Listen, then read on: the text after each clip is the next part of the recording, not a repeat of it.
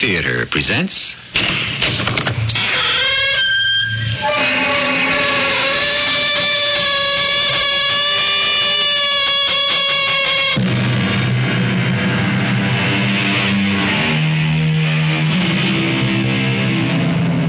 Come in. Welcome. I'm E.G. Marshall. I think I can say that one of the most asked questions and the most unanswered question of the 1980s and possibly the 1990s is this: is there life on other planets? Out there, are there substantial thinking creatures who can at least match our intellect? If so, are they friendly or hostile? What do they look like? And will we be able to communicate with them? However, our tale today is not so much, is there intelligent life in outer space, but is there intelligent life right here? Amos, look there. Quick! Between the moon and that tall tree. It's coming closer. What is it? If this were the 4th of July instead of the 4th of December, I'd say it was a blue pinwheel gone crazy. Amos, it's not spinning. It's lighting up the sky. Now it's moving off. Over the hill. It's gone. What was it? Well, it could be a temperature inversion. It does that. It's an unidentified flying object. You and I have just seen one.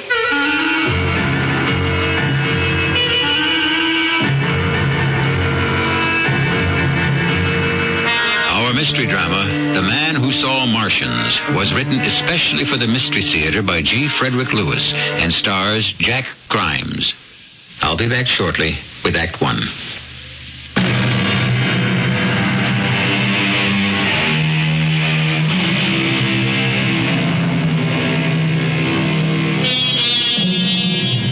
Some folks believe the most fascinating events can only happen to those who live in big cities.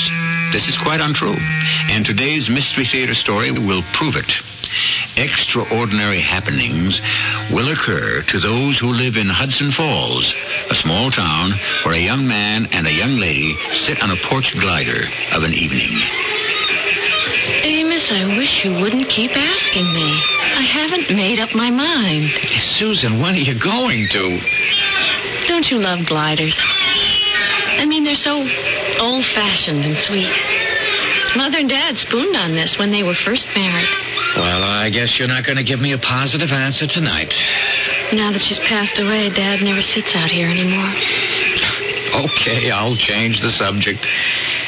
I am being considered for the job of assistant editor to Harris on the newspaper. I'm very pleased. Well, I thought you'd be. That's why I had to come over and tell you. I mean, I'm pleased Dad is taking such a personal interest in his newspaper. Becoming a publisher has given him something to do. Doesn't he have any hobbies or friends? Dad's never been close to people. He's spent all his time making money and now buying the Hudson Falls Gazette. Money's been his only interest. You know, Susan, we could give him something no money can buy. And I bet it'd give him a whole new lease on life. We could? A baby. Amos, I haven't even agreed to marry you yet. Okay, then what about it? I've been asking you for 2 years now. Amos, I don't see myself married to you because I want to be married to someone who's going somewhere. What are you? A reporter on a small-town newspaper. Even if you got to be editor-in-chief, it's going nowhere. You're not ambitious. And I don't want to go nowhere with you. Amos, look up there, quick. Between the moon and that tall tree. It's coming closer. What is it? Today was the 4th of July instead of the 4th of December. I'd say it was a blue pinwheel firecracker gone crazy. It's not that. It's not spinning. It's lighting up the sky and coming this way. It's moving off. It's going over the hill past the baseball diamond. It's gone. Amos, what was it? Well, it could be a temperature inversion. It does that. Temperature? What are you talking about? That was an unidentified flying object, and you and I have just seen it. There is no such thing as UFOs, Susan. You don't think they're possible? Of course not. You mean a saucer with little green men on it? I don't think you're being funny, Amos. The joke could be on you. Well, whatever it was, it's worth a picture. Now, if I were the assistant editor, I'd ask Jack if he had his camera ready. Jack? Jack who? Jack Sperry. Remember him from high school? He always liked you. Anyway, he's been a freelance photographer, and he came back to Hudson Falls and joined the paper last week. He's sharing my place. Susan, whatever you think of me, I want you to know I love you. Even though you believe in visitors from outer space. You're hopeless. You've got a closed mind. I can believe anything is possible. You can't. And that, my friend, is the difference between us.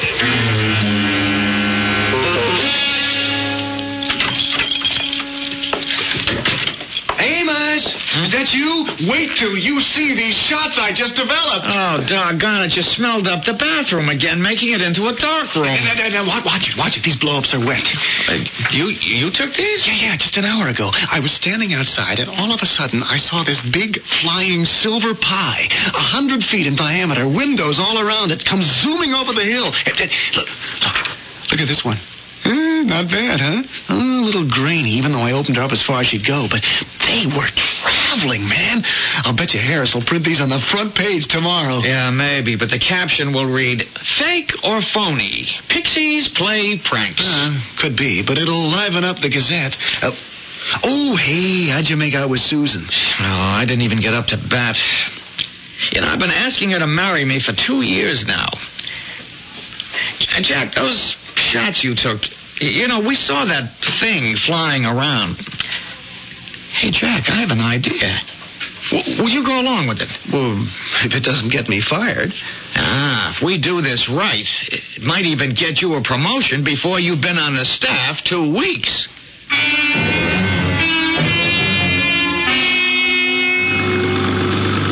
What time is it, Jack? Why, you're not planning to break any speed records in this old car, are you? No, I just want to get to the top of this hill without being seen. That's 10:15.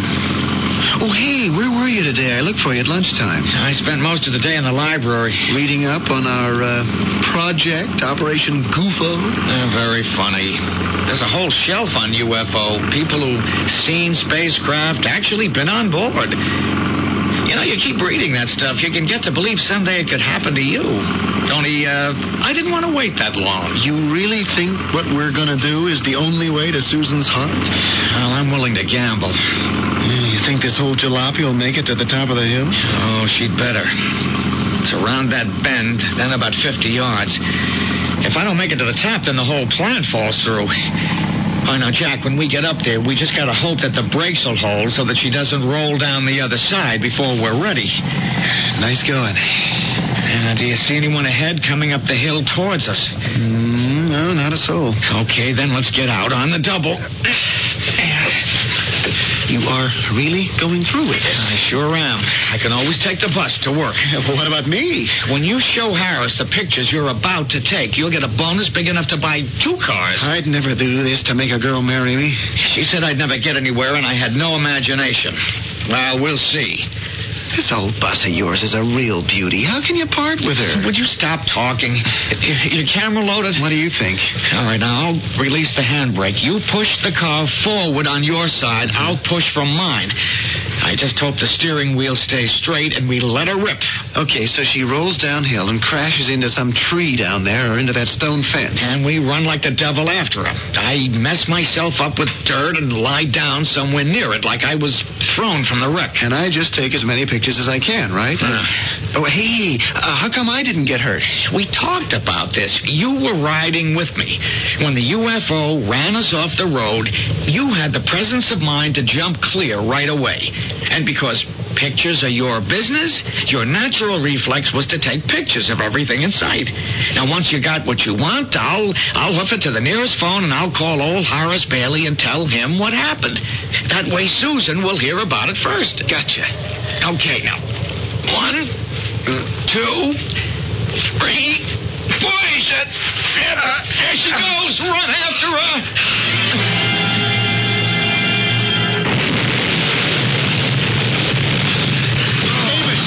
Amos, that wasn't in the plan. She cracked up okay, but she's on fire. Oh, darn it, I figured everything but that. What'll we do? Oh, okay, you jumped out. Remember that. Now, I've got to get close to her and see if I can get singed to somehow make it look like I was inside when the UFO sideswiped her. Amos, you are not getting any closer to those flames. Wait a minute, I know what. I'll take off my clothes, tie them to the end of a stick, and then poke them into the fire just to get them a little burned. Oh, Amos, don't do it. She could explode again. It's not worth it. Forget it. Hey, Amos, you're not taking off your pants, too. Everything I've got to make it look authentic. I'm supposed to take pictures of this? Not yet. Not until I singe the clothes and get them back on. That's the whole idea. Amos, something is going to go wrong. Somebody is going to see the flames and we'll be mobbed. Hey, Amos, you're not taking off your shorts, too, are you? Well, now, how's it going to look if my clothes are burned with my underwear? Amos, where are you? Oh, this black smoke. He said I should keep taking pictures. Amos, you okay?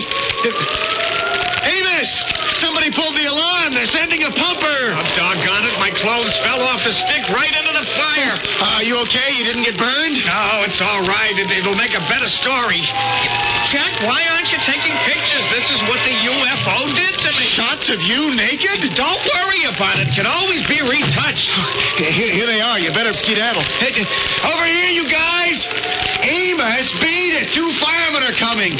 They've got a portable foam extinguisher. Okay, stand back, you. Hey, you, taking the pictures. I mean you. Hey, watch it. There's a man behind the burning car. Watch me aim that home. You stand back, Tony. Hey, you with the camera. Chuck, aim that foam higher, will you? Hey, stop. Will you stop? You're dropping me. Let me out of here. Chuck, turn your phone down. Wow. Look at him. Boy, if you ain't a sight, mister. What are you doing out here on this frosty night, naked as a jaybird standing behind the burning car? You, warming your hands, mister? Operator, I know it's late, but would you please keep ringing? It's an emergency. Mr. Bailey? Who is this? Mr. Bailey, this is Amos Jones. I've taken the liberty of calling you at this hour because I've been witness to an attack by a creature or creatures from outer space. It's an important news story. You hold it now. Just hold it. Who is this? Amos Jones. I work for you on the Gazette. What time is it? It's 4 a.m., sir. I was driving along and I was forced off the road by a UFO. It hit my car. I'm in the firehouse, sir. In the firehouse? What are you doing there? Well, they're looking for a pair of pants to fit me. I lost all my clothes in the fire. I was hit by a UFO, sir. I heard you the first time. You weren't hit hard enough. Now, you be in my office in the morning, and you'd better be wearing pants.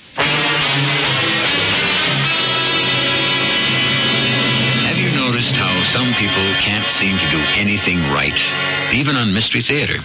Here is Amos Jones, young reporter who tries to impress the girl he wants to marry by wrecking his car to make it appear he was attacked by some arsonist from outer space.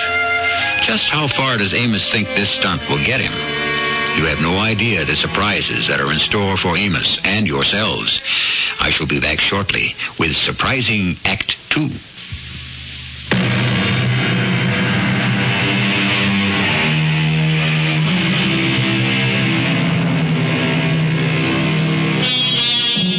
Just because a young reporter fakes an encounter with a UFO doesn't mean that many haven't been sighted around the world. There are countless affidavits, published accounts, and sworn testimonies, not only of sightings, but by people who believe they have been taken aboard a flying saucer. Up in Hudson Falls, it was a week of notoriety and ballyhoo, the value of which did not escape publisher Horace Bailey. Amos, I think we've got a tiger by the tail here. You've come up with some first-class, first-hand news, and we cannot let the story die away. Oh, Mr. Bailey, I'm still shook up about that first encounter. When you see Susan, I hope you'll tell her that. I haven't been able to get a hold of her. You were near death, my boy. When that extraterrestrial machine came down right on top of us and sideswiped us, I really thought that was the end. Well, I, for one, would like to keep that story alive. It came at me buzzing like a giant beehive, a streak of blue light. All those little windows in a saucer, 100 feet long, Mr. Bailey. 100? The first story we sent across the wire, you said 50. Now, you shape up, boy. Now, which is it, 50 or 100? A good reporter remembers details. Well, you try remembering with all those strange faces looking at you out of the portholes as that darn thing buzzes by. This has just hit me. The tower on top of the Gazette building. The one on the right side, we never put the water tank in it. Oh, ideal. Amos, I am turning the tower into an observatory, and in it, I'm installing a telescope and perhaps even an automatic camera. Push a button, and it keeps taking pictures. And you, Amos Jones, I am putting you in charge. Well, that's very nice of you, Mr. Bailey. I've been meaning to ask. You, Amos, will be our nightly watchman protecting our civilization. You had a question? Yeah. I didn't have any insurance on my car. I couldn't get collision because it's more than 5 years old. By Monday, everything will be installed. Well, do you think the Gazette could get me a replacement? Well, I'll talk to the board. You know, a man like you who's in charge of his country's first privately endowed Center for Non-Terrestrial Study, NTS, should have transportation to return to his home at 5 in the morning. You 5? Duty roster, 5 p.m. to 5 a.m. Your watch, my boy. You mean for me to spend my nights waiting for UFOs? When do I sleep? In the day. This is for science, Amos. If these Martians, or whatever they are, like it here, they may start commuting. Who knows? They'll be back, and we will be ready. Every night? Well, I think there ought to be a couple of people working in shifts. Don't you think I deserve a more normal schedule? More normal than what? It's Susan, Mr. Bailey, your daughter. Yes, I know she's my daughter. Well, when am I going to see her? She works days in that law office. I'll be working nights, so I figure I ought to get Saturdays and Sundays off. Not to begin with, Amos. It's weekdays and weekends. Remember, Hitler always struck on a weekend. So did Napoleon. We can't relax our vigil for a moment. Say, this is some great spot you have up here, Mr. Astronomer, in your telescopic tower. No, cut it out, Jack. No, I mean it. Hey, look at that telescope. What an observatory. I got a good deal for old man Bailey. 2 cameras, automatic. So I've loaded one with triax, the other with infrared. You are so lucky. Will you shut up? The whole crazy idea is boomeranged on me. I'm on duty here every single night. Oh, that's a real shame. Yeah, Susan won't talk to me on the phone. I don't know what's wrong. Here I go and cook up this whole scheme about UFOs that she was so excited about, and suddenly it's nothing doing. You haven't seen her? Saturday, Sunday, I call her. She's not home. I leave messages. Here it is Monday, and I'm on this cockamamie UFO watch. And what for? Now, what kook from outer space is going to fly by the village green of Hudson Falls to be observed and photographed? It's insane. Gee, I'm sorry it worked out this way. Well, what can you do? Well, there's got to be another sighting. That's what.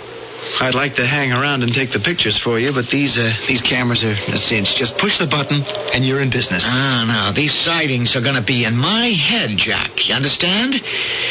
I'll get action from Susan and old Horace Bailey. You see if I don't. Believe me, I'm not spending any more nights in an empty water tower just because Napoleon declared war on a weekend.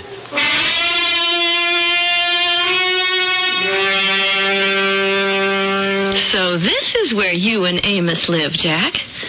It's a nice little apartment. No, we managed to keep out of each other's way. Susan, what I was saying on the way over is, do you think it's fair? I mean, Amos feels like Napoleon banished to St. Helena. Do we have to talk about Amos? You asked me here to come see your portrait work. And I'm really into photography. Oh, I'll have him out in a minute, Susan. Oh, if you like some white wine, just help yourself. You see, I've been taking portraits for a heck of a long time, and... oh, yeah, here we are. Now, this is the folder I'd like you to see.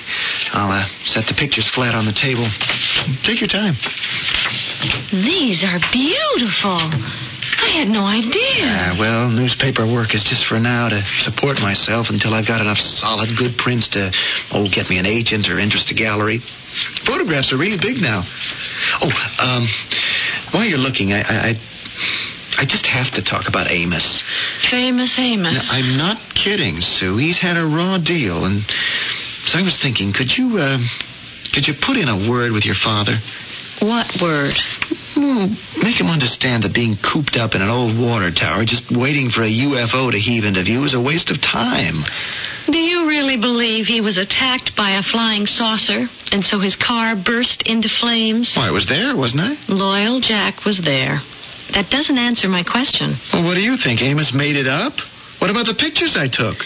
Your pictures show a car on fire and Amos running around in his birthday suit.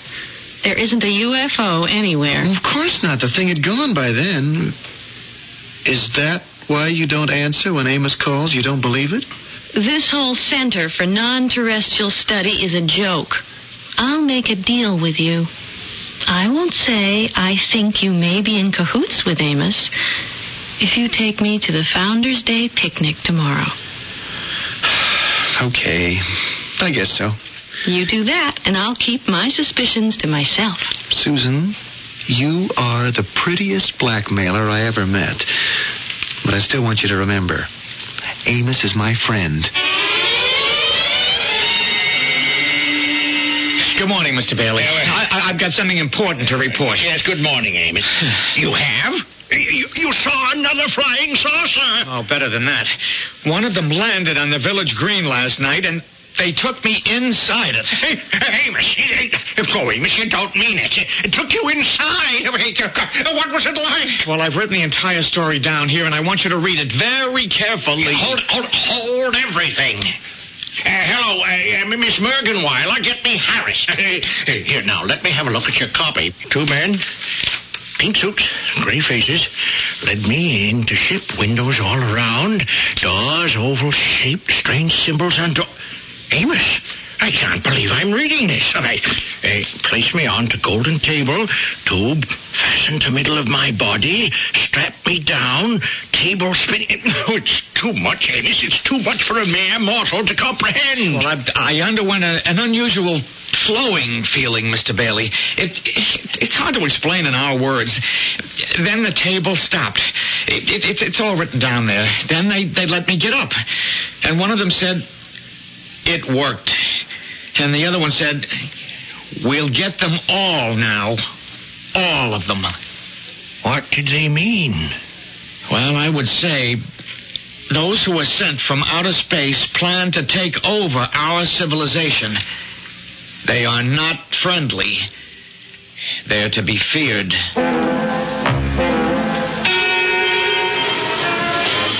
Jack, it's not that I don't care for Amos. It's that I think I like you better. Sue, I can't do this to him. This has got to be the last time we meet. The whole town's here on the green picnicking. It's not as if we were alone. Think of Amos. You've known him all your life. He's crazy about you. You can see the Gazette building from here. Look up there. In that tower, there he sits, a lonely watchman ready to give the alarm if we're invaded. Nice try. Amos isn't protecting anybody. Come on. How can you say that when he risked his life last night, being forced on board a spacecraft? One that didn't make a dent on the green? You don't think it's strange that no one else in town saw it land? Look, Sue, I said I'd take you to the picnic. We've eaten all the sandwiches. We've finished off the beer. I've got a couple of rolls of film I have to develop and print. So if you don't mind, I'll be on my way. Okay, Jack. sorry we don't seem to get along. Sue, we could, believe me. But so long as there's Amos, we can't. Hey, Amos. Okay if I come in? I know it's late, but you're on duty. Well, I'm playing solitaire, or I deal you a hand. Amos, this thing is kind of snowballing. Aren't you afraid it'll get out of hand? Civilization, as we know it, is being threatened, if that's what you mean. Did Horace Bailey tell you the call he got from Washington? No, I haven't seen the old man for 2 weeks. Not since I handed him my eyewitness account. I've been too busy. The White House is impressed with your early warning system for UFO attacks. I expect there'll be public recognition of my efforts. Amos, hey, come off it. We know this whole McGill about you being taken aboard a spacecraft is so much baloney.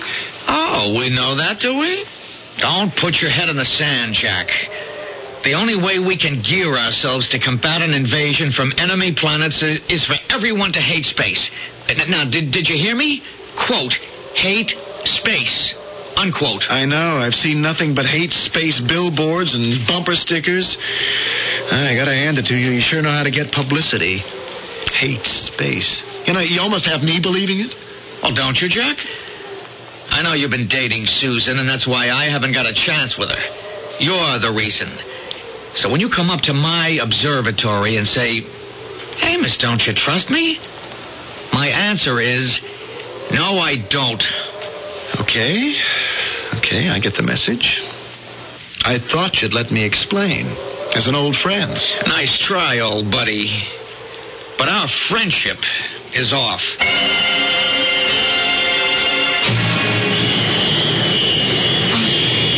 I don't believe it.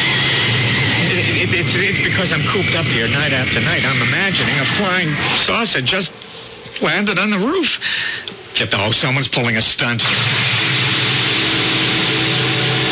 It's no stunt, Mr. Jones.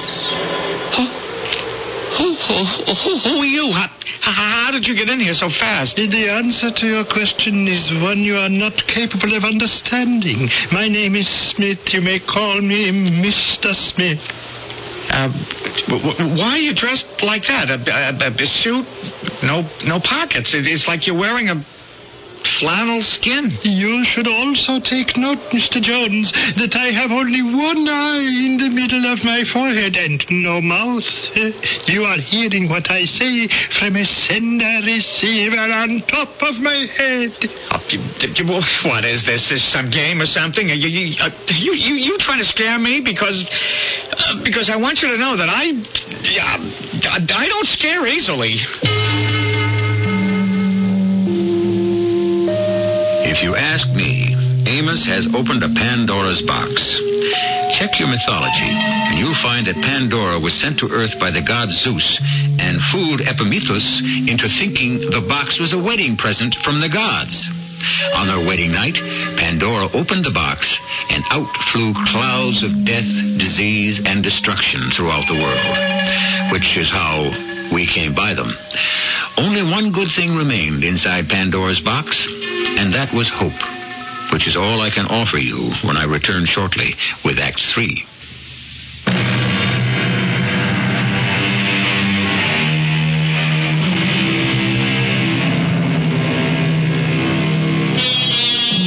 It didn't turn out exactly as Amos Jones had figured it. You see, Amos wanted to marry the boss's daughter, Susan. Susan believed in the unbelievable, and so, to impress her, Amos concocted stories of having met men from outer space. And now, poetry has become truth. Amos has actually been visited by an unearthly person, a Mr. Smith, a real non-terrestrial, with one eye, no ears or mouth, yet an ability to hear and speak.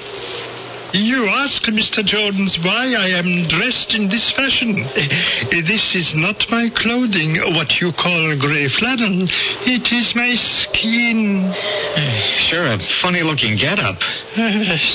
You're doing very well in masking your fears, but let me assure you, I am not here to frighten you. Well, what do you want from me? A great deal, I'm afraid, Mr. Jones. You have done all our interplanetary cousins a great injustice, and by extension, yourselves. I have? You have. Through some extraordinary chance perception, you have been able to describe a great many of our life support and travel systems.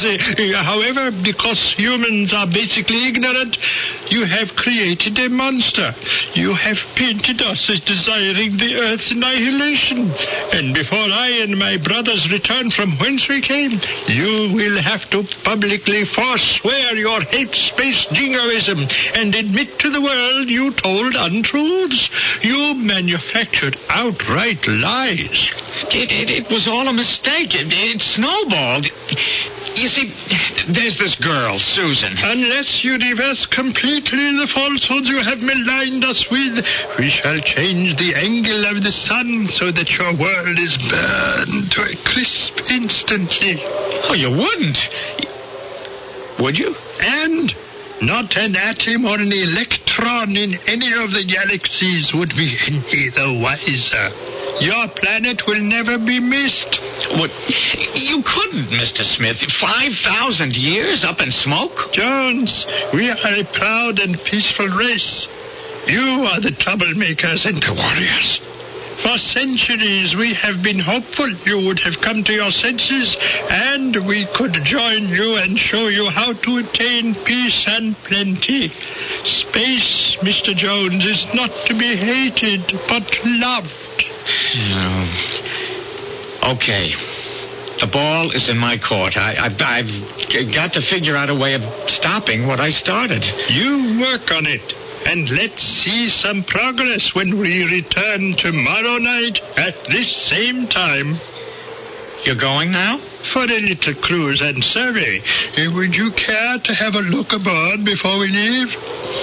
Who, me? Inside of one of those things? No. No, thank you. Too bad. Yeah, well. It's an experience not unlike the one you dreamed up, but without a gold table. By the way, these automatic cameras can only photograph what was made or born or grown on your planet. Nothing else.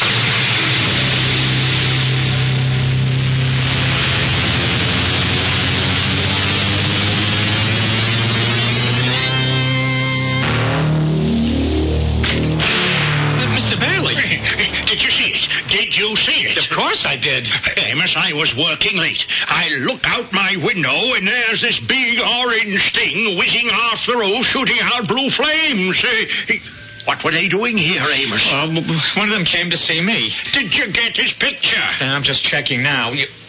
No, the automatic shutter seems to have melted. Oh, my boy, you were very brave indeed, considering how dangerous these creatures are. Mr. Bailey, I'm afraid I made a big mistake. I'd like to go on record as saying space people, those from galaxies beyond, are not harmful. They mean us no harm. They're good people.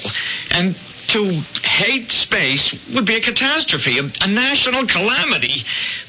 They would like to be friends. They'd like to help us. We don't need any help like that. Anyway, it's out of my hands. Washington knows the whole story. If I were Washington, I'd ring this town with anti-aircraft guns and a fleet of fighter planes, so if they ever come back, we will be ready for them. Hello? Is that you, Amos? Amos, you've done it again. I was in the park with Sue, and we saw a UFO set right down on the roof of the Gazette building. How'd you do it, Amos? It's fantastic. Who is this? It's Jack. Who's this? This is Mr. Bailey, and are you Jack the photographer who works for me? Yes, sir, that's me. Where's Amos? He's right here. Do you wish to talk to him? No, I just wanted to let him know that I saw it. Yeah, well, so did I. And I'm up in the observatory with him. Now, you better come up here, Jack. Your cameras didn't work. They got jammed or melted or something. Step on it.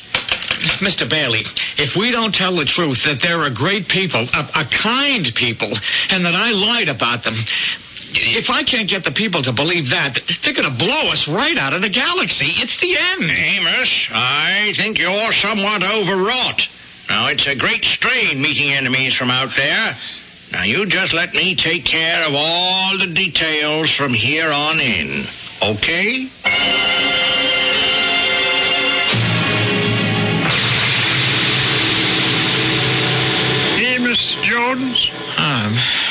must have dozed off. Mr. Smith. So you're still up here in the tower? Mr. Smith, where have you been? I've been a nervous wreck for a week. You said you'd be back the next day. Mr. Jones, we wanted to give you time to make the necessary repairs to our reputation, but I'm afraid time wasn't on our side. Mr. Smith, you've got to believe me. I went on the air, on television, I gave newspaper interviews, but I don't seem to be able to stop that hate space movement I started. We've waited a long time, and our patience is very thin. Every 5 centuries when we return, nothing has changed. Humans still prefer trouble as a way of life. You're not going to move the sun, are you? Give us a break. Mr. Jones, you will come with us. Now? On board your ship? Well, where are you taking me? For a little ride.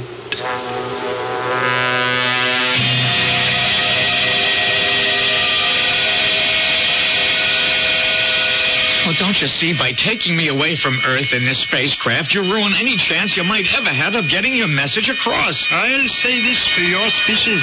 You never stop arguing and you never stop trying. But, Jonesy, when you die, what happens then? We're back where you began, and you began in the cave days. Of course, if you married and had children, word could be passed along. There's only one girl I would marry, and she won't have me. This young lady, where is she now? Probably sitting on her front porch with Jack on the same porch glider we used to sit on. What is the address? You're going there? Well, you'd never set this saucer down in her backyard. It's too small. I'll tell you what, though. There's a little league ballpark about a half a block away from Susan's house. You could land there.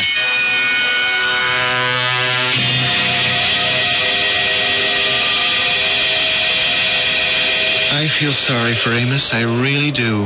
It's all my fault. Oh, look. Did you see that blue flash in the sky? It's gone now. Disappeared behind those trees. It's northern lights or temperature inversions. Take your pick. You sound like Amos did the first night we saw it. When I wanted to talk about him, you didn't. Now I don't, and you still do. Hello, Jack. Susan? Amos, you scared me. What do you mean creeping up on us in the dark like this? Jack, there's a gentleman in back of the house who'd like to meet you. Oh, we'll bring him around. Well, he's a stranger and a little shy. I'll walk you back to him. Oh, okay. Susan, I'll be back soon.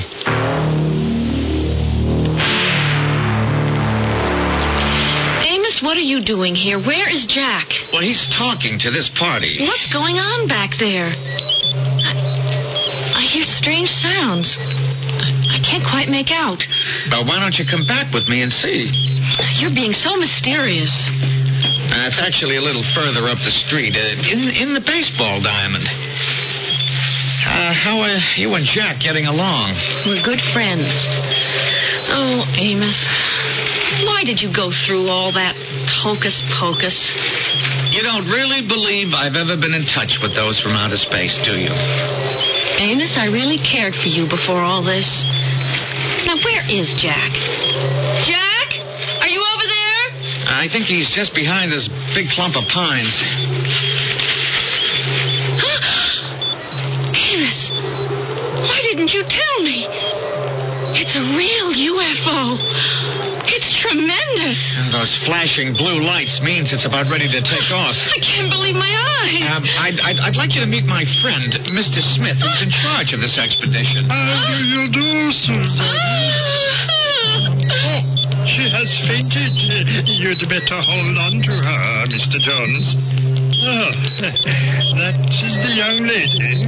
Susan, are you all right? I have noticed over the centuries Earth females appear to feel a weakness in their legs and a cloudiness over their eyes when they see us for the first time. It's the lack of mouth and ears, I expect. And to hear a faceless creature speak. Oh, please. Excuse me, Mr. Smith. I was unprepared for this. the truth. Yes, I see. Well, Mr. Jones, you can prepare the lady. Goodbye, friends. I hope the next time we arrive on your planet, your civilization will be, shall we say, more civilized.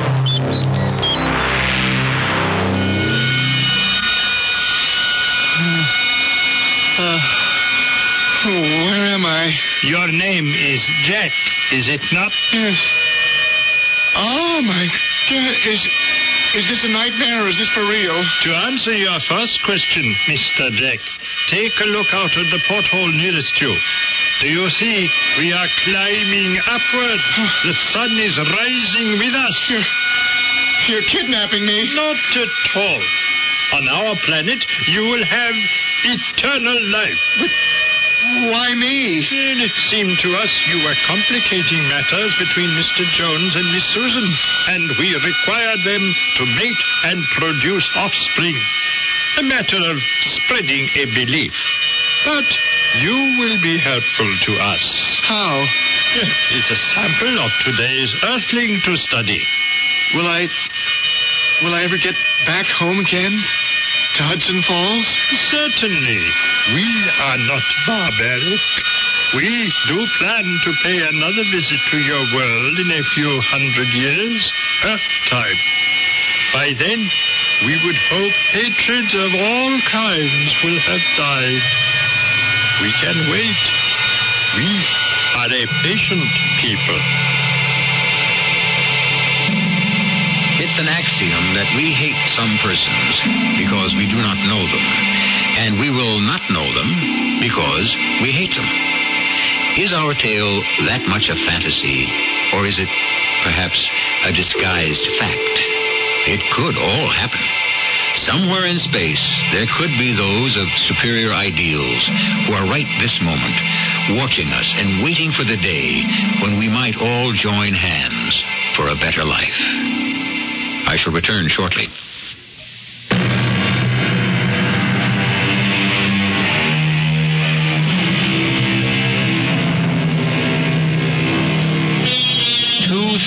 Years ago, the Roman poet Lucretius wrote, "Nature is not unique to the visible world. We must have faith that in other regions of space there exist other Earths inhabited by other people and animals."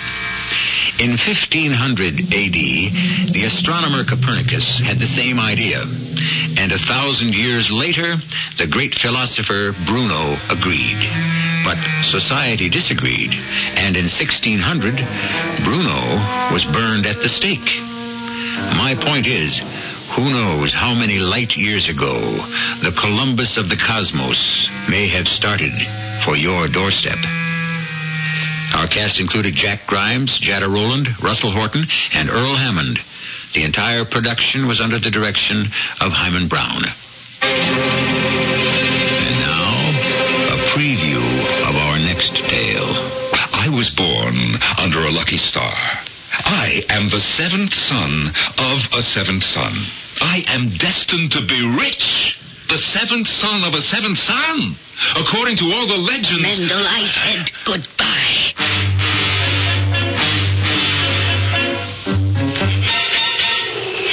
Stan. Huh? What? Your money or your life? What are you saying? Your money or your life? Go ahead, take my life. I'm not joking. And I am? Look, my friend, you gave me a choice. I chose. I'm warning you. I don't have any money, so it has to be my life. What do you mean you don't have any money? Everybody has to have something. Nothing. But don't tell me you have nothing at all. Not a copper penny. So go ahead, shoot. This is E.G. Marshall inviting you to return to our Mystery Theater for another adventure in the macabre. Until next time, pleasant dreams.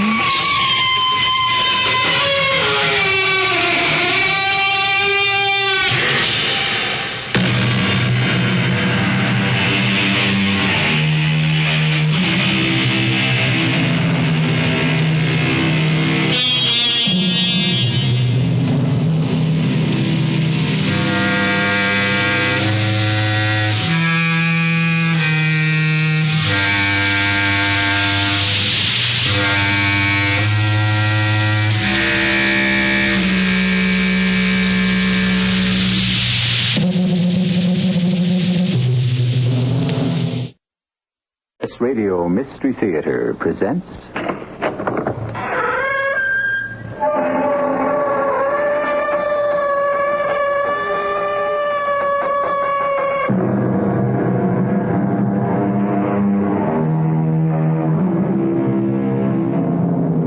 Come in. Welcome. I'm E.G. Marshall. Most people, although they are fascinated by the prospect, simply do not believe in the supernatural. They consider that witches and vampires, demons, and all the other myriad spirits of the netherworld have gone out of style, that they no longer exist, except as figments of the diseased mind. Maybe. Although they would never admit to practicing black magic, there are witches' covens all over the world, even in our own America. I take no stand in the matter. I leave you with this story to decide for yourself. Don't talk about it if you don't want to, Jenny, but what happened? We were driving back to the hospital after Sharon died, and he was like a wild man. He was driving too fast? He was burning rubber like it had gone out of style. But why? Maybe he wanted to commit suicide. Oh, not my brother, and not with you in the car. But such a terrible accident. How did you get out of it alive? It wasn't my time yet.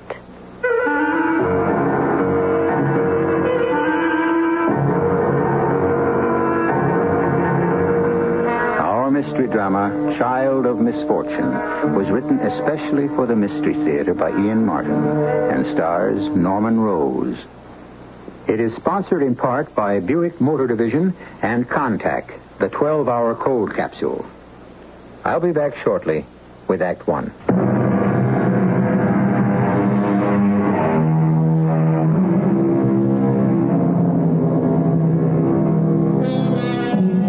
The home is a pleasant one on the outskirts of a small town.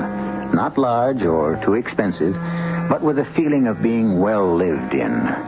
By the farthest stretch of imagination, no one could even accept the idea of any ghost haunting this bright little villa, or any skeletons skulking in closets. It's a house that suggests nothing but life, and its occupants, Dr. Sam Taylor, his wife Jane, and their son Bucky, just beginning his 13th year, are just the sort of people you would expect to find living in it. Except for one thing. Dr. Taylor is a general practitioner, but his specialized interest is in pathology, the surgical dissection of the dead. Sam, that you? Sure, honey. Now take it easy. Go back to sleep. I'll be right with you. No, I wasn't asleep. I'm always so scared when you're out these days. Scared? Oh, come on. I don't have that many late nights. Well, even one a week is more than enough for me. I'm sorry, darling. My life. You got to live it, too. Remember? For better, for worse, etc. Oh, I don't really mind it, Sam. Except for... Except for what? Oh, forget it. Just what my mother used to call night qualms, I guess. Well, I'm a city girl who doesn't adapt too well to the country. This is scarcely the country. And what's to be afraid of? I don't know. Squeaks, squeals, rustlings. Just being alone, I suppose. I mean, there's so much crime and... That's the second time you hung up on saying something. You better say it, honey. Get it out of your thoughts. It's about me, huh? Oh, so silly. I just wish... That I hadn't taken the job as medical examiner. Yes. But it's my field, Jane. Cutting up dead bodies? Oh, that's what I get paid for, so I deliver. But there are secondary benefits. What? Do we have to talk about it tonight? It's only in understanding the causes of death that we can make any attempt to keep it from happening. Oh, come on, not at 3 a.m. What a crazy discussion with a woman I love. I'm sorry, darling. I'm a mope. Well, I work too hard at more than one job. You know, we owe ourselves some time off. Like Tim. He lives it up all the way with Sharon. Why didn't I decide to be an actor like my older brother? I don't know. Why didn't you? Well, because I wanted permanency, continuity, endurance. I hope I bought it. I had this crazy feeling hovering over me all the time that it was all an illusion. Who on earth? The police? It's too soon for any results from tonight unless we've got another DOA. Oh, that damn phone. I'd love not to answer it. Well, then just take it off the hook and forget it. I wish my bump of whatever it is, morality, conformity, was just a little smaller. No, I have to, Jane. Hello. Yes, this is Dr. Sam Taylor. Who? Yes, of course. It's about my brother's wife. Oh? Is she... Well, it's impossible. Well, have you any idea what caused it? Oh, that's incredible. Look, Doctor, I'd like to discuss it with you further, but first let me talk to my brother a moment. What? Dead? My darling. Not Jim, too. How? Huh? Yes. Yes, I see.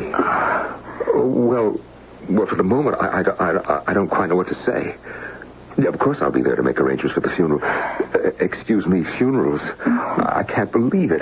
What about the girl, the daughter? Yes, of course, I see. Well, look, just hold everything, and I'll be out there by tomorrow night. Yes, I should make it before dinner. Yes, that's fine, and thank you. What is it, Sam?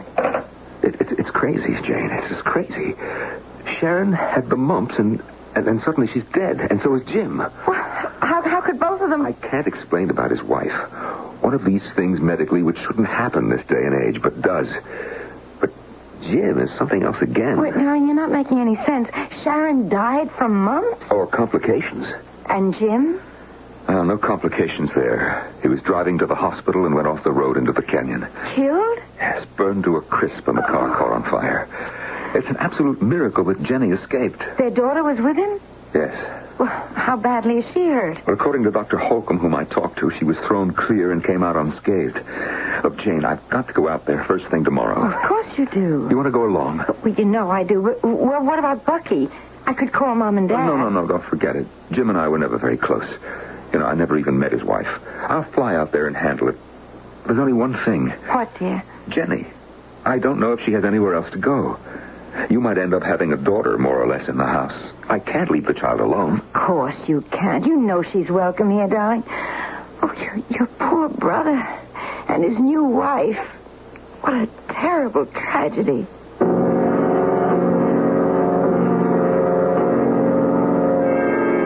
From the Los Angeles airport, I went straight to the hospital, since there was no answer at my brother's home in Beverly Hills. The physician in charge, Dr. Holcomb, met me. How do you do, Dr. Taylor? Sorry to meet you under such tragic circumstances. We're doctors, and particularly in my case, should be inured to the fact of death. Only sometimes it never quite happens that way, does it? No matter if it's in the immediate family or not. Well, I'd hope that most of us are still human beings. What happened to my sister-in-law, first of all? I don't know. But, well, she had mumps, right? Dr. Taylor, she had glandular swellings. The whole lymph system was invaded by something. But what it was, I haven't the faintest idea. But the cause of death? Massive edema. Lungs, heart failure. What did the autopsy show? Nothing. Nothing? I'm a toxicologist myself. We had a neurosurgeon, a pathologist, so mention any specialty you want that had any relation to this. None of us could even estimate what caused her death. Then it wasn't mumps. I can't even tell you that. But weren't serum specimens taken? Only after she was brought to the hospital, shortly before her death. So? Well, since we have no epidemic here, as you can realize, diagnosis is often difficult. Yes, of course. The symptoms, especially in an adult, could be anything. But tests, even post-mortem, must have shown something. Nothing, Dr. Taylor. And believe me, they were done exhaustively. All of us here are just as puzzled as you must be. I've already told you how your sister-in-law died, almost literally smothered or choked to death, as if by some evil force. But why? What caused it? Well, our records are all open to you for study. I'm sure I couldn't find out any more than all the distinguished men who've already tried. Let's leave that for the moment. My brother. I can be more specific about that. When I notified him of his wife's death, he Oh, well, quite frankly, his reaction was almost, what shall I say, paranoid. Paranoid? Yes. He screamed something on the phone about, well, again, he was so distraught, I thought the word was witch. But, of course, it could have been a more familiar one. Witch? In what connection did he use it? I can't exactly say. It was something about, so the witch has had her way. And then he slammed up the telephone. I tried to call him back, but the next contact I had with him, with your brother, was when they brought him, or his remains, to the hospital. After the accident? Yes. We can only presume that he was on his way over from the valley on Benedict Canyon, and somehow lost control and went through the guardrail. The car was totaled, and your brother... You don't have to go through that. I know that he was caught in the car and that it burned to a crisp with him. But what happened? He couldn't have tried to kill himself. Well, it's one reason I was called in. There are some who thought he might, under the circumstances, not have been quite himself. Oh, sure. What was the alcohol in the blood? Normal. No other evidence of any drug. Under ordinary circumstances, I might have guessed at a suicide attempt, except for the fact that he had Jenny in the car with him. So that rules that out. We use our comfortable little phrase, death by misadventure, right, Doctor? Right. Which completes the role of the dead. Now the living. I called the house as soon as I landed, but there was no answer. Do you know where my niece is? I most certainly do. Although she was... and I must say that there's only one word for it, miraculously unharmed. I was afraid of post-factum shock. I kept her here in the hospital, since she seemed to have no one else to care for her, except yourself. How is she? Well, I can only say that from any point of view, she's a most remarkable and completely beguiling young woman. Young woman? Well, she's only 16. Yeah, so I've been informed. It's hard to believe. Her self-possession and, what shall I say, inner strength are quite formidable. Only matched by her general appeal. She's very hard to resist. I might mention also that she's quite incredibly beautiful. May I see her now? Yes, of course. She's been waiting anxiously to meet her only surviving relative. I followed Dr. Holcomb. I was conscious of a strange aura of mystery hanging over my brother and his wife's death. Somehow, both seemed so unnatural. Oh, I don't for the moment mean that I had any precognition of the fact that there was anything supernatural about them, or the niece I was about to meet. But I did have an uneasy premonition of, well, I don't know exactly what. And at any rate, it was banished momentarily the moment I met my niece. For I must say she was the most beautiful woman I've ever met in my life. A woman, a 16-year-old child. Looking at her, listening to her, falling under her spell, she was as lovely and compelling as any of the great beauties of all the ages. Well, Jenny, how do we feel today? Oh, so much better, Doctor. Thank you. I brought you a visitor. No, something more than that. A relative. Yes, well, I'm your father's brother, Jenny. Uncle Sam! No, that sounds funny, doesn't it? Well, maybe, but I don't mind the comparison. Jenny, I'm sorry about everything. Are you all right? I guess. Only, what's going to happen to me now? Why, you're coming to live with me and my wife, if you want to. I think that would be super. Aren't you going to give me a kiss to let me know I'm welcome, Uncle Sam? I'd be glad to do that little thing. That was nice. And I think I'll just leave out the uncle. All right with you, Sam? Should I have known right then? How could I possibly have guessed? The dark violet eyes, pools of strange and infinite wisdom. The voice, half child, half woman, in that ravishing body. All woman. Or most of all, the kiss. Far less a welcome than an invitation to and promise of forbidden things to come. I should have taken to my heels and run as though the hounds of hell were at them. I didn't know. I didn't guess. And so I sealed my doom.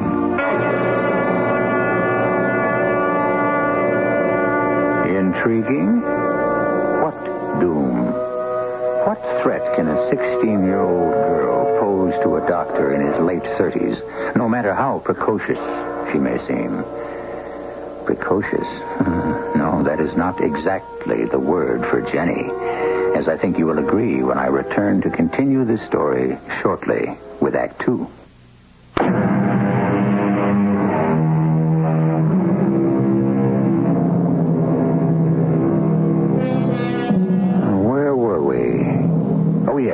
Precocious, an adjective usually applied to a child, meaning, of course, exceptionally early development, the ripening of something or someone before its time. Well, that would apply to Jenny, naturally, but it would be only part of the story, the tiniest part, for the rest lies submerged in dark layers of history that are timeless and beyond boundaries few would dare or know how to cross, but which we will cross as we dig for the rest of this fascinating story. Flying home in the plane with Jenny, a few days later after the funerals, looking sideways as she peered out in eager fascination at the ground far below, like any other young girl. I was ashamed of myself for other thoughts that had clouded my head. Oh, look, is that Las Vegas? Yeah, that's it. Old Sodom and Gomorrah. Oh, I don't think it could be that wicked. I'd love to be able to go there and gamble. Well, the percentages all go with the house. You can't win. Oh, the luck couldn't run against me. I'd win. What's that mean? Just that I always do. When I want to. Well, I'm afraid it'll be a couple of years yet till you can prove that out. You mean because I'm not of age? That's right. I don't think that's fair. Well, lots of things in life don't seem fair, Jenny. Yes. It could have worked out if only... Oh, you poor kid. Try not to think about your mother. Oh, it isn't her. Sharon wasn't my real mother anyway. She died when I was born. Then my father married her, Sharon. And then when he died, your brother came along. He's the one I was thinking about. Oh, crazy. Look, don't talk about it if you don't want to, Jenny. But what happened? We were driving to the hospital after Sharon died. And he was like a wild man. I asked him to let me drive, but he wouldn't. He was driving too fast. He was burning rubber like it had gone out of style. But why? I don't know. He was real gone on her, Sharon. Maybe he wanted to commit suicide. Oh, no. No matter how frantic he was with grief, Jim would never do that. I know my older brother too well. And certainly not with you in the car. No, it was just a terrible accident. But how did you get out of it like you did? It wasn't my time yet. You sound like a combat soldier. You know, you are quite a fatalist, young lady. If you want to call it that, old man. Only you're not old at all. So like Jim. Only younger. I'm really going to dig living with you, Sam. And Jane. Jane? Is my wife. Oh, yes, your wife. I wonder how she's going to feel about me. Like footsteps over my grave. A faraway icy draft in a back layer of the mind. Why? The statement was innocent enough. It was only the way she said it. As if Jenny had already made up her mind how she felt about someone she'd never met. Jane, we're here. Oh, I'm sorry, darling. I didn't hear the car. I missed you every minute, though. Oh, Jane, darling.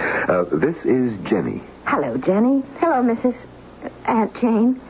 That's nice, dear. You know, I hope you'll be one of the family. I hope I can. Where's the other member? Oh, Bucky was all in a dither. He was dying to meet his new cousin. Or sisters. I hope you'll beat Jenny. But Peter Timmons' father had tickets for some big league baseball game, so he took them up to Kansas City for lunch first. And they're not back yet. He hoped you wouldn't mind, Jenny. Why should I? How old is Bucky? He's 13. Gee, I never would have thought you were that old, Aunt Jane.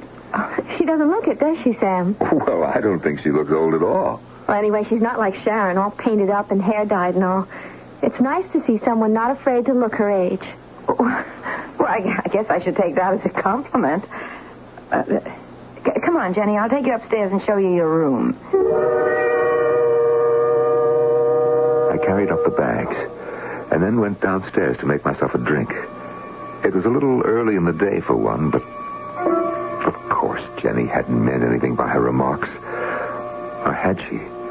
Yeah, I could tell that Jane was a bit miffed, which isn't like her. And damn it, she had made me glance at the wife I loved and notice that she had a few strands of gray hair, and the wrinkles were beginning to show. But with unpacking, Bucky's arrival home full of the game, and the excitement at meeting Jenny, dinner, and one thing or another, it wasn't until we were in bed that Jane and I had any chance to talk privately. I'm surprised about Sharon not being Jenny's mother. Yeah, it's a mixed-up history. The whole marriage was a mix-up, you know.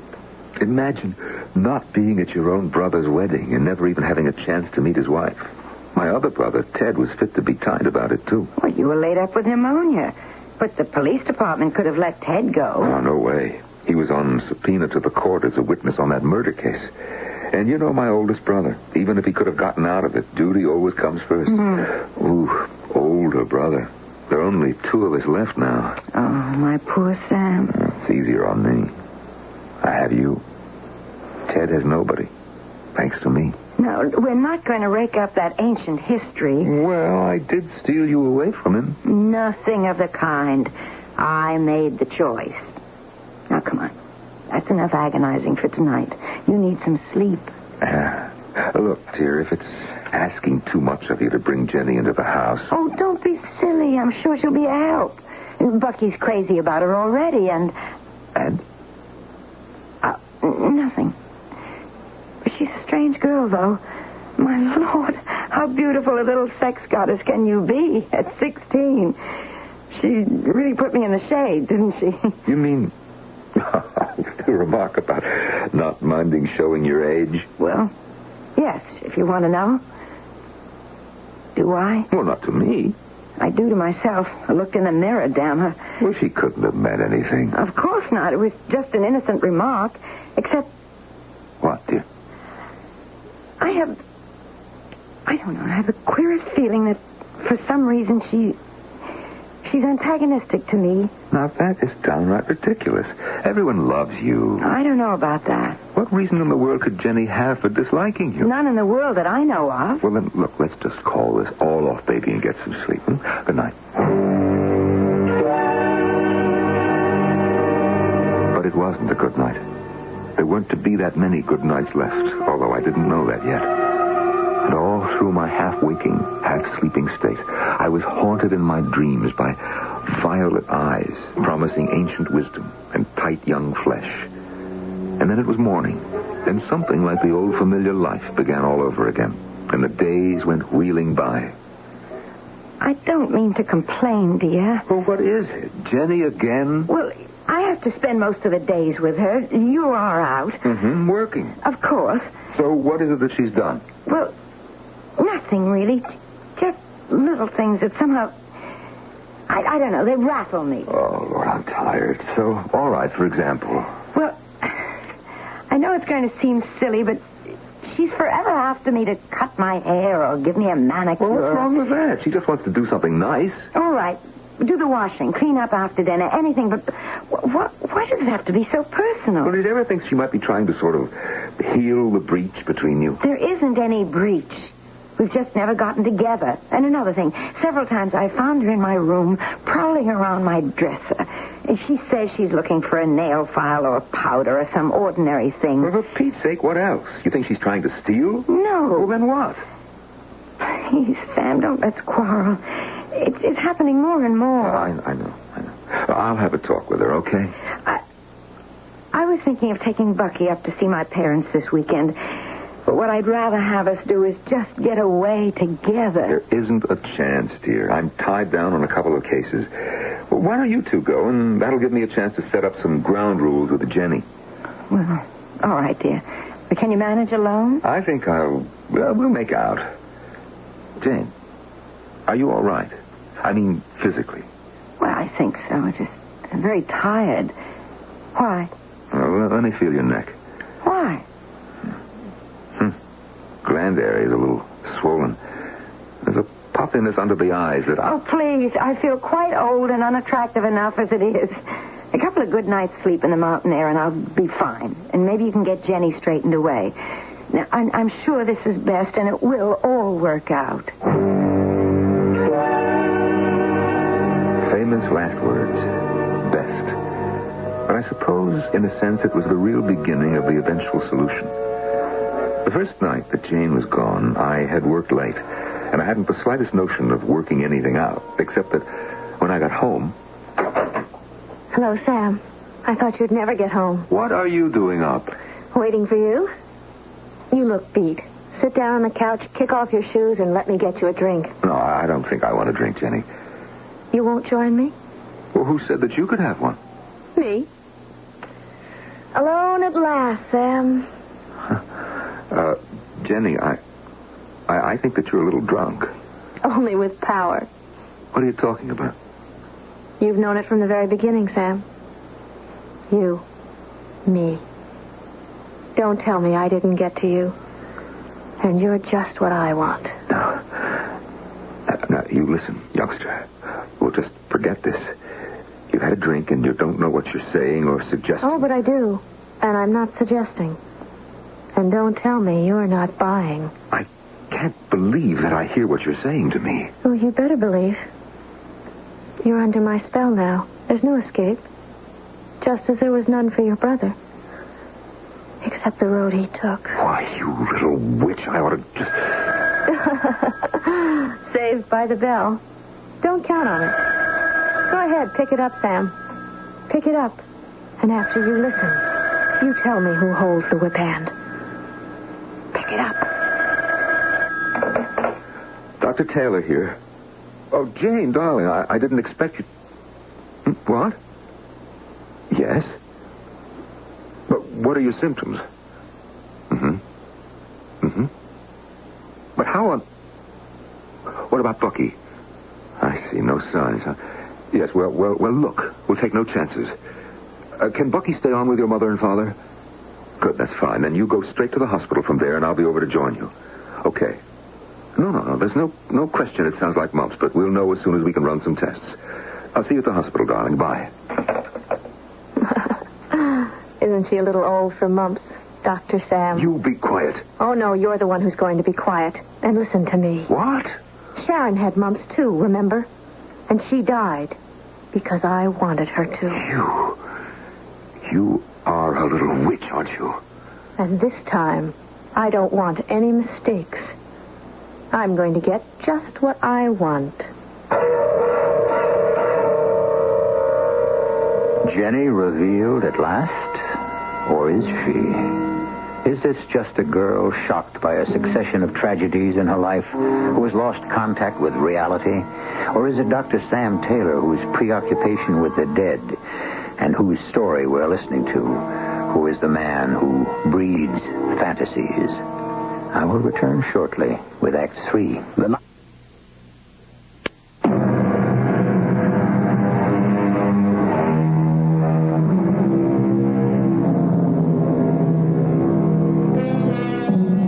Vibrant, beautiful 16-year-old, sensual beyond her years, who may be the epitome of all evil.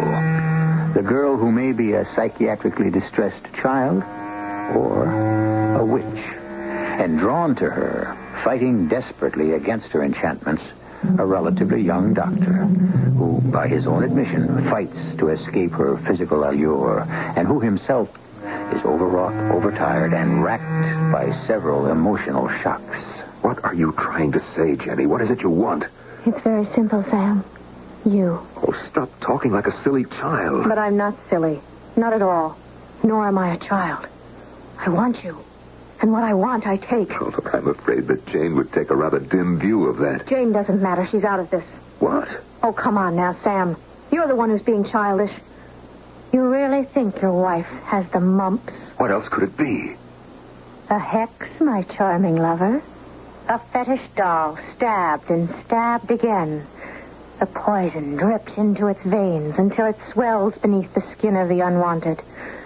As the cursed one feels the thorns and spears pierce it to the soul, where it writhes in agony, knowing the body will die, and it will be lost to scream down through all the night years, hung between heaven and hell, never to find a home. How do you think Sharon died? I wanted Jim for my lover, but she stole him from me, so I made her image, and I made her dead. You're mad, Jenny. You're sick. How can a child dream such fantasies? No child, no fantasies. Come, I'll prove it to you. As if hypnotized, I followed Jenny upstairs to her room, my conscious mind operating as a doctor. At one level, I was accepting the fact that somehow the trauma of this girl's past had ended in paranoia, and I was thinking how best to handle her. But underneath, writhing like some tethered snake in the morass of sense memory and superstition and fear of the unknown, was a voice warning me what I had known from the beginning. I was trapped in something beyond my comprehension or control. And then, in her bedroom, Jenny wrenched open the door to her closet and pushed aside her clothes to reveal, draped over her suitcase, stood upon end, a black cloth. On it, between two guttering votive candles, lay a doll. A figure with long, real red hair and tiny fingernails on the mottled hands crossed over its breast. An effigy of Jane. With revulsion, I remembered her laughing about Jenny's wanting to trim her hair, give her a manicure, skulking in her bedroom. But most of all, what made my blood run literally cold was the sight of the two shiny, silver-bright skewers driven down through the doll's neck on both sides, pinning it to the mock catafalque, and the rest of the slender stilettos which waited, neatly laid out, ready for some future foulness. I wanted to be physically sick. Now do you believe? You really think that you killed your mother? My foster mother, not my real mother. My real mother made me all I am. She was me, and I am her. In one body, inseparable. As I will be with my child, which you must give me. Jenny, what am I going to say to you? Nothing. I will talk and you will listen. It could have been your brother, but he wouldn't. But there was this difference. He believed. He saw me drive the last sacrificial knife home and knew that at that same moment Sharon died. And he turned from me to seek revenge instead. He thought he could kill me. Jenny, what is it that you want? I've told you. You. But why me? Because you are in your brother's image. And because I need a girl child to be there to carry on my human guise when I am called home. You're mad. And even though I don't know if I am absolutely sane, I just don't know how to talk to you. No need. Just promise me to give me my girl child. If you want to save your wife. And if I don't? The next pin shall pierce her heart, like Sharon. After that, I take your son, if necessary. You have no choice. The weapons are all mine. I don't think so. A gun? As medical examiner, I have a license to carry it. And it is loaded. There's nothing you can do about it. You try to stick the pin in your hand into the doll, and you might be surprised at my reaction. Oh, then I'll test it. Oh, I didn't believe you. I hope I'm right in believing you. What difference will that make? No one else will. I'm an instrument of destruction. But I little expected to be destroyed myself. At least you are destroyed with me. Oh, no, you little witch. You can't have it all your way. Let me tell you something. When your body is found, it won't be near this house. And as medical examiner, I will do the autopsy and remove the bullet. Be very sure the bullet that is filed in the police records will not be the one from my gun. You won't get away with it. I can try. I don't care for myself, only for the innocent ones. You don't consider yourself what? Not after knowing you. I can never be the same again, and heaven alone knows where I belong. It was relatively easy. It was so simple for me when extracting the bullet to exchange it for any one of the slugs in the morgue file of unsolved murders. Who's going to look further? So it seemed as if I had committed the perfect crime. I had gotten away with murder. But I hadn't gotten away with murder. As long as one person knows, dead or alive, you have failed. And it wasn't just one person. It was sheer irony, sheer ironic coincidence that the homicide detective called in was my brother, Ted. Well, whatever was the matter with Jane, looks like she's out of the woods, huh? Yeah, Ted, the infection's gone. Just a matter of recuperation. Oh, what is it, Ted? You're my brother. The only one I have left. I'm a cop, and my profession, myself, me, my honor, whatever you want to call it, is something that can't be invaded. It's all I've got to my life to give it meaning. You're an honest man, Ted. Everyone knows that. You knocked her off, Sam. And I can guess why. You mean Jenny? Yeah. How did you know? The bullets you switched. Why'd you have to pick one of my cases, and Feldman in particular? It's funny the way life is. I just found his gun after all these years, too late to use against him because he just died. But no bullet from that gun could have been fired to kill Jenny. So then I checked. And the bullet I found in the files came from, well, guess whose gun? Mine.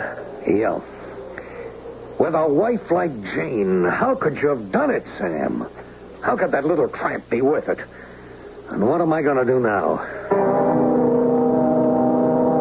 So I told my brother Ted about it from the very beginning. I think you've gone right off the track. You ought to see a psychiatrist, maybe a lawyer. What do you mean, a lawyer?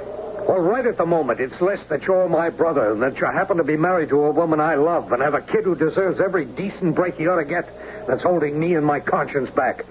Every cop instinct I have tells me to go looking for a warrant for your arrest. Now, Ted, wait. Don't do that to Jane and Bucky.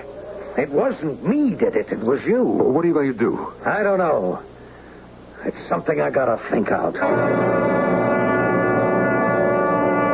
How would I have solved that problem? Don't ask me, because Jane handed me a far bigger one when she came home from the hospital. Yes? Your husband, can I come in? Why not? Well, the door seems to be locked. I'm sorry, I forgot. It's never been locked before in all our marriage. I never felt quite this way before in all our marriage. Like how? Like I don't know you, Sam. After 2 weeks in the hospital that kept us apart? No. Since Jenny came into this house and was alone with you while I was gone and died. You think that I killed her? I don't know. I think she killed our love. What did you do, Sam? Get her pregnant? We could have worked that out, maybe. Well, why don't you answer? Jane, do you honestly think that I could have... Oh, don't lie. Please don't lie. If there were any rational explanation why a child that age... Can you give me any? I don't know, Jane. I don't see how I could. I don't think I could tell anyone anything that they would believe. Well, where are you going? Not just for a drive. Think, maybe find some way out of this.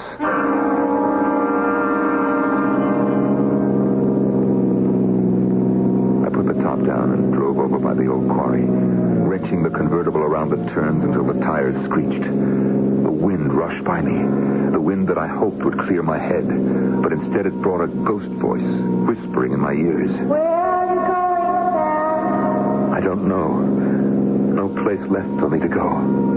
In your world, maybe. How about mine? I don't belong there. You no longer belong in your own. You're lost. Just as lost as I am. Leave me alone. Never. You can't go back. You've sinned, Sam. You've committed murder. And to die. Perhaps. But now, so do you. Justice must be served. Come to me. Come to me. Don't let me wander alone. You know you want me. You'll always want me. Come. Come. All right. Damn you. You win. I told you I always did. Whenever I wanted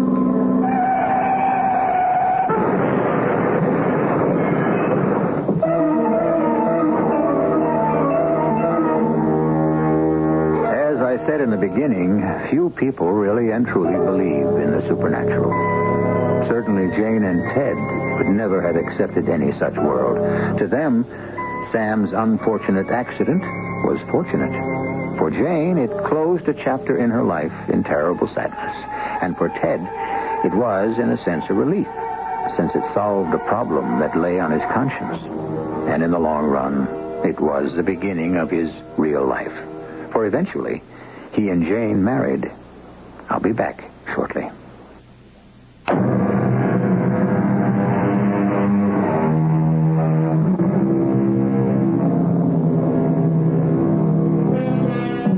Once again, looking back, we have threaded our way through the maze that winds back and forth across the border of real life and shadow life.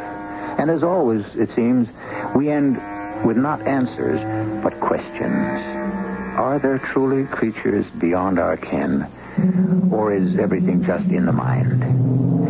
To tell the basic truth, there's nothing either good or bad. It's thinking makes it so. Our cast included Norman Rose, Jada Rowland, Joan Copeland, and Court Benson. The entire production was under the direction of Hyman Brown.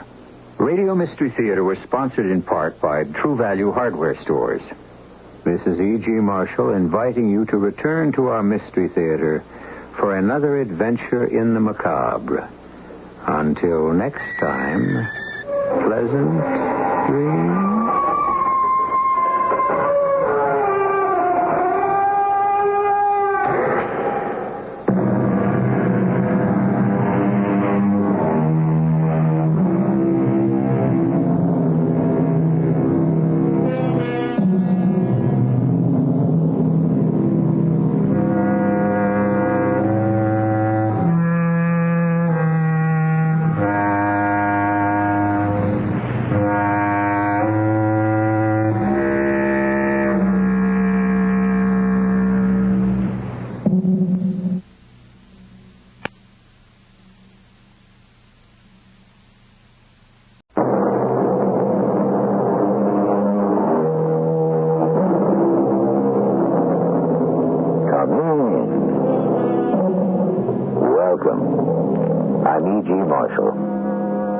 Every man was not born with a silver spoon in his mouth, said Miguel de Cervantes.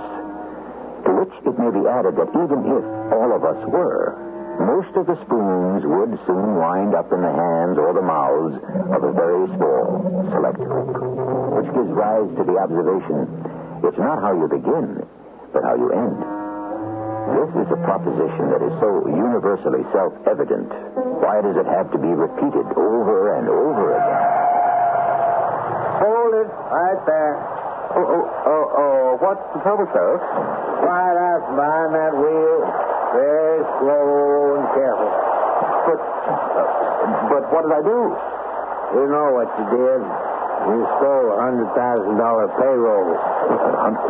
Me? Oh, no. There must be some mistake. Yeah, that's what they all say. But I'm innocent. Tell it to the judge.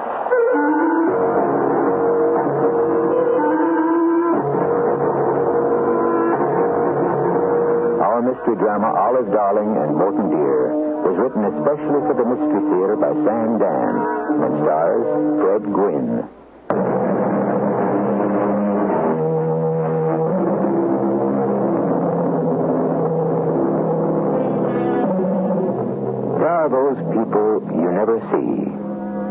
They take up space. They have shape and form. But somehow, they simply don't register. They serve you in restaurants. They wait on you behind counters. They perform the 1,001 tasks required by our society. But an hour or even 5 minutes after you've spoken to them, you'd be hard put to describe them. I suppose they're just part of the background of life. And one of these people is Morton Miller. Of course, his wife notices him. Morton, dear, I'm home. Oh, yes. Hello, Olive, darling.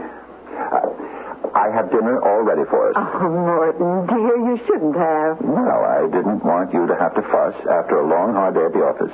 Aren't you going to tell me? Tell you what? What the doctor said. Oh, what the doctor said. He said I would have to leave my job. Oh, well, we were half expecting that. Yes, but to hear it as a verdict.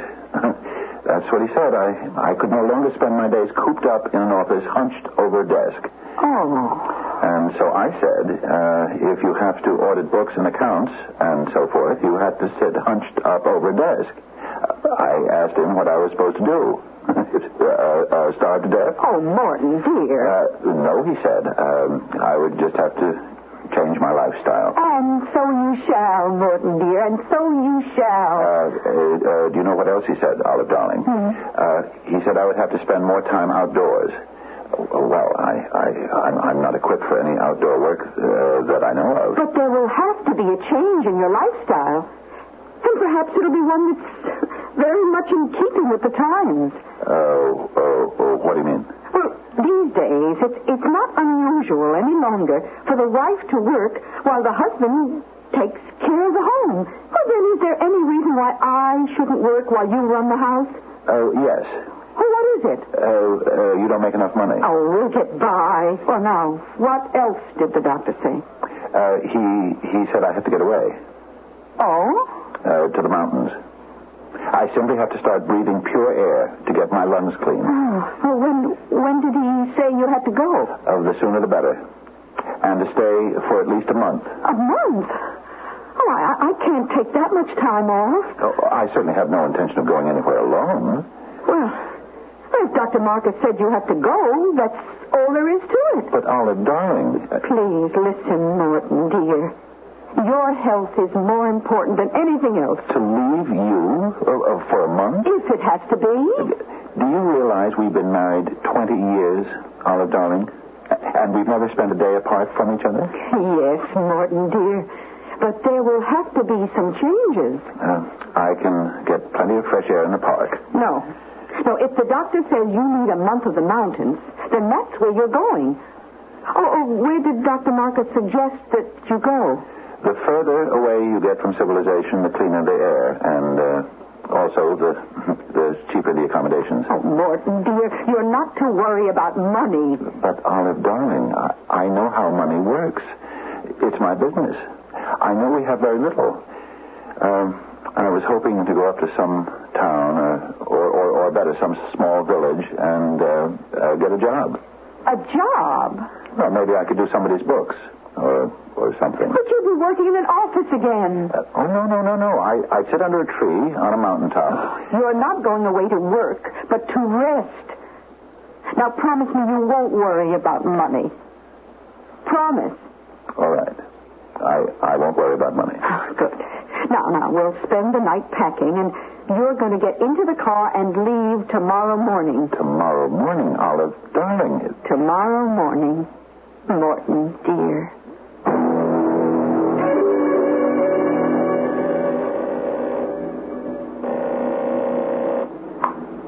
Hello?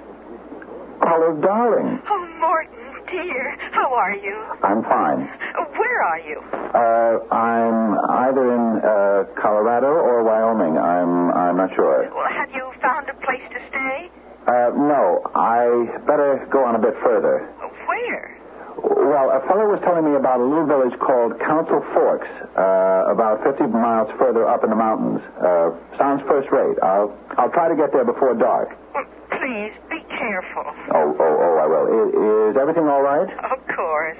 Well, I'd better start driving. We may be in for some rain. you later.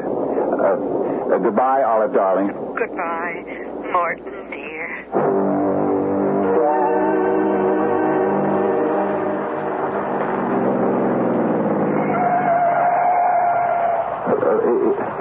Is something the matter, Sheriff? I see your license and registration, please. Oh, certainly. I wasn't speeding that I know of. Just hand them over. But what's wrong? Let's see, this one's name is Morton Miller. He's from Terre Haute, Indiana. Bobby, see if his license plates read 67892, like it says here. Joe, check it against the stolen sheet. Well, now, Mr. Miller, what you doing out here in the middle of no place in this absolutely hellacious rainstorm?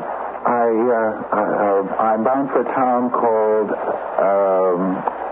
somebody said it was called, Council Forks. Is that a fact?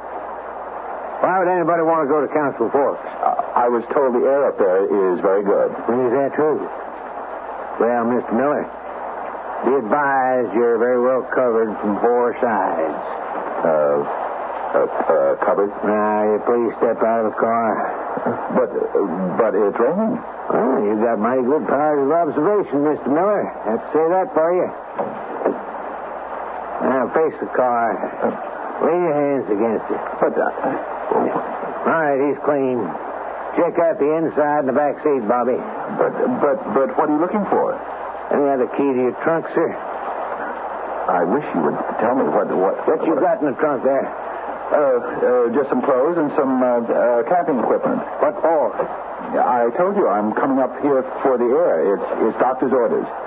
Oh, yeah, Bobby, that does look like a bunch of camping stuff. Never mind messing it up. Okay, sir, you can get back in your car. Oh, thank you, Sheriff. Do you mind telling me what this is all about? A fellow robbed a payroll. Oh? Got away with over 100,000. You got reason to believe he's headed this way. Now be careful. He's armed with a big .45 caliber pistol.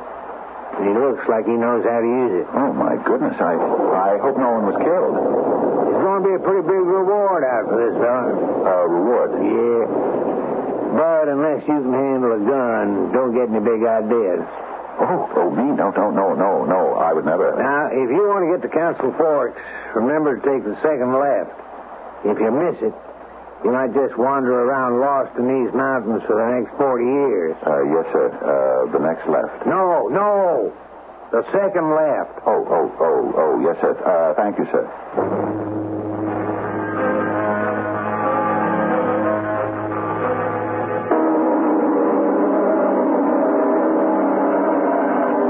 Put up your hands. I said put your hands. Okay. Now, what do you want? I really want to put my hands down. Because the rain's running down into my sleeves. I got you covered from the window. There's a big .45 aimed at your heart. No. The door is unlocked. Move forward, turn the knob. Do everything slowly. That's it. Open the door. Step inside. Don't do anything quickly or abruptly. That's fine. Now close the door. Step inside. Look, all I want to do is take off your hat. Drop it on the floor. Please, if you take off your raincoat. Oh, I'd really like to do that. It's sopping wet. Do it slowly, just like everything else. Now, what are you supposed to be doing here? Doing? Me? I just came up for a rest. A rest, huh?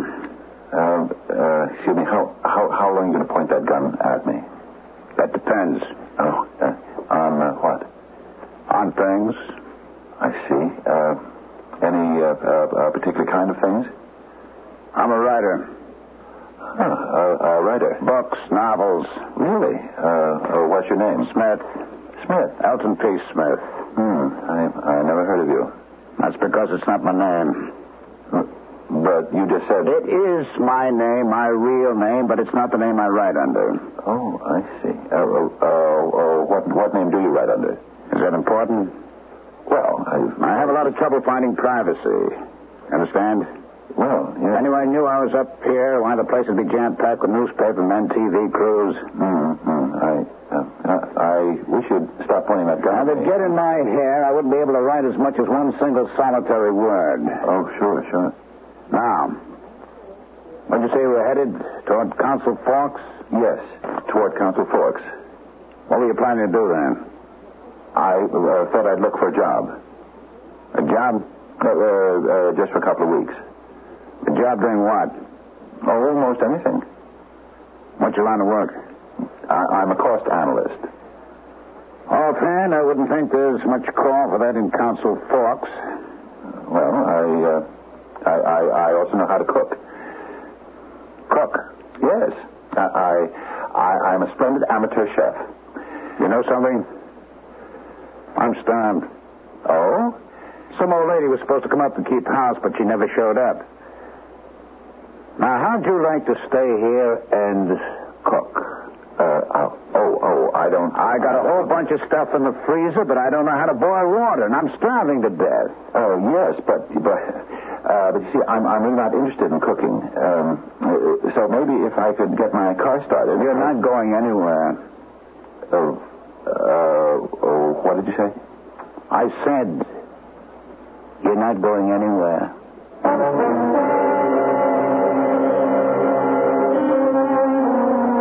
Put yourself in poor Morton Miller's position. He's looking into the barrel of a .45 caliber pistol. You can look at the muzzle of that gun and see your whole life dance by in review. But when the man who is holding that pistol calmly announces that you're not going anywhere, you know something? He's right. I'll be back with Act 2 shortly.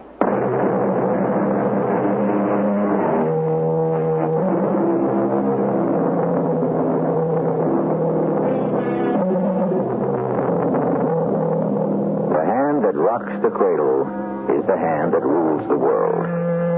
The gentleman who made that remark should be forgiven. He was, after all, a poet. The hero of our story, Mr. Morton Miller, is right now looking at a hand which is not rocking a cradle. It is holding a .45 caliber pistol. And that hand, while it may not rule the world, is certainly going to rule Mr. Morton Miller. What do you mean I'm not going anywhere? You're not? You mean you're going to use that gun to keep me here? The rain's going to keep you here. The storm. Even if we're to stop this minute and clear up, the roads are all washed out.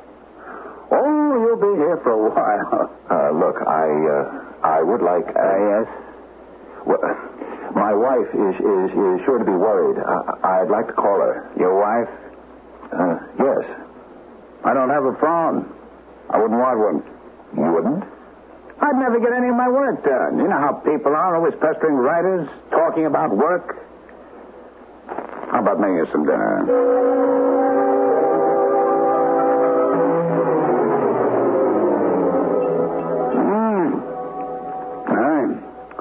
This isn't too bad. As a matter of fact, I can remember eating worse. No. Well, I just threw some things together. Well, looks like you got yourself a job. I'll tell you something. You don't look like a chef.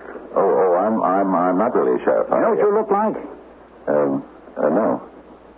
You look like a cop. A cop? A federal cop. I do? You know why? Because you don't look like anybody.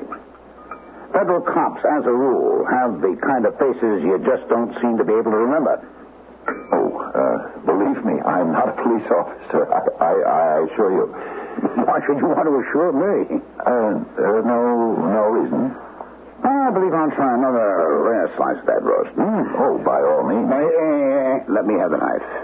Very sharp. Oh, certainly. Here. Slice you a piece? No, I'm not hungry. Let's listen to the news, The news? No, it's just about 8 o'clock. Radio's right in back of you. Turn it on, huh? Oh, surely. Daring and dangerous bandit who escaped with well over $100,000 of the tip-top Tolliver Company payroll is believed headed this way. The Alvarado Mountain area is a fantastic place to hide out from the law. These woods and hills abound in natural hiding. Sheriff Armand Pendleton asks all citizens to report any suspicious-looking person. It is reported that ladies' skirts will be somewhat shorter this year. You care?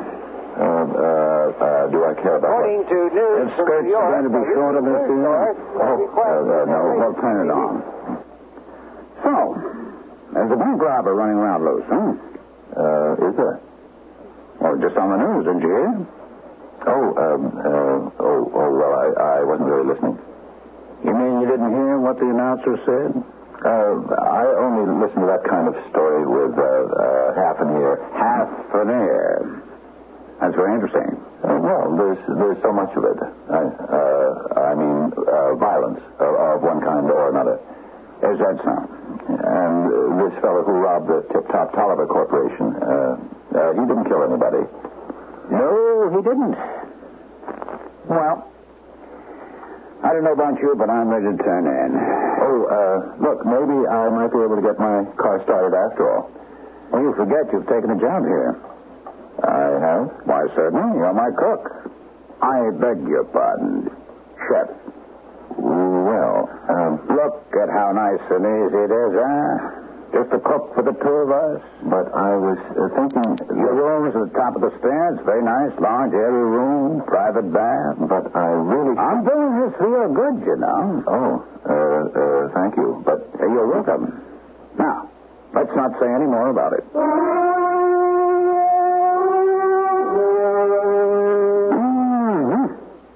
That smells delicious. Oh, it's just bacon and eggs. Just bacon and eggs. Well, when they're prepared by a master chef. Oh, but I'm not a... Look at you. Look at you. Your clothes are wet. Well, they're still wet from last night. That's more recently. How'd that happen? You were thinking of leaving. I guess the rain was too much for you, huh? No, I just went to my car to get some dry clothes. Is that what you did? Yes. Then why didn't you put them on? I thought I'd make breakfast first. Here's a man who's not only an expert at his job, he's also devoted to his duty.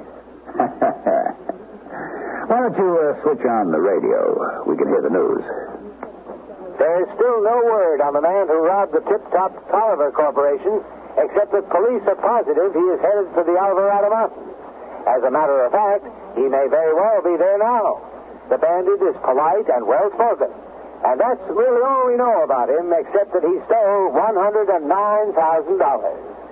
Timothy Tolliver, Jr., president of the corporation, has announced a $10,000 reward for the apprehension of the criminal, dead or alive. On a less gruesome note... Lieutenant, what do you think of that? A $10,000 reward. For whom? For the fellow who robbed the Tip-Top Tolliver Corporation. Oh. A man could be tempted. Tempted to do what? Turn this fella in. Oh. Well, first he would have to find the robber, wouldn't he? Yes, I suppose he would. I wouldn't want that kind of money. You mean you don't need $10,000? Well, maybe I do need it, but I certainly don't want it. I don't approve of that kind of thing. What kind of thing? Being, I suppose you'd call it, being an informer. I see. Now, you take that robber, they say he's headed for the Alvarado Mountains, and that makes sense. Yeah? He could have found himself somebody's old summer house. Nobody comes here till after the spring rains. So he has at least 6 weeks or a month to lie low. Go on. And even if someone happens along, he can say that he's a writer who needs privacy. Except what? Except I don't see any typewriter. You don't? No. Well, not all writers use them, you know. Oh. Me, I like to write with a pen, a long yellow pad. Oh, I didn't know that. But about that robber. Yes? Well, I want to say he wouldn't have anything to fear from me. He wouldn't? No, sir. All I know is that I was lost in these mountains. I was sopping wet, I was tired and cold and hungry, and I'm not supposed to let things get that way because my health isn't too good. Oh, I'm sorry to hear about that. And this person, he invited me in. Now, hold it. You mean to imply that I'm the... Oh, no, Mr. Smith. Absolutely not. All right, then what are you saying? I'm saying if you were the robber, that tiny little two-letter word, it covers a wide territory. Well, don't push it too far. If you were the robber, it would mean nothing to me. Is that so? Absolutely so. To me, you are the kind human beings who gave me shelter from the storm, food and drink, and even a job. No, sir. You could trust me. Yeah. Supposing I were the robber, why should I do that? Why? Why? That's another important little word, just like if. I have, you see, this .45 caliber pistol here. I see it. Why shouldn't I put a slug through you? Because. Because why? You better think fast. If I were this robber, I'd realize there's a reward on my head. Why take chances? One bullet, and it's over. And I could toss your body out over the cliff where it wouldn't be found, in 100 years. If I were the robber, why shouldn't I do that?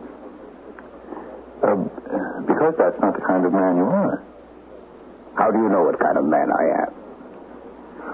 Well, maybe you're a robber, but you're not a murderer. I know human nature. I know you wouldn't shoot a man in cold blood. Is that a fact? Yes, it is, and I'll bet my life on it. Say, is there any more of that great bacon in those pancakes? Oh, sure. All you want. What's for dinner? There's some beef bourguignon. Beef bourguignon? That sounds terrific. You know something? If I were this robber, I don't think I would shoot you. I know that. Not for a while, anyway. You cooked the best food I ever ate in my life.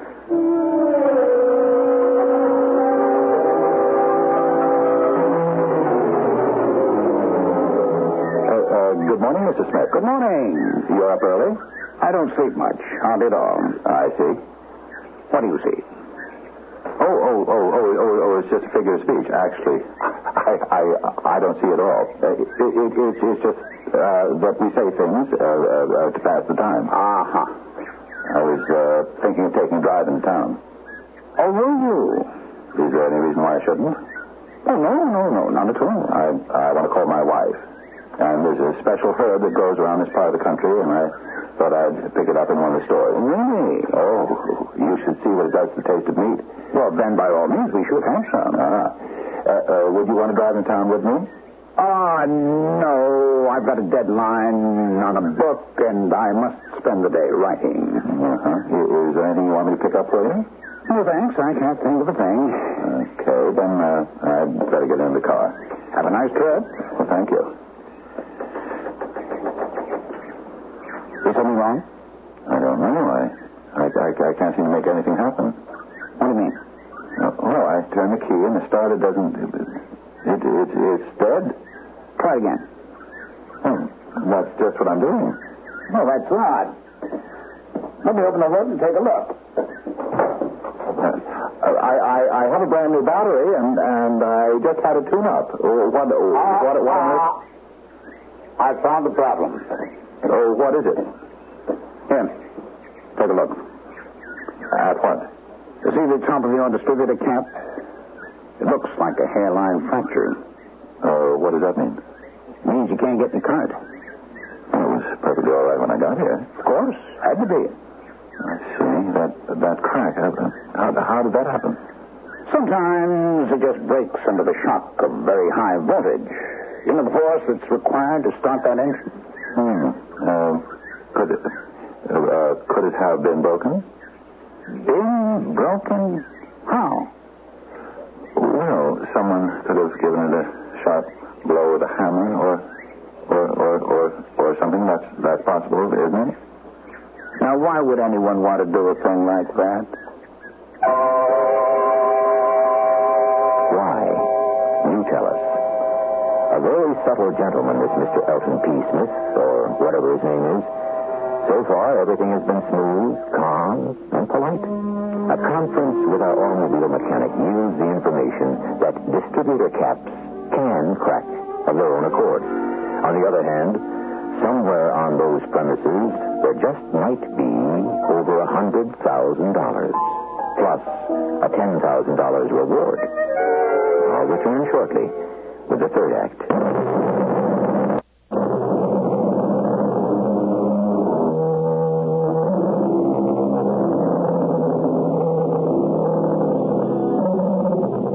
To think of payroll robbers as cutthroat bandits and murderous desperados. I'm sure many, if not the majority of them are. However, sometimes you come across a crook who's just like anybody else.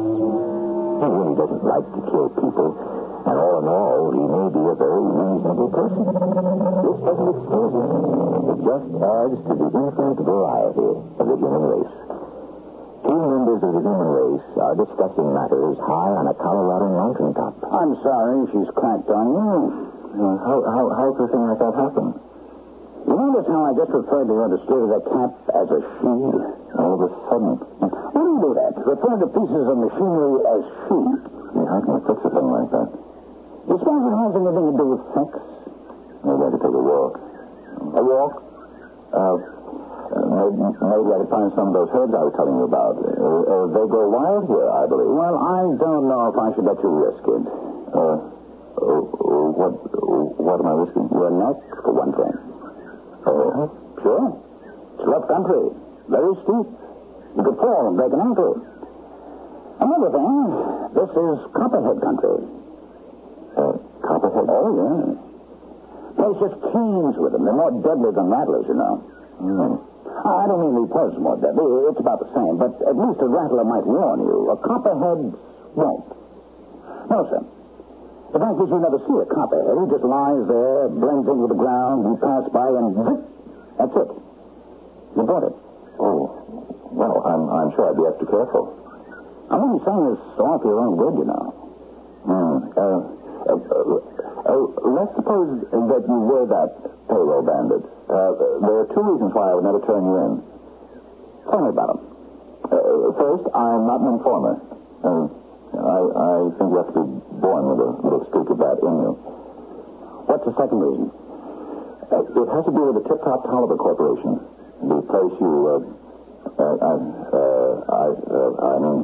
the place the robber held up. What about the Tip Top Tolliver Corporation? Well, I personally have no use for Timothy Tolliver, Jr. Oh, really?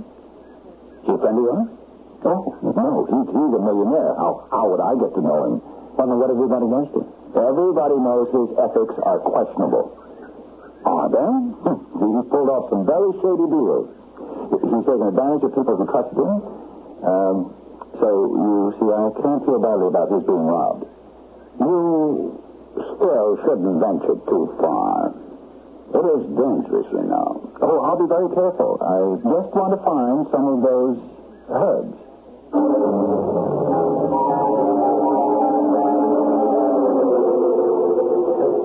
Let's see, the main road should be... If I keep on walking in this direction, maybe I can come across it. What's that? What's there, Bolivar? Down, Bolivar. Down. Who are you? What you doing here? Oh, hi. I already told you what I was doing here. You did? When was this? Last week. You stopped my car, Sheriff. Don't you remember? It was a rainstorm. And you asked me where I was headed, and I said Council Forks. Oh, yeah. I don't don't remember your face, but I do recall a conversation. Right. You were looking for a payroll bandit. We still are. What makes you think he's around here? Part of that money, not much. Maybe about $1,000 worth was in $50 bills. Oh. And they were marked. We've been following a trail of them $50 bills. They lead us right smack into the Alvarado Hills. Are you some nervous? I understand there are a great many copperheads around here. They're probably standing on one right now. Now, a week ago, you told me you was headed for Council Forks? Yes, sir, I did. Just met a routine form. I checked around Council Forks. Nobody reported seeing you or an out-of-state car either. Well, I never did get there. Yeah, I can see that. I took the wrong turn. You know me? No, I don't know you. Could you be the bandit? No. Don't you know what a bandit looks like? They come in all shapes, sizes, and colors. Let me give you my driver's license. It has my picture on it, so you know it's mine. Okay? Check it. You'll find I've been a cost analyst for London and Spears till just about a month ago. Call my doctor, Dr. Benjamin Marcus. He'll tell you he sent me up here for my health. Never mind all that. Just tell me why you're so nervous. But I'm not. I've been a sheriff 40 years. I know signs. A week ago, you said you was headed for Council Forks. Never got there. I told you I got lost. Well, where you been spending your time? Where? You look well fed, well rested. You shaved this morning. Oh, I always shave every morning. Where did you shave? I was camping. Camping? You saw that equipment in the back of my car. Where's your camp? I'd like to take a look at it. You know something? I have no sense of direction. I think I'm lost. Where's the fellow that robbed the payroll? Now, let's get down to facts. You ran into this guy. I don't know what you're talking about. Yeah, but I know. Tenderfoot like you trying to let on that you could camp by yourself in this wilderness. You had to stay with somebody. Admit it. Now look. There ain't nobody supposed to be living in a 20-mile radius of this place at this time. So you ran into this fella and you're staying with him. He don't let on who he is, and it never occurs to you because you ain't trained to spot these outlaw types. Admit it. I admit it. Now, where is he? Where's who? The fella you're staying with.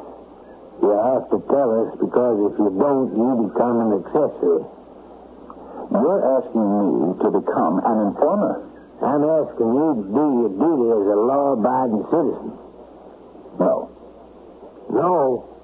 This man shared his home with me, his food and his trust. And I promised him. You promised him? I don't want to forget you said that. That gets you right into jail. I gave him my word. It was illegal. As a reward. Blood money. I won't take it. You don't have to. But there's one thing you have to do. Lead us to where this man is hiding. I don't know if... I don't know if I can. Now, just remember, it's your law. It's your country. It's your job to protect it.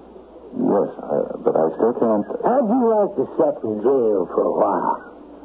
I can arrest you on suspicion. You're right. Reason, justice, everything's on your side. Where's he staying? The name on the door says, Maltby. Maltby? The old Maltby house. Now, I don't want a reward. When you go after him, just make sure you bring a new distributor cap for my car. That's all you want? That's all I want. I don't want to have to face him. You'll have to. If he puts up a fight, somebody might get killed. You go back and kind of distract his attention. But of course we could all be mistaken. He might not be the man. Now, you don't really believe that, do you? Now, make sure you keep him busy. Get him into an argument, or a game of chess, or a game of cards. Can I depend on you? Yes. You can depend on me.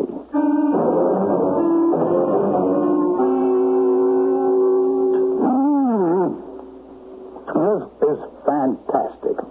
I never tasted anything this good. You must have found those herbs, eh? Yes, I did. What's the matter?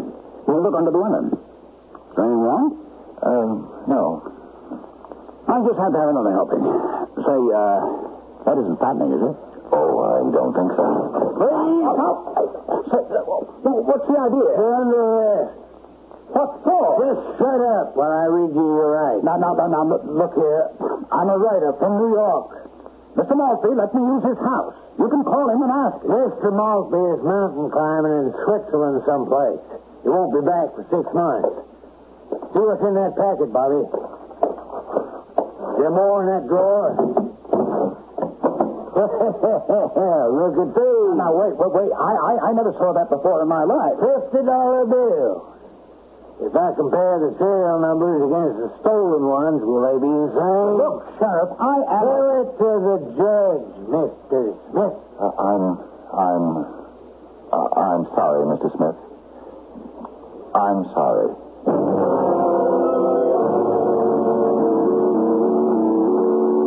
Olive, darling. Oh, Morton, dear. I was so lonesome without you. Oh, I thought the month would never go by. It seemed like a year. You know, something very amusing took place up near where you were. Did you hear about it?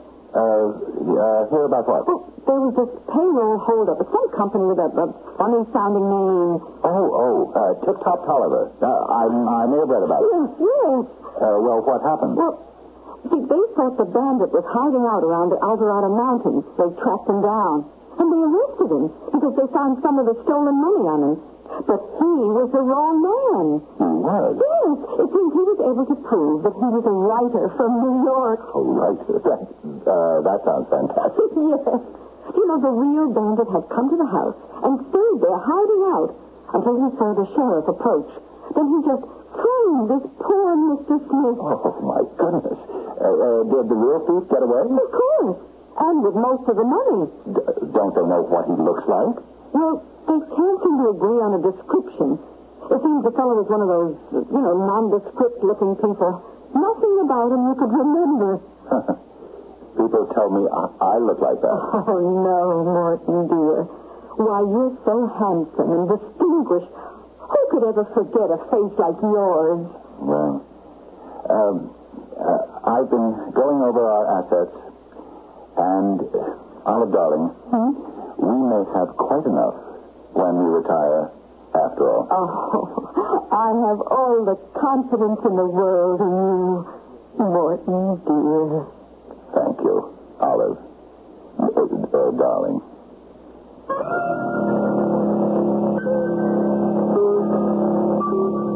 Chalk one up for the plain people of this world. Not that we necessarily approve of Morton Dear's methods. I'm sure there are those of you who feel that he did not receive his just desserts. But, of course, in the banquet of life, so many of us don't receive a full portion of our soup, appetizer, and main course either. And now, a preview of our next tale.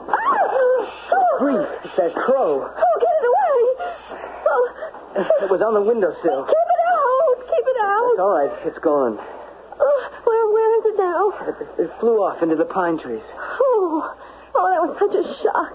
That's what was looking at us. Oh, gosh. I guess it has the run of the place. We're the intruders to him.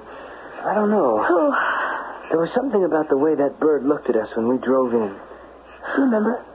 Sitting on the pillars? Yeah. That's no ordinary bird. Crows don't react this way to people. What do you mean, Marty? That crow didn't land on our windowsill by accident. I told you yesterday when we drove up, I didn't want to stay. I couldn't put my finger on it. But there's evil here. Real evil. This is E.G. Marshall inviting you to return to our Mystery Theater for another adventure in the macabre. Until next time, pleasant dreams.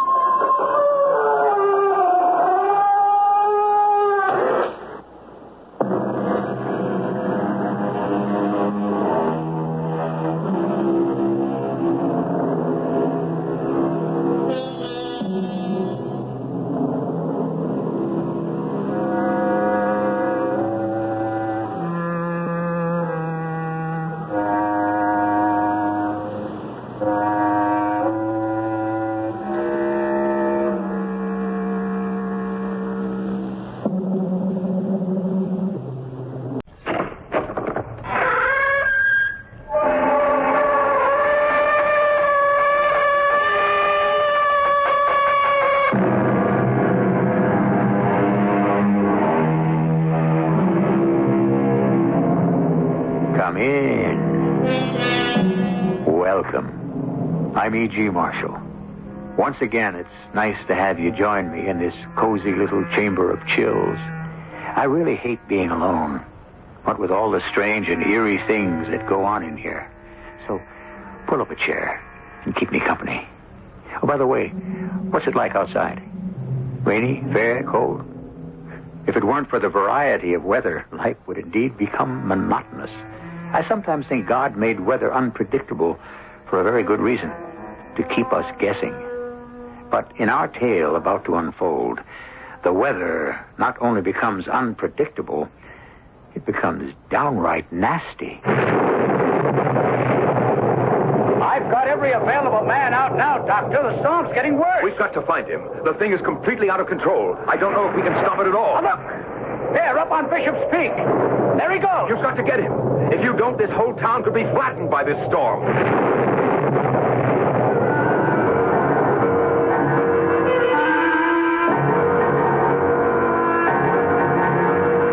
Our mystery drama, Tomorrow, Cloudy and Cold, was written especially for the Radio Mystery Theater by Bob Jurin and stars Norman Rose and Russell Horton.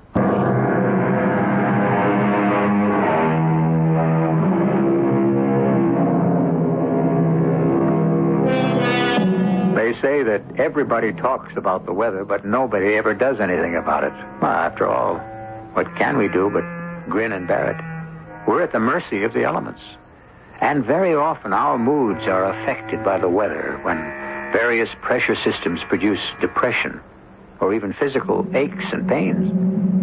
In the tale about to unfold, the weather plays a significant role, but in a way I think you'll find both surprising and unexpected. Come now to the large and brooding home of Dr. Herman Bruno, parapsychologist, whose research work in the field of human emotions is world famous. Dr. Bruno is receiving a visitor. Come in. Sit down, please. We both know why I'm here, Doctor, so let's have it. What's the catch? There's no catch, as you call it, Mr. Slender. I'm offering $10,000 to the right subject for a series of experiments. Yeah, the ad in the paper said room and board, too. Oh, absolutely. The subject will have to live here. How many guys answered the ad? You're the fourth. The other three were not at all suitable. Now, if you're interested, we shall have to see if you are suitable. Well, I'm here, so I'm interested. Now, what's it all about? Well, if we agree that you're my man, you won't know what we're doing. If you did, it would cloud the entire project. You see, Mr. Slender, this is a psychological experiment. To test a theory of mine, the subject must be totally ignorant of what I'm aiming for. Otherwise, well, you can certainly see that preconceived ideas would influence your responses. You're going to fool around with my mind? Oh, no, fool around is hardly the word. But you've already convinced me that you are my best prospect so far. I'll have to ask you to submit to a few other simple tests. What do you say? Will I know what's happening to me? Well, in time, I suspect. Right now, even I don't know what may happen. When do I get the $10,000? Half when we begin, the other half spread out over 12 months. Room and board for a year plus $10,000? Okay, I'm game if you want me. Now, my ad stipulated a man with no family attachments. I assume that holds true of you. Oh, yes, I grew up in an orphanage and I'm not married. Oh, good. I want someone with no emotional involvement. Well, that's me. I can be a little hot-headed at times, but what is your age, please? 22. And what do you do? A little bit of anything. Never thought much about a trade. That's why this $10,000 looked like such a soft deal. Well, it may not be all that easy, but we shall see. Now, I'll have my housekeeper show you your quarters. Move in whatever belongings you have, and we'll start laying the groundwork. Yes, I think that you are the right man.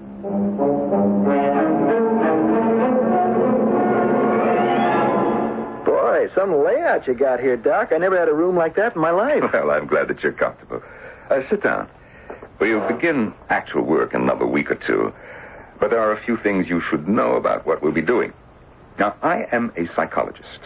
I study human behavior from a metaphysical standpoint. And I specialize in emotions. Yeah, well, if you say so. Well, I don't expect you to understand it all, but in a word, what we're involved in here is the relationship between the weather and human emotions, feelings, and moods. Oh, yeah, I know what you mean. Like you feel good on a sunny day. Or something like that. I'll be using some mild drugs, a bit of hypnosis. Nothing for you to worry about, though. I'm not worried. Well, that's all I want you to know for the present.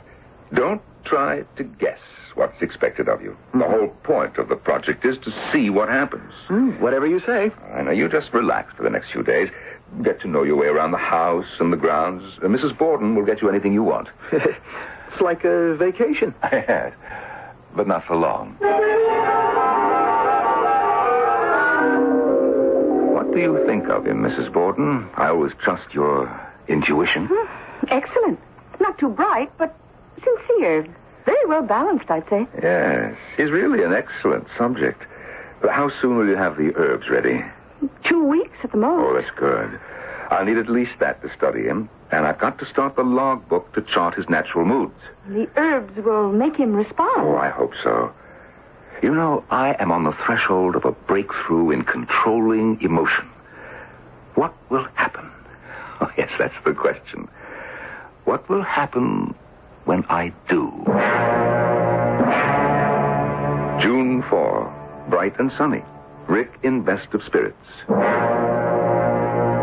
June 7, rainy morning.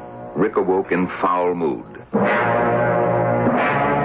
June 10th, unusually cool for June. Rick sullen and uncommunicative.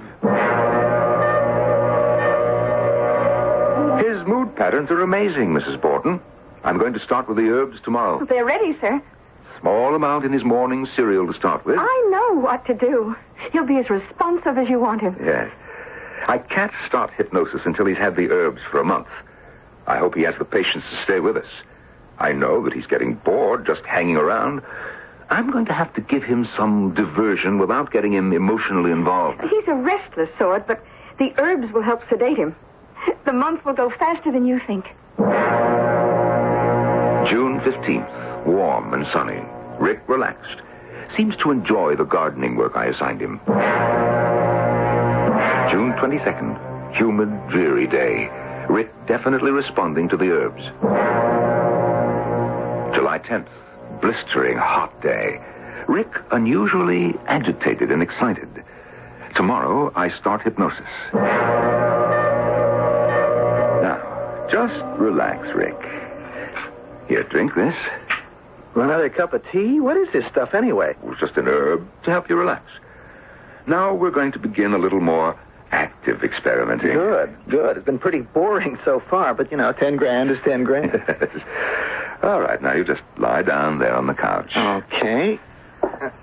That's it. Now, I just want to make one entry in the log. July 11th, another bright, hot day. Rick relaxed.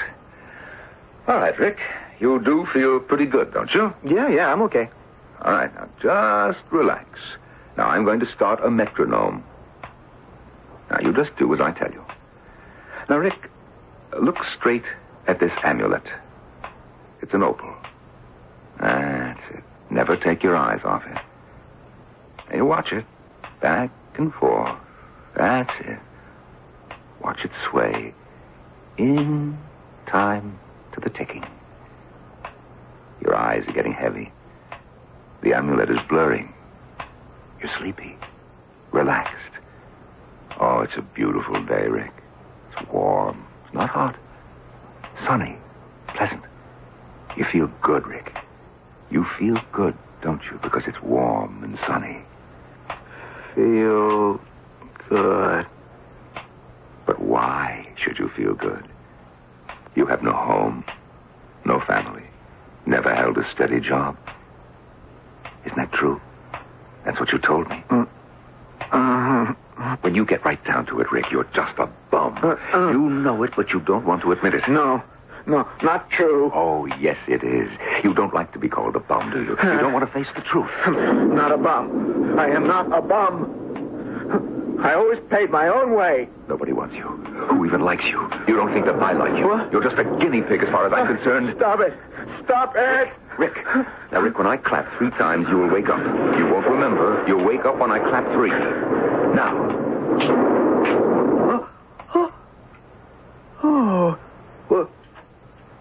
What happened? Rick, you don't remember what I said. You don't remember your answers. No, I just blacked out. You didn't hear anything unusual? No. All right, you just stay here and relax. Mrs. Borton? Mrs. Borton? Yes, Doctor. Did you hear it? It wasn't my imagination? I heard it. I heard the thunder. And there's not a cloud in the sky.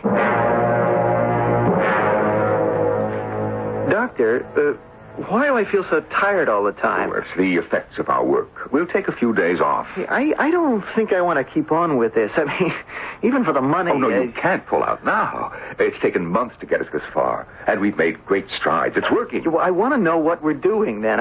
What's happening when you hypnotize me like that? Well, Rick, we are developing a skill. That's all that I can tell you. But eventually I hope to reach a point where it will work when you are not under hypnosis. This skill will carry over into your waking existence. And what'll I do with this skill? Well, I don't really care. I only want to prove that it works. Look, what is happening? What are you doing to me? I am exercising your emotions, Rick. It's a fact that when we think, our brain gives off electrical impulses. I believe that the emotions do the same. And can do more.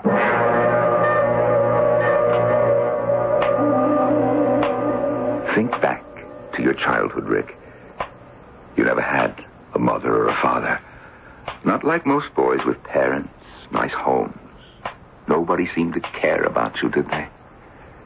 Nobody cared. Yes, it's tough to be lonely, to want family and know that you'll never have it. You've never had a family. Christmas. All you ever got was hand-me-downs in the orphanage.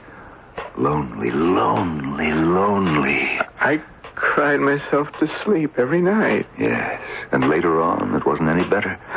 Remember how you felt when you saw some of your friends at the orphanage adopted? Oh. You saw them leaving to go to happy homes. Yeah. Those were even tougher times, weren't they, Rick? What few friends you made there left to go to happy homes, and they left you behind. All right, Rick. You're going to wake up now. When I clap 3 times, you'll wake up. You're awake now, Rick. But my face is wet. My eyes. You've been crying, remembering things. But, Rick, look outside. Well, it's raining. How long was I under? Only a moment or 2. But it was bright and sunny when I... Rick, you made it rain. Your tears brought on the rain. Now you know what I've been working toward all these months. Your emotions aren't affected by the weather. Your emotions affect the weather. Hey, wait a minute. You're crazy. In our earlier sessions, when I got you angry or annoyed, I heard distant thunder. I told you a funny story, and you laughed, and a cloudy day turned sunny. It's true. Your emotions affect the weather wherever you happen to be. How far a radius, I don't know yet. That is still to be explored. Still to be nothing. Hey, I'm getting out of here. You are crazy. Now, Rick. I am getting out. Now, first of all, I don't believe this nonsense. Nobody can make weather happen. And what's more, I have had enough of your freaky business. You can keep the dough. I want out. You'll think differently tomorrow. Tomorrow, nothing. I'm through with you. You understand? Through. Again. What? shout at me again. Shout. I'm gonna bust you right in the... You're doing it, Rick. Believe it or deny it, but it's true. You are doing that. Storm or no storm, I'm leaving. You turned me into a freak. A freak like you. Rick, wait. I don't know where I'm going, but I'm getting as far away from here as I can. No, Rick, you can't. You've got to stay under my care now. I am getting out of here while I've still got my skin and what's left of my sanity. Rick! And don't try to find me. I am Rick!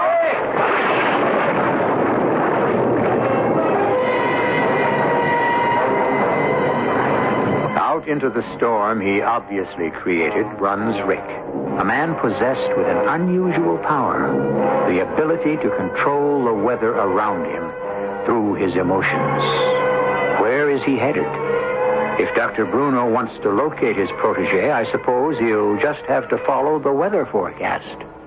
I'll return shortly with Act 2.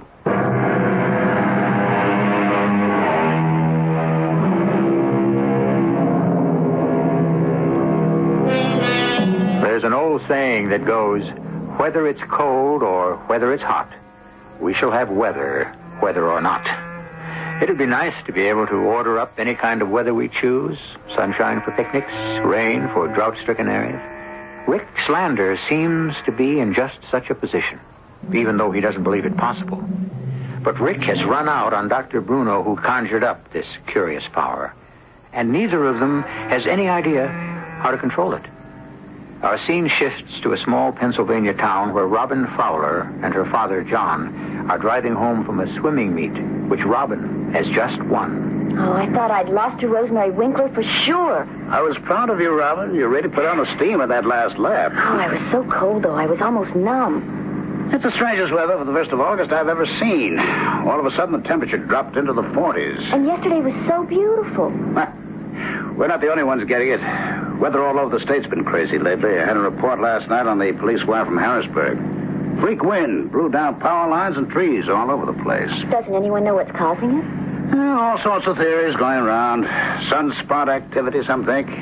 One crowd swears the Earth's tilting on its axis. Oh, it's so gray and windy and cold today. Feels like snow. In August, that would set a record. Daddy, that man walking in the road up ahead, he looks so cold. Let's give him a ride. Well, we can ask where he's going. He's a stranger to Rosemont, that's for sure. I never saw him around here before. Slow down. Hi, you want a lift? Oh. Well, I'll be darned. He's running across Nagel's cornfield.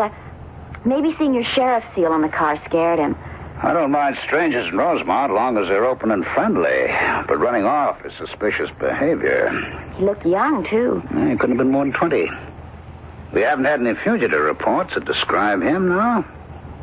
I better have the boys keep an extra sharp lookout anyway. Oh, he's probably just passing through.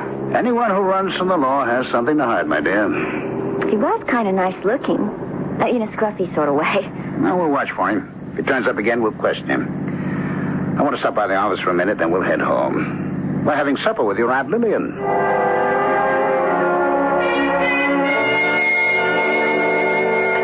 I'm sick about this cold snap.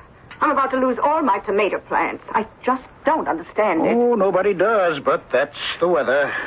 Changeable as a woman's mind. It's spooky, that's what it is. Well, it's got to warm up, Aunt Lily, and it's just a freak day in August. Oh, I hope so, Robin. Oh, by the way, John, there's a stranger in town. I thought you ought to know. Oh, you saw him, too? Well, he came to the back door today. I figured he wanted a handout, but before I could even ask what he wanted, he turned and ran. Got cold feet, I guess. That's got to be the same boy, Daddy. Yes, most likely is. Kind of thin with a wispy red beard, about 20? Yes, that's him. He didn't look menacing or anything. I'd have given him a sandwich if he was hungry. Well, he might have beaten you on the head and taken all your money. Oh, go on, John. That doesn't happen in Rosemont. As sheriff, I've got to be suspicious of any stranger. Particularly one who ran off when he saw my car. Well, I sure hope it warms up tomorrow. So do I. I've got to spend the morning in the pool practicing for the swimming meet at the end of the month. I almost lost today. It was so cold. I still say it's the devil's work. Going swimming today, Ron? I have to. It hasn't warmed up then, eh? Looks like it might even rain. Well, I won't stay as long as usual. Drop me off on your way to headquarters? Sure thing. Come on.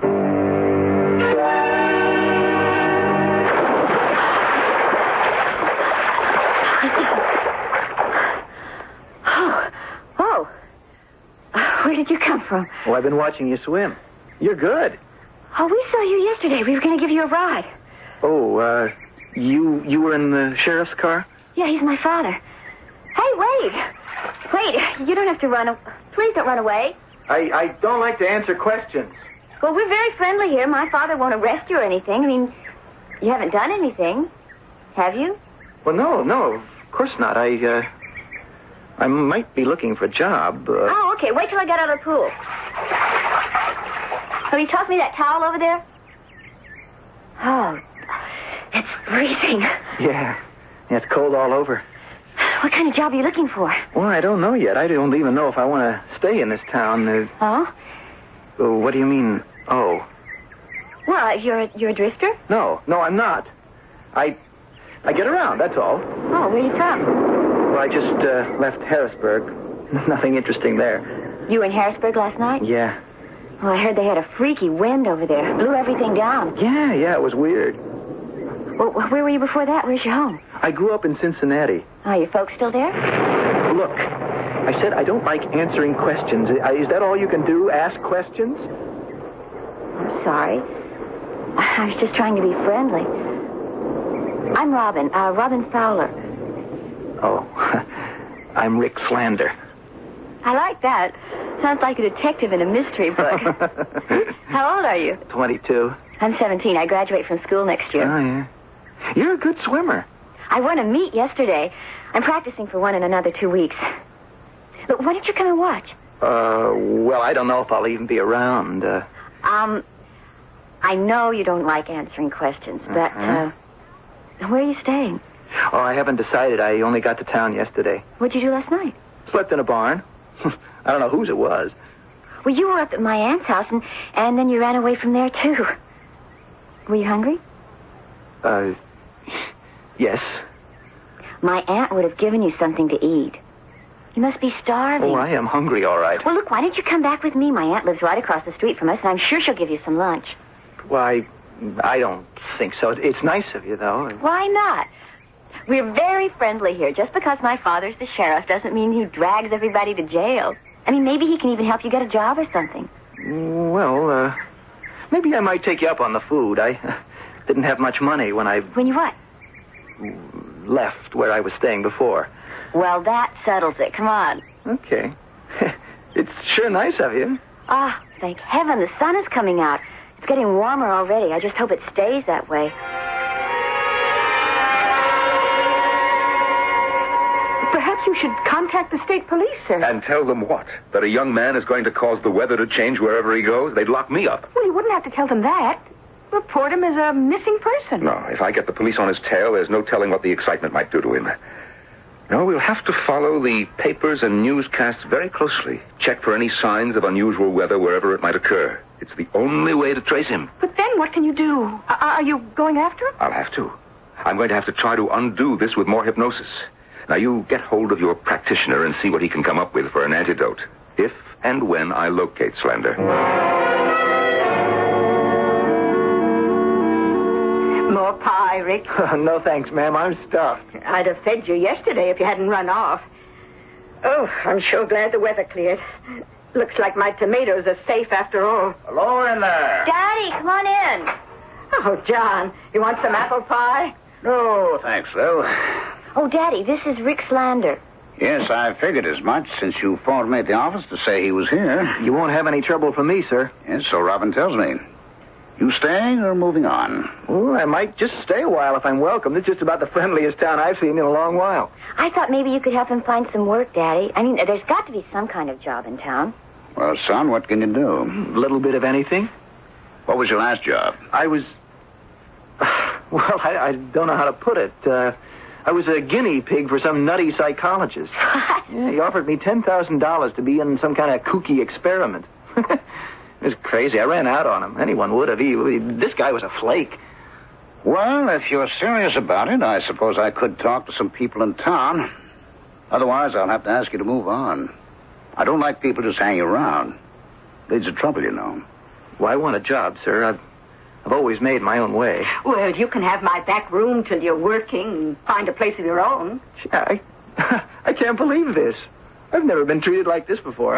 You won't have any trouble here in Rosemont if you keep your nose clean.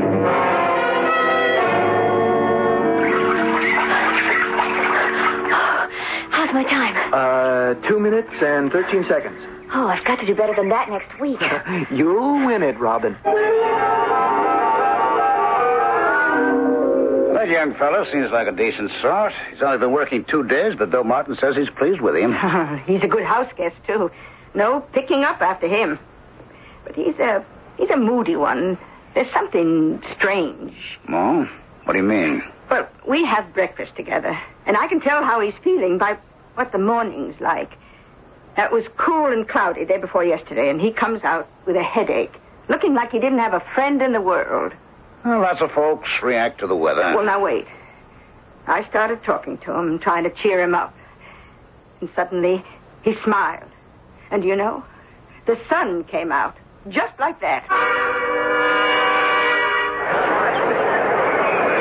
I sure hope Robin wins today. Oh, I got my fingers crossed. She'll win. She's good. Thank goodness we got such a perfect day for it. Couldn't be nicer. Yeah, it's nice and warm. The way I feel, we're good friends. Yeah, here we go. This is Robin's race coming up. Oh, come on, Robin. She has got to win. She wants it so much.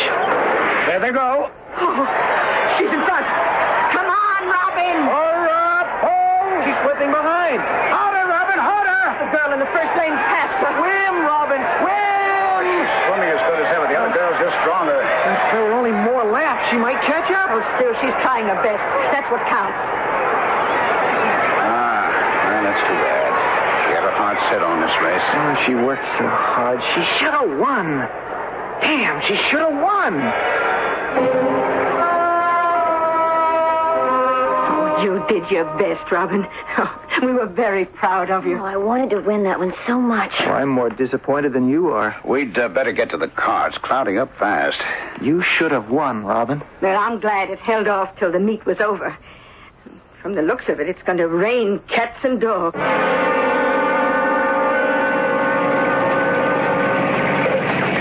John, do you think we should stop till it's over? Oh, maybe we'd better. This hail is building up on the road. It's impossible. Hail in the summer. It's been known to happen, but it's rare.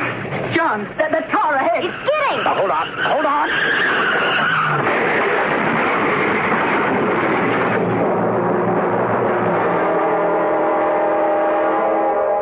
On an icy road in midsummer, two cars slide into each other, something that usually happens only in midwinter. But then, the weather in Rosemont hasn't been the same since Rick Slander came to town. At first, a little thunder accompanied Rick's anger, but this, a mild disappointment, creates a hailstorm? We'll see just how bad the weather can get in Rosemont when I return shortly with Act 3.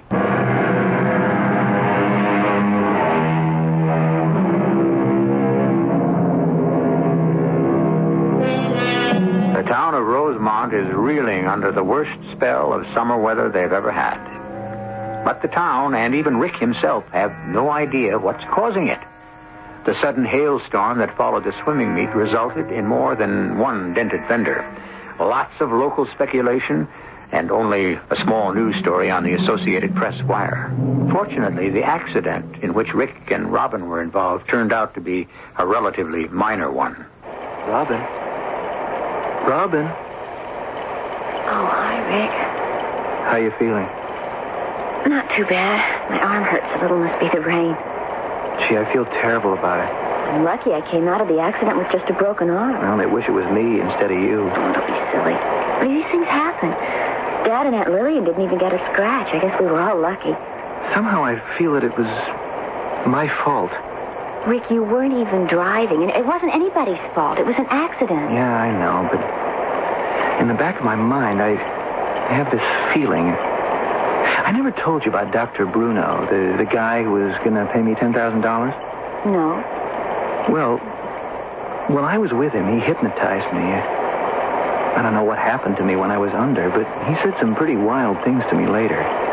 That's why I ran away from him. But for the first time, somewhere in the back of my mind, I get the feeling this was my fault. Rick, stop it. Now, you didn't make the hail. You weren't driving the car, so stop talking like that. I'm wondering if that hypnosis has something to do with Rick, please, That frightens me. Oh. Hey, I'm sorry. Last thing I want to do is hurt or frighten you. You and your family have been nicer to me than anybody I ever met. I'm going to stay in Rosemont, Robin. Does that make you happy? Yes, it does, Rick. I'm glad. I feel at home here. I have a feeling I'm going to stay a long time. I think that I found him, Mrs. Borden. Where, sir? A town called Rosemont in Pennsylvania. Now, this story in the paper reports a sudden hailstorm there. Nothing unusual in itself, but let's see, it goes on to say that this was another in a string of strange weather patterns in that area over the past several weeks. I'll wager my degree that Rick Slender's in Rosemont. What are you going to do? Try to find out first. Hello?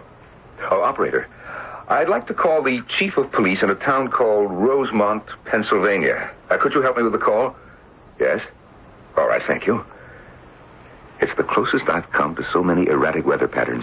Do you have the antidote ready? Yes, it's been ready for weeks. Good, I'm... Hello, Sheriff Fowler speaking. Oh, Sheriff, my name is Dr. Herman Bruno. I'm calling from Columbus, Ohio.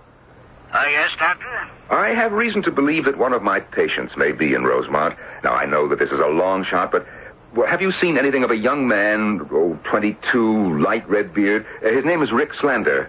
Well, you've come to the right spot, Doctor. He turned up several weeks ago. My daughter took a shine to him. He's staying with my sister. Seems a decent chap. Well, I'm going to come there to see him. I'll be there this afternoon. It is most important. You say he's your patient? What's wrong with him? He seems healthy to me. Well, I can't tell you that on the phone. It's much too complicated. But, the Sheriff, don't tell him that I called you, whatever you do, until I get there. And don't get him excited.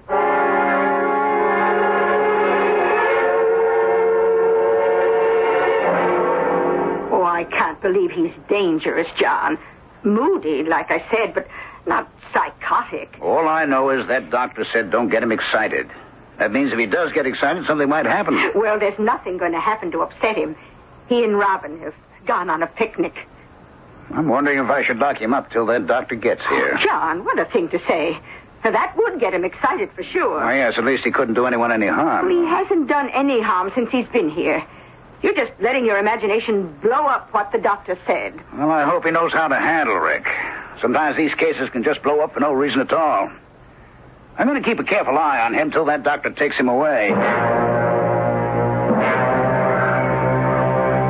So beautiful here. Yeah, it's heaven. Look down there. I've always loved the way the river winds round like a snake through the hills. I've seen dozens of places like this. But you know, I've never seen them the way I do now. What do you mean? Robin, when you grow up without any love, beautiful things don't have any meaning for you. Christmas is just another day in the week. A field of corn that some people think is beautiful just means a day's work for me. Gee, are you old? But when I look down there and see what you see, the river, the green of the hills, the little White House, I'm seeing with eyes I never had. You really mean it, don't you? I do. In just a couple of weeks, you and your dad and your wonderful Aunt Lillian showed me something I guess I was turning my back on. We were just being friendly. Well, people have tried that before. But I never realized it. I always said nobody gives a damn about me. I wonder how many times somebody did, and I never even noticed. Or didn't want to. Well, what did we do? I don't know. I don't want to know. I'm just happy it happened. So am I, Rick. I really am. I know you are. And that's what makes the difference.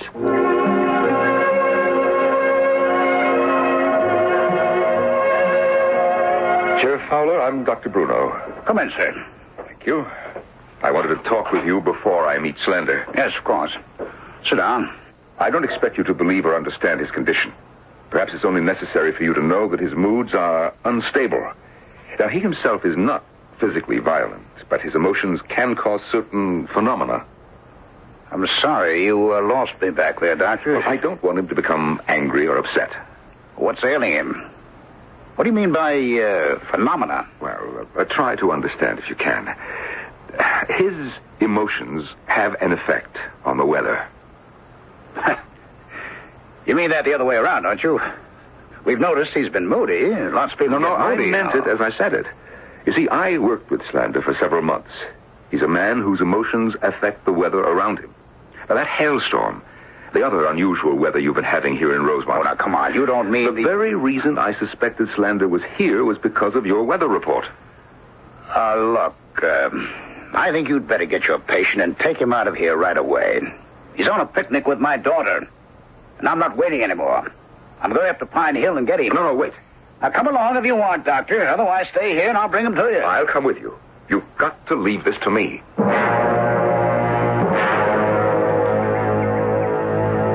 No, we'd better be going back, Rick. Wow, it's almost 5 o'clock. I don't know where the time went. Can you help me up? Yeah. Oh, this cast is such a pain. There we go. I'll take the basket. Look down there. Dad started up the road. We'll get a ride back. Just as well. You still ought to be taking it easy, you know? He's driving awfully fast for that road. I wonder if something's the matter. Well, what could be the matter?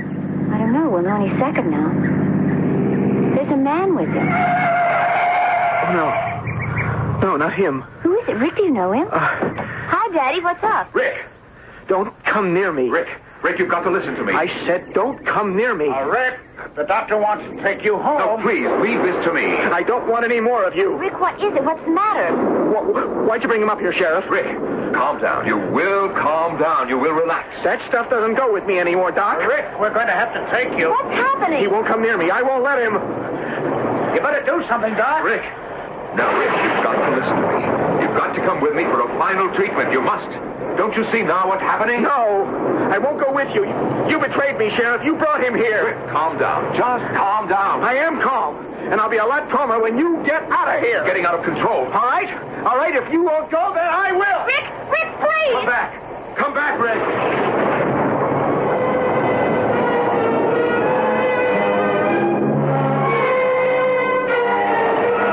I've got every available man out now. Oh, we've got to find him. The thing is completely out of control. I don't know if we can stop it at all. Now look. There, up on Bishop's Peak. There he goes. If we don't get him soon, this whole town could be completely destroyed.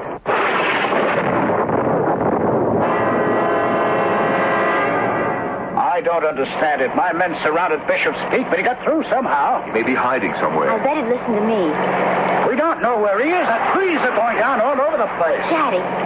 Daddy, I have an idea. Drive by the swimming pool. The swimming pool? It's just a hunch, but that's where I first met Rick. Well, there's no harm in trying. He could be anywhere. I can't believe a kid like that could make a storm like this. Robin, perhaps he'll listen to you. He evidently likes you. Sure, we've been best friends. It's getting worse. If anything, property damage is getting to be out of sight. Look, there, I was right. He's standing right there by the pool. He's trying to wave us away. Oh, let me out. I know he'll talk to me. It's too dangerous in this storm, Robin. I'll be all right. He's out there. It's best she goes alone. If you think he'll listen to her. Well, all right, Robin, go on. Rick, listen to me. Please come home. I want you to. Get back to the car, Robin. You'll get hurt. Rick, please. It's not that bad. Your father brought him here. No, he didn't. Dr. Bruno came here looking for you. He wants to help you. I see it now. He made me this way. I thought he was nuts, but he did it. He really did it. Rick, please, for me. I trusted you too, Robin. And I can't trust anybody anymore. You can trust me, Rick. I didn't do anything to you. I can't help myself, Robin. It's just like always. Rick, that tree's falling. Rick, the tree.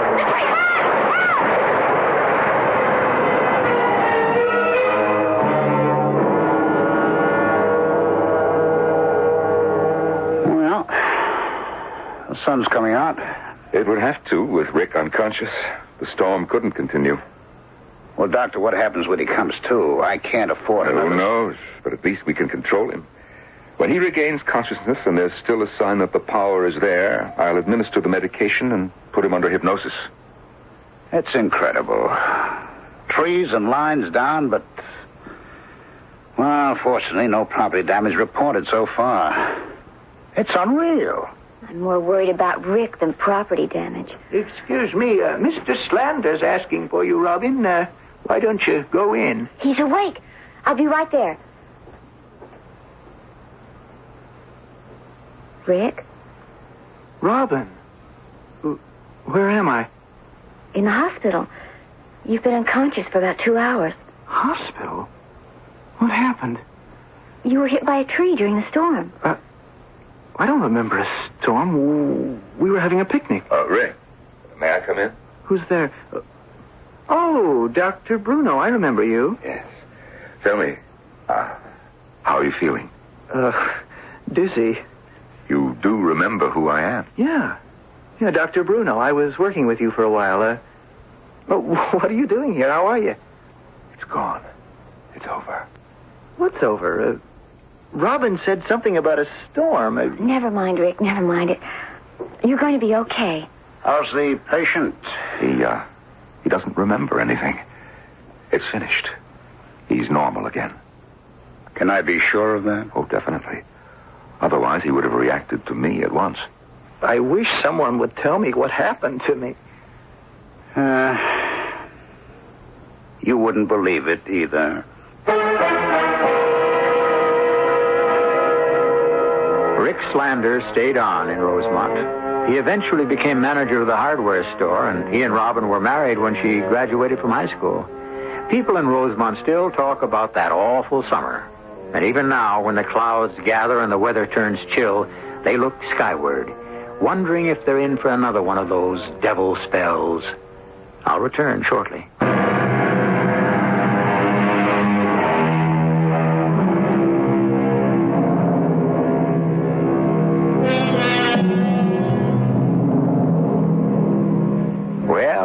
Time for you to return to the outside world, to the rain, sleet, cold, or heat, whatever it may be like.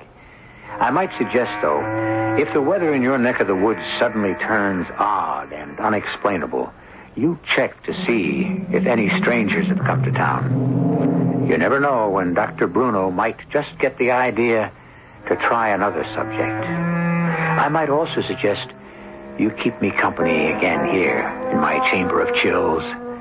I'll be waiting for you. Our cast included Norman Rose, Russell Horton, Bryna Rayburn, Morgan Fairchild, and Ralph Bell. The entire production was under the direction of the CBS Radio Mystery Theater presents...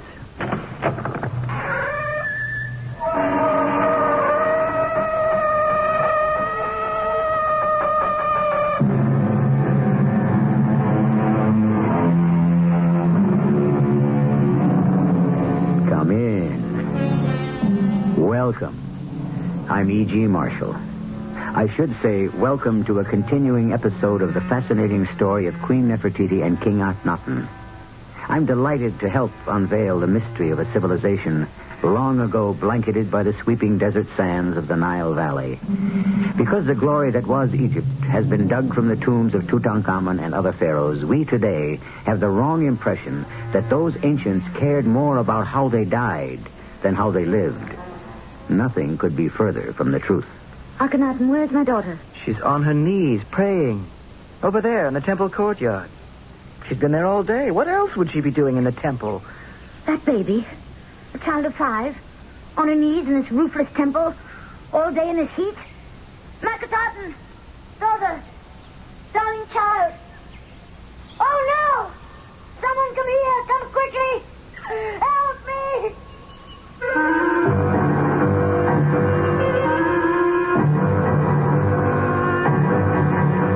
Our drama, The Head with One Eye, based on historic records, written especially for the Mystery Theater by G. Frederick Lewis, stars Tammy Grimes. It is sponsored in part by True Value Hardware Stores. I'll be back shortly with Act One.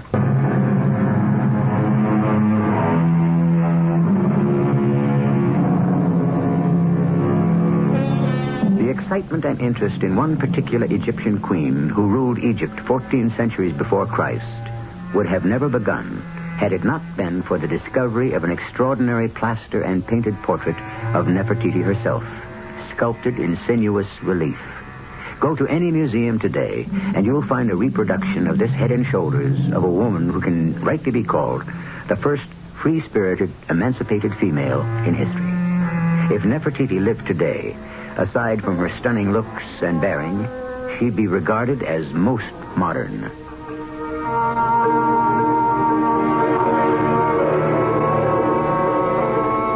I now had 2 children. Macatatan, who is 3, and Tutankhamun, still a baby. Between being a full-time mother and a part-time supervisor of the building of a new city, a full-time wife to a pharaoh who devoted his every moment to establishing a new religion of one God, the time left to myself sped as fast as the falcon flies. Good morning, Queen Nefertiti. Good morning, Mariani. There are a great many state papers for you to deal with today. Don't I know it? I've been up for hours. You'll find my replies to the army for their request of 200 new chariots, bow and arrows, and so forth in the 3rd gold box. My reasons for saying no are there to forward. Are you going somewhere this morning, Nefertiti? Not likely. I've called a meeting of the sanitation department at 11. Why are you wearing your blue hat? The royal headdress? Yes. It's for him, Tutmus, the sculptor. He's supposed to be here. If being an artist means you have no idea of the time, I wish we could get along without them. But we can't. They are so irresponsible. They say he's the finest sculptor in Egypt. But what's all that got to do with your wearing a hat? He wants it for my official portrait. Now, Mariani, let's have what you brought me. Your Highness, Your Highness, Your Highness. I prostrate myself. Please forgive me. Tutmus, you are late. I am sorry, Your Highness. Go on, set up your easel and the sculpting stand and your plaster, whatever you like. I must go on working. The business of state cannot stop for us. Don't worry yourself, Queen Nefertiti. Oh, I'm delighted you're wearing the blue hat. It will set off your face magnificently. You don't mind working in silence, do you, Tutmus? It's a little hard to concentrate while we're chatting, and I have a table full of state matters that must be dealt with. Do you know my personal assistant, Mariani? How do you do? I'll just sit over here by the window where I shan't be in the way. Oh, you have your little baby here in a crib. Isn't he a love? He must be Tutankhamun. I'd loathe being late, especially on such an important occasion as doing the Queen's head. You have no idea how much I've been looking forward to this day. What kept you? Well, I couldn't get through the Royal Road. It is so torn up, you wouldn't believe it. It's a battlefield of paving stones. I finally stopped my carriage and got to the palace on foot. I told them to tear up all that black pavement. Tear it up, get rid of it. If those builders can't find pure white stone, I'd rather they pack the earth down. At least it would be the right color. Now, before we start, dear Queen, I brought you a little something. Oh, I love presents. Will you unwrap it for me, Tutmus? A little statuette. Very nice indeed. What is it? A portrait, full length, of your boy. Of who? Tutankhamun? This is supposed to be him? You don't like it? Mariani, do you see any resemblance? There isn't supposed to be a resemblance. Why not? It's the custom, dear Queen. Custom? This dwarf, stick figure could be anybody. My great-grandfather, the General Horenrab, anybody. Nefertiti, I don't see how you can say that. It's a beautifully fashioned statuette. But it's not my son, Tutankhamun. Your Highness, I really don't understand the fuss. What is it that you want? I want life. I want your art to imitate life itself. I've always hated our stylized portraits. I want reality in plaster, limestone, wood, anything. You mean to really look real? From now on, Tutmus, art must change. No more dwarf figures, no more scarecrows, no more lies. I'm not attacking you, dear master sculptor. I've far too much respect for that. Everyone knows you are Egypt's greatest artist. But if this new city, Amarna, is to be the city of truth, then our art must be equally truthful. Realism? I can't wait to get started. Oh, my wondrous Queen, if you only knew what you have done for me. I, too, have always hated those awful statues that tradition compelled me to carve, where everybody's face could be anybody's face. Let me get started. Nefertiti, are you sure? The Queen is always sure. Oh, my Queen, you have reached my heart. All my life, I knew something was missing. And now, to carve and paint what I see. A real smile. Over here, Tutmus. This here, I've got a table in the corner. Oh, am I glad this day is over. That Nefertiti, she is one big package of surprises, I tell you. You think you had a bad day? You just try being a scribe for Akhenaten and take down his dictation. He is so particular. Every single word. Nefertiti's quite difficult, too. Confused me completely. Wait till I tell you. Well, that's quite a royal pair we've got on the throne these days. I almost quit today. You're joking. What? There isn't a scribe in all Egypt who wouldn't like your job. Yes, and welcome to it. It's nerve-wracking and thankless. No matter what I do, it's wrong. The Pharaoh doesn't think I write fast enough. Only one thing keeps me from throwing the papyrus right in Akhenaten's face. What's that? Horus forbid. Yes, I'm afraid he'd have me killed. Oh, no, he wouldn't. The Pharaoh is the last person in the world to order such punishment. Are you sure? Akhenaten is too concerned with his new religion and philosophies. He's a dreamer. And dreamers don't act. Not violently. Well, they're an interesting pair. You have to admire them. A lot of my friends in Thebes have started to come here to Amarna. This is a new world, Mayhew. A new city. Yes, city of truth. Isn't that what they call it? I came to the palace today to do her portrait. Nefertiti wants her plaster portrait to be as lifelike as I can make it. Think of the opportunity. Tomorrow at noon we start. We live in a wonderful age, my friend. Good morning, my queen. I've brought you the 7 gold trays containing today's business. Put them in their usual place on my table. Mariani, have you seen my little daughter today? Nefertiti? No. Where is she? She didn't come to kiss me good morning. The Pharaoh took her with him very early. They went to the Greek temple of Aton. Good. I like that. Remind me, Mariani, to inform the exchequer that when the workmen take time off to build their own houses on the avenue extension, they are to receive full wages. I'll make a note of that. What is it, Mariani? Why are you standing there in that funny way? Are you holding something behind your back? This little basket was left on the steps to your door. I don't know how it got there exactly. What are you being so mysterious about? A basket. It's a gift. Someone's left you a gift. For me? Where is that someone? Outside. Let me open the basket and see. A kitten from Persia. Oh, you sweet darling. Look how white and fluffy he is. A kitten. No, wait. Is it Hornrab? General Hornrab. But it can't be. Why not? Why shouldn't the general of the Egyptian army visit his queen? Hello, Mariani. Good day, General. Mariani, don't go. Stay. I had better. I'm beginning to get a little concerned about Nefertiti. She isn't used to being out in the sun that much. Oh, she's with her father. You told me, so no harm can come to her. Still, I'm worried. I see nothing has changed. No, it hasn't. Mariani still does my worrying for me. Mariani, all right. Here, take the kitten. When Nefertiti gets back, you let her play with it. She'll love it. So white and soft and furry. Hornrab, thank you very, very much. You know what a kitten means to me. The one man, Mariani, who never brings me flowers, but always kittens. I take my leave of you, Your Majesty. Tell my little daughter we shall call it Mew Mew the Second. How old is she? Almost 6 years old. Has it been that long? Let me look at you, dear General. You haven't changed. Well, not on the outside, perhaps. Well, you have blossomed, Nefertiti. Have I? As has your city of truth. What brings you to Amarna? I need help. We all need help. In fact, we need a miracle, Nefertiti.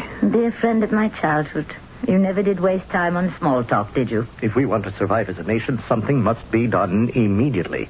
Surely, if Egypt is in danger, you and the army can take care of any enemy. That's what I meant when I said we need a miracle. If the Pharaoh has any influence over Aton, the sun god, now is the time to use it.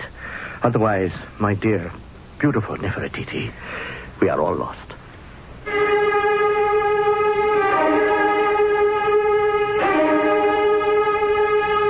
Did this really happen? Are those we have met, Nefertiti the Queen, Hornrab the General, Tutmosis the Sculptor, Mariani, are they real? Did they live? They did. How do we know? By reading the inscriptions on the tombs, words on the scarabs, cuneiform correspondence between Asiatic kings and the pharaohs. Archaeology is pure detective work, and the solution is history. I shall return shortly with Act Two.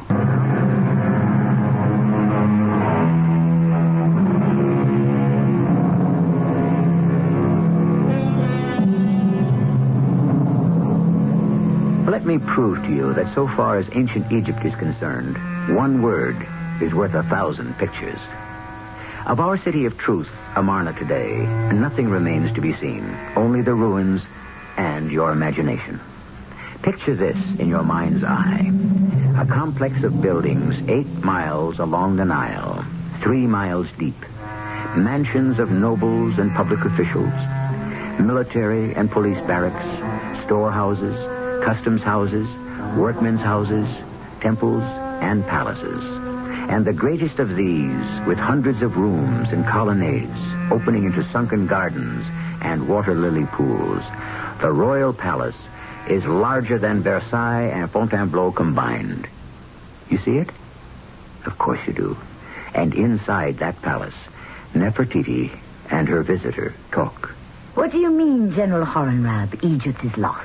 We must, without delay, launch a full-scale attack on the Hittites and wipe them out right at home before they can get their war machine started. We've heard nothing of this danger here in Amarna. Why didn't Thebes inform us? Why should they? You've got no friends in Thebes. Not one government official, not a nobleman, not a priest. You're mad. Yes, that's exactly what they say about Akhenaten and you, Nefertiti. Mad. In all the history of 18 dynasties, you both are the least liked of any reigning monarchs. Stop that. I, the Queen of all Egypt, have not given you permission to talk like that. Nefertiti, I am not a stranger. I am Hornrab, your general, supreme commander of the Eastern armies. Now, isn't this the city of truth? Or is the truth only for your subjects and not for yourself? I don't know why I make myself angry.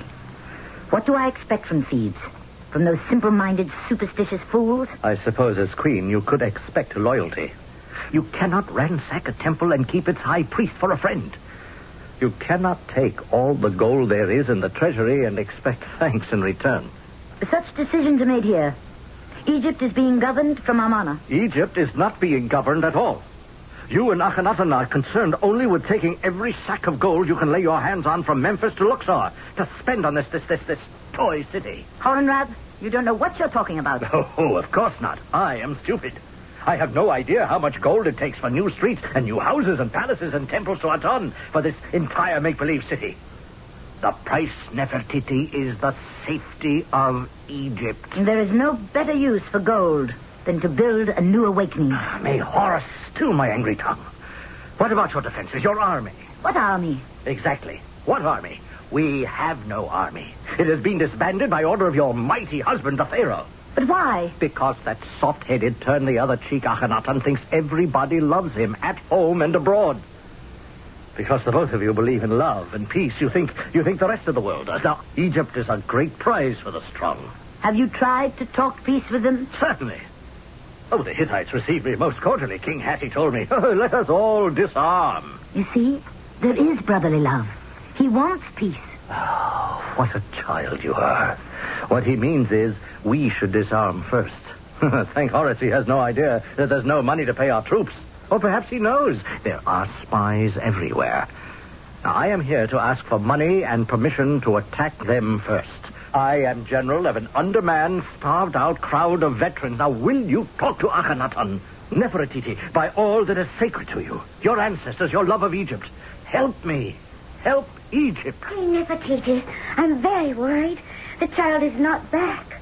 I hope she's still with the king. Of course she is. Her father wouldn't let her out of his sight. No harm can come to her. General Hornrab, thank you for the Persian kitten. It was thoughtful of you. If you will make yourself comfortable in the palace, I shall arrange for you and the Pharaoh to discuss your needs this afternoon. As you wish, Your Highness. I take my leave. Mariani, give me my blue turban. It's time for Tutmos, the sculptor, to arrive. Yes. I wish I didn't have to go through this nonsense. Well, why do you? It's all my husband's idea. He wants Tutmos to make an exact likeness, then have copies made and placed in every single temple courtyard in Egypt. I don't believe in such public notice, but my husband does.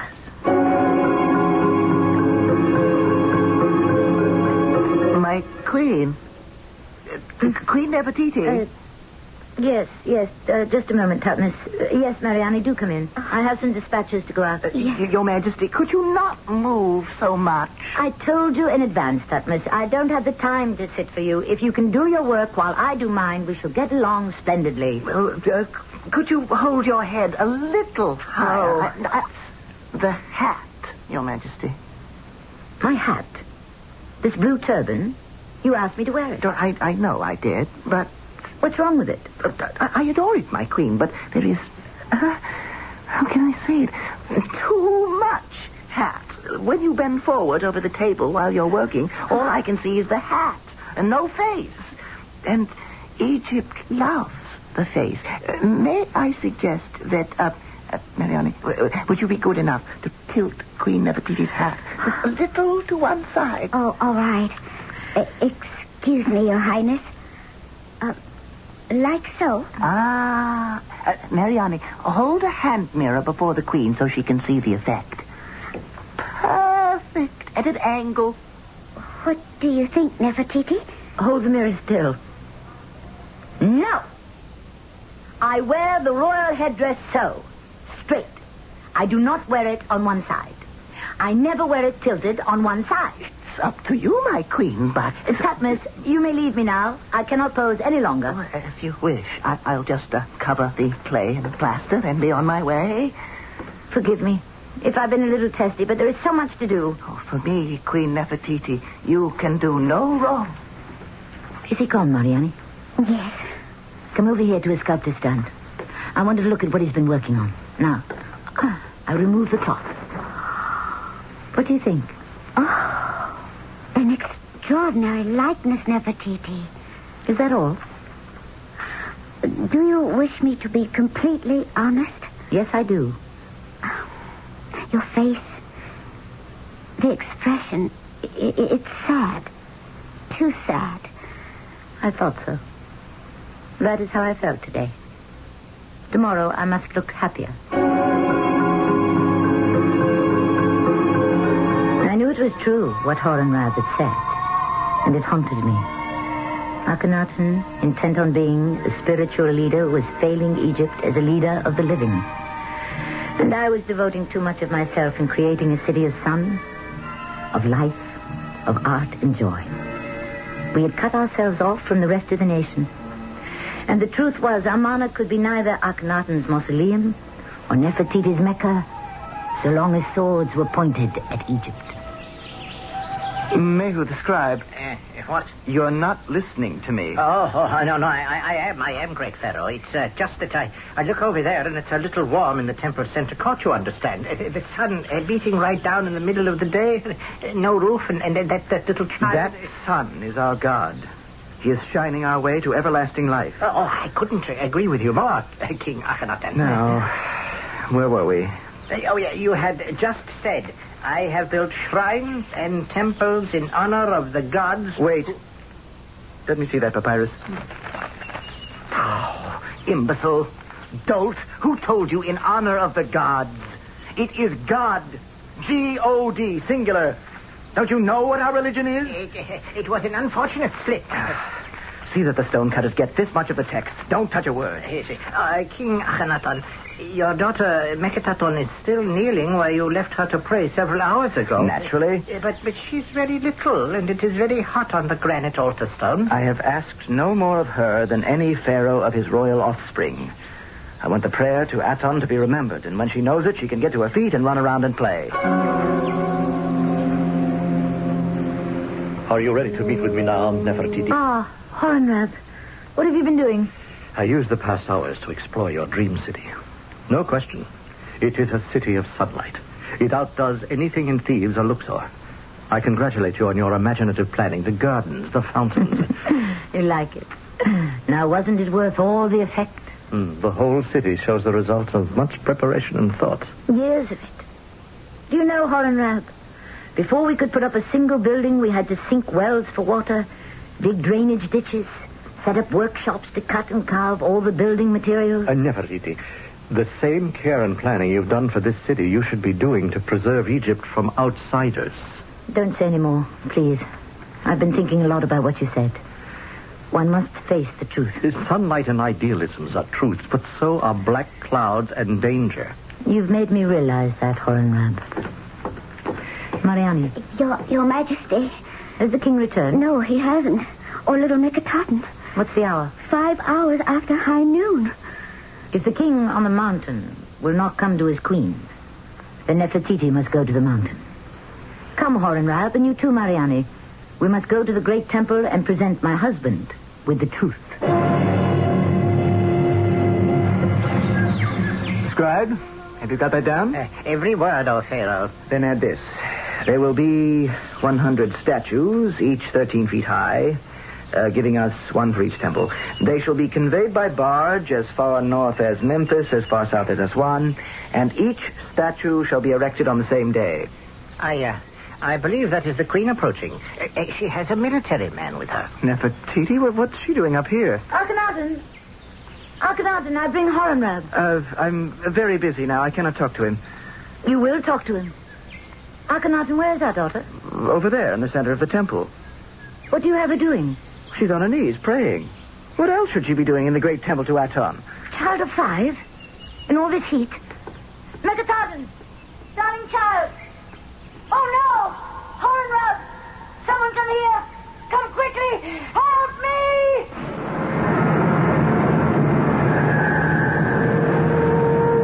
A little child kneeling at prayer in the blazing sun suddenly collapses.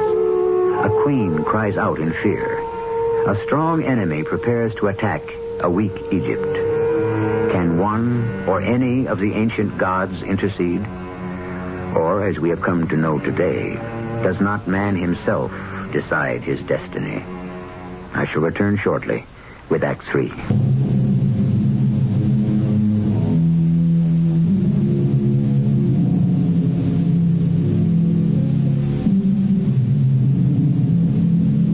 One of the sources of this story was dug up in Oman. Clay tablets of correspondence set down by a professional scribe and still decipherable. It enabled us to recreate this account of this beautiful, adored woman of ancient Egypt, married to a man of royal lineage who rebelled against the pagan worship and human sacrifice of his ancestors. For Akhenaten was the first monarch in Egyptian history to believe in one God. What God? What God would have permitted this? Mariana, I'll carry poor little body.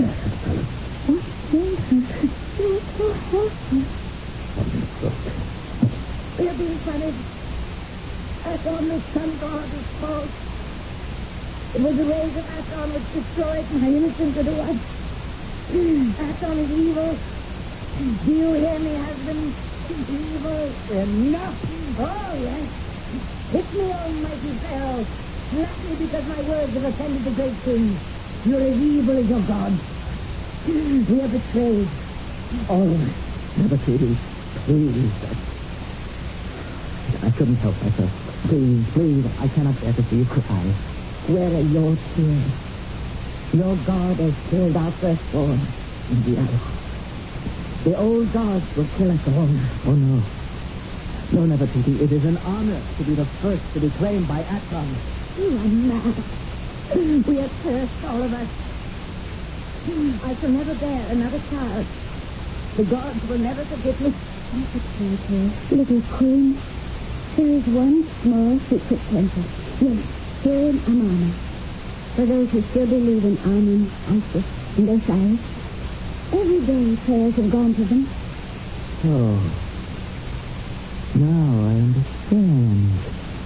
No wonder Aton, the god of the sun, has taken our child from us. So, there is a secret temple and secret worshippers under my very nose? Oh, they do not know what vengeance is. Now they will know. Go! The sight of you all seconds me. You're all unclean and unworthy to stand in this great temple in the sight of the sun. Go!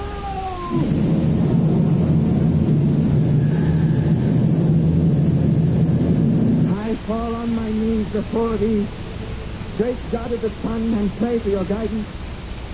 I thought we could show others by example. We would lead and they would follow. I was wrong. Forgive me. I have Be promised, I present. I promise thee, in the name of that dear dead child, that every picture, every statue, every tomb from one end of the Nile to the other honoring a false god will disappear. All will be destroyed. Forgive me, Aton!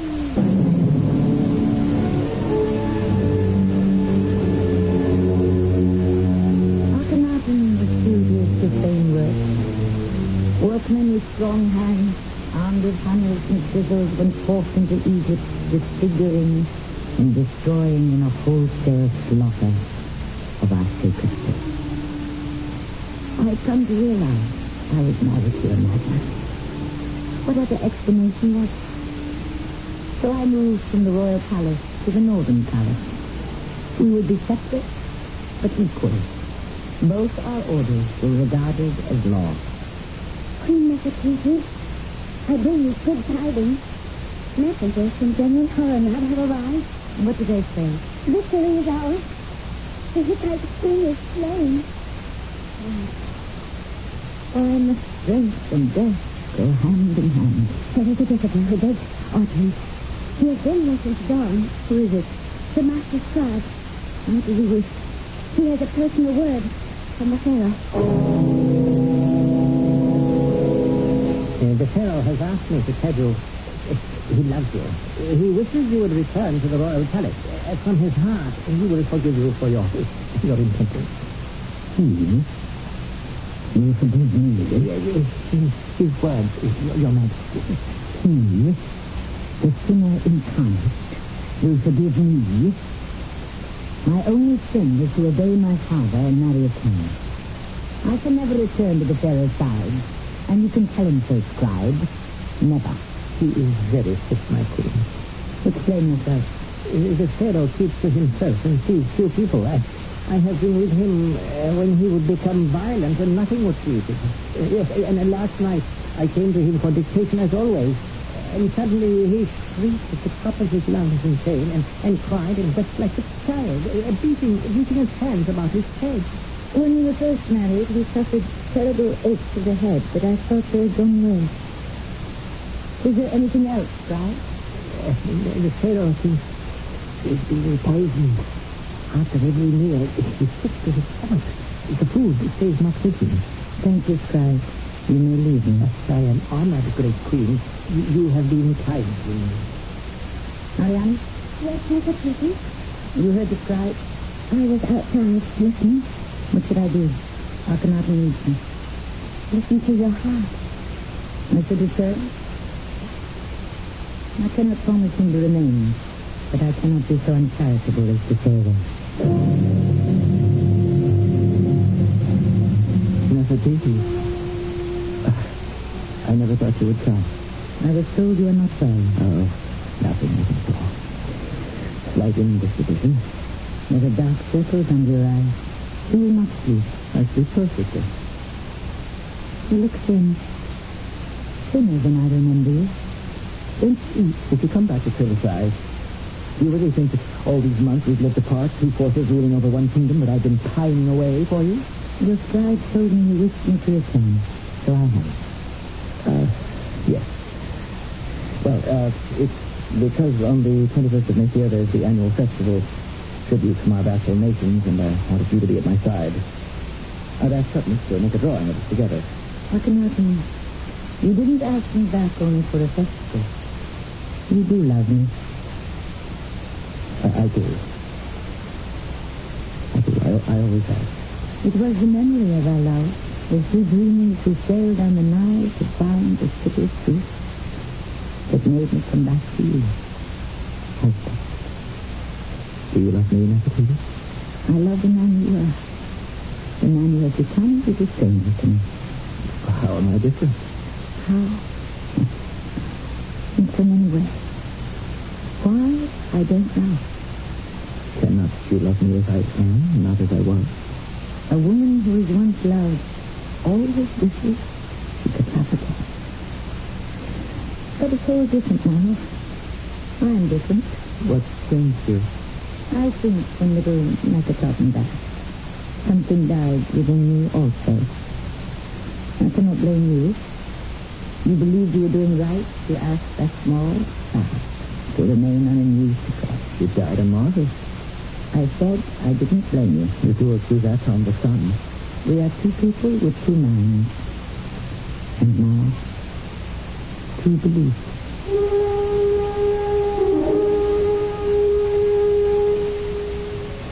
I returned to the royal palace. Not that my love for my husband was so great, but my fears for his well-being were greater. So I did his bidding and became his wife again. Welcome home to Nefertiti. Am I interrupting? Certainly. No. I was just staring out the window at the sky. The Pharaoh has asked me to sketch the two of you at the window appearances, welcoming the foreign vassal still. Whatever happened to that likeness you were doing of me some time ago? Oh, I hid it. When you went to the Northern Palace, the Pharaoh rampaged around here like a wild boar. I was afraid the box would be destroyed. Did you ever complete it? No, without you, I couldn't finish. A few more sittings could do it. Certainly. What if one day I came to your workshop and you finished the portrait of me in my blue hat there? You would come to my workshop? I would.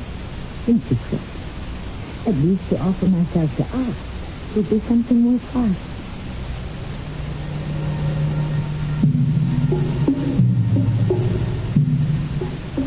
As I look back on it now, perhaps I was wrong. But I knew Patmos was a great, great artist. And so, for many weeks, I would go to his workshop and paint. Not only wearing the blue hat, but often for a portrait, wearing false letters at home. Oh, I'm tired, Nefertiti. Do you mind if I start working on the marble today? And standing still in one place in a little garden, Yes. When you're dressed, let us sit down and have a cup of wine. I cannot remain long, Patmos. The emissaries of our Supreme Commander have asked for an audience. You mean Horrocrat? He didn't come himself? Is that so surprising? Well, Nefertiti, there's always been talk about you and him. There always will be talk. Some people have nothing better to do.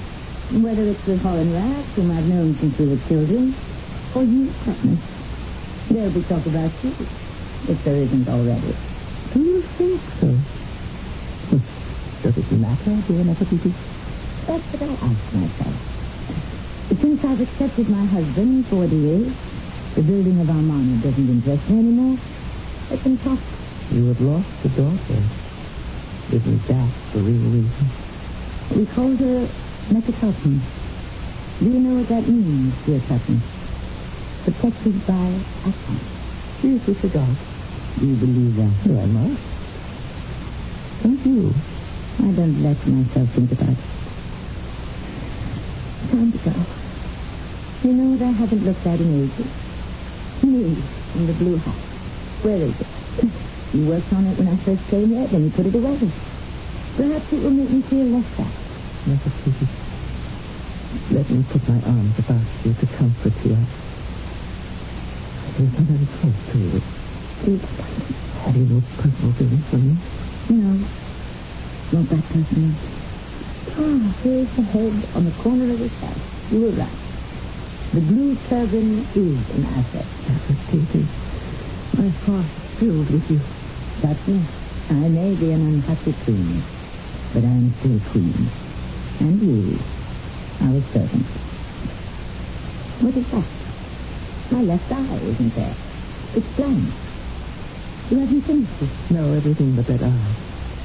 Certainly, complete the head and bring it to the palace. I'd like my husband to see it. My queen, you do not know me.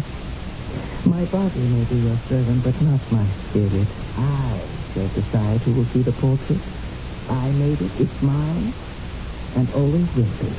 I command you to paint in that left eye and bring the finished work to the palace. I shall not. You would leave it like this. Disfigured. You have disfigured me.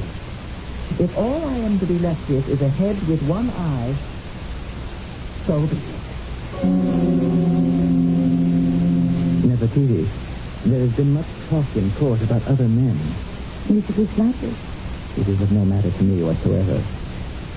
I have no feeling for you. And where is all that love and easy towards me so that I would return and live with you? Gone. Perhaps it never existed. How sad. I know my love for you did exist once. What do you wish? We must have more children. We have that in common and several little girls. I want more children. What night do you wish me to come to you? You never asked me that when we were first married. I did not know that my firstborn little girl would be taken from me so soon. Not to teach her about life. So close for her. Never to hold her to my breast. Love her. Pick her up and kiss her. Kiss her. All that has been taken from me. I have been robbed of that love. You will come to me tonight, Nefertiti. Leave the past alone. What is broken cannot be mended.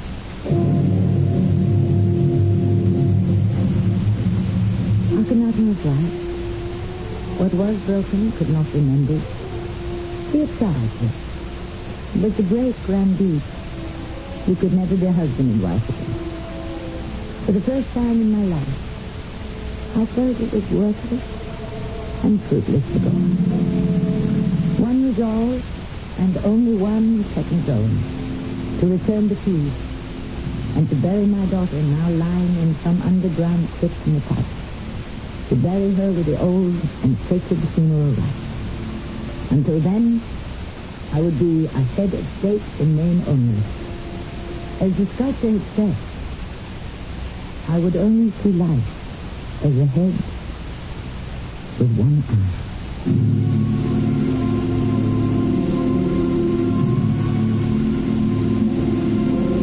It's pure conjecture why the left eye of the famous bust of Nefertiti is missing.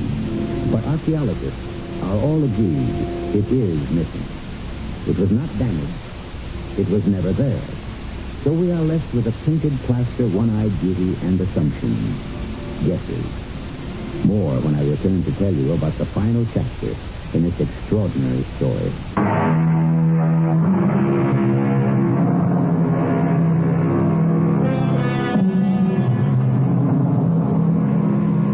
There are those who may believe our account is fiction.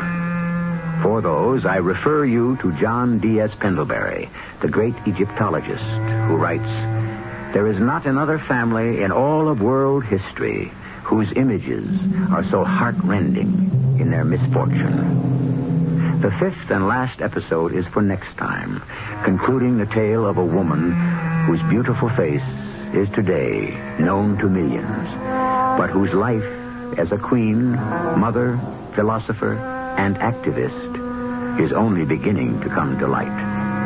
Our cast included Tammy Grimes, Russell Horton, Evie Juster, and Earl Hammond. The entire production was under the direction of Hyman Brown. And now a preview of the next exciting drama in our 5-part anthology of Egypt's Golden Age, starring Tammy Grimes. You don't understand. Get away from me. Come down from the steps. I don't want you near me. Don't you understand? You don't know me anymore, please. I'm standing here on the top step. Don't you come any closer. It's your bed, dearest one. We are husband and wife. Stay where you are. Failure is written all over you. Enemies around you, enemies at home. What is your god Aton, the sun, done for Egypt? Do you know what I have hidden behind this curtain? There. Look. There they are. My gods. Thoth, the standing baboon. Sobek, the crocodile. They protect me. You traitor. What has he done for us, your one god? Where is he? I am Aton. I am God. This is E.G. Marshall inviting you to return to our Mystery Theater for another adventure in the macabre. Until next time, pleasant dreams.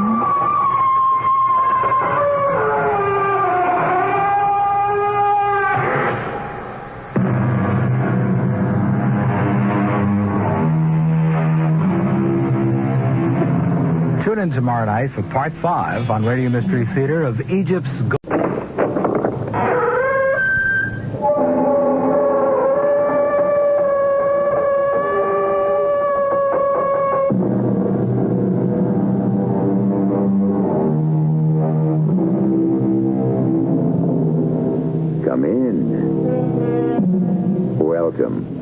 I'm E.G. Marshall. I'm sure you know by now that the door you have just entered leads to a strange world, a land of forbidden fancies, peopled by giants and pygmies, kings and cobblers, saints and sinners. Happy children play in its streets, while just behind lurk iniquitous monsters. Unspeakable crimes are committed here, and acts of breathtaking valor. You are the sovereign in this place. It is the realm of your own imagination. Our story this time searches one of its deep recesses, the hidden place of fear.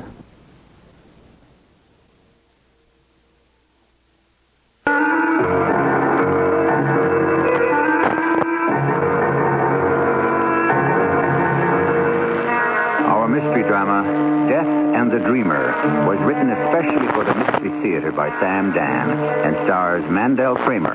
Radio Mystery Theater is brought to you in part by Pinnacle Books and will continue in a moment.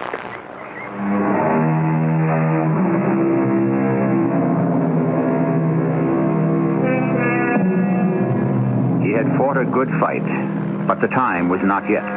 The foreign powers who owned and dominated most of Italy, the French and the Austrians, had beaten him finally. They had decimated his army, destroyed his health, and forced him into exile. He was in his 40s. His hair was gray, his body was racked by the hardships of a soldier's life, and now he was living in a strange land, America. Generous, freedom-loving America extended its hospitality.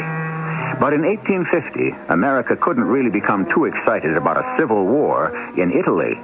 We were getting ready to have one of our own, and so the hero was beginning to face some practical problems. General Garibaldi. Of course. You're exactly like your picture. It all depends on how old the picture is.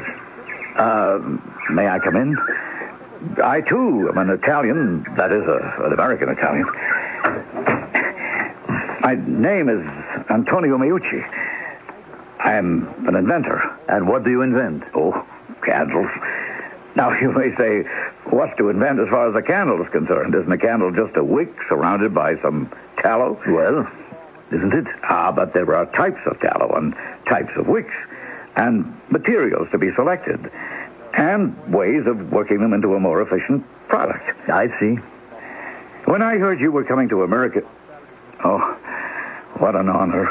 Giuseppe Garibaldi, Italy's greatest patriot. You are much too kind. I must do something for this man, I said to myself, and to my wife.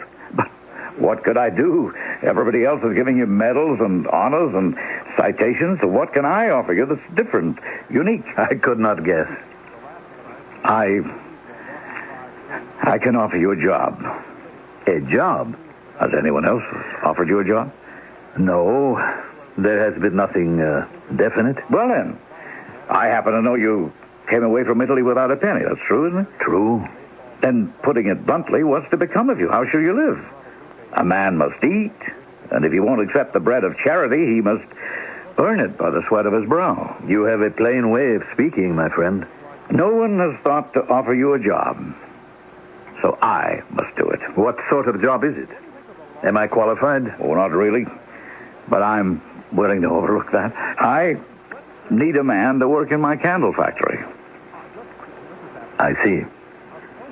I wish I had something better, more worthy of your magnificent talents, but I understand. You know, now that I've actually put it into words, I'm sure it sounds ridiculous. The great Giuseppe Garibaldi, a worker in a candle factory. I will take the job. You will? Do I have an alternative?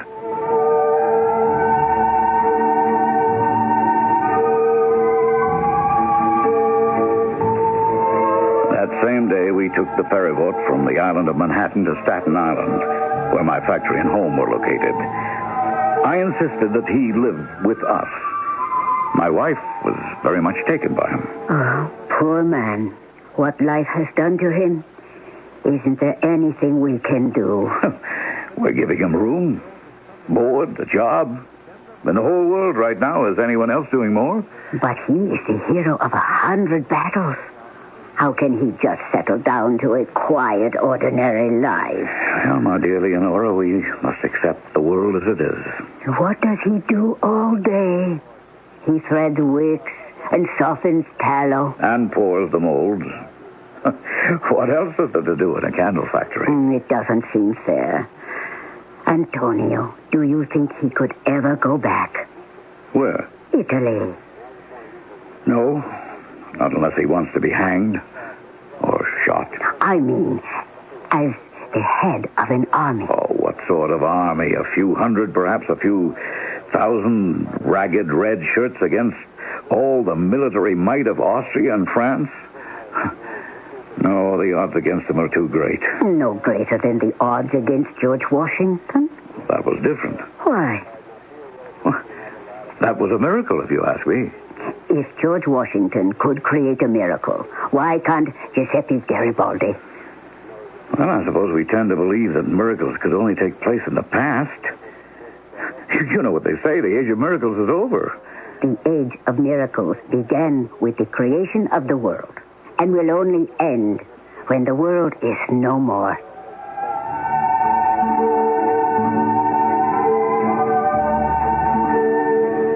She's a very good woman, my wife.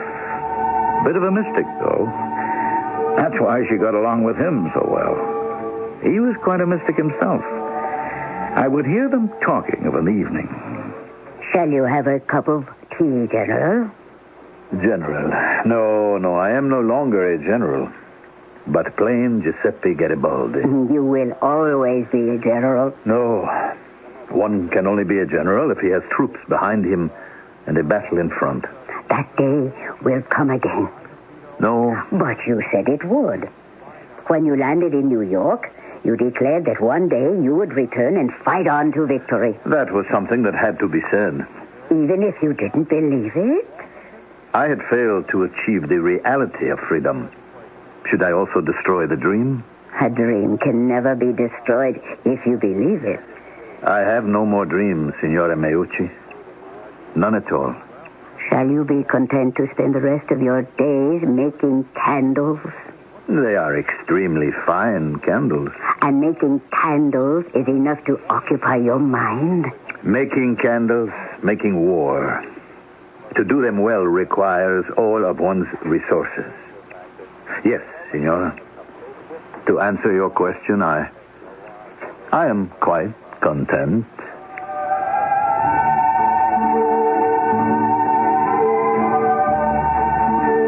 He said so, and you would think so. But it wasn't true. Because one Sunday I happened to go down to the docks to see about some merchandise. And there he was. Some sailors were unloading their ship. He went up to an officer, and I could hear him say... Scusi, I do not speak more English. I am seaman, able seaman. I am looking to sign on.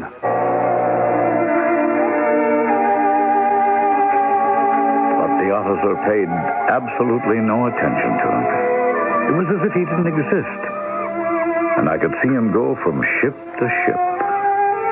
It was the same everywhere. Sir, Captain, Padron, I am a sailor. I am looking for... I need... Please listen, I will work. I will labor for no money. Do not pay me, just take me aboard. Let me work, let me sail.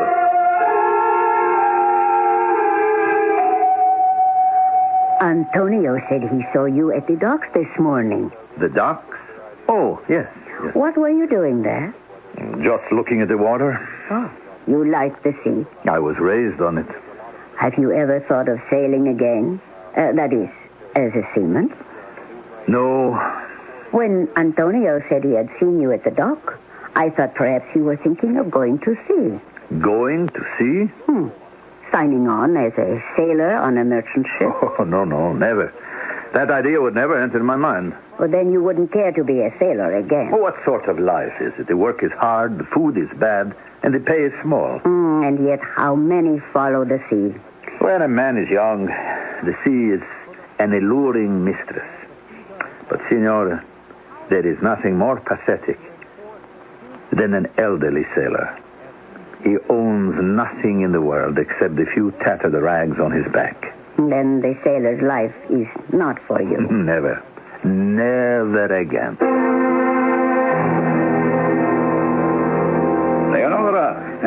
Am I late for my dinner? No, you are early. Good. Was the general not home yet? No. I wonder where he can be. I am sure he is down at the docks. He doesn't want us to know about it. You know, if he's unhappy here, I wish he'd say so. Perhaps we could find something else. There is nothing else he can do. He knows 3 things in his life. How to lead a revolution, how to sail a ship, and now how to mold candles. There are no opportunities for revolutionists at the moment. No jobs for sailors, and so I'm afraid he must stay in the factory. But what makes you think he's down at the docks? Come with me. I'll prove it. There he is. Where? He's looking at that Portuguese fishing boat. Fishing boat? I must say he's lowering his sights. Look, he's trying to talk to that man. I think it's the captain. Let's move up a bit closer. But don't let him see us. He doesn't want us to know. Captain, listen. I need a berth. I'm an excellent navigator. See how well I speak Portuguese? That is because I spent many years in South America. The captain isn't even listening to him. He doesn't seem to be impressed. I am a good man, and you can have me cheap. You can have me for nothing. Do you understand? I will work for nothing. Let's go home, Antonio. General Garibaldi, may I speak frankly? Is that another way, my good signore? I know life here must be dull and boring for you. Oh, say rather it is restful. I can understand your desire to go to sea. What makes you think I want such a thing? Oh, please. Evidently, you consider this a rather delicate matter. I certainly have no wish to pry, but... Signora Meucci. I have an uncle who is associated with a merchant in New York. This man has a small fleet of ships. We could put in a word. It is a much better way to get what you want. Signora, when have I gone to the docks to look for a berth? When? And why would I go? I have told you. There is nothing more pathetic than a gray-haired sailor. To seek a berth on the ship at my time of life? No, I may have lost many things in this world, but I'm sure I have still kept my sanity. But then you weren't down at the docks looking for work. I already have work, Signora, in your husband's factory. Well, then, I suppose it wasn't you that I saw down at the docks. Of course not. I am afraid you confused me with somebody else. Perhaps. I probably did.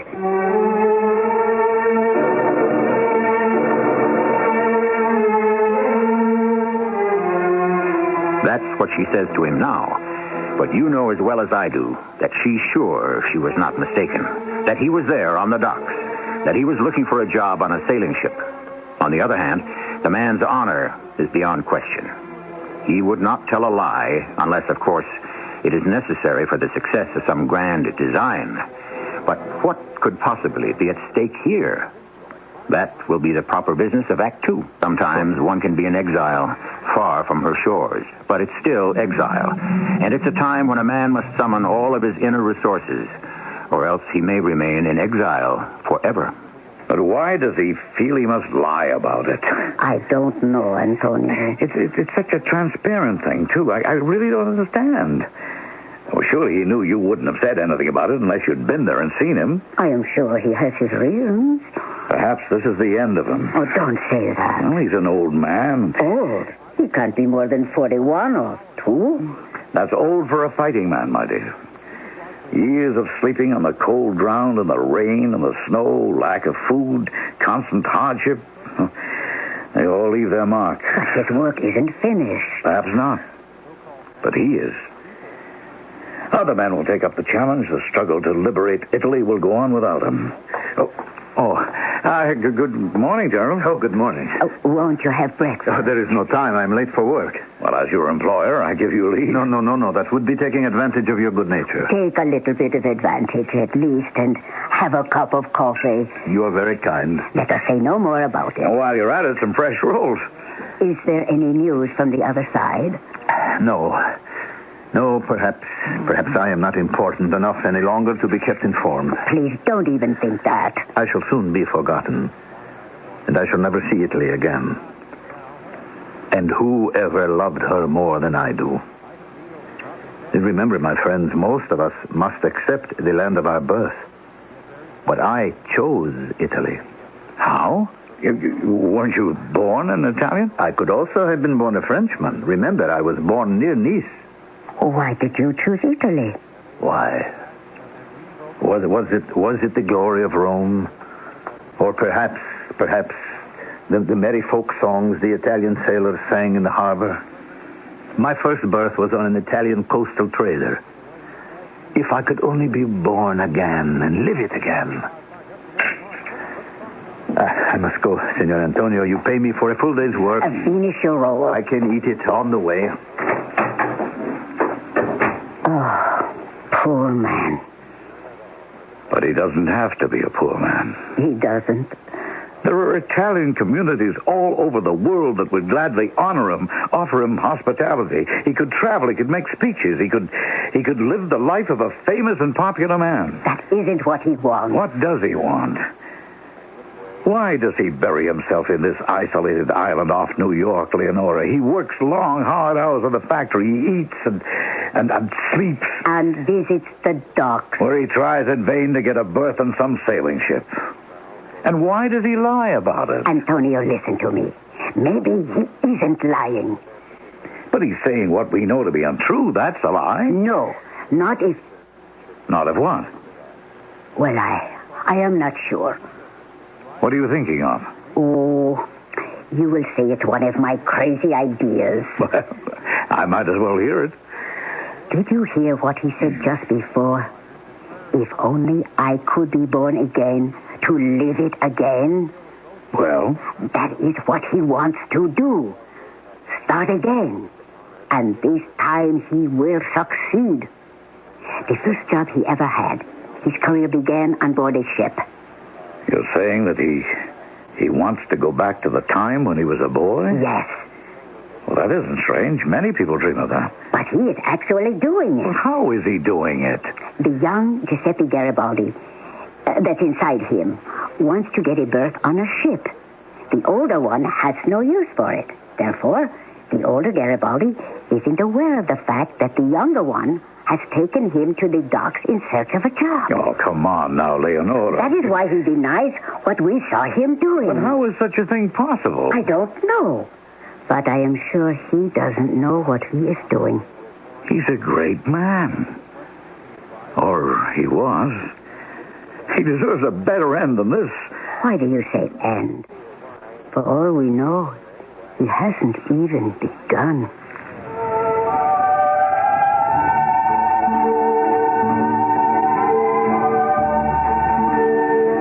She certainly has unique ideas, my wife, Leonora.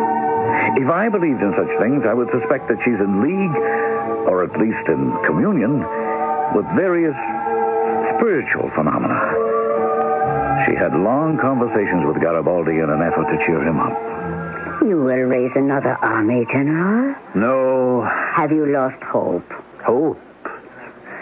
I've lost something more important.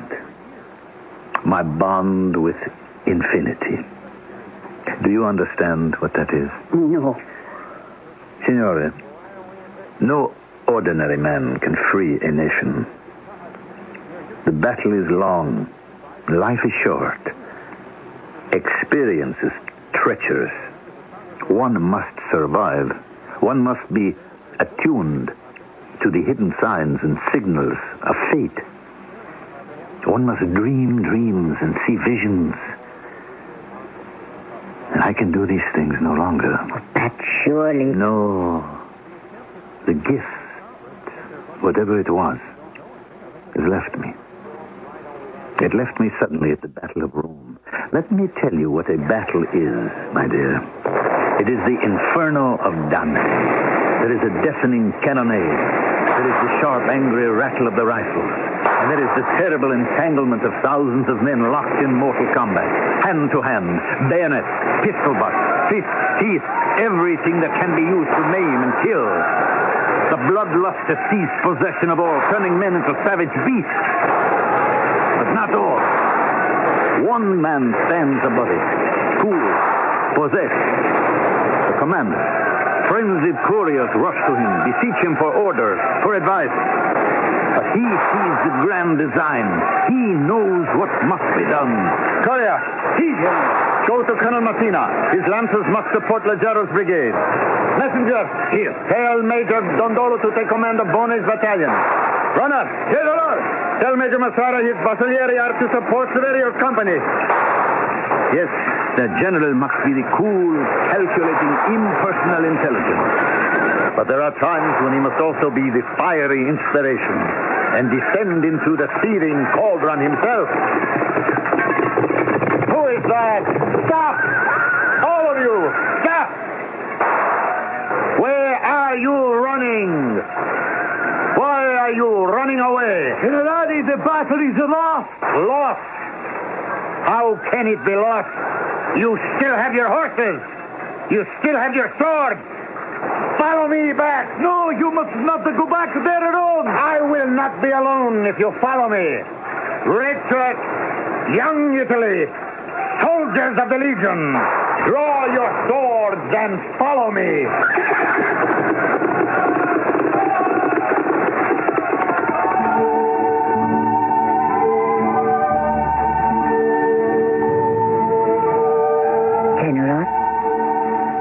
General. Oh, yes. I was lost for a moment. But you see, my dear Signora Meucci, mortal man cannot achieve his destiny unaided. How can he achieve the clarity of vision? And how can he be sure the bullets will miss him? After all, he must live long enough to perform his mission. But how?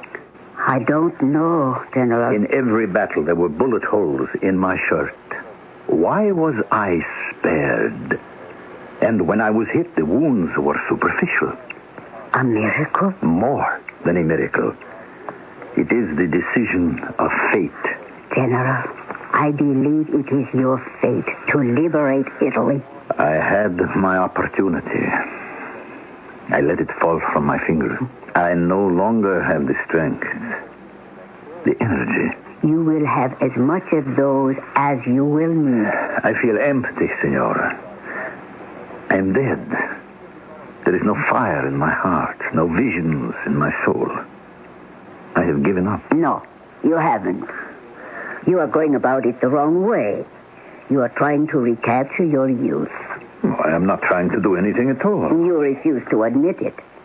The end of youth is not the end of the world. You call the revolutionary movement Young Italy. Why just Young Italy? Because only Young Italy has the strength to prevail in the field. But in order to prevail, you will need all Italy. Young, old, men, women. You must no longer be just a commander of soldiers. You must become a leader of the people. I must go to work now. To the candle factory. It is honest labor. Yes. General, tell me, please, what has happened to you? I have been betrayed, Signora. I have been victimized by other men's stupidity, cowardice, ambition. Others have faced the same misfortunes and were able to rise above them. Yes, I know. But, Signora, they were able to do something that is denied to me. They were able to dream. This is the loss that has destroyed me. I am able to dream no longer.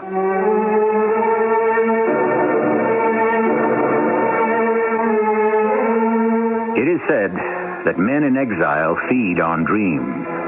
But when dreams are denied them, how can they be sustained?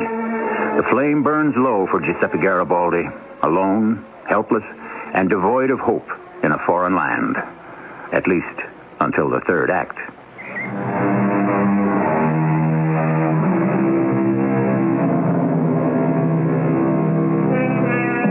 The deed itself is usually done with quickly. It is the dream that produced it that may have lasted for almost a lifetime. Most of the great happenings of history, what were they in reality? Only someone's dream that came true.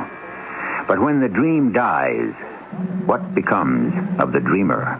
You say you can dream no longer, General. Yes. Have you ever wondered why? Does it matter? Is it possible you're afraid to dream? Is it possible? Yes. Ah, then it exists only in your mind. No, Senora, it exists in my heart, in my soul. I'm sick of it. I can say this now. I am sick of it, sick of the slaughter, of the agony. And does it surprise you? No. My dream was a free, united Italy. Very good. But what has it brought to those who followed me? Misery and death. And what has it done to me? I gave the cause everything. My youth, my strength, and finally, my wife. Your wife? Yes. What happened? Oh, please, Senora, I would rather not speak of it. As you wish. Why does everyone feel they have the right to ask me the most intimate personal questions? I'm sorry. I didn't intend to... How much more am I expected to give up? Oh, please, General. And do not call me General. I am plain Mr. Giuseppe Garibaldi. I work as a laborer in a factory because I am not fit to do anything else. May I make you a cup of hot tea? And do not try to humor me either. Oh, Senora, please forgive me. I do not know what has come over me lately. I'm not myself. No, it is all right. No, it is not. What right do I have to abuse good people who are kind to me? I understand. Believe me, I understand. It is that I am homesick. And I know I will never see my Italy again. Oh, but you will. I am sure of it. Yes. Well, I must go to work.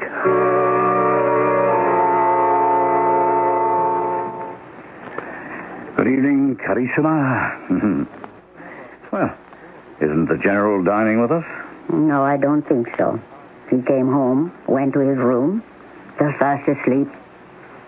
You know, I'm worried about him. He doesn't look well. What do you think? I agree. I think he's ill.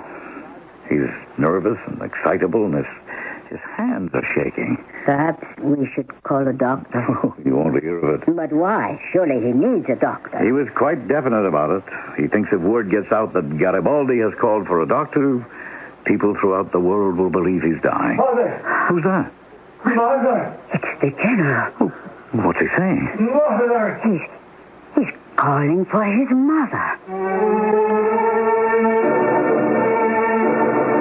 For a moment, we sat there frozen with apprehension. The voice of Garibaldi was calling for his mother. Then we ran into his room. We didn't know what to do. We just stood there and listened. Mother, don't. Oh, please, Mother, do not leave me. I will do anything you say. Do not leave me. You must wake him. General.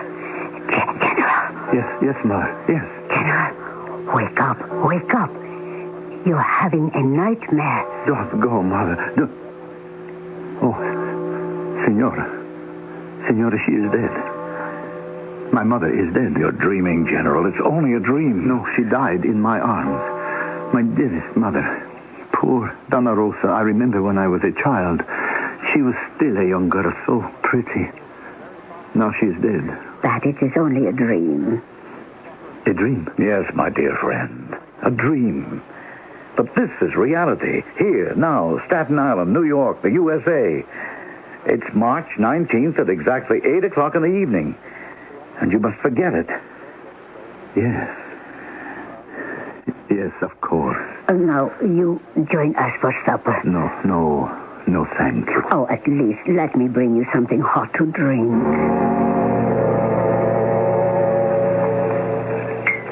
This is very kind of you, Senora. No, you are looking so much better. May I say something? You said that the terrible thing was you could dream no longer. You remember? Yes. That just before, you did have a dream. It was no dream. It was a nightmare. I have no shortage of those. Indeed, it is what all of my dreams have become. Oh, I am sorry. Senora, they say that fortune favors the brave. But I am brave no longer. I can't believe that. It is true. I refuse to believe that Giuseppe Garibaldi is a coward. There are two types of men who choose not to be brave. The first is the coward. He is afraid. The second is the wise man. He is prudent. He adds up the cost of bravery, and he decides the price is too high to pay. And you have arrived at that decision? Yes. Both of us have accepted it. Both of you? Both Garibaldi, the young one and the old one. Oh. He no longer torments me, the young one. I have convinced him the struggle is no longer worth it. But Italy must be liberated. Men like me, Senora, we were born to be dreamers. When we can dream no longer, we die. And I am already dead. No. You're alive. You're strong. Vital. No, Senora. It has all been drained out of me. I told you I had given everything to the revolution. Even my wife. You asked me how she died. Oh, I'm sorry. I shouldn't have pried into your personal life. No. Let me tell you. I am leaving Rome. Whoever wishes to carry on the struggle, let him come with me. I can offer him neither food nor lodging nor money. I can only offer him hunger and thirst and battles and death. All who have the name of Italy not only on their lips, but in their hearts. Let them follow me. You must hurry, Generale. This way your horse is ready. Thank you, Medici. I must not turn around to look. But do any follow? They all follow, Generale. Here. Now, we must turn down this street. It is the surest way out of the city. Who is this? Anita, what are you doing here? Medici, how did she get here? You mustn't blame our good friend, my dearest.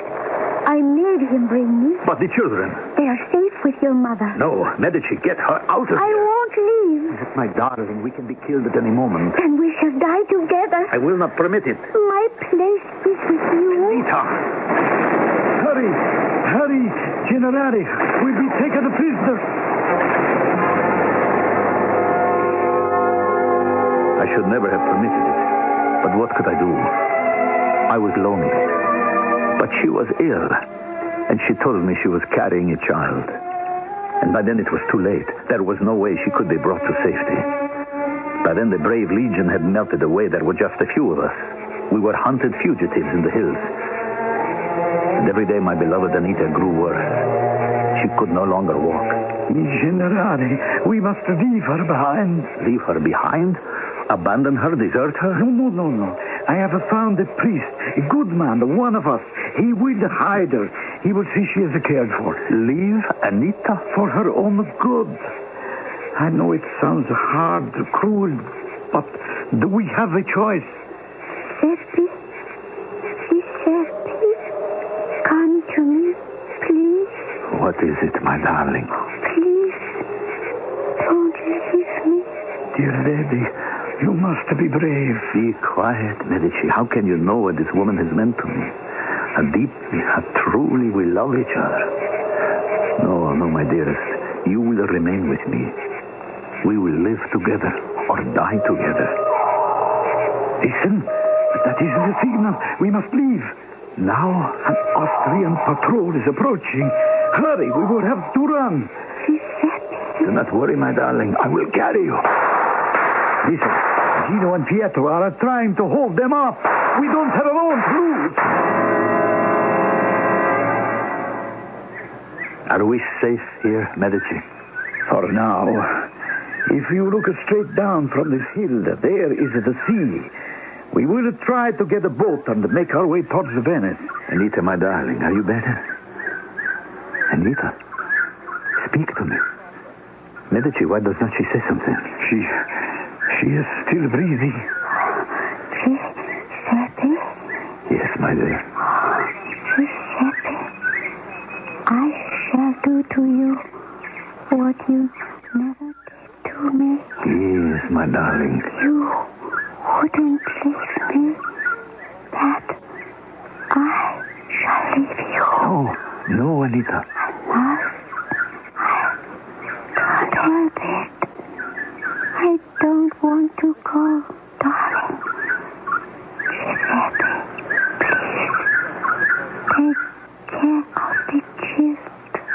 You know I will take care. Rita.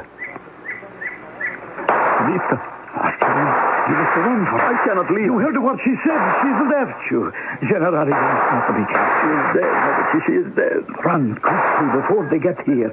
I promise you, my friend, on my word of honor, she will receive a decent Christian burial. Medici, how can all anyone can do for her now? Run!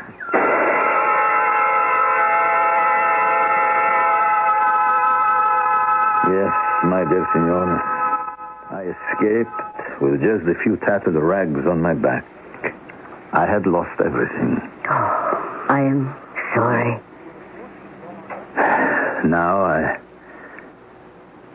shall go make more candles.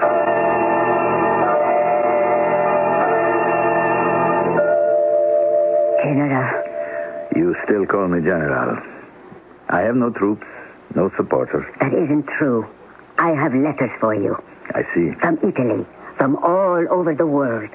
People call to you. Let the movement rise again. But fate has not called to me. Fate has not sent me the sign. You truly believe that, don't you? Yes, and so must you. Just a moment. Yes? Excuse me, per piacere. I was told a certain Giuseppe Garibaldi lives here. I know that voice. It is Medici. Generale. Generale, it is you. Signor Meucci. May I present Captain Medici, my close friend and comrade in arms? Your servant, signor. What news from Italy, my friend? From Italy. There is all kind of news. Some good, some bad. Oh, when was it ever different? The people are waiting. I know, but I no longer feel able. Medici, you have known me long enough to understand what is in my heart. To be a general, one must feel as if he has been chosen. And I no longer... Enough of that. What else? My children. They are thriving. I can trust my mother to take excellent care of them.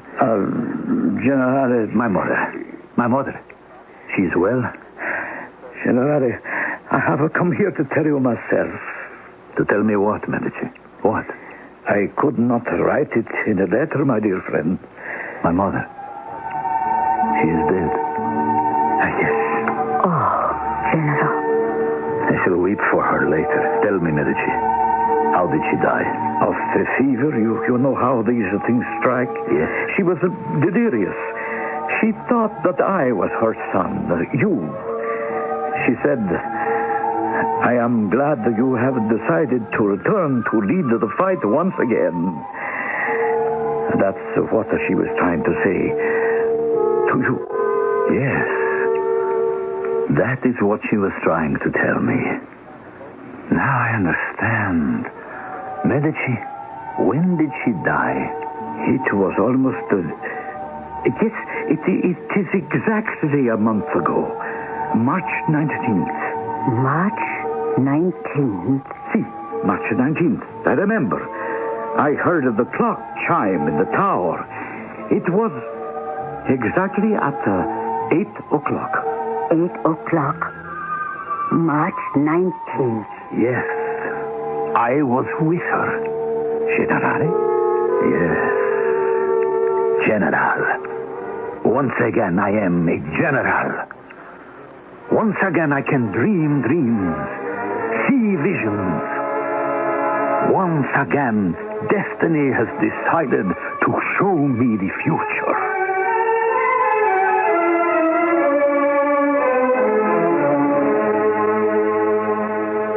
And it was quite a future. He returned to Italy and finally freed his beloved country from all foreign usurpers. Giuseppe Garibaldi. His name will live forever as Italy's greatest hero, and perhaps also as a part-time candle maker on Staten Island, New York. An addition to our tale shortly. I remembered my lucky surefire fishing lure. But you know, I think I forgot my body. Don't forget your body. remember Rexall vitamins. Help resist illness. Eat the right foods. For supplement, remember Rexall Vitamin C. Don't forget your body. Remember Rexall vitamins. Rexall Vitamin C. Now only $1.69 at participating stores. You can save gas and avoid the high cost of public transportation if you invest in a West Point bicycle from True Value Hardware stores. Hi, Pat Summerall to tell you right now they're offering a wide selection to suit every taste and budget. Choose from sleek-style lightweight racers in 10 or 12 speeds, or a sturdy 3-speed touring model. All have rugged steel frames plus the features you want most. They're designed for dependable quality and performance. And West Point bicycles are sold exclusively by participating True Value Hardware stores and home centers. If you're in search of mysteries, where things are seldom what they appear to be, sooner or later you'll find Raven House. Welcome to Raven House. But beware, once you enter, there's no turning back. Raven House paperbacks have more ways to keep you in suspense than you could ever imagine. No! And each murderous crime is committed in its own devious way. So just when you think you've cracked one case, there's a whole new mystery waiting to be solved. Jane, quick, call the... Remember, Raven House mysteries are so engrossing, you can't help but let the mystery take over your life. New Raven House mysteries are published every month. Which one will claim you as its victim? If you're clever enough, you'll find Raven House mysteries wherever paperbacks are sold.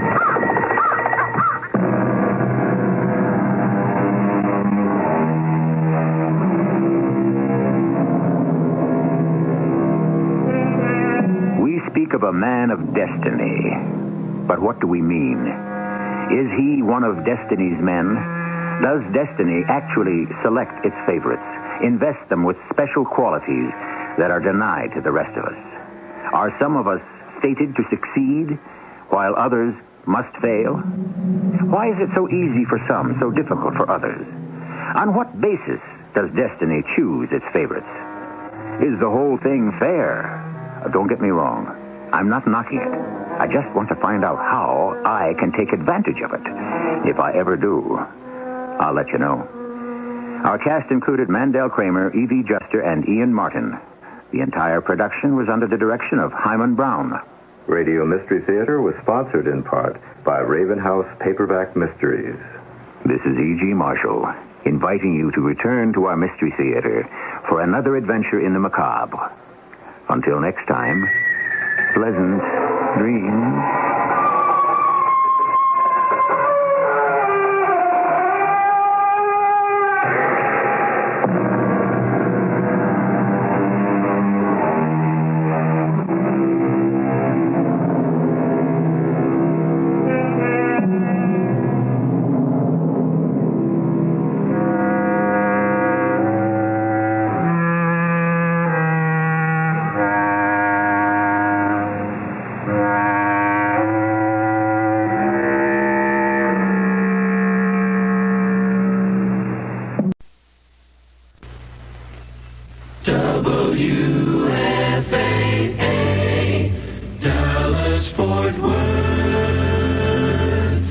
CBS Radio Mystery Theater presents...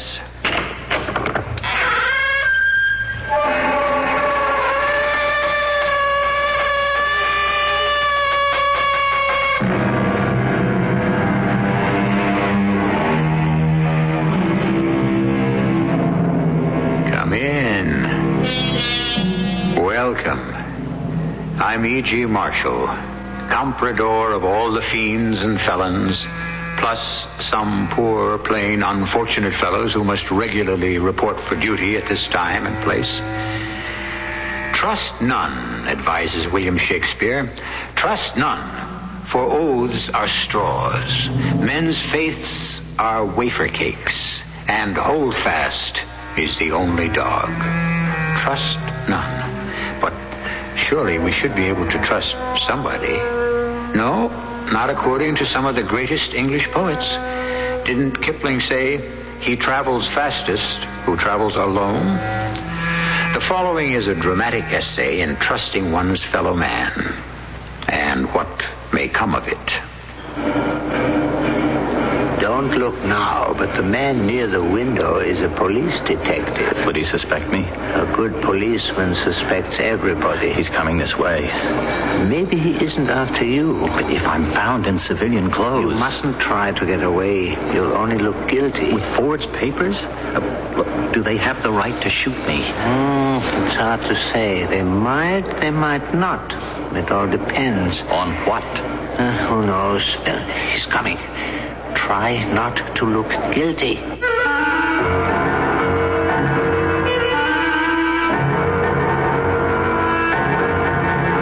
Our mystery drama, Overnight to Freedom, was written especially for the Mystery Theater by Sam Dan and stars William Redfield. It is sponsored in part by Buick Motor Division and Anheuser-Busch Incorporated, Brewers of Budweiser. I'll be back shortly with Act One. To the man who bought the Skyhawk, to the girl in the Century, we're glad you like your Buicks, glad you set your spirit free. And to the family from Ohio, to the folks up in St. Paul, nice to see you join us, nice to see you all.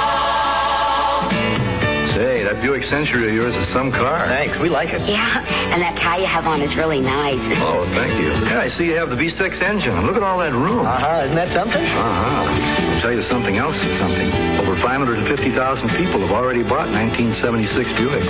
I bet they're really nice people. Do you think they'd like to come over for dinner? All 550,000 of them? Well, I suppose we'd have to borrow some folding chairs. Yeah, wait a minute. Your mother has a couple. Yeah. It's nice to see you join us. We're glad it came to be. Nice to see you join us. Glad your spirit's free. Buick, dedicated to the free spirit in just about everyone.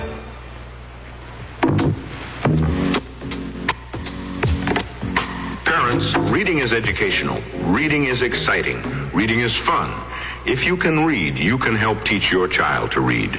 Help your child create his own picture book. Join him or her in cutting out pictures you both like from magazines. Then paste the pictures on sheets of paper. Help arrange the pictures to form pages of different chapters. Some chapters might be called Daddy and Mommy, or Things I Like, or What I Want to Be, or Places I'd Like to Go. More than just being fun, putting the pictures where they belong will be teaching your child to organize and classify information.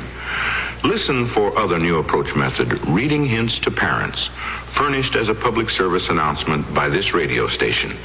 For further ways you can help your child, write the New Approach Method Incorporated, Post Office Box 1303, Trenton, New Jersey, 08607.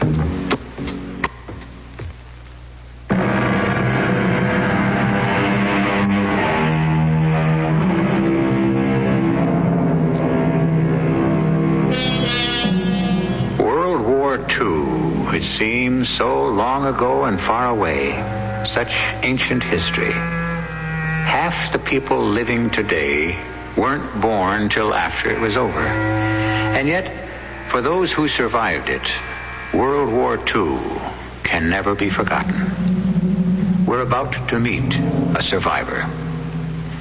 The year is 1943.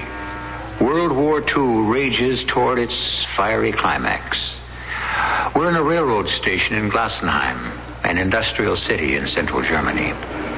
A young man who appears to be a French volunteer from the cut of his clothes is sitting on a bench. He is whispering something to himself. The Café de la Paix on the Rue Napoleon. Ask for Mr. Lafayette. The Café de la Paix on the Rue Napoleon. Ask for Mr. Lafayette. No, or is it the Café Napoleon on the Rue de la Paix? Or the Café Lafayette on the... No, I had it right the first time.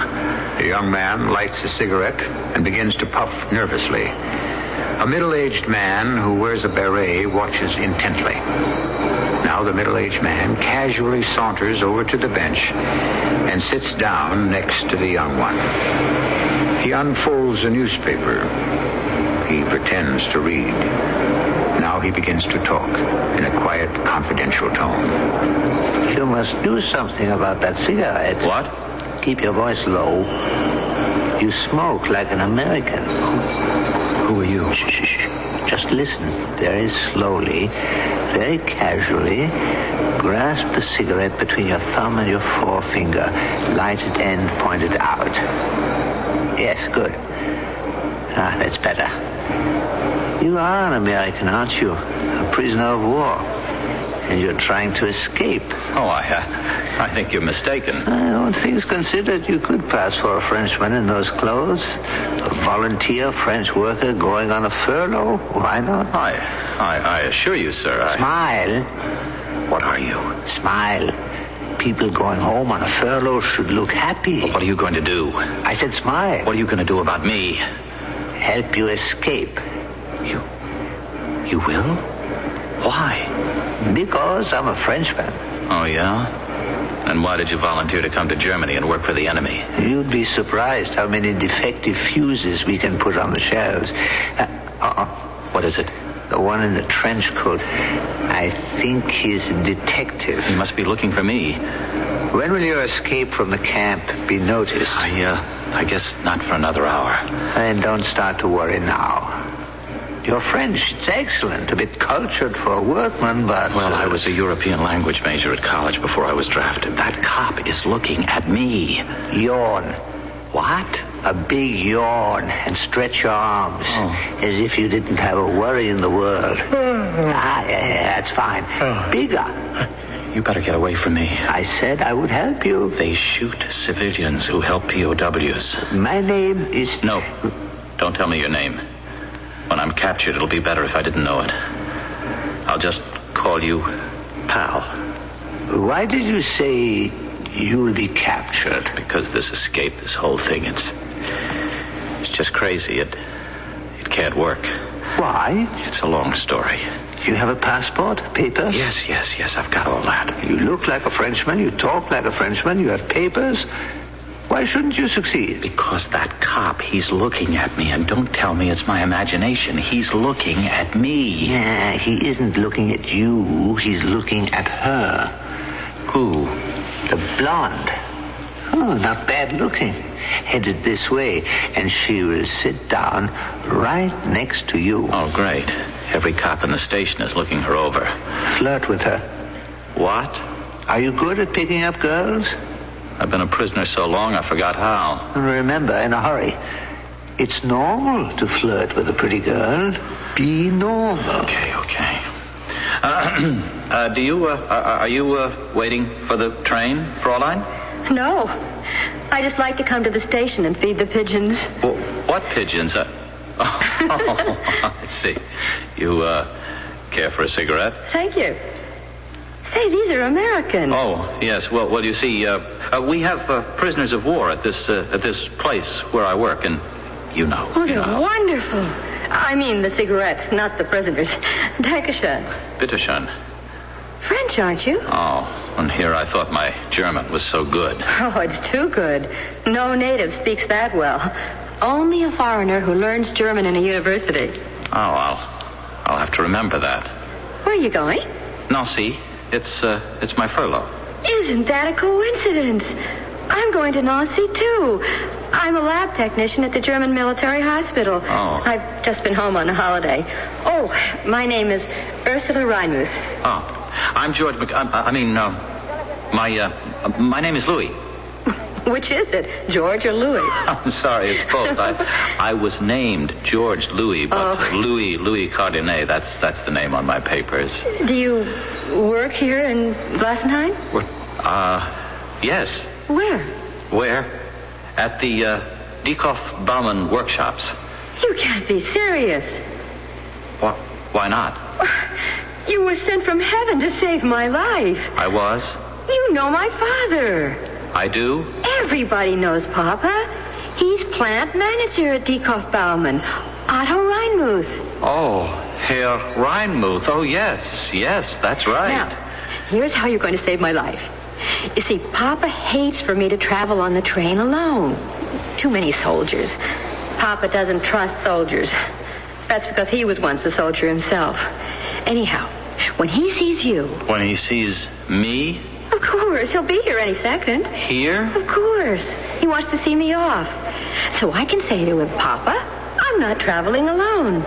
I'll be with one of your own workmen, Louis Cardenet. Oh, will Papa be glad to see you. Look, could you excuse me, please? I have this terrific toothache. I better go to see if I can find something. Oh, you won't find anything around here. But I may have just the thing. Little bottle of cognac right here in my bag. Ah, yes. This'll fix it. Take a sip. Oh, but I... Say, I'm a medical technician. I know what is what. There. Isn't that better? Now, let's save some for later. Do you, have a compartment? No, I mean, you're going to stand up in that crowded corridor all night? Well, I guess the military get the priority. Well, I'm in a compartment. And as soon as somebody gets off, why don't you just come inside? I rode in the corridor coming home. 50 people packed in that narrow space. Hey, the train's coming. We better go to the platform. Oh, no. We have to wait for Papa. Oh, what could be keeping him? If he doesn't hurry, he'll miss us. Oh, that would be terrible. There's Papa. Just come in the door, see? Look, I have to. I promised I'd help my friend with this luggage. Oh, no, I'm holding on to you for dear life. If he sees I'm traveling with you, I can leave without one of his famous lectures. Can't he just curl your hair, though, when he gets started? But look, Isn't that typical? He stops to talk with that fellow near the window. Papa knows everybody. Listen, you have got to be a good, reliable fellow. Otherwise, you'd never have earned a furlough. And that means you're one of Papa's favorites. But we'll miss the train. There's plenty of time. I'll make him hurry. Papa! Papa! Over here! Oh, when he gets involved in a conversation... Look, could you help me out? Help you? I know I don't have the right to ask, but sometimes you meet someone for the first time and you feel that you... I don't know how to explain. Well, maybe you don't have to. Papa! Over here! I'm over here! I don't want your father to see me. Papa, hurry! What did you say? I'd rather he didn't see me. What do you mean? Look, I had to work overtime to get the furlough, and it got to be so late last night that I just couldn't finish the polishing of several outer casings. Oh. I mean, it's nothing serious or even important. No one would even notice. Oh, Papa would.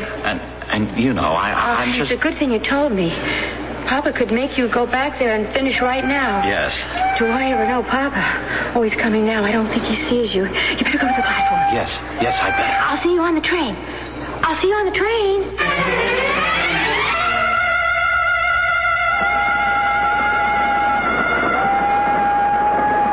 And so far, not bad, huh? Oh, yeah. See how you used your head with that girl back in the station? I never thought so many people could jam into a corridor.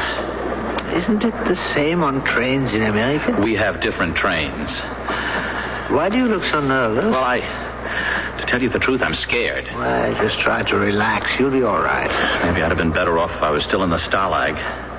The thing with that girl in the waiting room, it was just too much for me. You were magnificent. Yeah, but it made a wreck out of me. I can't live that way. I'm not that kind of person. What is it? I forgot my name. The name that's on my papers. The name of the person I'm supposed to be. What if the police come by and ask me? But so far, they're not here. Now, wait a minute. I told that girl my name back in the station. You heard me. Do you remember? Yes. Well, tell me. No. No? But you said you'd help me. It wouldn't be helping. Look, you're starting to panic. You bet your life. You must work your way out just as you did with the girl. Have they the right to shoot me if I'm caught wearing these clothes and with stolen papers? These Germans, shooting or not shooting, it's never a matter of right or law. It's a whim, an attitude, a policy. There's a war. Pal, the very best day in my whole life was the day they took me prisoner. They dumped me into the Stalag at Glossenheim, where you freeze and you starve, and heaven help you if you get sick, but at least I was alive. And with luck, I could keep alive till it was over and I could go home. Smile, smile. Your face is becoming intense. Intense people arouse suspicion. I had good friends. You can escape, George. Only you can pull it off. You know why? Well, you parlez français. You sprechen Deutsch. They didn't ask me. They told me. And they risked their lives to steal every stitch of clothes I'm wearing. Plus money and papers. And they figured a way to get me out of there. I didn't want to go, but could I say no? I don't have a prayer of getting away with this. What I feel like doing right now is going up to the nearest cop and say, take me back to the Stalag. My name is... Now I remember. The name on my papers is Louis Cardinet. And just in time. See, at the head of the car, those 2 SS officers, they're checking to see if everyone has papers. Oh, no. They're looking at papers. They're examining papers. Just be calm. Be calm. These guys mean business. You see how they're staring at that man's papers? My friend, you do have papers, don't you? Papers? I do, and I don't. Well, what does that mean? It means I have papers that I can flash, but not the kind of papers that can really be examined. Are they forged? No. They're real. A buddy stole them from that machine shop in Glassenheim. There is a guy named Louis Cardinet. Except he's twice my age and half my size. Well, there's no help for it. You will have to show the papers. But I can't. Do not panic. I gotta get out of here. Where can you go? Out the other end of the car. If I have to, I'll jump off the train. Maybe I can climb onto the roof. You can't do that. It's worth a try. It's too late. See? Another team of SS inspectors has just entered. Both exits are blocked. Oh, and now what am I going to do? Think, my friend. Think of something.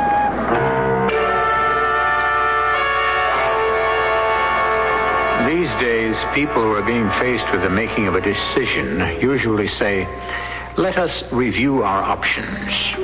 Corporal George McAllister, who is escaping from a German prison camp, has only one, and that is to show his stolen identification papers. Unless, of course, he can think of something. What can he possibly think of in the short space we have between now and the second act? I love a good mystery, don't you? And one of the best I've read is The Black Tower by P.D. James.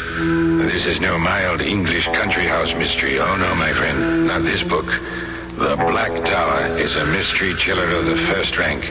Commander Adam Dalgleish of Scotland Yard arrives at a prim nursing home on the English coast, only to find it has become a labyrinth of inhuman terror, lurid poison pen letters, and murder. A saintly man of God slain by an act of satanic evil, and the secret lies hidden in the strange, isolated building known as the Black Tower. Excitement builds page by page until Adam Dalgleish comes to the terrifying dramatic climax. With him, you will discover that the murderer is... in the last few chapters of the book, of course. Read it. The Black Tower. Available in paperback from Popular Library. Wheels are ever spinning, shining spokes are catching sun. There are people seeking nature, seeking help and seeking fun. Last year, over 15 million new bicycles were sold in the United States, and over 70 million are now in use. Studies show that the leading causes of bicycle accidents are loss of control, mechanical and structural problems, and the entanglement of foreign objects in the wheels. So, make sure your bicycle meets the new safety standard. So cycle of America, our craftsmen are being told. There's a life that is riding on every bike that's sold. For more information, write Bicycles, Washington, D.C. 20207, the U.S. Consumer Product Safety Commission.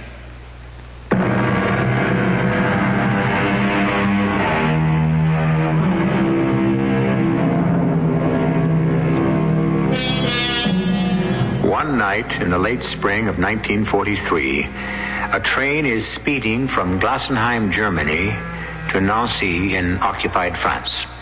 The train is filled with German soldiers, officials, businessmen, volunteer workers from the conquered countries, and one escaping American prisoner of war. He's dressed as a French volunteer worker.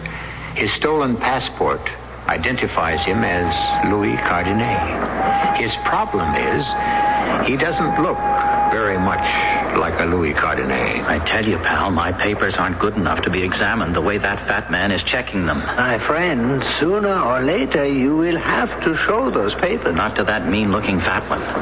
I know his kind from back in camp. Now, you listen to me and you'll be all right. How can I be all right? Believe me, they depend on fear. Stare them down. You are Louis Cardinet, a machinist who has worked loyally for the glory of the new order. You are going home on furlough. There can be no question about you or your documents. This attitude is what they must read on your face when you hand them your papers. Oh, sure. Stare them down. They don't read the papers, they read your face. Let them read confidence. I knew I shouldn't have taken the train. It's the quickest way to go. Go? Where? But surely you know where you are going. If I ever get there. Why shouldn't you get there? It's a certain place in Nancy, a cafe, where the underground is supposed to smuggle me back to England. Oh, that's good. I go there, and I give them a certain password. Papers. That officer, that fat one, he's working his way closer. He scares me. Remember what I said? Look him in the eye. Hello. Hello. I've been looking all over for you, Louis. Enjoying the trip? It's fabulous. A woman in my compartment is getting off in about an hour from now, so there'll be room for you. That is, if you can tear yourself away from your friend. Oh, mind if I hold on to your arm? Sure. The train sways so much. Papers. Are you sure you're a Frenchman? Why do you ask? You're the shyest Frenchman I ever met, if you know what I mean. But that makes you very interesting. Oh, how's Hugo? Who? Hugo Heilman, chief draftsman at the shop. Oh, Herr Heilman. Yes. Well, you know. How's his wife? About what you'd expect. I know what you mean. What did they name the little girl? Brigitte. Yes. Brigitte? I can't believe that. How could he not name the baby after that rich old aunt of his, Margaret? That's right. I'm sorry. He did. I was thinking of someone else. Sure, yes. He named her, Little Margarita. You know, the old girl may not leave him her money anyhow. Oh? Here are your papers. Yes, sir. Here they are. Your papers, Fräulein. Her papers? Her papers. Oh, they're right here in my bag. Right here. Oh, no. Now that I look, I don't have them in... Oh, I know. They're in my suitcase back in my compartment. Papers must be available for inspection at all times. Oh, that's certainly true, sir. I'll go get them. Papers. I said papers. What's the matter, you stupid foreigner? Don't you understand? The poor fellow, he's not feeling well. Keep out of this. Your papers. What's your name? My name? Your name and your papers. Well, yes, I have them. Hand them over. Remain here until I get back. Out of my way. Westerman, who have you got? Now's my chance. I'll go out the other door and try for the roof. It's impossible. I can't face him. I fell apart. You saw it happen. I couldn't control it. Everything just became unglued, unstuck. Well, put yourself back together. You see, they caught somebody. The other guards are dragging him off, and here's Fatso making his way back. I can't face him. I can't. Not now. Louis. Look, I need time. Just a little bit of time, and I'll be all right. I'll find you sometime. How? Here. Go into this compartment. But who's in there? Soldiers. Soldiers? They're in a good mood. Just came off furlough. Are you crazy? You're a soldier. You can get along with soldiers. But these are German soldiers. Soldiers are soldiers. In you go. Gentlemen. Hey, what's this? This poor fellow needs a little fresh air. He's a patriotic Frenchman who has been working for the Führer in the factories. Oh, hey, it's the Frenchman with the good-looking blonde who was back at the station in Glasenheim. Come on in, have a drink. You'll be all right, Louis. You'll be all right. Yeah, sure. Hey, where's your girlfriend? Go bring her in. Yeah, we could make her very happy. Yeah, right, fellas? Yeah, bring her in. Right. Let him alone, Gerhard. What am I doing, Heinrich? Nothing. Let's say I want to be friendly, that's all. You see, Frenchie, me and my buddies here, we are the happiest guys in the world, and we want everybody to be happy, right? Right. Yeah. And you know why we're happy, huh? We're being transferred to France, no more Russia. La belle Mademoiselle France. Right, Frenchie? Oh, hey, we can't keep calling you Frenchie. I'm Gerhard, that's Heinrich, and Willy, and Johann, and Fritz, and Wolfie. What's your name? Louis. Louis Cardinal. Louis Cardinal. Well, now, that's a real French name. Hey, who's got a small? Oh, please, try one of mine. Hey! And these are American cigarettes. What? Where did you ever... Well, they have a prison camp near Glassenheim. Some of the American prisoners work in my factory. You know, we trade. American cigarettes? Guard them with your life. They cost a fortune. Aren't you smoking, Louis? Well, it's bad for my lungs. I just carry these for friends. Hey, Louis, you sit by the window.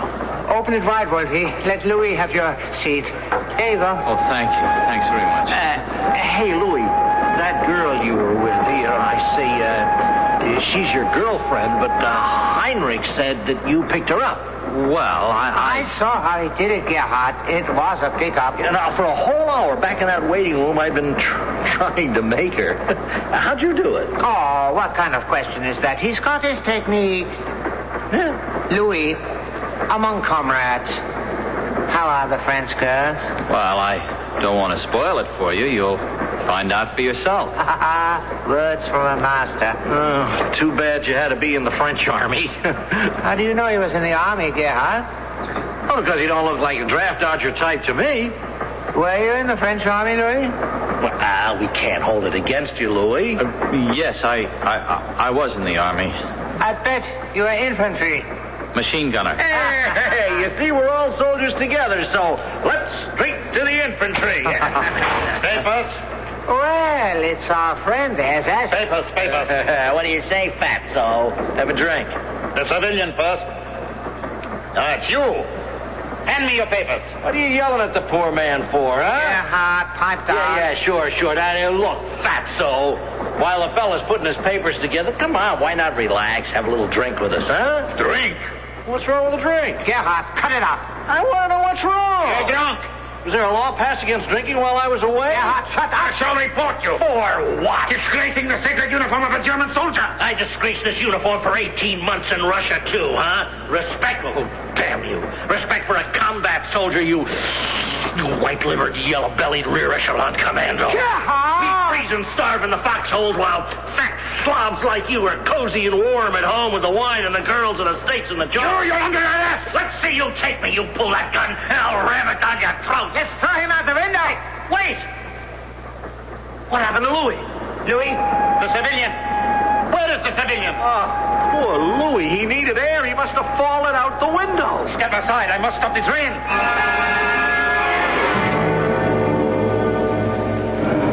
Hello there. See Louis? Oh, Fräulein. He must be around somewhere. If you find him before I do, tell him there's room in my compartment now. I will. Why is the train stopped? I don't know. The police. Running up and down the track. Probably looking for someone. I suppose. You tell Louis I am looking for him. Of course. Excuse me. Where are you going to be? I don't want to lose sight of you. Louis always manages to turn up whenever you're around. I have also been lucky. I found a friend who also managed to find room for me in her compartment. Oh, you Frenchman. Excuse me. Have a happy trip. Thank you. Herr Captain, I don't know what happened, but he's gone. The American prisoner is gone. He's not here. That's obvious, Schneider. And it's your fault. Your fault. Me? Why am I to blame? Maybe you weigh too much. Maybe you remind him of a butcher. But there's something about you that frightens him. I'm a very nice person. Why should I frighten anyone? Where could he have gone? He is under your nose. Or should I say above your nose? On the roof. Well, let's take him right now. If that is what I wanted, I could have arrested him back at the Glassenheim station. Captain, my orders are to search the train for all fugitives and arrest them immediately. I have countermanded those orders. But if he escapes, it will be my responsibility. He is headed for Nancy. He has a connection with the French underground. If we discover this contact, we can destroy the entire escape network. But we are not under orders to do that. Our orders are merely... I saw this fellow immediately for what he was. Without my help, he couldn't even have gotten out of the railroad station. And I must keep helping him all the way to Nancy, all the way into the underground. Then we capture the lot.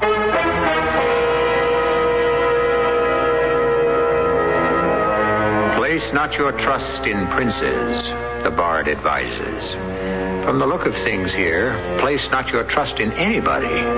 Poor George McAllister, or Louis Cardinet, the game he's in is rough enough, but to have to play it against a stacked deck, well, the cards are now being shuffled for Act 3.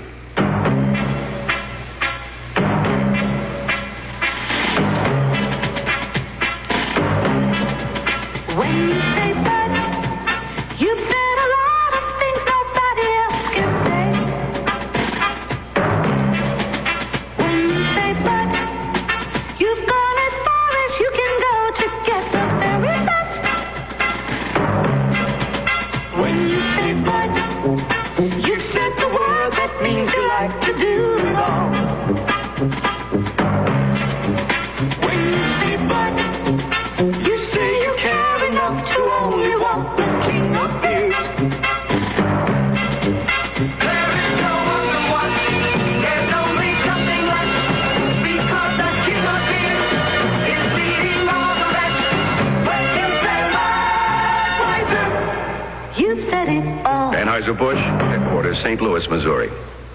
Somewhere a teenage girl in the school for the retarded doesn't remember what her parents look like. And somewhere a great-grandmother in a nursing home doesn't even bother to celebrate her 85th birthday.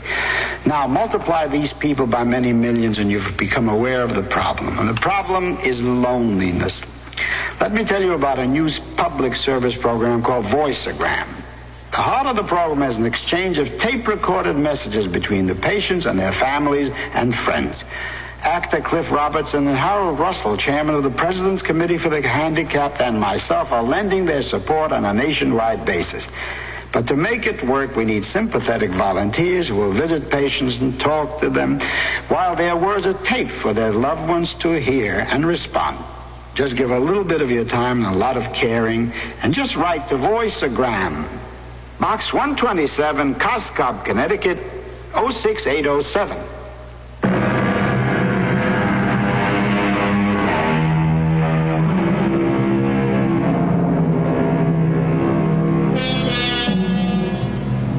The wheels of the train are turning, and there are wheels within wheels that are turning too, and not all of them in the same direction. The kindly gentleman in the beret is helping George escape. Why not? He's an SS officer in disguise. He's assisting George to jump from the frying pan right into the fire. But, Captain, the safest thing for us would be to arrest him right now. Get out of this compartment and keep out of sight. I have to check papers. Let Hans and Westermann do it. You frighten him. So just hide somewhere. Please, Herr Captain, if he should escape. You realize I can be punished. I could be transferred into the infantry. Well, at least you will lose weight. Now get out of here.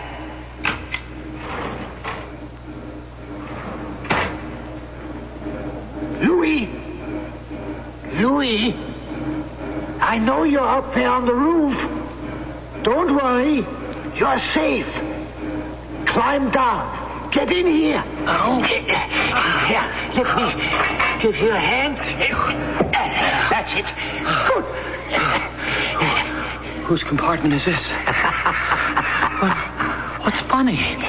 It's their compartment, the SS. What's the best place to hide from the police? By the police station, of course. Your fat friend left. He thinks you are off the train. So now they're searching the countryside. I feel like a fool. I lost my head. I should have faced him down. I should have slapped the papers in his hand. I bet I could have carried it off, too. Splendid. It's what you said. It all adds up to confidence. Look him in the eye. That's the thing. I always lacked real confidence. I thought I could never succeed at anything, and the result was I didn't. The man who feels confidence radiates confidence, and that That's the difference between failure and success. I can be successful. I feel that now. All you need is nerve. And I'm learning, thanks to you. I guess you're my guardian angel. You're always there when I need you. Yesterday morning, I was hoping something would come up to upset the escape plan, you know? I didn't have enough faith in myself, but meeting you, being with you, you helped me find belief in myself. If only I could repay you. I'll get my reward. Now, let's get out of this compartment. Louie, here I am. I'm scared of that girl. Oh, no, don't be. She's your guardian angel. Who suspects young lovers? She acts flighty, but she's smart. Every now and then she gets in a question, as if she's out to trap me. It may be your imagination. Stay there, Louie. Wish I could get rid of her. No. She turned the train inside out looking for you. Don't fight fate, Louis. Found you, finally. Is the tooth still bothering you? Well, We've got the medicine for it in my compartment. Come on. There's plenty of room now. We have it all to ourselves.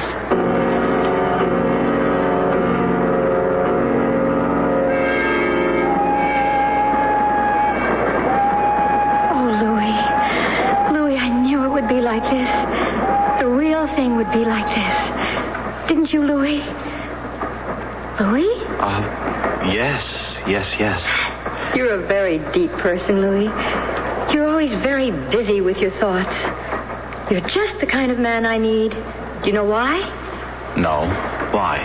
Because I'm kind of, Papa says, giddy, scatterbrained, and so I need a man who is very deep and intellectual. Oh. And I saw you, and I knew. Then and there, I knew my fate. Even though you were a Frenchman. That didn't mean a thing. It didn't? Just between us, Louis. All this nationalist stuff, I don't go for it. Why, you're people, just like us Germans.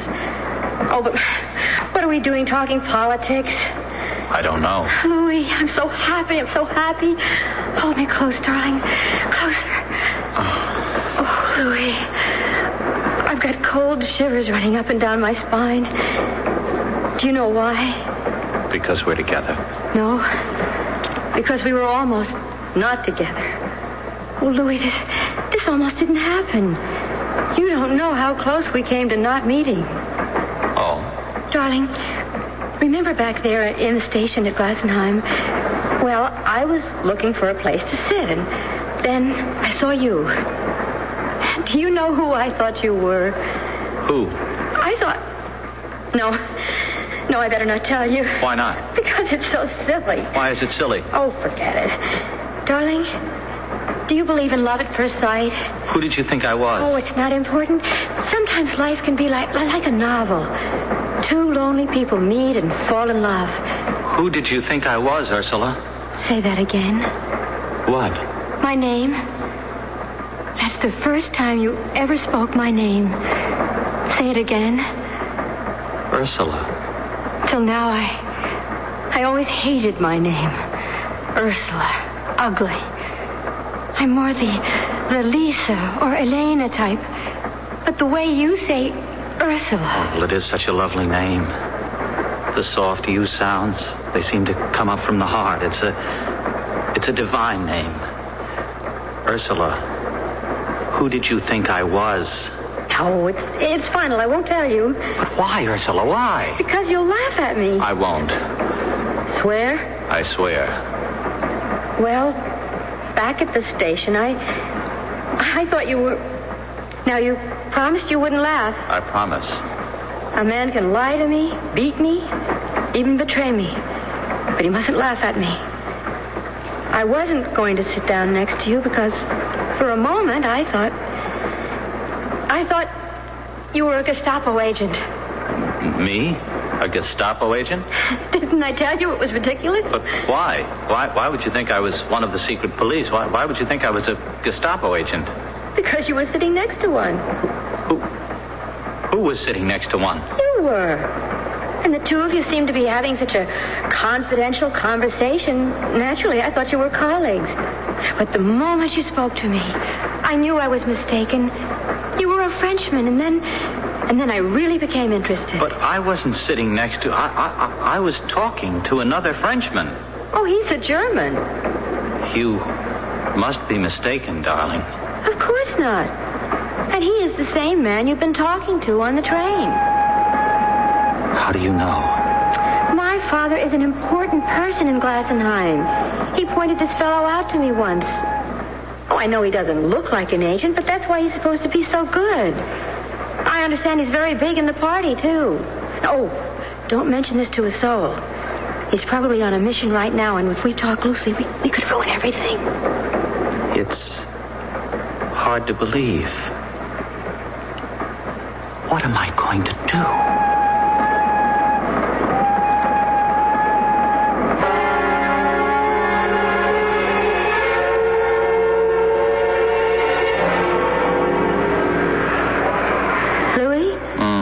Louie, darling, wake up. We're here. What? Nancy, we're in the station. What? Oh, Nancy.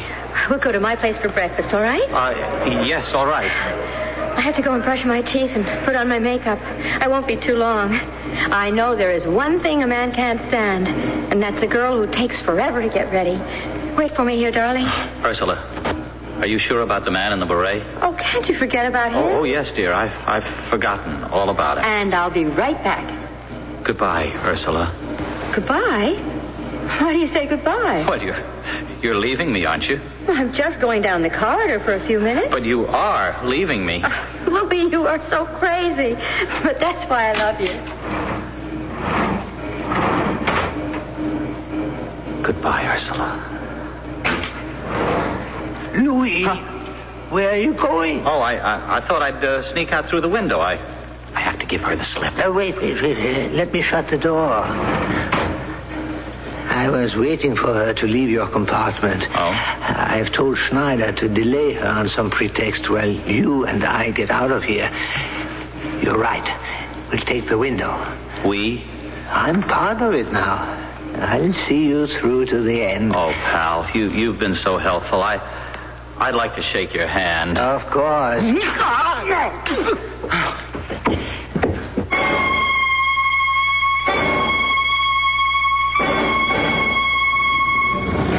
I better go down this street. No, it's no good. There's a squad of police. All civilians against the wall. Say it, baby!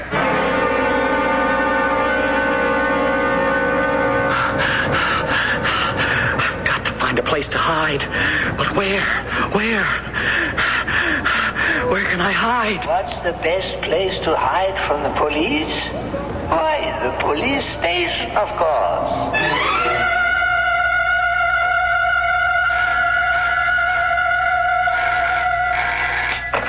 Police Control, Lieutenant Donitz. Yes, we have the news and the man's description. About 6 feet tall. Yes, I have every available man scouring the city. We'll capture this American. He can't possibly get through the net. Lieutenant. Yes. Sir, I have come to Nancy to... Oh, speak up. Speak up. I'm not a mind reader. Oh, excuse me. I applied for a furlough so I could see my mother, but she isn't here in Nancy anymore. Yes? I found out she ran away with a German soldier. Well, she's better off. Smart thing to do. Yes, but what happens to my furlough? You see, I only was given a furlough because I wanted to visit my mother, but if she isn't here, do I still have... Why don't you just go out and have a good time, Frenchie? Well, suppose someone checks my papers and says, why didn't you report back?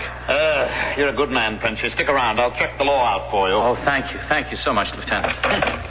Respect for the law. It's what we need. Yes, sir. Hello, Sergeant Major. I have a little problem which you can answer.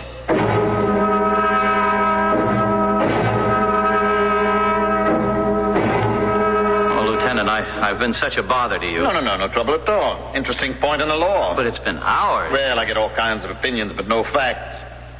Too late to solve it tonight. Come by again tomorrow. Oh, Lieutenant, it's after curfew. How can I walk home? Well, I'm going off duty. I'll give you a lift. Where do you live? Oh, do you know where the Café de la Paix is on the Rue Napoleon? I live next door. Café de la Paix? Favorite hangout of mine.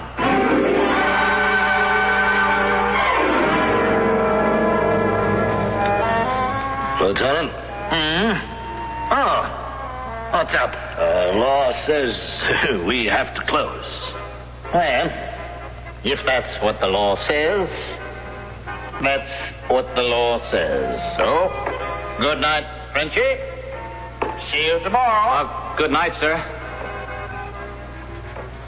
Well, mister, time for everyone to leave. Bartender, I'm looking for Mr. Lafayette. Are you kidding? I hadn't had any Lafayette brandy since 1939. I was told to ask for Mr. Lafayette. Who told you? Friends of mine in Germany. I don't know anybody in Germany. Mister, I'm in a jam. I'm an escaped POW, American. Ooh, is that a fact? Oh, wait, I remember now. The password. It's not Mr. Lafayette. It's Lafayette. You are here. What's your name? Corporal George McAllister. You're the guy we're waiting for. Francois, no, don't shoot. No, don't shoot me. Francois is behind the door. You came in here with a Gestapo officer. Oh. You pretended to be French. What were we supposed to think? You were going to shoot me. You're a cool customer, friend. You sure know how to escape. Why don't you write a book?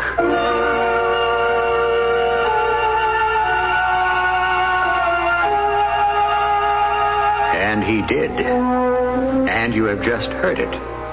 In 3 weeks, the Underground was able to smuggle him to England, where he was assigned to an outfit that briefed soldiers in POW escape tactics. Don't you try to escape me. I shall return in a few moments.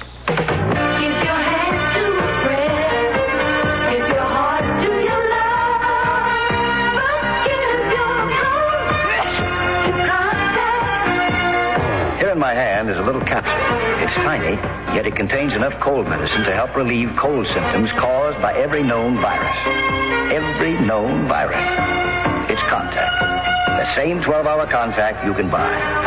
This year, Contact with its tiny time pills will touch more lives, help more colds than any other cold medicine, tablet or liquid. Think about that next time you're sick, sneezing, dripping, or clogged up. Then let us help you with real medicine, like Contact. We're number one in the whole world, for good reason. Give your hand to a friend.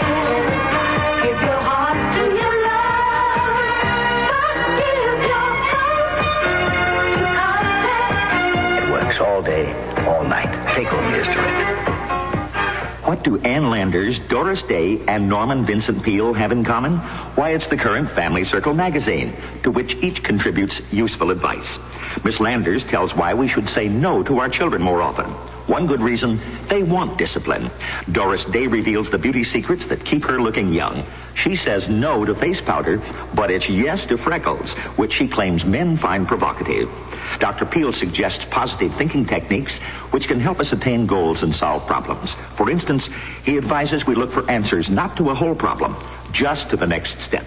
Family Circle also begins a new monthly series of bestsellers with First You Cry.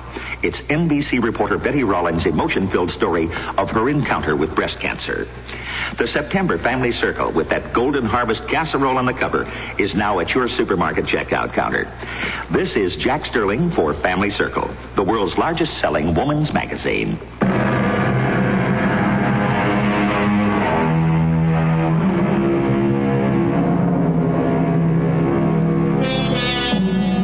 What began as an essay in trust has been expanded to include a treatise on confidence, self-confidence. You are what you think you are. The limits to your ability are those that you yourself choose to impose. And there should be no limits to your ability to listen to us 7 times each week. Our cast included William Redfield, Robert Dryden, Earl Hammond, Mandel Kramer, and Rosemary Rice. The entire production was under the direction of Hyman Brown. Radio Mystery Theater was sponsored in part by Contact, the 12-hour cold capsule. This is E.G. Marshall inviting you to return to our Mystery Theater for another adventure in the macabre. Until next time, pleasant dreams.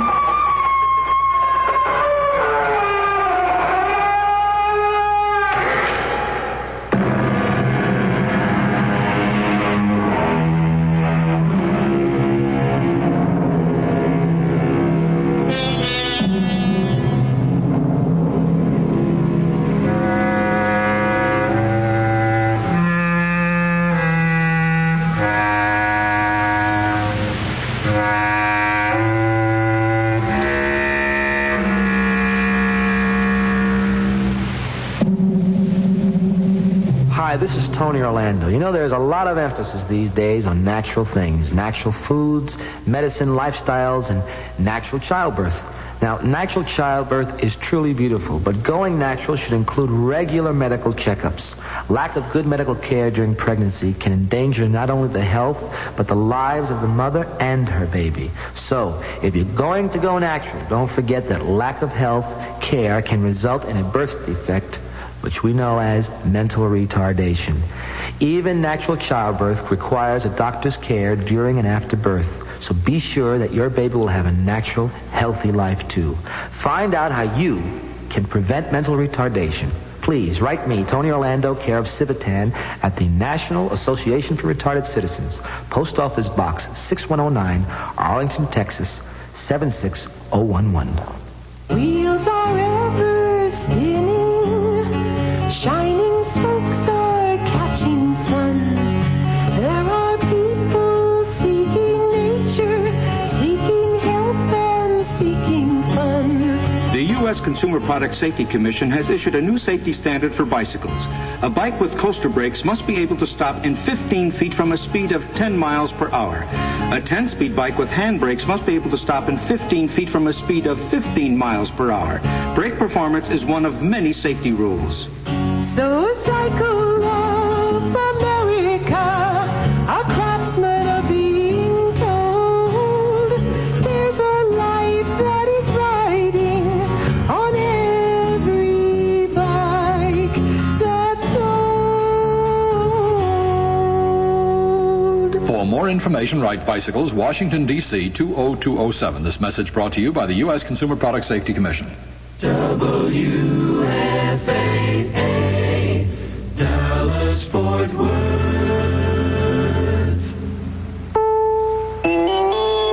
CBS News. Hurricane Belle is lashing its way across New York's Long Island, creating considerable local flooding and power failures, and is targeting Connecticut and New England. I'm Mike Stanley reporting on the CBS Radio Network. After buffeting Long Island's South Shore with torrential rains and winds up to 90 miles an hour, the eye of the storm reached Long Beach, just 5 miles east of the New York City line, shortly after midnight. A switch in course, what weathermen described as a wiggle to the west, shortly before the storm blustered ashore, took the most severe wind and rain away from the eastern Suffolk County areas, which had been alerted earlier to expect the worst. Suffolk County Department of Emergency Preparedness Director Major Norman Kelly described the situation as the hurricane made innumerable roads impassable under deep water, felled trees, and downed power lines. We're getting winds up to about 70 to 75 miles per hour. And heavy rains, of course. We've had reports of breakthroughs on the Fire Island beaches. There have been many reports of power lines down, which of course is expected, and trees down. The center of the storm seems to be passing further west of us than had it been expected. Weather reports indicate the eye passing over the Jones Beach area. At last word, some 60,000 Long Island homes were without power. The eye of the storm now has reached Long Island's North Shore. The leading edge of the storm, after crossing Long Island Sound, has made a new landfall near Bridgeport, Connecticut, where 81-mile-an-hour winds have been reported. There, too, many trees are reported to have been felled, their roots easily ripping out of the soggy soil, and some 55,000 homes are reported without electricity in Connecticut. The projected course of the storm will take it through Massachusetts, dropping heavy rain over virtually all of New England. A typhoon heads for China. That story and other news following this message. The Republican National Convention begins Monday, August 16th, with all the hoopla and harangues that earmark these quadrennial events. CBS News' George Herman and Neil Strasser will co-anchor live selective coverage of the convention, and Dallas Townsend brings you analysis. Listen for CBS News convention coverage twice each hour, with major developments broadcast live in full. The Republican National Convention beginning Monday, August 16th on the CBS Radio Network. Hello. I'm Chevy Chase, and you're not. With your contribution to CARE, backed by needy people's willingness to work, families are fed as men build roads, safer water systems, modest homes, small clinics, feeding centers, and schools, and women work in the fields growing food. Through CARE, children at least have a chance to live and grow. Now's the time to help CARE help the millions of people around the world who still need the means to help themselves. Send your check or money order to CARE, Box 576, New York 10016. Typhoon Billy is reported by the Japanese Meteorological Agency, headed for the Chinese mainland after raking Taiwan with winds of 95 miles an hour. Torrential rains caused by the storm late Monday flooded more than 1,000 homes, caused 4 landslides, and damaged more than a score of roads in Shizuoka Prefecture, some 80 miles west of Tokyo. In Peking, Chinese seismologists report 6 more major tremors in northeastern China's earthquake disaster zone, and foreigners were warned anew that a fairly strong earthquake could strike soon. More from Mike Chenoy in Hong Kong. The warning was the first issued by the Chinese in a week. It said a half-dozen major tremors had occurred near the devastated city of Tangshan, some measuring more than 6 on the Richter scale. The warning said this indicated a fairly strong quake could soon hit Peking itself, and urged residents of the capital to remain on alert. Sources in Peking say the warning has led the Chinese authorities to tighten up again on safety precautions. Last week, the authorities had begun to allow some Peking residents to move out of their makeshift shelters and back into their homes. That movement has now been stopped. Schools and other institutions that had begun to allow people to sleep indoors again have now moved everyone back outside. And the sources say, since the warning was issued, the citizens of Peking have again begun to strengthen their temporary street dwellings, sensing they may be outside for longer than they had expected. Mike Chenoy for CBS News, Hong Kong. We don't expect much from handicapped children. We don't expect them to learn much. Sometimes we don't even expect them to go to school or learn to do things that will help them get along when they grow up. But handicapped children are pretty much like other children. If you don't expect much, they won't do much. If you expect more, they can do more. Most handicapped children can learn and do much more than most of us realize if we expect enough and if they get the special education they need. In this country, every handicapped child has the right to special education, whether his parents are rich or poor. If you have a child with a handicap, any kind of handicap, we have free information that can help. Write Closer Look, Box 1492, Washington, D.C. 20013. A public service message from this station and the United States Office of Education.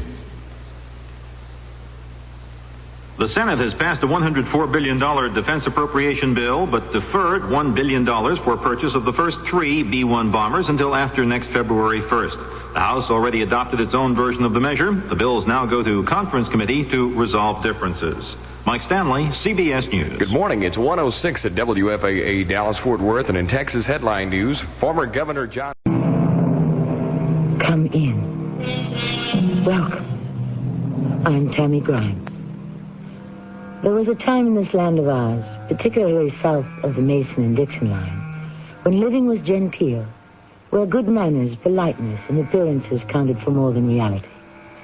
But hidden under the externals, there could be hatred, jealousy, and even murder, as we find in our tale today. Julia, this is the 3rd letter I've received in the last 3 days. They're all the same. What does it say, Uncle? Leave $100,000 in unmarked bills on midnight Saturday at the place by the river. You know the place we mean. This is our last communication.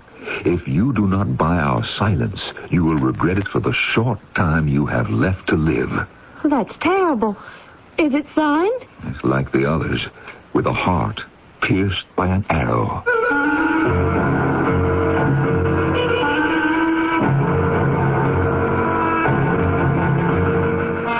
Our mystery drama, The Face of the Waters, was written especially for the Mystery Theater by G. Frederick Lewis and stars Paul Hecht and Norman Rose. I shall return shortly with Act 1. Maybe you've waited all spring for just the right weather to paint your house. Well, now that it's here, True Value hardware stores have just the right prices on quality True Test paints. Hi, Pat Summerall to say you can get True Test Weatherall Flat Exterior Latex for just $11.98 a gallon. And Woodsman Semi-Transparent Oil Stain and Wood Preservative is now just $10.98 a gallon during National True Test Spring Paint Week until June 6th, exclusively at participating True Value hardware stores and home centers, where you'll find values in every department. Weekdays on CBS Television. Wake up to comedy with One Day at a Time. You really think you're hot stuff, don't you, Shiner? The ladies in this building don't call me super for nothing. Then, keep laughing as Mel lays down the law on Alice. There is only one rule in the restaurant business, Vera. Get them to swallow it. And The Price is Right with the priceless Bob Barker. That's One Day at a Time. Alice and The Price is Right. Weekdays on CBS Television. Check your local listings for the time. It's Athletes versus MS. Meet tennis champion Jimmy Connors. With a gal like Billie Jean King on the team, you can count me in too. And there's Muhammad Ali, Hank Aaron, and Bobby Orr. Athletes from every sport.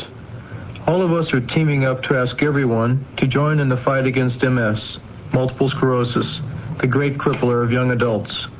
There's no cure yet, but there's hope through research. Support your local chapter of the National Multiple Sclerosis Society. Thank you. Do you have a sight problem that prevents you from reading? Hi, this is Max Morath with news about Choice Magazine Listening, a free service. 6 times yearly, Choice Magazine Listening brings you, on 8 RPM phonograph records, 8 hours of selections from leading magazines. For information, write Listening Box 10, Port Washington, New York, 11050. Remember, it's free. Write Listening Box 10, Port Washington, New York, 11050. A public service message on behalf of the nonprofit Lucerna Fund.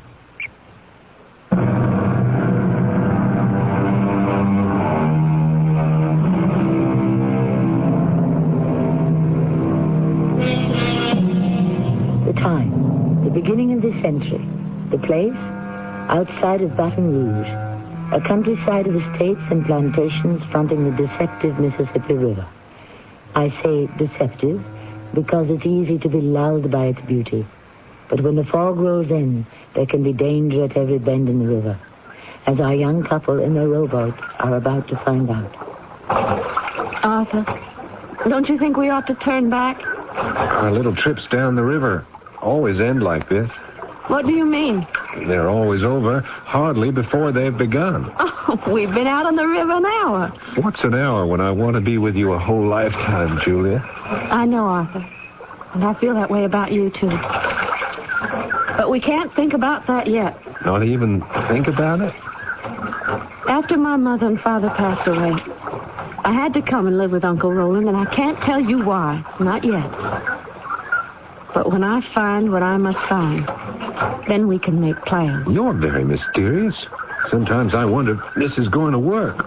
If what is going to work? That maybe deep down you think of me as just one of your uncle's chauffeurs, the one who drives the Pierce Arrow touring car. Will you stop that? Arthur, darling, please. I'm sorry. I know better. We both know why you took the job. One can't always choose the kind of work to make money in. That has nothing to do with why I'm asking you to turn the boat around and start back to Hightower. Oh, all right, Julia. I'll turn this around. The fog's coming in. It's not the kind of weather I care for on the river. It's the middle of the afternoon. Fog will blow off. You act as if I didn't know anything about the river. I was brought up on it. Well, Arthur, why are we going so far out? I'm not doing it on purpose. The current is pulling us away from the shore. Let me help. I'll get another pair of oars under the seat. Julia, watch it. You're tipping the boat. Don't grab the side like that. We'll both be in the water.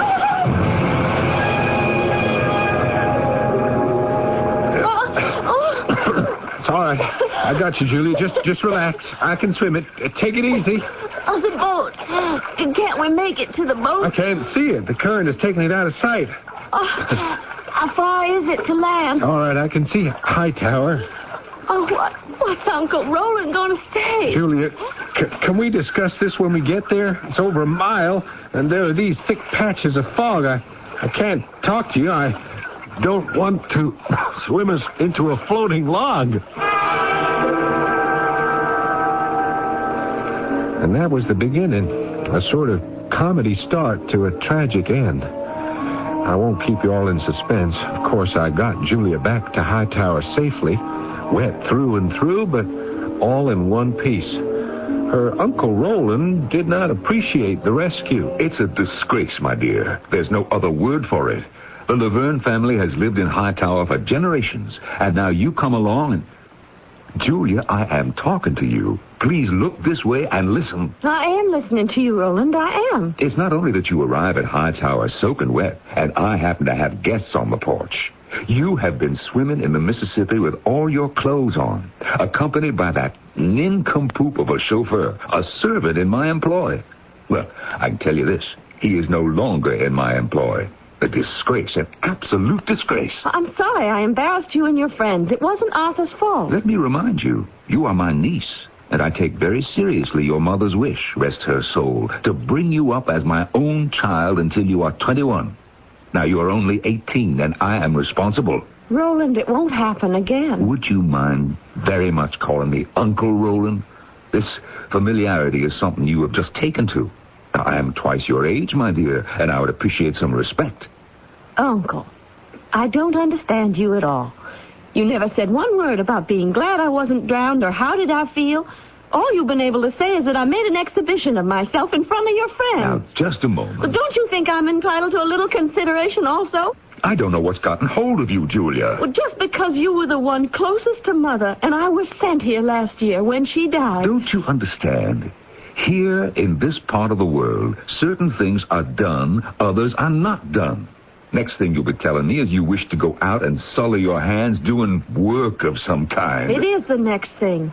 I'm going to become a nurse. I have decided. It's that chauffeur, isn't it? He's going to become a doctor. And yes, he did talk to me about nursing. You are so wrong and so strong-headed. You and I were getting along so well. But now suddenly, because I happened to go out with Arthur a few times, you've changed. We won't discuss him. Oh, yes, we will. I won't have you referring to him always as a chauffeur. You know why he took the job. And secondly, he had nothing to do with the boat tipping over. It was all my fault. Well, you shouldn't have been out with him in that treacherous current in the first place. He's a chauffeur. He hopes to become a doctor. He has no position in life, no family connections, no money, nothing. Julia, he is unworthy of you. If it wasn't so ridiculous, I'd say you were jealous. I'm sorry, Uncle Roland, but while I'm here, I shall do things in my own way. You can discharge Arthur if you want to, but that won't change anything. He's going to work elsewhere to get himself through Louisiana Medical. You'll see. And I'll be right there if I want to. Oh, Julia. Julia, I wish we could be friends again. We can be. Especially if you're not unreasonable. Oh, please let Arthur stay. I'll try to see nothing happens to annoy you. Think about it. I think about it. Well, shall we go into dinner together? I think I just heard the bell.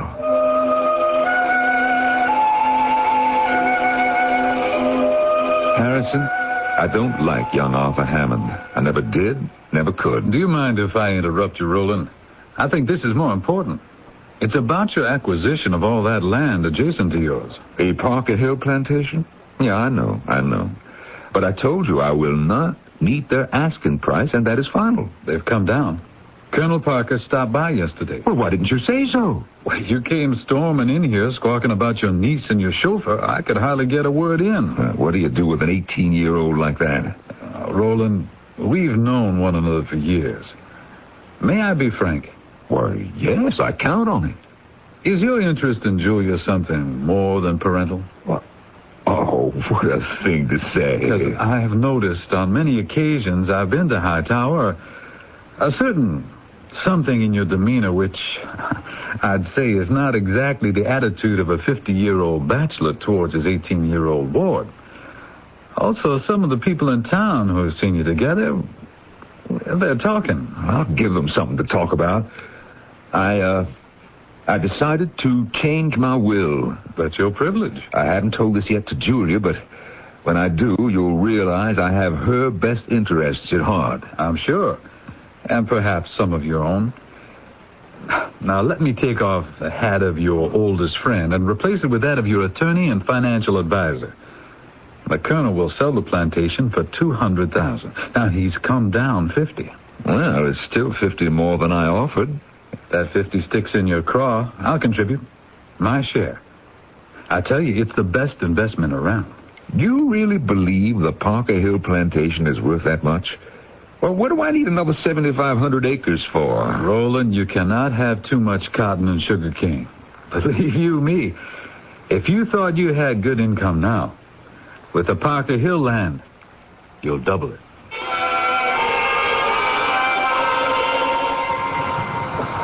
Arthur Hammond?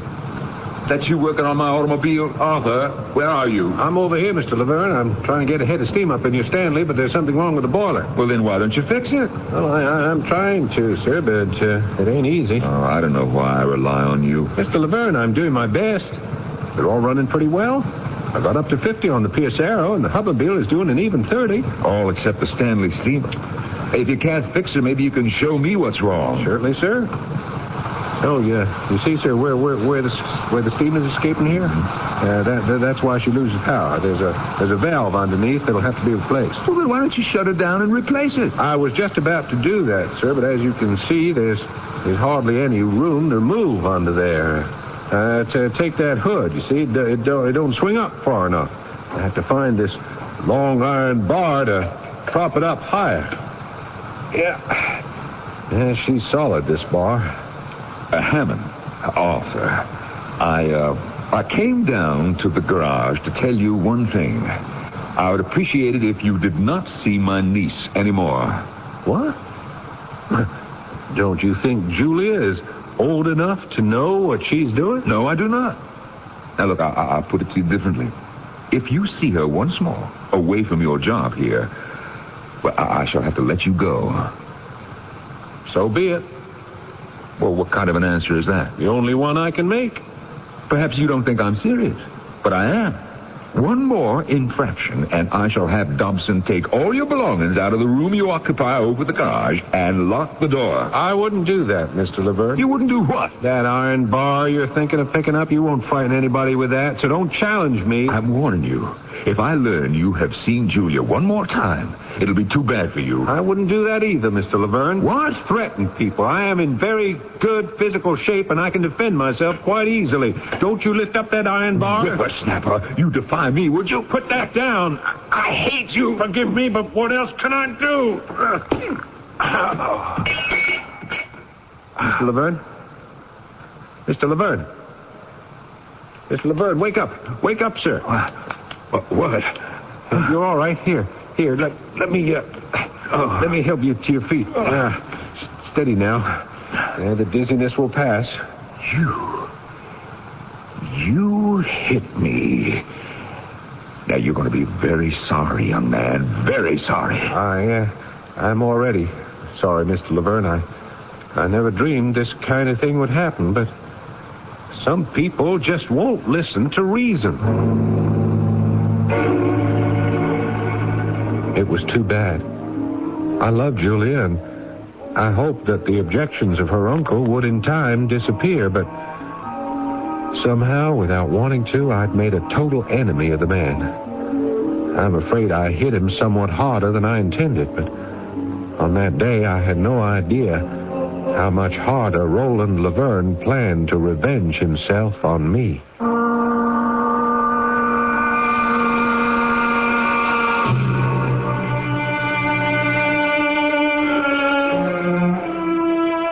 It's a fact that most murders are a family crime.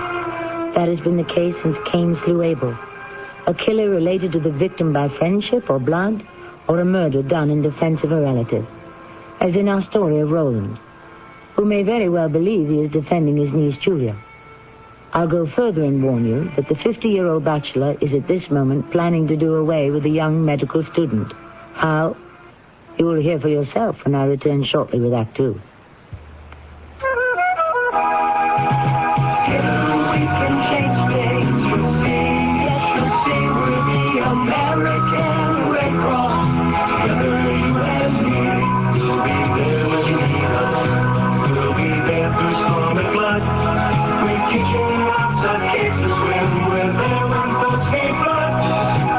The Red Cross is there to help folks help themselves in so many ways, like teaching you and your family about health and safety.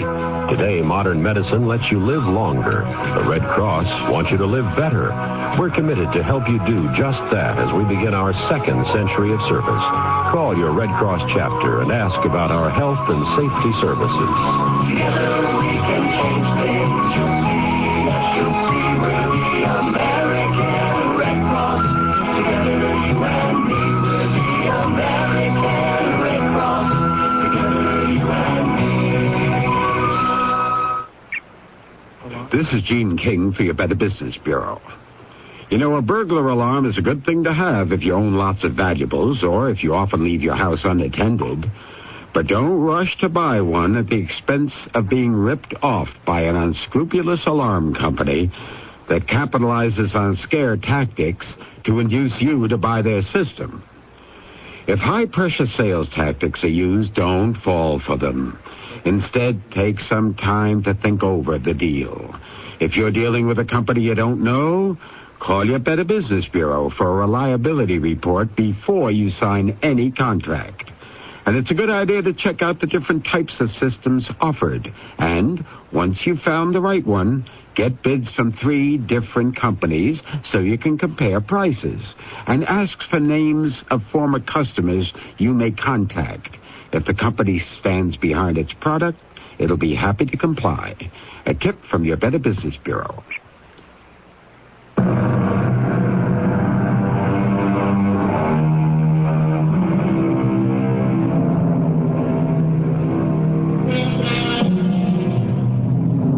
What can lead to a death-dealing violent action? Pride, jealousy, and anger. And if these 3 of the 7 deadliest sins inflame the spirit, watch out. This is what worried Roland's old friend, Harrison Clay, attorney and business associate. And why, in a driving rain, he speeds his carriage to Hightown. Dobson, why are you standing out there by the door? What's that you say, sir? Is Mr. Laverne home? If he isn't, I don't want to get out of the carriage and get drenched. Is that you, Mr. Harrison, sir? Did you hear when I said Dobson? Yes, sir. He's not at home now, sir. He went out earlier, and then when this storm came up, I began to get a little worried, sir. What time did he leave Hightower? A few hours ago, sir. Mr. Harrison, why don't you come inside? I'm sure Mr. Laverne will be back soon. I'll have your coachman and carriage taken care of. I guess I might as well. At least if it's pouring like this, he won't get himself into trouble.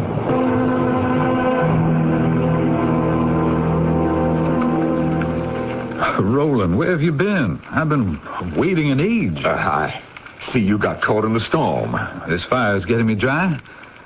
How did you manage to escape the rain? I was in the boathouse. I got there before it started to pour and waited till it let up. Ooh, chilled to the marrow. Dobson, come in here and put some more wood on the fire. Very good, sir. And when you've done that, bring some brandy in a hurry. For you too, Harrison? I wouldn't mind. Stand yourself in front of the fire. Bring 2 glasses, Dobson. Oh, yes. That's better. What are you doing here today? What were you doing chasing off to the boathouse? And with that awful Hammond. If I lay my hands on him... that's why I came over. I had a feeling from the way you were talking yesterday you might do something foolish. Oh, Dobson, good. Set the tray down. We'll help ourselves. Foolish? What are you talking about? Help yourself, Harrison. You went to the boathouse and... That was after I'd been to the garage. You were looking for Julia. Or Arthur. They weren't there. And then I went to the boathouse. Well, they weren't there either? No, but a rowboat was missing. Those 2 are out on the river again, and I hope they got good and soaked for their trouble. Why were you chasing after Julia? Well, she had persuaded me it would be wrong to discharge him, and by that I inferred she would not see him again. And then I came across a note from him in her bedroom, telling her where and at what time to meet him. She'd torn it up, but I put the pieces together. You went into Julia's bedroom and spied on her? Now, Roland, that isn't worthy of you. Oh, no. I'm not going to stand idly by and let this creature steal my niece. Well, how are you going to avoid it? It's very simple. I am going to kill him. I hope you're joking. I am quite serious. I don't believe you. If you had any such intentions, you wouldn't tell anyone. Oh, you're quite mistaken. Harrison, you are my attorney. What I'm now telling you is protected by client-lawyer privilege. And what's more, if my act should be discovered, you will defend me. Well, it makes me very sad to see you like this. You are embarking on a course that could only lead to tragedy. And what course do you think I'm on now? If I let things go on as they are, I shall lose a woman. Is that true? The girl is only 18. And I am 50. But at least I want a chance to win her. If I must kill to do it, I shall.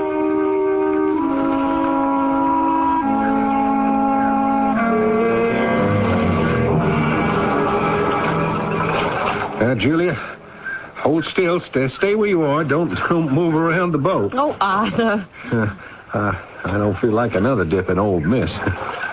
Anyway, as I was saying, I moved out of my room over the garage this morning, and I left a note in your uncle's mailbox saying I was quitting and that I wanted to talk to him about you very soon. You'll know what I mean. Uncle Roland's going to be awfully angry. I thought we agreed we didn't care. I never said I didn't care. I do care. But I guess you're right. There's no other way. Well, at least we didn't get rained on when that storm broke. Whose dock was that? Oh, Colonel Parker's.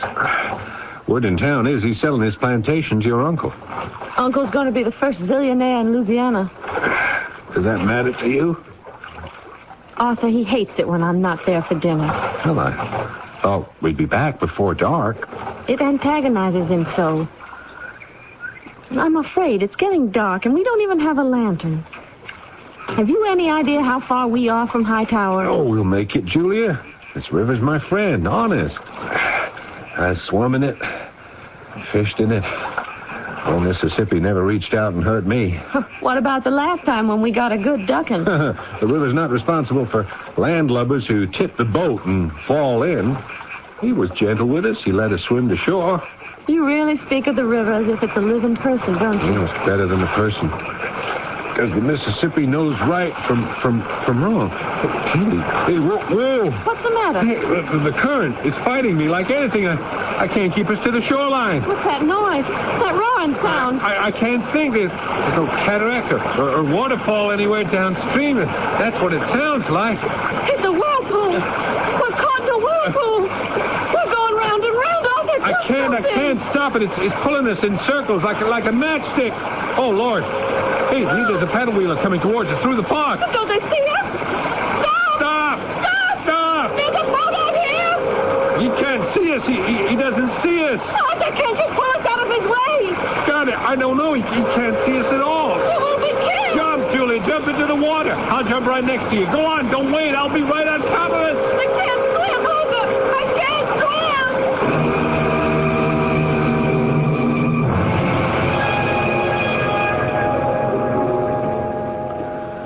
Stop pacing, Roland. The doctor isn't going to come out of the operating room any faster because you're walking up and down the hospital corridor. I could kill him. Will you sit down, Roland? Save your resources. They're all doing their best for her. I don't mean Dr. Tom. I mean I could kill that idiot who takes her out on the river and doesn't have the sense to keep out of the way of a paddle wheeler. My Lord, it's a wonder she wasn't... Oh, I can't think of it. Roland? She's going to be all right. Oh, Doctor, is that true? Oh, bless you. Oh, she's like a part of me lying there. Is she awake? No, she's still under sedation. But we managed to sew her up, splint the arm and the fractures. Her face, was it in very bad shape? Tom, what about her face? It isn't badly injured, I'd say. How badly? Well, it's still too early to tell. When I think of that beautiful face, my Julia. Roland, it goes without saying, we'll do all the plastic grafting we know how to do. What about him, that kidnapper? You mean Arthur Hammond? Oh, miraculous. You'll be glad to hear he escaped without a scratch. He's been up all night sitting with Julie even though she wasn't conscious. And we discharged him this morning. Now, he must have gone back to Hightower. Well, come on, Roland. Let's go home. When can I see Julia? Certainly not before tomorrow. No, it could be the day after. Roland, please. You take it easy. So unfair, so unfair. She'll be just fine. You'll see. He gets off without a scratch. Someone will just have to straighten out the scales of justice to see that they weigh evenly.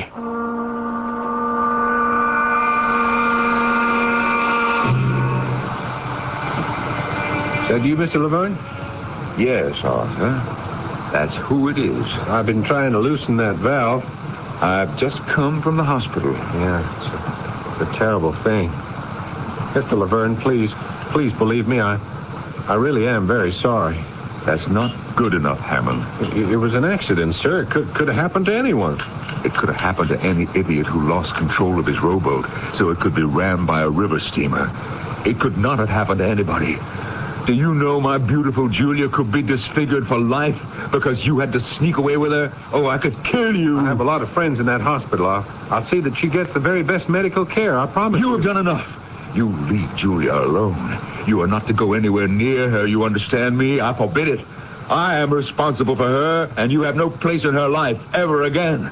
Is that clear? Mr. Laverne, did it ever occur to you that you're too old for her? From this moment, you are no longer in my employ. Obviously, you don't read your mail. Didn't you hear me? You are dismissed. I left my resignation in your mailbox yesterday. I have quit, Mr. Laverne. You are not ordering anybody anywhere. And while we're getting to know one another better, I might as well tell you that Julia and I have every intention of marrying. Oh, have you? And what will you live on?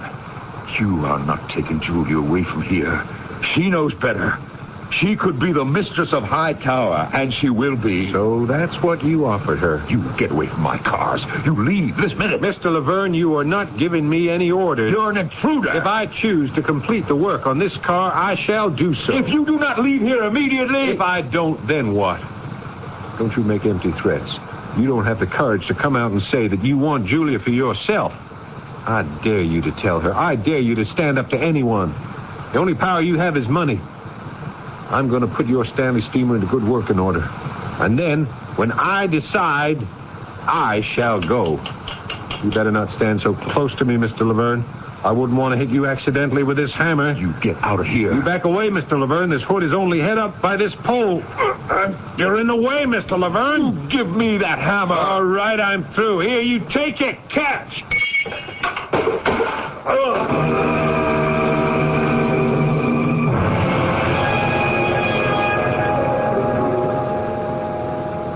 I didn't do it. I didn't do anything.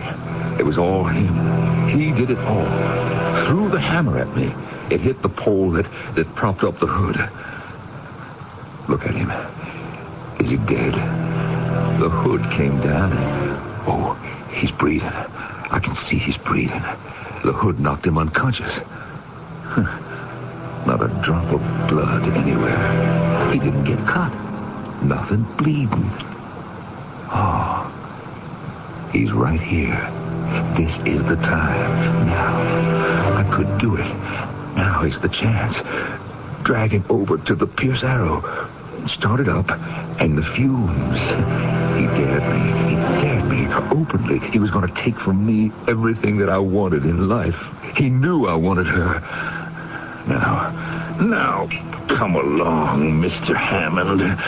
Inch by inch, I'll pull you by the arms. Now we'll get you up into the car and start the motor.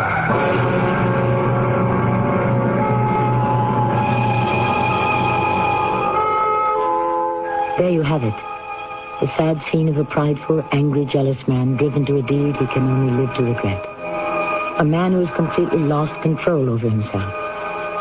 Soon we shall see how love and murder will out. Those words apply, written by William Congreve, the playwright. To tell you frankly, Mr. Congreve, we'd rather not see. But I'm afraid we shall, when I return shortly with Act 3. If you've been waiting to buy a new appliance, your White Westinghouse dealer is now offering great values on brand new White Westinghouse 1982 models of refrigerators, freezers, washers, dryers, dishwashers, and ranges. And just when you need it most, White Westinghouse dealers are featuring a great spring price down event on previous year's models, floor samples, and other price down values. So buy now and clean up at the White Westinghouse Great Spring Price Down. White Westinghouse, we're making things better for you. What do doctors recommend to avoid constipation? These days, doctors stress the importance of dietary fiber to help the system regulate itself naturally. Metamucil is the laxative made from natural fiber, no chemical stimulants. That's why doctors recommend Metamucil more often than any other laxative. Try Metamucil powder or pre-measured packets of Metamucil instant mix in regular or orange flavor and save 50 cents. Look for the coupon in June's Reader's Digest. Read label and follow directions. We're here at the Springfield Women's Club to hear Crime Dog McGrath speak about... Rape. Oh, no, McGrath, not that. I'm sorry, that's it, rape. Oh, please don't. Listen, ladies, I know rape is not an easy thing to talk about. But rape can happen. Not to me. Anytime, any place. But you can learn how to help protect yourself. We can? How? Send for my book. Write to McGruff, Box 6600, Rockville, Maryland, and help take a bite out of crime. Oh, we will. A message from the Crime Prevention Coalition and the Ad Council. I'm Lorette Rupe, Director of Peace Corps. In 60 countries around the world, Peace Corps volunteers are sharing their skills and knowledge with people who really need them. But we need more volunteers, and we need them now. Volunteers are urgently needed in agriculture, math, science, and biology. Call Peace Corps now for more information. 800-424-8580. It's the toughest job you'll ever love. A public service message of this station and Peace Corps.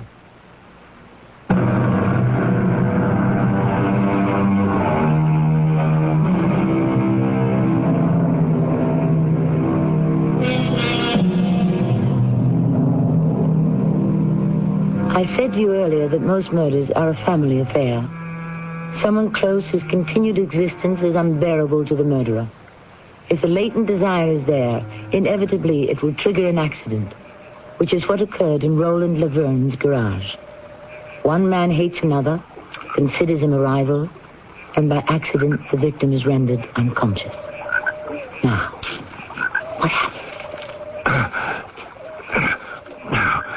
A couple more spadefuls ought to do it.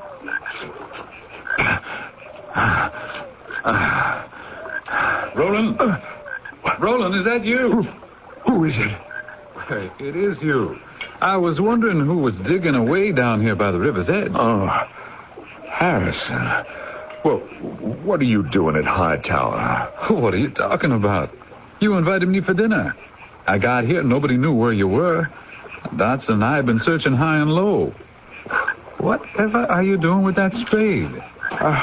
Oh, yeah. Dinner. Oh, look, let's get back to the house. I had no idea it was so late. You haven't answered my question. What in heaven's name are you digging up this time of night? Look, I can walk. I don't need to be dragged along. I want to see what you were digging. Harrison, I don't want you to. I forbid it. Don't you trust me? It's nothing. It's nothing at all. Well, it may be nothing to you. But from here, it looks as though you've been digging someone's grave. Is that what it is? A grave? Aren't you going to tell me? If it is a grave, it's not a secret you can keep very long. I mean, if someone is missing, it's only a question of time before his relatives or friends start looking for him. For him? Why did you say him? Roland, who is buried there? Well, nobody. Nobody. It's just... Well, I was digging a hole. I was going to hide something, that's all. And, well, I decided not to. So you covered it over? Oh, you're a very poor liar. I don't believe you. Now, did you kill Arthur Hammond? And have you buried his body? I didn't. No, I didn't. I didn't kill him. You see, it was an accident. Now, you've got to believe me. You've got to. What was an accident? What? You heard me. What have you buried out there at the edge of the river? I haven't buried anything. You see, I was going to. I have a great deal of money in cash. It's in a strong box in the cellar. And I was going to make a hole and hide it there. And then I decided I wasn't going to. And that's what I was digging. You never told me you had any money hidden in the cellar. No, I didn't have it. And I'm ashamed I didn't trust you. It was given to me to hold for Julia by her mother, my sister. But Julia does not know it exists, so that we could split it. Roland, had I known about this, I would have had to tell Julia, but I didn't hear a word you said. I don't know about the money. I don't want to know about it. I'm too shocked by all this. What are you going to do? Nothing. I leave that to your conscience.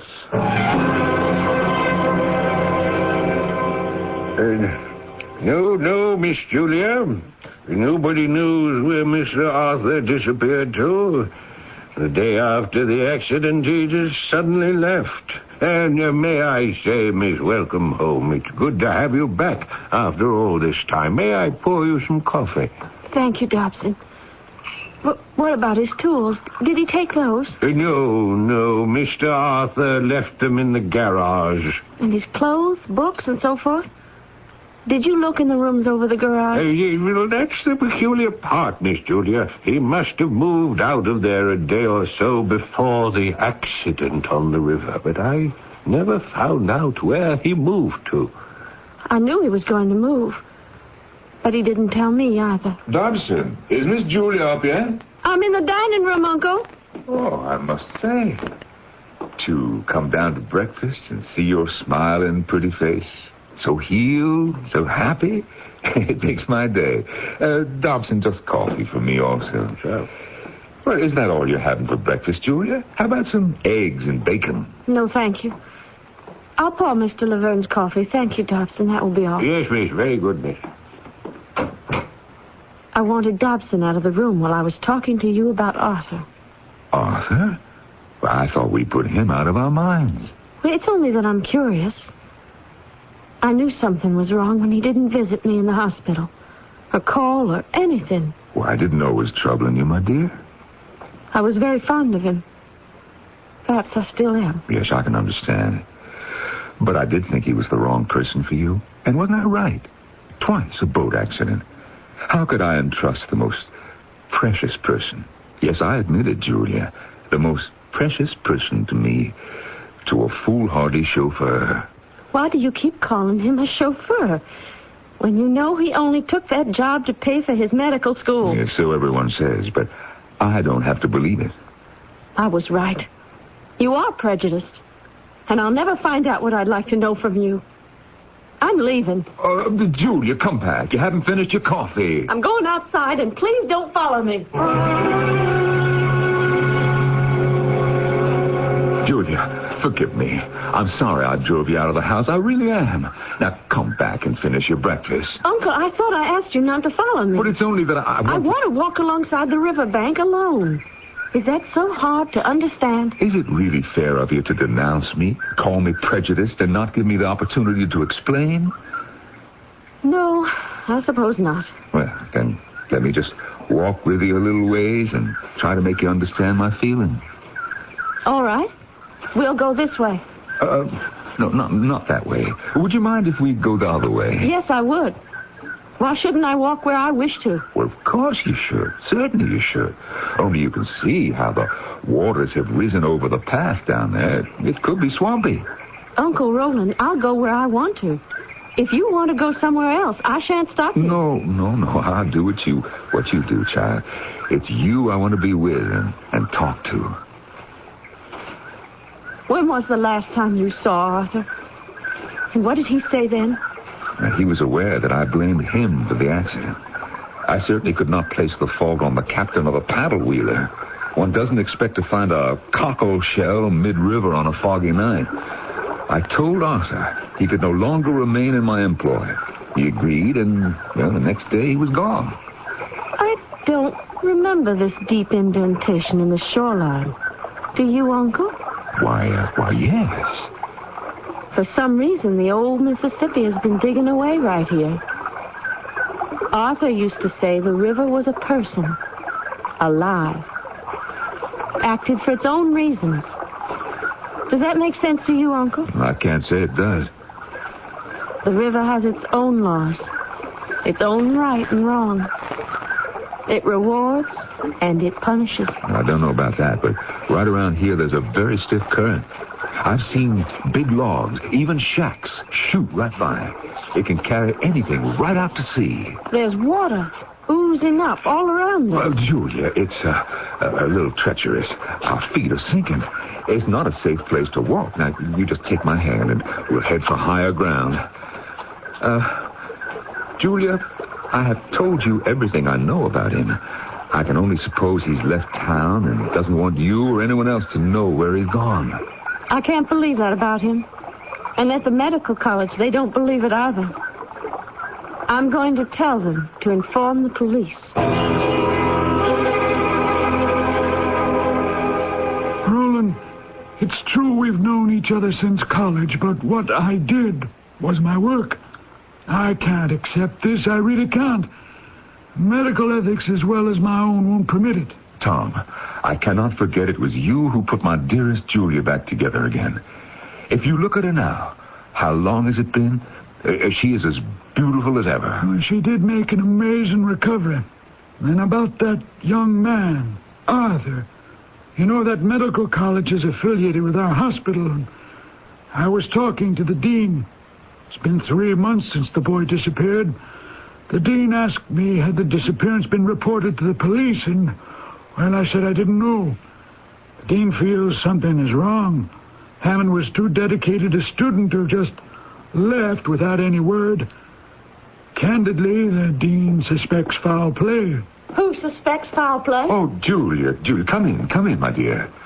Doctor, isn't my uncle a terrible man? He never told me my most favorite person would be here this evening. And you are my favorite patient, Julia.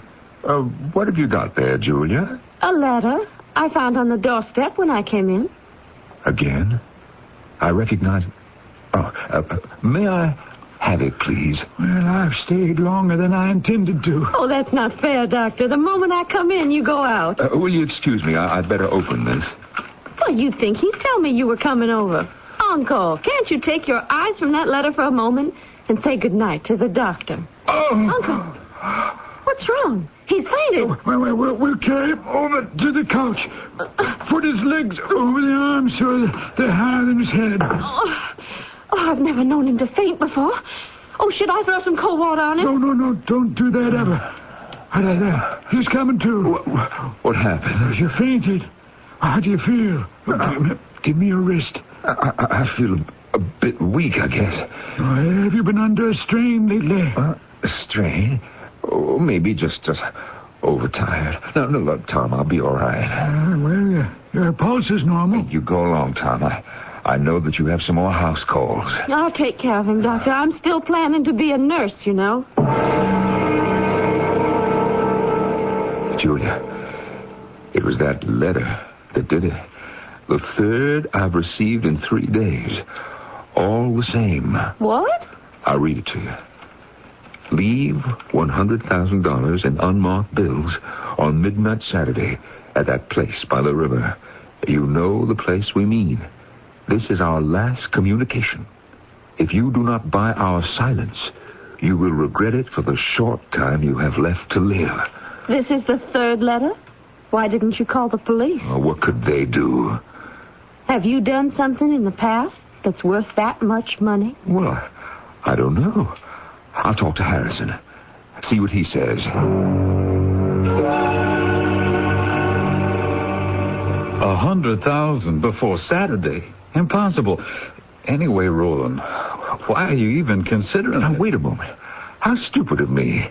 Why, I've got that much right in my cellar. You mean Julia's money? Well, she doesn't know a thing about it. Everything you're doing is wrong. If you've nothing to hide, you shouldn't be paying a cent. If you have, there's no guarantee they won't continue bleeding you for years. Now, think about that, Roland. Paying out that money could be slipping a noose around your neck.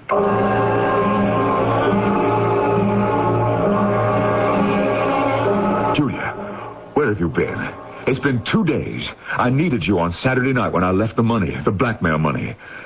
And I am positive I know who was blackmailing me. Who? Harrison. Harrison? Harrison, your old friend, your lawyer, your business manager? You believe that? It could only be him. He wasn't the one who took that 100,000. It was me. And Arthur. Come in, Arthur. You thought I was dead, didn't you? Fortunately, you know as little about carbon monoxide as you do about anatomy. I was quite alive when you buried me, and I let the old Mississippi do the rescuing. It flooded the grave you dug. Thank you for the money. It'll help us both get started. I'll have you thrown in jail for this. For giving me back the money you were keeping till I became 21. My money that was entrusted to you. You see, before she died, Mother told me. Arthur, I'd like to leave Hightower as fast as we can. And leave forever all those unpleasant memories.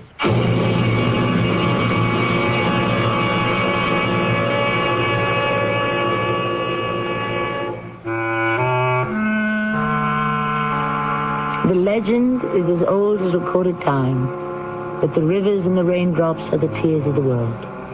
And the Mississippi, like all rivers, is a constant conscience to man who sings. Can there be a greater example than the great flood that washed the earth clean of sinners, so that Noah and his family might start life all over again? I shall return shortly. If you've been putting money aside, you're right to be concerned about inflation eroding its buying power. That's why you ought to know about Dreyfus Liquid Assets and how it can help you earn today's high money market yields without tying up your cash for months or years. Start with as little as $2,500. Make added investments as low as $100. With Dreyfus Liquid Assets, your money is yours whenever you need it. Phone for it, have it sent to your bank, or write a redemption check for cash or to pay your larger bills. You keep right on earning that high yield, compounded daily until your check clears. No penalties on interest, no sales charges, no charge for the checks. It's so simple, sensible, convenient. But find out for yourself. Call toll-free 800-228-5000 for free information and a prospectus including management fee, charges, and expenses. Read the prospectus carefully before investing or sending money. Discover how Dreyfus Liquid Assets can help you get the lion's share of today's high money market rates. 800-228-5000. Toll-free 800-228-5000.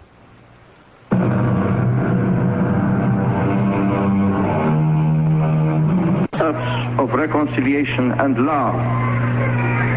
I come on.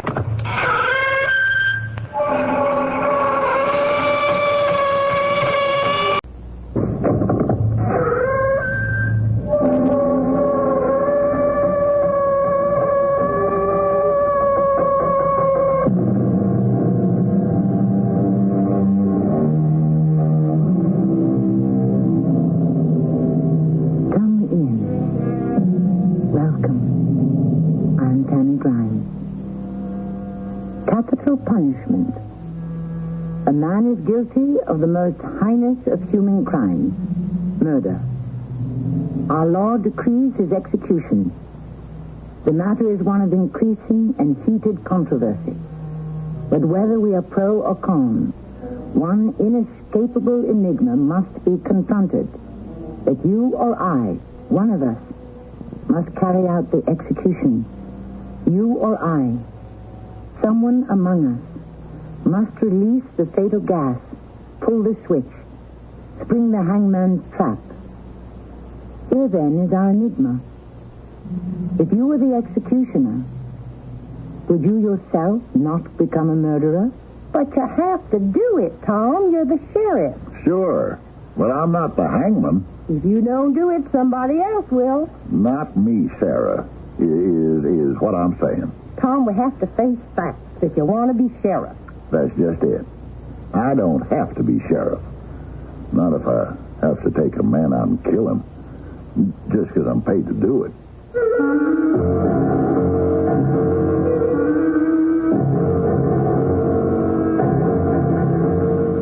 Our mystery drama, The Hanging Sheriff, was written especially for the Mystery Theater by Bryce Walton and stars Fred Gwynne. I'll be back shortly with Act One.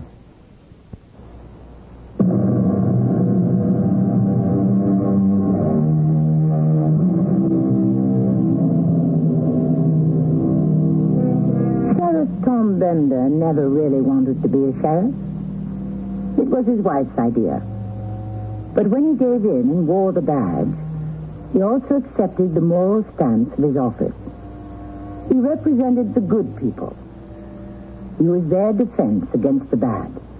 Then Sheriff Bender awoke one morning to find the distinction between good and evil can turn into a puzzling blur. In our story of retribution, Sheriff Bender finds that he who catches killers can eventually, of necessity, catch up with himself. Morning, big sheriff man. Oh, what got you up, Sarah? You, honey? I swear you had this porch built on just so you could dawdle your life away. Dream about that fool boat instead of getting yourself into town. Bet you don't even know the time of day. Morning.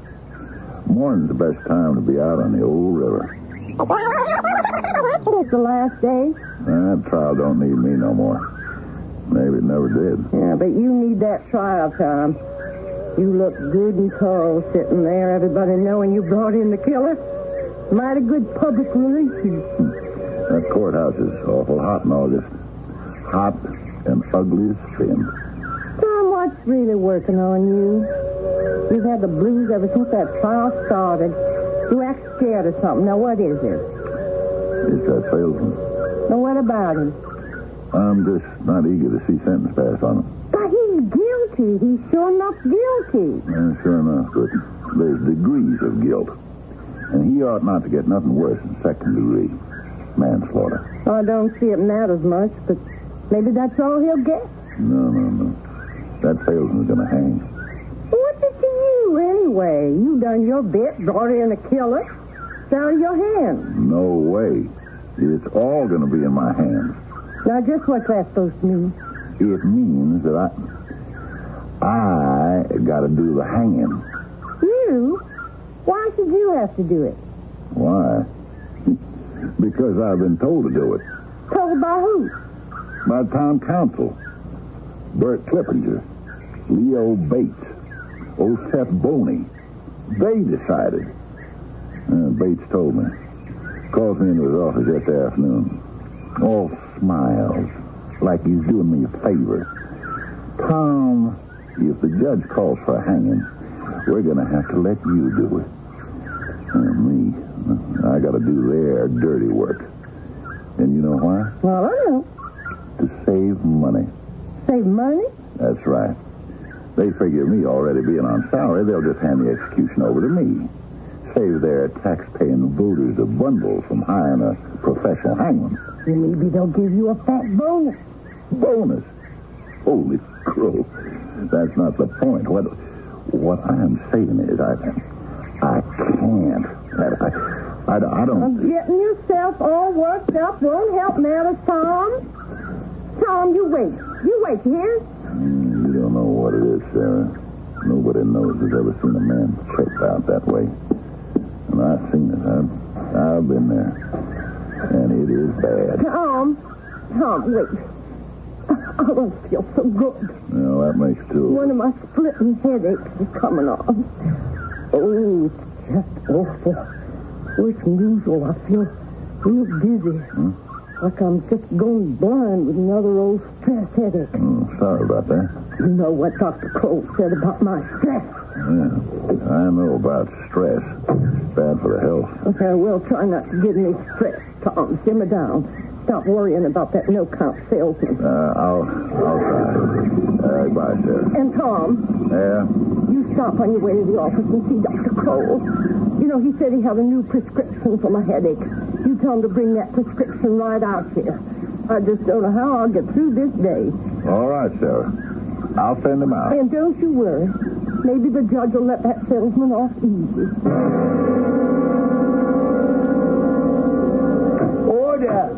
Order in this court. Order! You hear? I'll clear this courtroom. Now, Mr. Frank Tanner, our blue ribbon jury has found and declared you guilty of felonious homicide in the first degree. You got some final say with this here court? Judge, Your Honor, that's real considerate of you. I don't have much to say more than what I said already. I didn't mean to kill anybody, especially your Mr. Hambrook.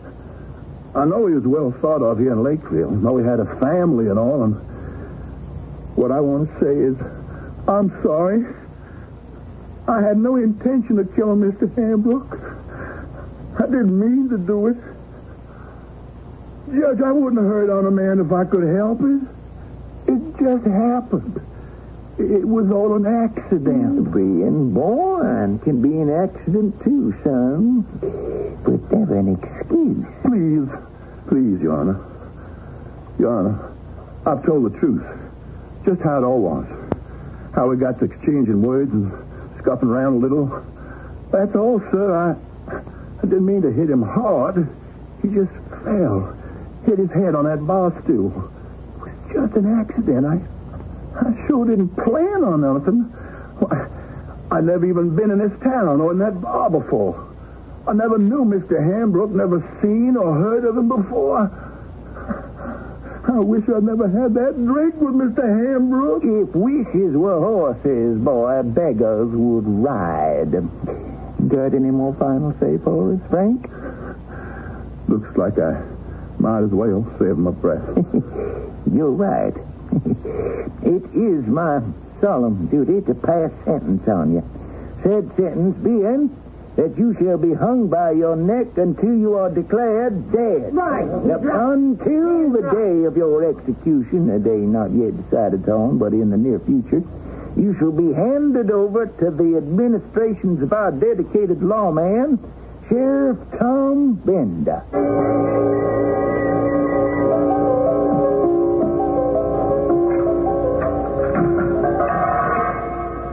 Frank?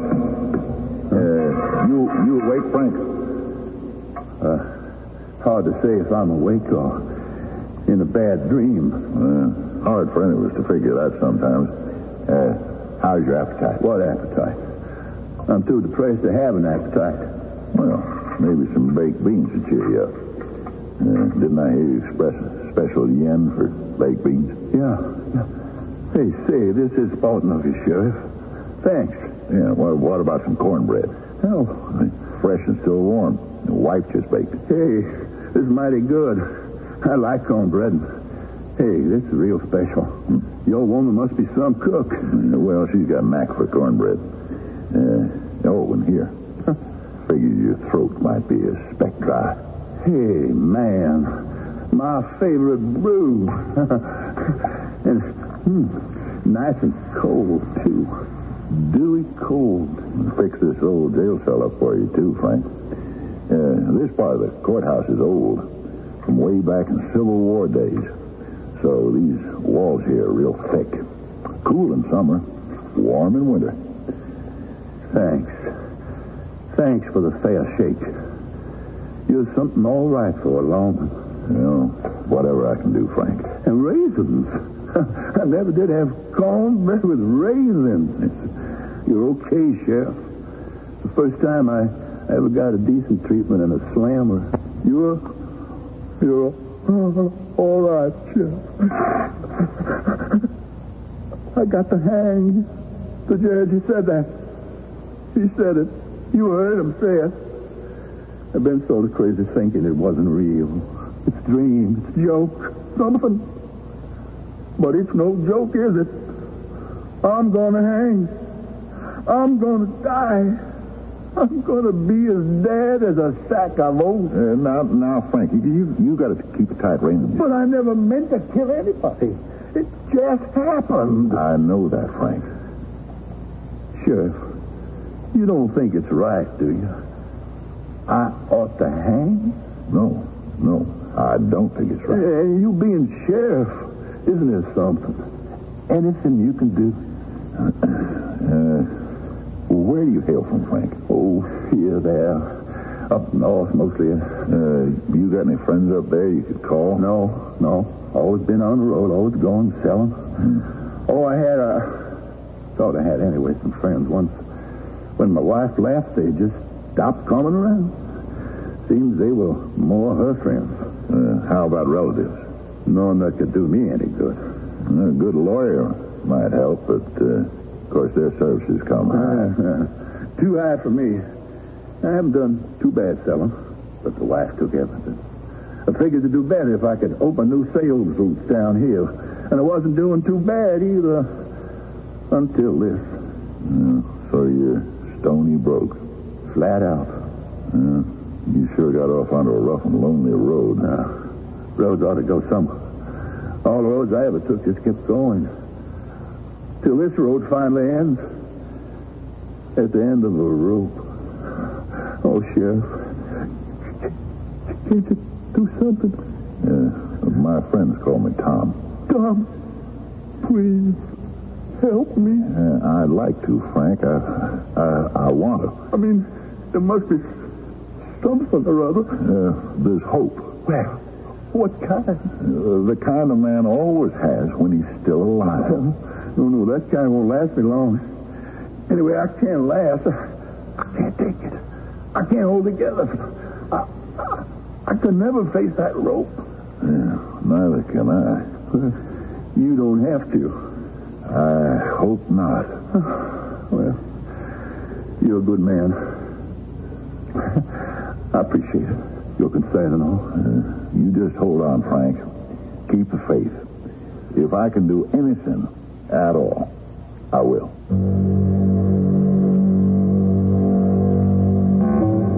If the selection of an executioner presents society with a troublesome philosophical dilemma, then what about our chosen hangman? Tom is an easygoing, amiable fellow who would apparently rather do almost anything than hang a fellow man. Now a dilemma is defined as a predicament that seemingly defies a satisfactory solution. Yet Sheriff Bender implies a possible way out. Does he believe in miracles? I'll be back shortly with Act 2.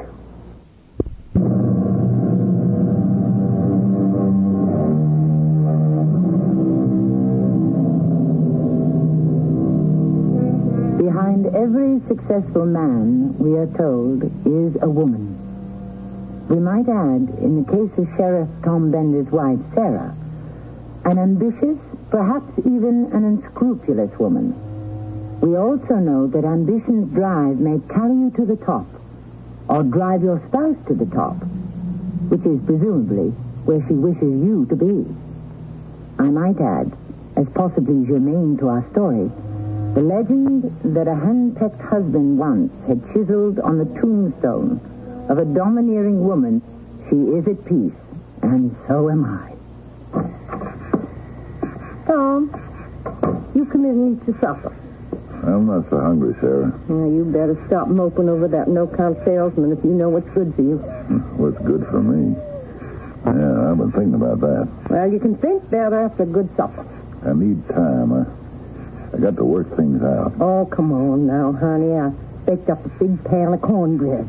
Yeah, with the raisins in it? Oozing raisins. Yeah. Plenty of ham hocks, beans, gravy. Yeah, that's mighty generous of you, Sarah, but I'm just not so hungry. I can't understand why you have to get yourself in a frazzle over that no-good salesman. Maybe it'd come a sight more clear if you'd just consider how in 3 days I got to take that salesman out and murder him.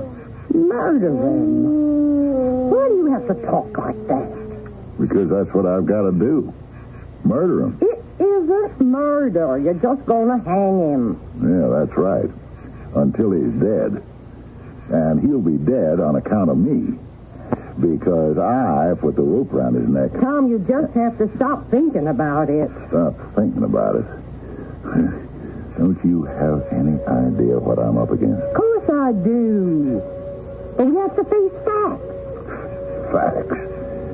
The fact is, I got to take this man out, put a rope around his neck, kick a trap door out from under him, and watch him die. Fact is, I got to kill a man who never did me a wrong. A man I hardly even know. Now, ain't that murder? But you're the sheriff. But I'm not a hangman. I don't have to kill a man just because I'm told to do it. Because someone pays me to do it. I'm not a paid killer. Honey, You got a big career ahead of you. If you don't do your duty now, somebody else will. Not me, Sarah. That's what I'm saying, not me. Can't you get that through your head? I can't. You will, Tom. If you want to be sheriff. Is that all you think about? All you care about? If somebody else has to hang that salesman, then somebody else is going to be sheriff. And that's the worst thing you can think of. Just about. If murdering a man isn't worse, what is? I'll tell you what's worse. The thought of being married to a man working for $4 an hour in the Lakeville paper mill. And that's where you'll end up, Tom, if you don't hang this salesman. Back at the paper mill, where I found you. Where you'd still be if it wasn't for me. Sarah, please, listen to me. Yo, you listen. Remember, there's an election coming up. You do remember the election. Now that you mention it, sure. Oh, Tom. Tom, I don't feel so good. Huh? I feel faint. Getting one of your headaches? Yes, it's coming on. And it's all your fault. Now, you call Dr. Cole. He's got to check me over. I think it's my heart, too. He said I had to watch my blood pressure. Now, you call him. What were you saying about the election? I'm saying you better do what you have to do, or you'll be out of office and you know it. Everybody's just waiting to see if you've got the guts to give that salesman his just desserts. If you don't, you'll not only be nosing around the paper mill looking for work, you'll be looking for this nice big house on the river, and you'll be looking for that big sailboat you've been dreaming about, and you'll be looking for me. You, Sarah? Tom, call Dr. Cole. I think I'm going to faint. All right, I'll call him. I won't be married to any mill hand. I married a man I could look up to, a man going places. Sheriff of Lakeville, Sheriff of Grundy County. You're not going to settle for less, Tom Bender. You won't. I won't let you.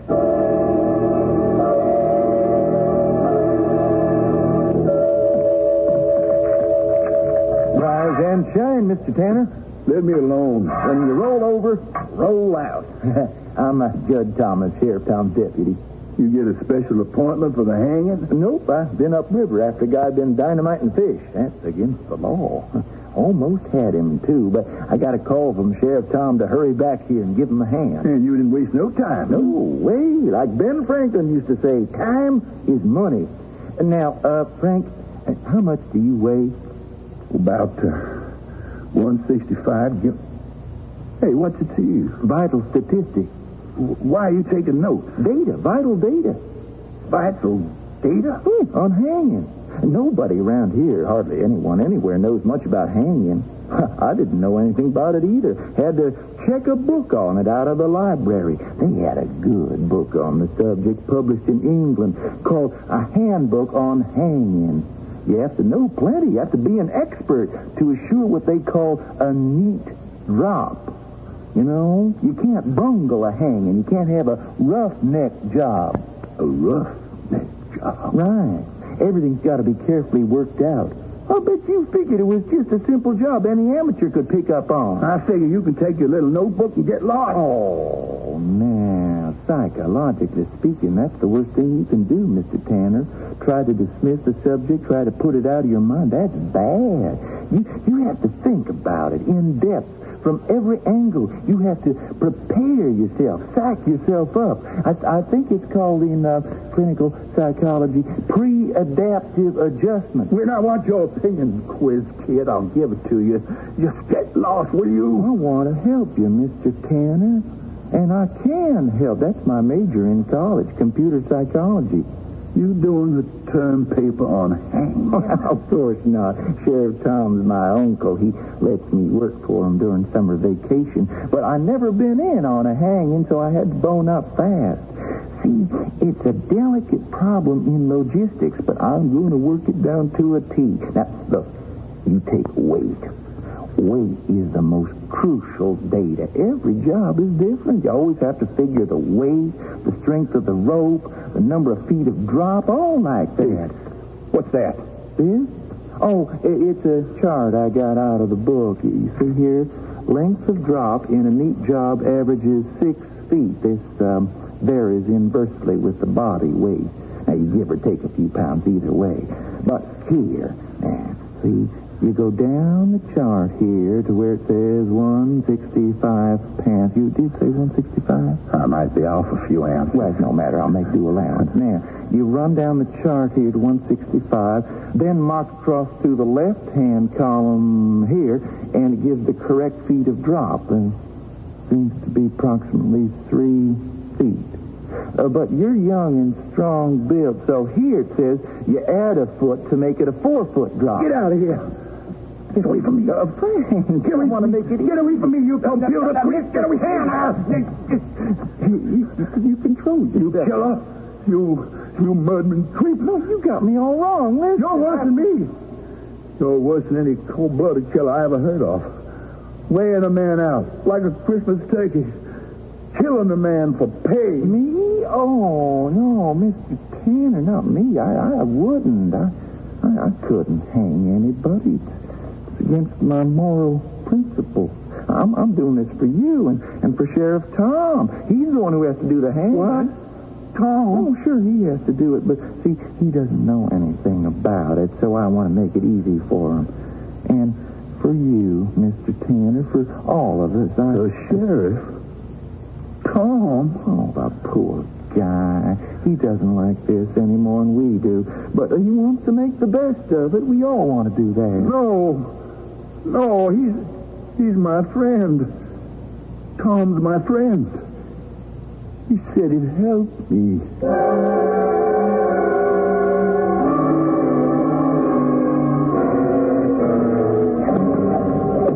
Morning, Sheriff Tom. Morning, Judd. On duty bright and early again, I see. Got to see that scaffolding's up on schedule and according to plan. Has to be precise on the button. Mm-hmm. Good to see these days. Young man so involved and dedicated to his work. Gallows have to be built according to specifications if we want a neat drop. Looks mighty neat from here. Looks about finished. Will be today. Had to have an essential heavy crossbeam up there, and then 2 special fastening bolts terminating in hooks to hold the rope. Blacksmith had to make those up over in Ridgeway. And that trap, or a drop, as they call it, that's a very special custom job, too. How's that, Judd? Well, it has to be made of heavy pine fixed in an oak framework. Has to be on a level with the floor and over a deep pit. Oh, it's going to be done right, Sheriff Tom. There won't be any slip-ups. Mm-hmm. How's our prisoner? Oh, not good. Not good at all. His morale, I mean. Well, let's face it. His future's not too bright. I don't think he's made of the right stuff. The right stuff? You know, I mean, to make a proper adjustment.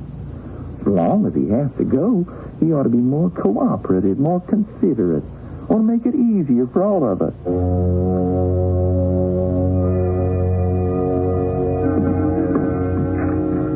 Well, it isn't Tom Bender, the friendly sheriff. Yeah, now, easy, Frank. I just want to have a talk with you. I don't want to talk to you, you Judas creep. You have to see my side. I've seen too much of you already. Going to help me. Going to be my friend. And all the time you're fixing to hang me. It's supposed to be my job. But I was not lying. And I'll do anything I can to help you. I meant it. And I still mean it. Sure. You and that kid computer, you're both going to help me. Stay out of my sight. I won't see you till I have to. Oh, Sheriff Tom, I forgot to tell you about the rope. Yeah, you just listen to your little helper. What kind of hanging would you have without a rope, huh? What about the rope, Judd? I just wanted you to know we got the best. Had to send over to Ridgeway for it. Have to have the finest hemp that won't stretch. Only the best for me, huh, Fred? Oh, it is the best. 3/4-inch rope of 5 strands of Italian hemp. Like the book says, nothing is so bad as a broken drop. Fine, Judd. That's just fine. Come on now, let's move along. And, Frank, you keep the faith. I'll see you later. There's only one place I want to see you, Judas creep. In hell!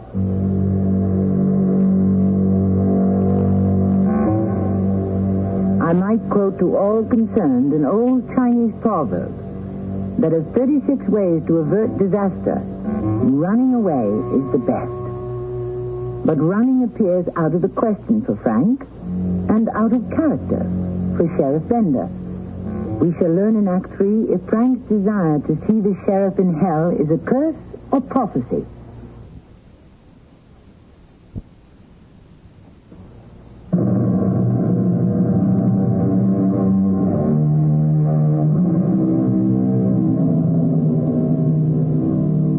We all play many roles between birth and death, but it may be a wrong role, and if it is wrong enough, playing it out can lead to disaster.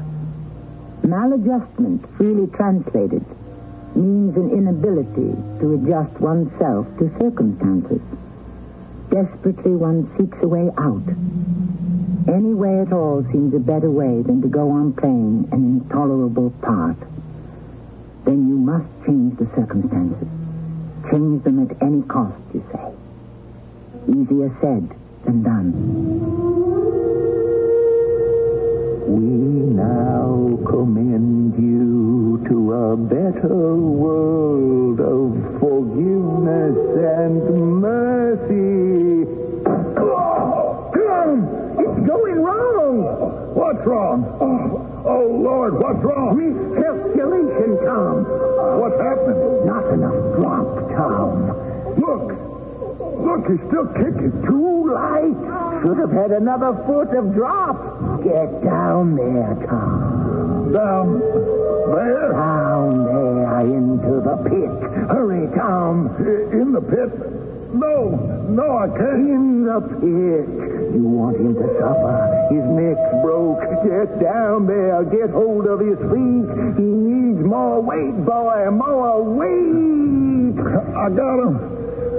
That's right. Keep hold of his feet. Now, pull harder. That's right. Hold on and pull. Let me out. Tom, now it's all right. Let me. I can't breathe. There now, honey. Tom, honey, you're awake now. Sarah. Yes. I'm here and it's all right now. I can't do it, Sarah. I won't do it. You just had another of your old night sweats. But you'll do it when the time comes. You'll face up. No. Yes, you will. No way. You'll do what you have to. I don't have to hang that salesman or anybody else. I'm putting in my resignation. I'm going to tell Seth Boney to take this sheriff's badge and choke on it. You hit me. Look here. I'm bleeding. That badge, it hit me. You could have put my eye out. Sheriff, sorry. I didn't mean it. What's got into you? You're acting crazy. Crazy as a loon. I said I was sorry. You but now I got to go call. That badge. Pick it up. Put it on the bureau and come back to bed. Being sheriff was your idea in the first place, not mine. I'm getting out. You mean running away? I've got to get out. Back to Seacliff. That sailboat. I can get it cheap, and I'm going. You are going to stay sheriff of Lakeville, or I'll make a little call to Seth Boney myself, and to the county prosecutor. Well, now, Sarah, what would you have to talk to them about? You know. Know what? What I can tell them. What, Sarah? What would you tell them? Why, I'd remind them of those sales of all that land down the river, where the new superhighway's cutting through. Those illegal contracts with the harbor construction outfit, and all those other payoffs and dirty deals. I know all about them, Tom. All those debts you was running up. This house, that new car. And I figured I had to do something. Anything to hang on. And you went along. You knew. You went along, Sarah. And now you do this to me. Try me. Just you try me, mister. You want to walk out and ruin everything I've planned on? You go ahead. But I'll ruin you, too.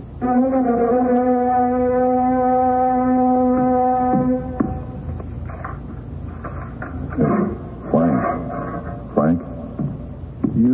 still want to talk? Ain't it enough to hang a man without having to talk about it? The talk's about done. It's time for action. I'm going to bail you out. Sure you are. The moon's going to turn to green cheese. No, I mean it. We're breaking out. I'm a man of my word. You ought to have seen that. Take these. What's this? 2 sharp chisels and a hammer. Looks like chisels and a hammer. Frank, listen. Do what I say, and you'll be out of here and long gone. Free as a whistle.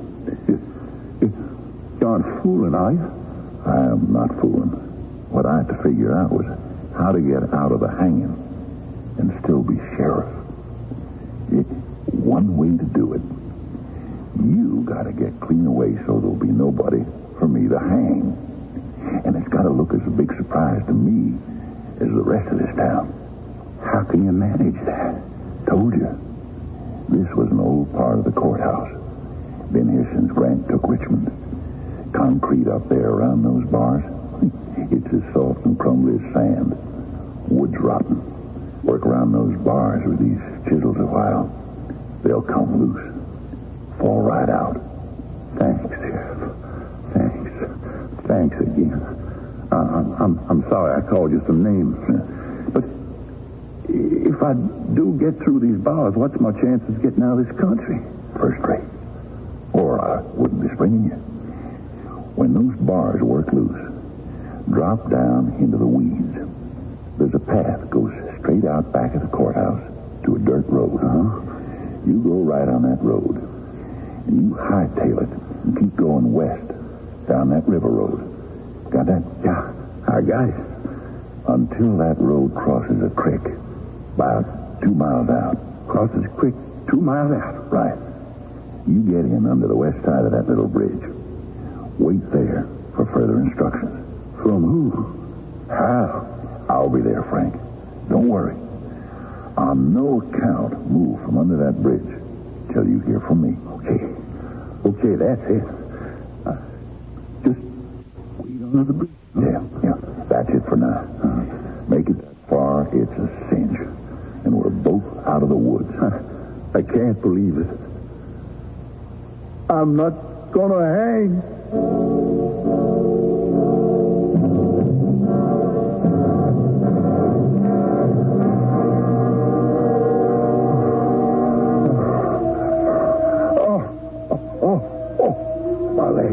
My leg, it's gone.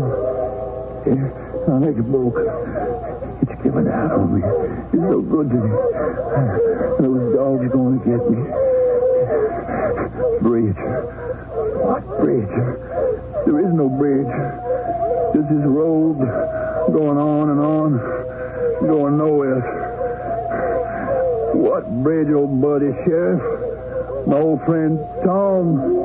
Is there any bridges there, old buddy Tom? Just this road and the dogs. Frank, what held you up? Oh, Tom, thank the Lord. I thought you... What happened? My leg. I heard it pass. Maybe broke it. Now, how'd you manage that? Oh, it dropped out the window. Getting out was easy, but it was a long drop down into the weeds. And I landed on a rock. My foot gave way. Can you get over ways to the river? I don't know. It's no more than 50 yards. You've got to make it. All right. Sure, Tom. I can do it. This path goes through the willows to the river bank. A rowboat's tied up there. Go down river a mile. Stay close to this right bank. You'll see a white boat landing.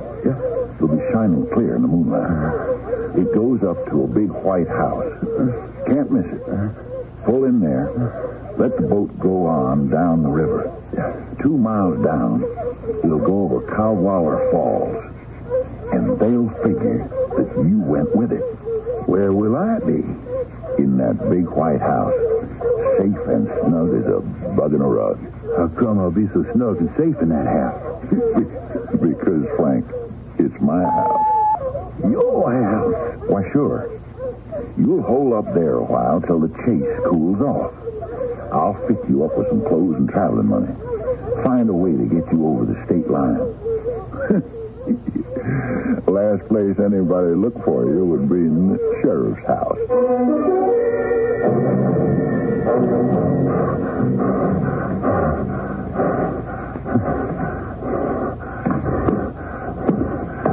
Sheriff? Tom? Hey, you here, Tom? Tom? Come in, Frank. Oh, Lord, this is good. What a relief. Those dogs, they sure threw a fit when they lost me on the river. Yeah, nothing much meaner than the dog pack. His ankle sure is in bad shape. All swollen. Tom, I hadn't able to do something about it. We're gonna do something about it. Oh? Okay. Now, you see I'm going to hide out here someplace? Where's the wife? That's her. That's Sarah. Where? I don't. Lying there by the table. Oh. What's happened? I mean, to her head. The blood. What's she doing lying there? Waiting. Waiting? There was an accident. Yeah, she's waiting for the undertaker. Tom, what are you doing? Stand right there, Frank. Don't move now. What's the gun for? Just don't move or try anything. It's a lost cause. What's this about? Who are you calling? We had a misunderstanding, the wife and I. I hit her. Lost my temper and hit her. Might too hard. It was an accident. You know about accidents, Frank. You killed her. But I really didn't mean to do it. Oh, yeah. Hello, State Trooper's office. This is Sheriff Tom Bender over in Lakeville. Right. We had a man jump jail here during the early morning hours. Right. A man named Frank Tanner. Well, I just got back to my house, and I'm calling from there now. Tanner was waiting here for me. Yeah, must have known how to find my place. I guess he figured to use my wife as a hostage. That's right. Right. Yeah. But looks like she put up a fight, and he killed her. That's right. Tanner killed my wife. Right. Oh, yeah. He's here, and I got him covered. Right, Lieutenant, you best run right over here and pick him up. He's a mad dog killer and liable to do anything. You, Judas creep. I know what it's like in jail, Frank. I've been there a long time. Now I'm free. I'm free, too. You see, I never wanted to be sheriff. I'd have been long gone if it hadn't been for Sarah. What I always wanted was a boat. A Tahiti-rigged ketch. Something to haul deck cargo over on the Gulf. That's all I've ever wanted. And now I'm going. You double-crossing lion. Judas creep. Now, Frank. Isn't this better for both of us? I'm free. You were due to hang anyway. And isn't a gun quicker and easier than a rope? You see, Frank? Quick and easy. Maybe a lot easier.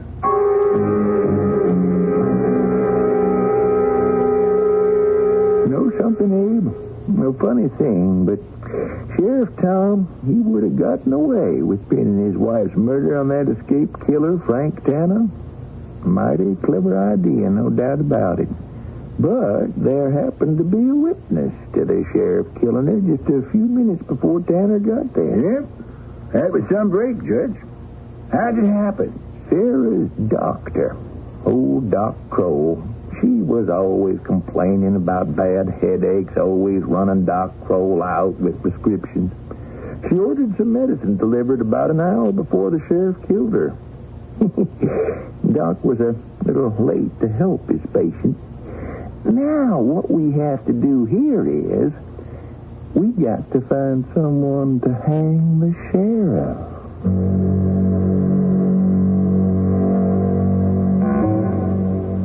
Sheriff Bender, driven by desperation to play the extreme role of killer, might have gotten away with pinning his wife's murder on the hapless scapegoat, Frank Tanner. But it is with murder, as it is in the theater. Bad timing can be a fatal flaw. And there happened to be a witness to the sheriff killing his wife just a few minutes before Tanner arrived. It was Sarah's doctor. I'll be back shortly.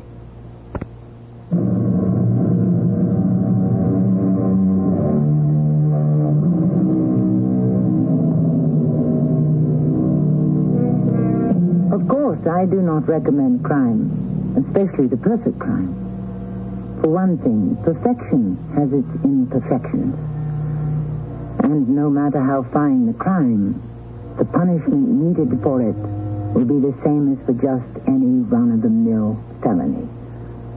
Which returns us to the enigma presented in Act 1. Now we must find someone to hang the sheriff. No one is born a hero, but if he becomes one, it is only through the forces of fear and circumstances. Perhaps those same forces can turn any one of us into a killer or a hangman. Our cast included Fred Gwynne, Elspeth Eric, Bernard Grant, and Russell Horton.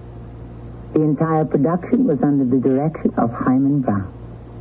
Radio Mystery Theater was sponsored in part by Raven House Paperback Mysteries. This is Tommy Grimes, inviting you to return to our Mystery Theater for another adventure in the macabre. Until next time, pleasant dreams.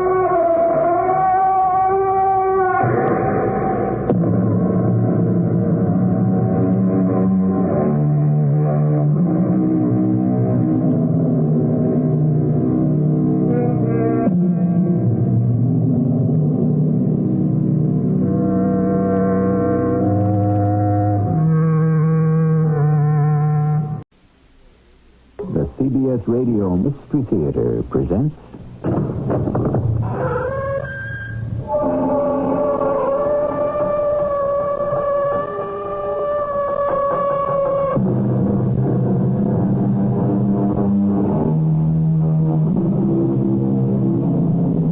Come in.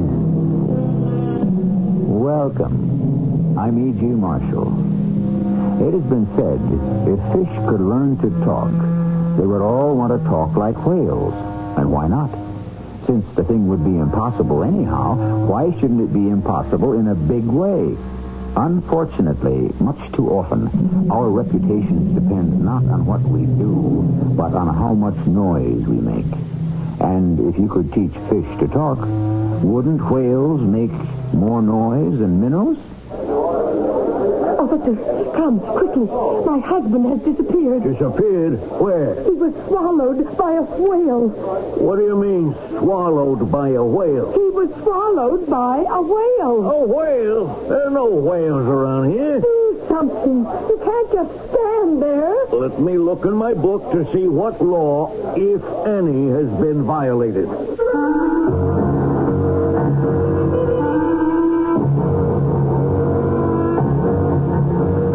Our mystery drama, The Biggest Fish in the World, was written especially for the Mystery Theater by Sam Dan and stars Joan Shea.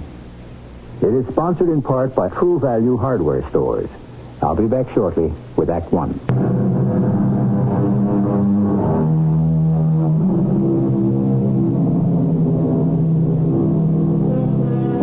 Sometimes you make just one tiny mistake and you're finished. You pay for it forever. Our friends, the whales, made that mistake at the very beginning of things. Instead of electing to come up on dry land, they decided to stay in the sea. Therefore, Instead of developing arms and legs, they stayed with fins and a tail. And so they remain, to this day, prisoners of the ocean. They can only swim and swim and swim. But they do have a great many friends, which is all to the good, because these days you need all the friends you can get, especially if you're a poor, dumb animal. Come to think of it, the same holds true even if you're a rich, smart animal. Digby. Digby. Digby. Wake up. What's that? Awake. Arise, O noble knight. Huh? Or shalt thou sleep forever? Is it dinner time? Dinner time? Well, what time is it anyhow? Has my watch stopped? Oh, no, by George, your old tramp still ticking away. It'll be 2:30. 2:30 exactly. Barely an hour since we finished lunch. Well, why don't I just grab myself 40 more winks? Darling, you promised to take me to the Wonderland this afternoon. Wonderland? What's that? Oh, you know perfectly well. The Water Wonderland. Oh, where they have the fish. Now, darling, why would anyone want to look at fish? Now, you love fish. Properly prepared, baked, or steamed, even boiled. Digby, you sound like a barbarian. Darling, you like to eat fish yourself. But I don't like to talk about it. Now, you must come. I'm to make a speech. It would be nice if you were there. I'll be there, in spirit. Why don't you run along with us, and I'll see you at cocktails. But it's a special event for the cetaceans. The, what? The Whale Club. Oh, yes, fine group. Everyone else's husband will be there, and I'm president. Now, how will it look if my husband... But I don't like to go to these places. Darling, it's such a special occasion aside from my speech. Yes? You see, we are extending a welcome to Spartacus. The Spartacus? Yes. He's a whale. Why bother with a whale? He's the latest addition to the Wonderland. What's he going to do there? What do you suppose? What does a whale do? He'll swim. Where? In the... Well, I suppose it's a pool. How did they get him? Oh, dear. Well, he was taken from the sea. You mean kidnapped from his home? It was for his own good? Is that a fact? Digby, the seas are filled with people who have harpoons, who intend to kill whales. At least Spartacus will be safe in the Wonderland. Won't he be lonesome? Lonesome? The poor chap may have a wife or a lady friend, or both. How do you know he wouldn't rather be back out there? I'm sure he'd rather be alive right here at the Wonderland. How do you know? Did you ask him? Oh, for goodness sake, how could we ask him? That's just my point. I am sure, Digby, darling, that we know what's best for Spartacus. Now, darling, be a gallant knight and escort your lady fair to the Wonderland. But I'm so sleepy. Digby, darling, you are coming to the Wonderland with me. Now. Yes, dear. Isn't it wonderful? Everyone here. Everyone? Everyone who is anyone.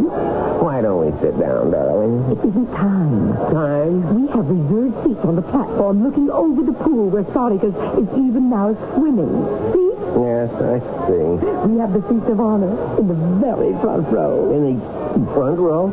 I'm the president, and you are my distinguished guest. What happens if we fall off? Fall off what? Fall off the platform. How could anyone fall off the platform? Well, it could happen. Oh, darling, it's such a remote possibility. Obviously, one could fall into the pool. Now, Digby. Are there any sharks in the water? Sharks? I shouldn't think so. Do you know that for a fact? I don't. There's Mr. Flensing. Who is Mr. Flensing? Oh, he's the featured speaker of the day. Mr. Luther Flensing, known throughout the world as the whale's greatest friend. Does he associate with whales? Of course not. I'll ask him about the sharks.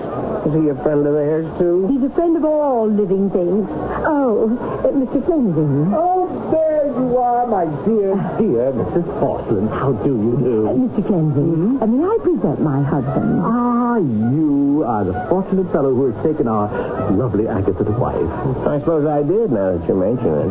Luther, My husband has a question to ask you. Oh, please, feel free. In that big pool where the whale is swimming... May I interrupt? You did. Why do you refer to him as the whale? Why? Because, quite simply, that's what he is. A whale. Well, doesn't that strike you as patronizing? I'm not sure. Well, how can we ever have the proper respect for these creatures if we insist on looking down at them? It's a matter of location and position, Mr. Fensing. We can't very well look up at them now, can we? Digby. The whale has a name. Now, we should use that name when we refer to him. What's his name? Darling, you know his name. It's Spartacus. How do I know that's his name? Because that is the name we gave him. The name you gave him. But how do you know it's his real name? Were you present at his christening? Darling, you did have a question to ask Mr. Fleming?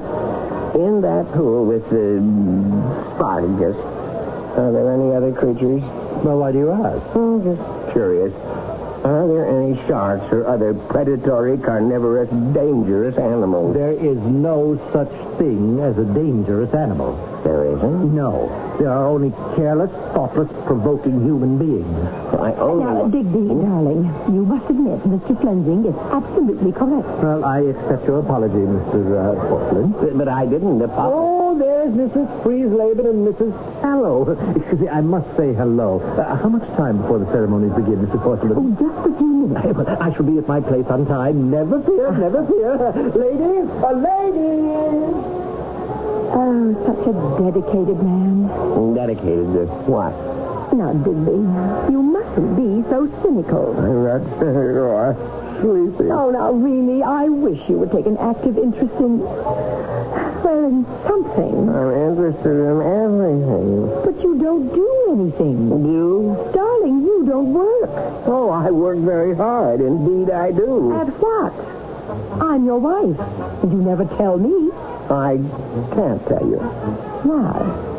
The fact is, I'm not sure what it is I do myself. But you do something. Oh, I'm sure of that. Yes, and we do have money, which means you get paid. Yes. Well, all I'm asking is by whom and for what? It's quite complicated. I speak with various people. On what subject? A multitude of subjects. And then what happens? Hopefully, I assist in the solving of a diversity of problems. What sort of problems? I'm not at liberty to divulge that information. But I'm your wife. I never doubted that. You shouldn't keep any of your secrets from me. I agree. Then why can't you tell? Well, these are not my secrets. They belong to other people. Oh. We never did find out if there are any sharks in the pool, did we? Well, I'm sure everything will be all right. I hope so. Listen. To what? Actually, to nothing. They stopped playing. I'm sorry. I rather like that tune. It's a sign that the meeting is about to begin. We must get to the platform. Rather rickety-looking affair, if you ask me. Now, stop worrying, Digby. Everything's going to be all right. Here's your seat, Digby. The first row. The first row? Just behind the rail. You can see everything. I'll be sitting here next to you after I introduce the speaker, Mr. Fleming. Bless us all, what was that? See? It's Spartacus. Spartacus? Look, directly below. See him? He's surfacing.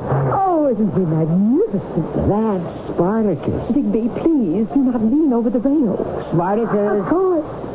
Oh, isn't he charming and graceful and beautiful? Have you ever seen such grace, such poetry in motion, have you? Well, not lately. It's time for me to start the festivities. Mr. Band Leader, may I have something?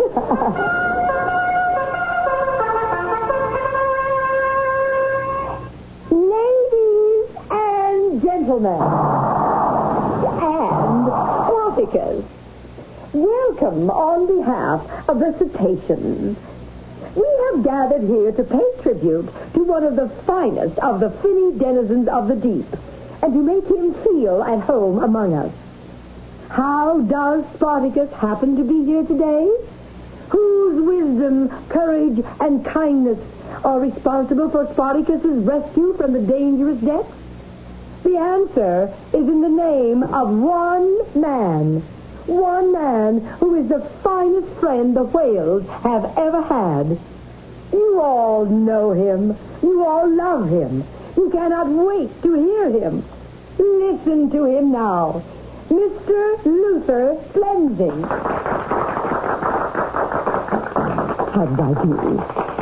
You're spectacular. Ladies and gentlemen, Spartacus and cetaceans everywhere.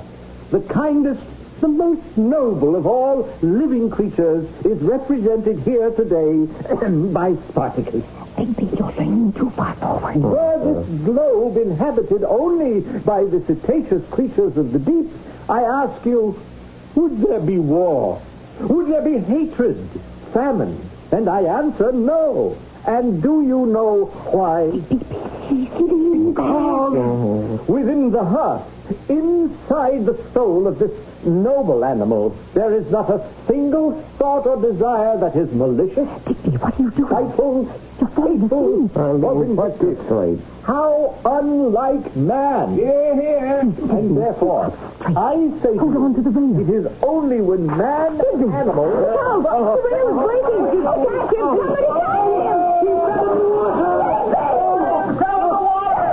Somebody catch him!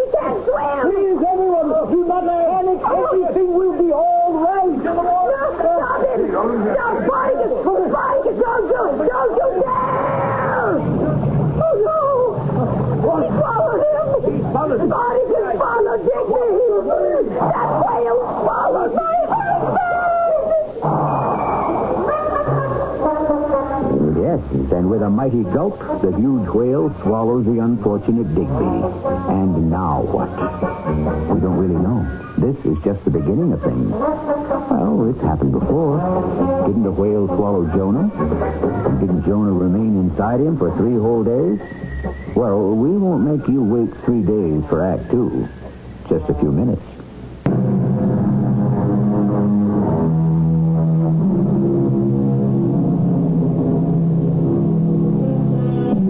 One swallow doth not a summer make, said the poet.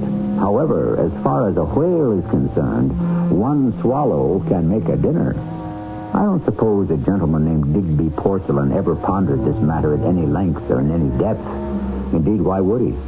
However, just a few moments ago, it ceased to be an academic matter and became absolutely real. It seems Mr. Porcelain fell into a tank where a whale named Spartacus was swimming, and Spartacus swallowed him. Digby! Do something! Somebody do something! Now, Mrs. Porcelain, we must remain calm. Calm! My husband has been swallowed by that whale. Do you expect me... Mrs. Porcelain, I will not have you refer to Spartacus as that whale. But he swallowed Digby. Do something! Somebody do something! Well, we shall.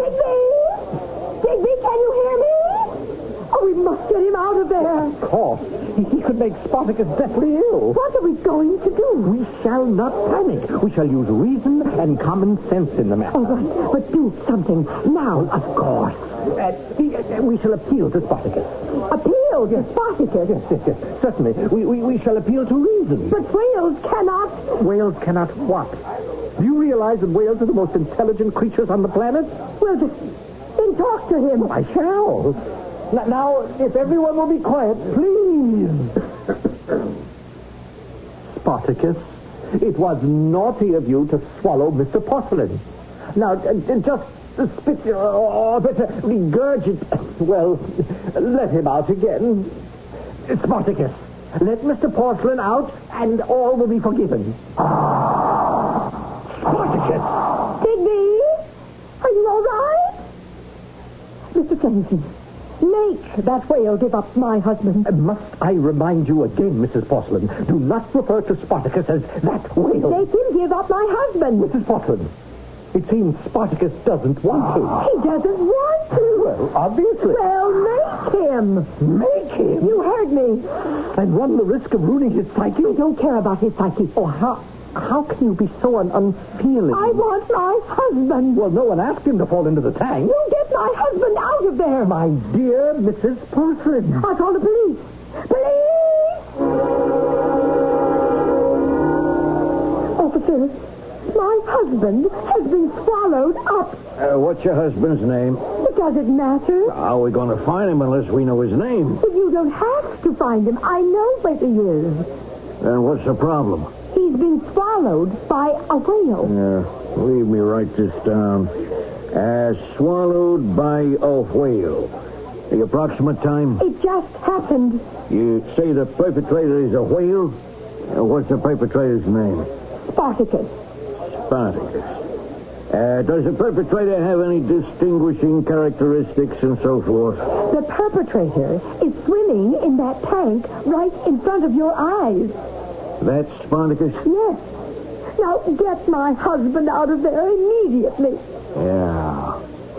Ma'am, you sure your husband's in there? I know he's in there. You got any witnesses? There are 5,000 witnesses. Well, we'll have to collect all the names, you know what I mean? I don't know what you mean, and I don't care.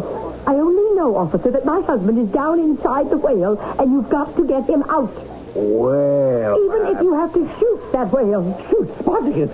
Barbarism. Officer, if you even so much as touch your holster, I will sue the city for $1 billion. And if you allow my husband to carry... No, everybody just keep calm for a minute. I don't know if I even got the jurisdiction. Now, just wait, huh? Hello, Sarge. Listen, Sarge, what do I do if a guy gets swallowed by a whale? No, Sarge, it ain't a gag. You know I don't drink. Yeah, at Wonderland. What do you mean, play it by ear? I got both my ears chewed off already. Ladies and gentlemen, we interrupt for a fantastic news headline. A man has just been swallowed by a whale.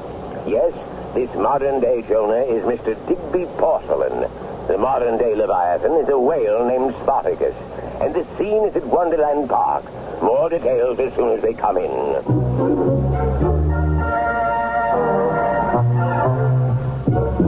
Now, Mrs. Porcelain, I assure you that everything is being taken care of. Except poor Digby.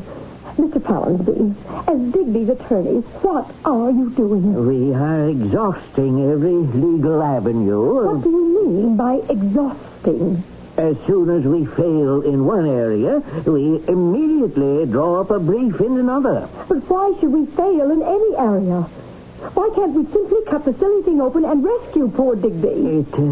It isn't that simple. Why isn't it? Mr. Flensing, the owner of record, has taken out an injunction. Are you telling me that some silly whale is worth more than my husband? Evidently, a great many people think so. Oh, I refuse to believe it. I might suggest that you listen to the news broadcast that's coming on just now.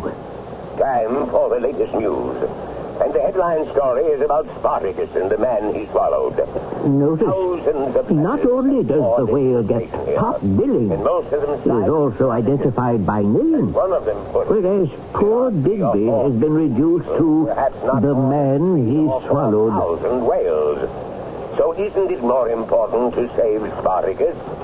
I have a special guest, the owner of Spartacus, Mr. Luther Flensing. May I correct you? Please, do not refer to me as the owner of Spartacus. Rather, I am his friend. Mr. Flensing, what is your position? Our unassailable position is that Mr. Porcelain was an alien presence in that tank. But still, you... Further, Spartacus was only doing what comes naturally. In what way? Well, Spartacus mistook Mr. Porcelain for the food with which his tank is filled, and therefore swallowed him down. But is it not a fact that whales do not eat large objects? Indeed, they subsist on the most minute of all living matter, plankton. Yes.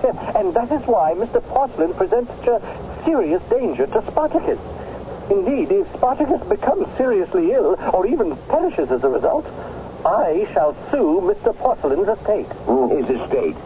Are we to assume, then, that Mr. Porcelain is no longer among the living? Well, you may assume whatever you wish. What are we going to do? We are doing everything in our power. Surely, as my husband's attorney, you should be Mrs. able... Porcelain, we must have patience and we must have faith. Sorry, lady, you can't come in here. But I want to... Nobody's allowed near the tank. But my husband is in there. Oh, it's you. I want to see my husband. Well, you can't see him. Exactly. He's inside the whale. Please, officer. Orders are the public isn't allowed. But I'm not the public. I got my orders. I see by your nameplate, your name is Officer Delson. My name is Agatha Porcelain. And so now we are no longer two disembodied presences. We are definable human beings. Now, what was that? Suppose you had fallen into that tank. Oh, me? And been swallowed by that whale. And your wife, tearful, grief-stricken, friendless, and alone, wanted to come here. You follow this? Yeah. And some police officer prevented her from entering. Wouldn't it be terrible for your wife? Couldn't be. I'm not married. Please, officer. Oh, what can I do? Just leave me see a pretty face and I fall apart. It's a possibility you're not married anymore either. May I go in? You will promise me you won't do anything. Mr. Fleming. Mrs. Porcelain, what are you doing here? Well, I will ask you the same thing. I am protecting my property. Mr. Fleming, there must be something we can do. Do? Well, I think you and your husband have done enough. Look at him. Look at Spartacus. He appears so ill, so wan, so listless. He looks all right to me. Oh, how weak he sounds. He sounds as strong as ever. Now, we must get Digby out of there. Well, I agree. He is not doing Spartacus any good. Nor is Spartacus doing him any good. Well, I will accept even that. Now, isn't there some way? None. I have spoken to Spartacus. Yes, but what? You think it doesn't mean anything? Whales are intelligent. They communicate. Listen, Spartacus, will you please unswallow Mr. Porcelain? Oh, Spartacus. You see, he refuses. And if you ask me why, I can only tell you it's for a reason that is rooted deep in his psyche. But a human life is at stake here. Would you agree? Yes. And so, therefore, weighing, measuring, considering it, surely be apparent that since Spartacus will not yield Mr. Porcelain, then Mr. Porcelain should be taken out of Spartacus, whether Spartacus acquiesces or not.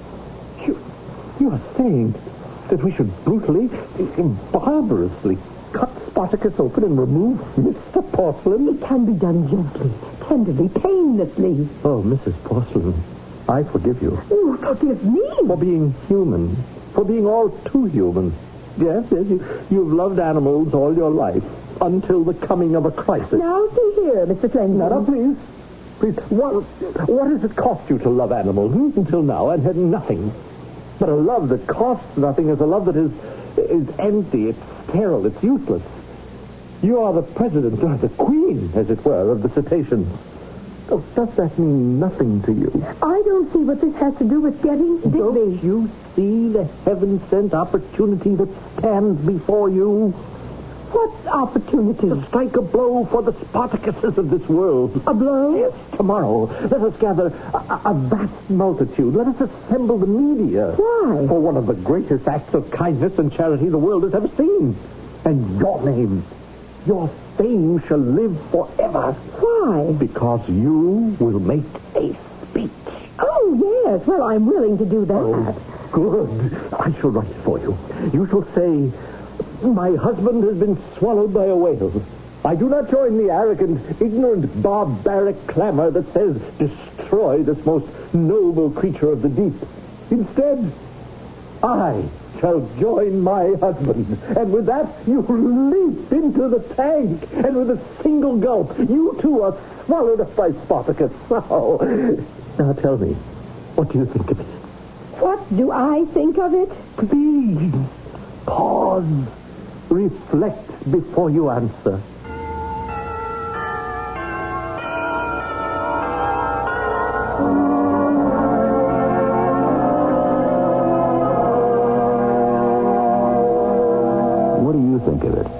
After all, aren't there wives who long to join their husbands in every hazardous activity?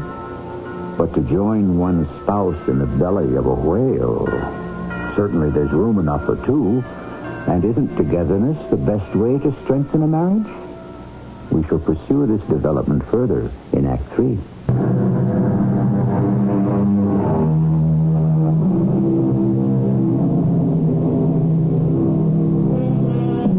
Didn't a wife once say, "Whither thou goest, I will go, and where thou lodgest, there I will lodge"? Actually, she didn't say that to her husband. She said it to his mother. But the basic idea is still there. And the fact is, when you marry, it's for better or worse. You have to live as one. But how can you live as one in two places? You want me to jump into that tank and let myself be swallowed up by Spartacus? Think of it. You are crazy. Well, you proclaim for all the world to know that you love the whales. Now, prove it. By letting him swallow me? Oh, well, I see. Oh, you are the typical dilettante liberal. Now, see here, Mr. Fleming. I want my husband. Well, I have just suggested a way for you to have him. I warn you. You are the typical summer soldier. Oh, I'd better get out of here. Yes, and are you perhaps a bit too frightened to jump into the tank? Here, let me help you. I'll just give you a teeny little push. Let go of me. It's for the cause. Let go. Do you realize the publicity? Oh, now, do you see what you've done? You upset Spartacus. There now. Everything is going to be all right, fellow. All right. Hey, what's going on here? Officer, he tried to push me into the tank. Oh, officer, remove this woman. She's creating a nuisance. But my husband is inside that whale. Isn't anyone going to do anything about it?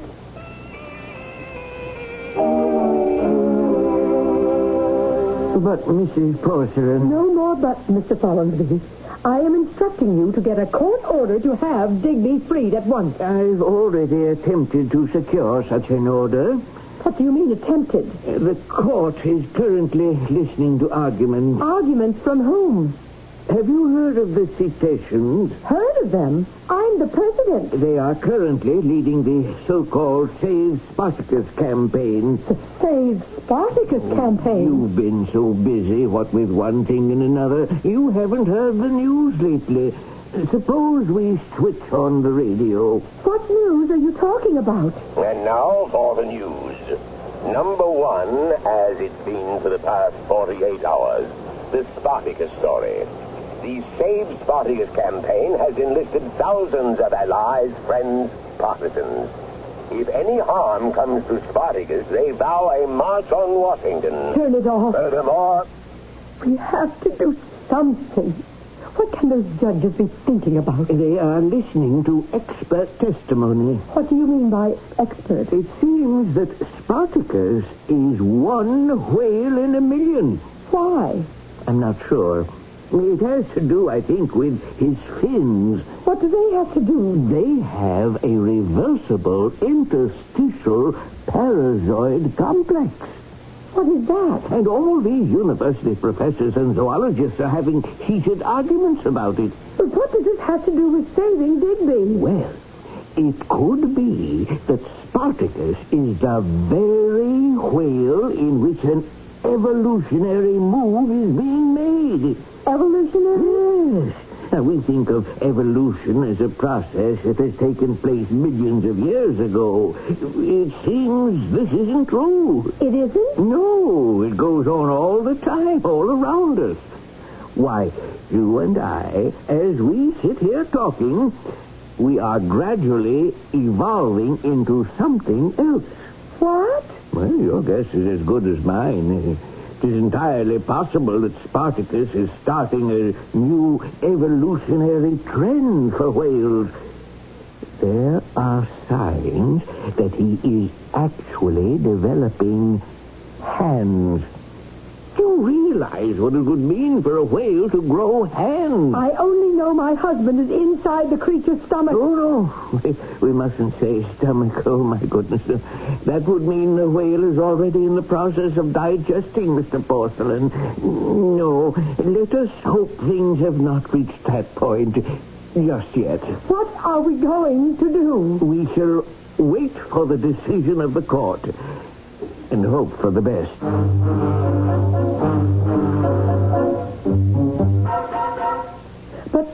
But it's impossible. It is the ruling of the court. Do you mean nobody's going to do anything about Digby? My dear, Digby's situation falls under the heading of innocent bystander. Isn't there anything we can do? Well, we've already gone to the appellate court.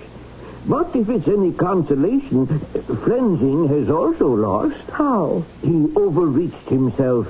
His defense was that the whale could not be destroyed because he was, obviously, a part of the evolutionary process. And the court agreed. Then how did he lose? Because then the court said, if that were true, then the whale could not remain in captivity where there would be no environmental pressure on him to evolute. Therefore, the court decided that Spartacus must be returned to the seas. With Digby still inside? Well, yes. Mr. Farnsby, how are we going to get Digby out of there? I don't know. If Spartacus is turned loose into the sea, how will we ever find him? Mrs. Porcelain, it is a problem.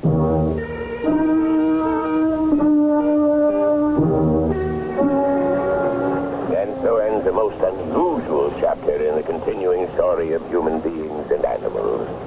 Of course, human beings are also animals, which is what makes it so interesting. At any rate, just 1 hour ago, a special naval vessel towed Spartacus out into the bay, and then into the ocean where he was released. Spartacus immediately sounded, which means he dove to the bottom, and he hasn't been seen since. Oh, poor Digby. And what shall happen to you now? Whale united, together until death do them part. In their honor, a program of special music. Oh, Digby, you must be so hungry. Nothing to eat but plankton. But it's good for you, darling. Complete protein. True, you can't be getting much exercise, but you do have a wonderful diet. What was that? What's that? Who's there? Who is it? What do you mean by breaking into my house? And where did you get a key? I not only have key, I also have gun. Now, we close the door. And we talk like civilized people. What are you trying to... You think I am a thief? I do not blame you. My code name is Domino. Tell me your code name. My code name? Yes, each one of us. We have code name. I think you are making a mistake. Code name, please.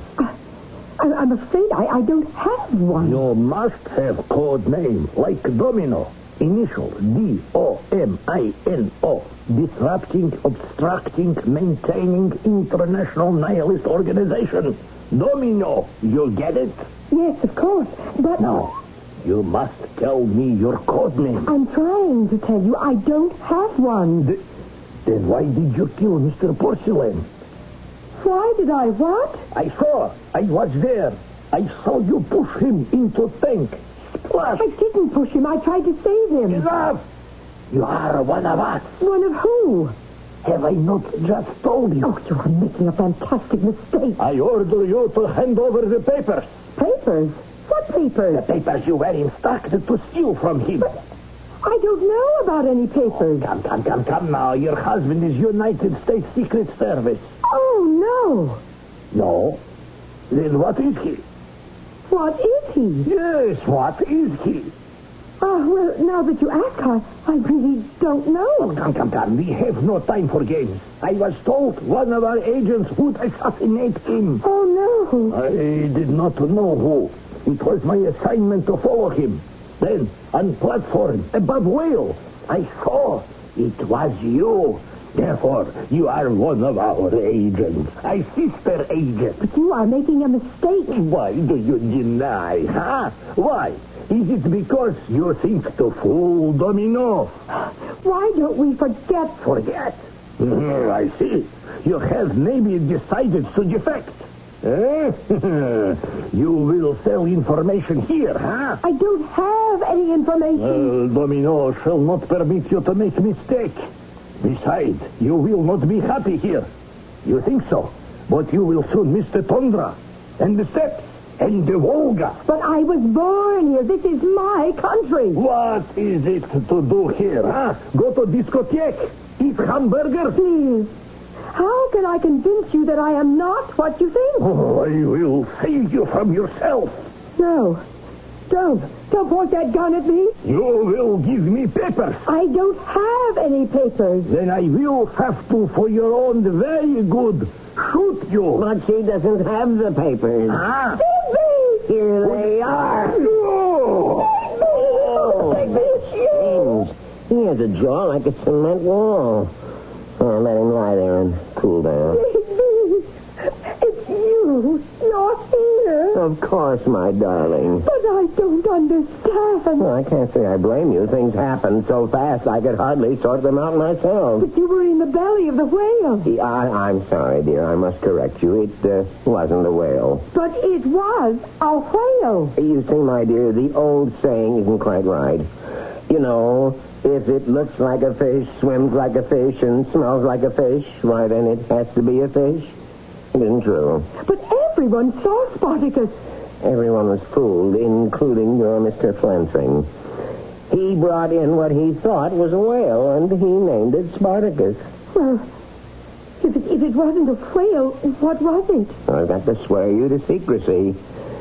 Spartacus is a monitoring device cunningly constructed to look like a whale. Oh. It cruises the seas and gathers information. How do you know?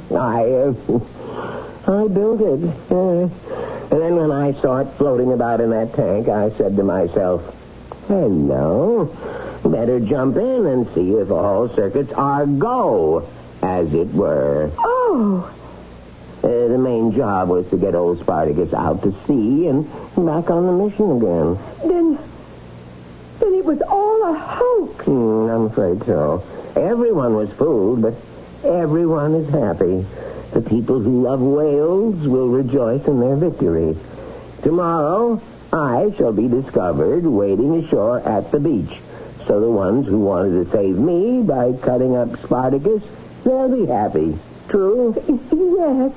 And because I'll be coming back to you, I'll be happy. And because you'll be back, I'll be happy. And everyone will think Spartacus is happy. What? Oh, where am I? Of course, Mr. Domino won't be happy. No, please. Let me stay here. Do not send me back. I can be very happy.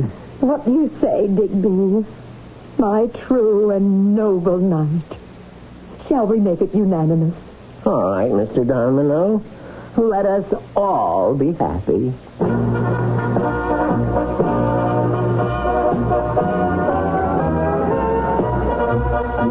And they were. Spartacus is cavorting in the deep. Agatha and Digby spend all their hours happily together. Dr. Luther Flensing is happy among his whales. Seldom do we celebrate a story where there is so much residual joy. However, for a sobering note, I shall check in with you again in just a few minutes.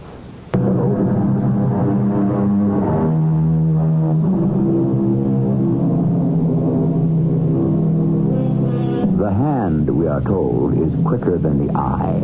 Therefore, what we swear we see is not necessarily so. After all, mirages are not restricted to the hot, thirsty deserts where the brain has been seared by light and heat. Mirages can take place wherever people may gather. We see what we want to see, what we expect to see, what we are told we see, and then we solemnly nod and tell ourselves that seeing is believing. Our cast included Joan Shea, Leon Janney, Earl Hammond, and William Griffiths. The entire production was under the direction of Hyman Brown. This is E.G. Marshall inviting you to return to our Mystery Theater for another adventure in the macabre. Until next time, pleasant dreams.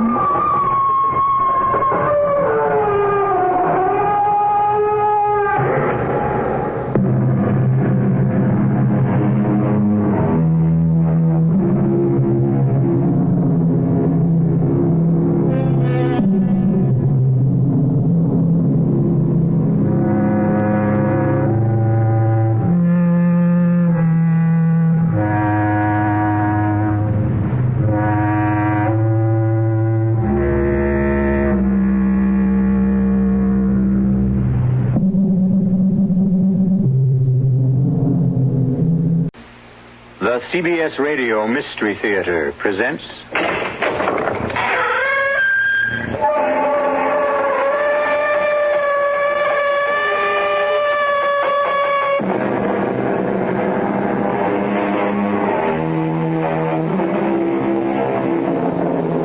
Come in. Welcome. I'm E.G. Marshall. Trust. To trust someone. What does that mean? I suppose that in simple terms it means you feel sure that a certain person will not let you down, that you can put complete confidence in him or her. Assuredly, trust ranks among the strongest expressions of the human psyche. Yet it is also the most delicate and vulnerable, as Claudia Hammond found out. Mary, they're going to kill me. He's going to kill me. Now, Claudia, you've just got to put such terrible thoughts out of your head. In heaven's name, Mary, how can I? You saw the letter from Todd's mistress. The woman Todd's making love to behind my back. You know what it said. And I don't believe one word of it. Not one single word. Because your husband loves you, Claudia. You have nothing to fear from him. Except one thing. What one thing? Death.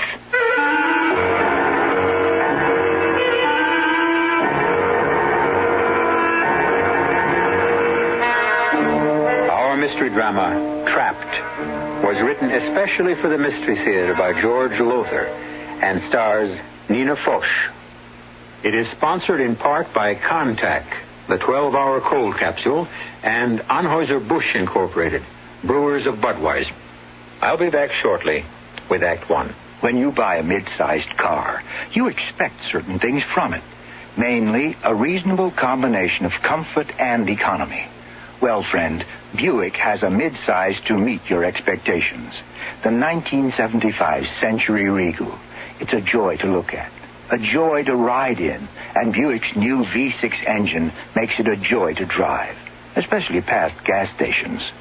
Buick Century Regal, dedicated to the free spirit in just about everyone.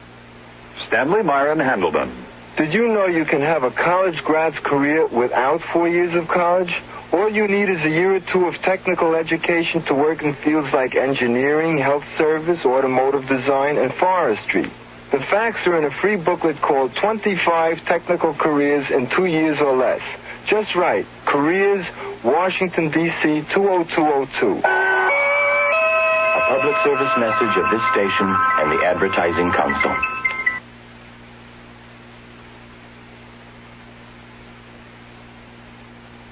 At McDonald's, we give you good service. So when you come to our place, we give you more than fast service. We give you a smile and a thank you. Count on it. You can count on our smiles. You can count on our speed. You deserve a break today at McDonald's. Fast and friendly, and you can count on it.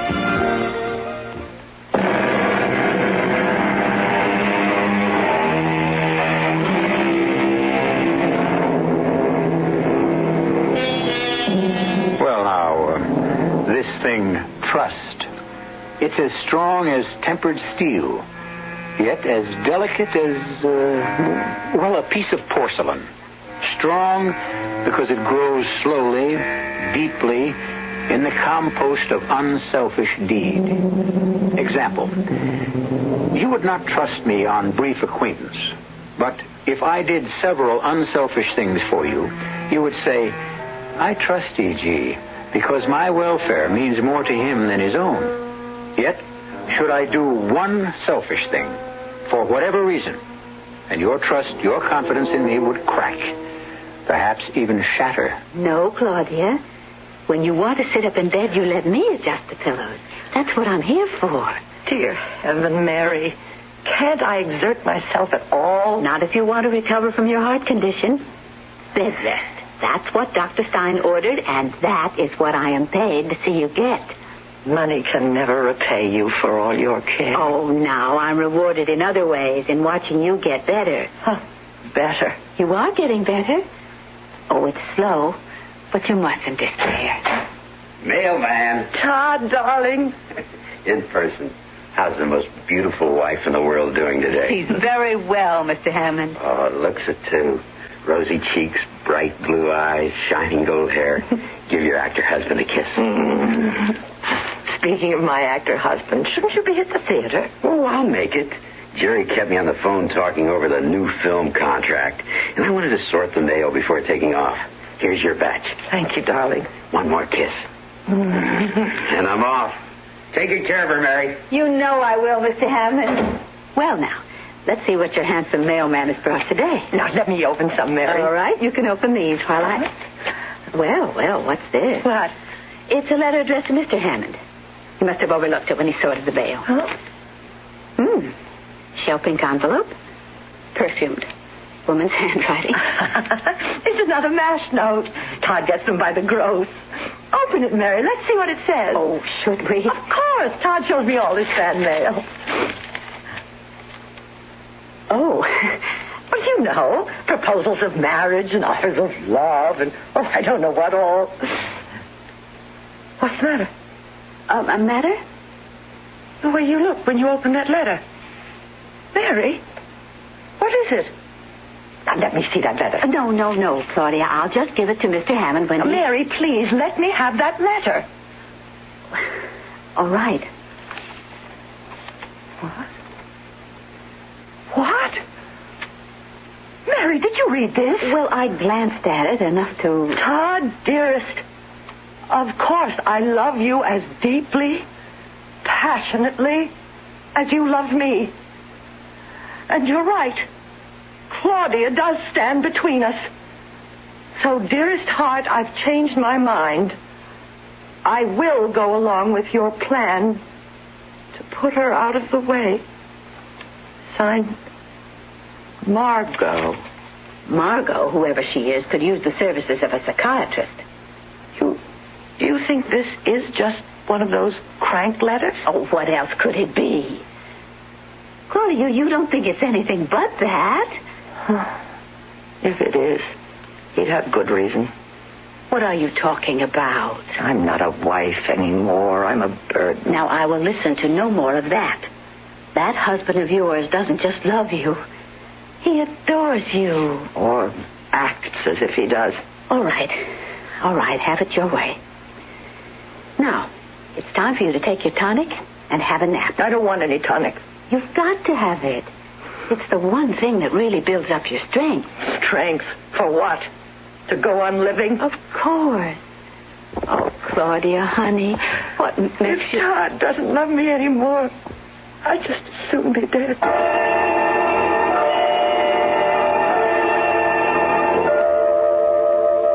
Todd? That you? Sorry, sweetheart. I didn't mean to wake you. Just to look in on you. Turn on a light. No. Go back to sleep. What time is it?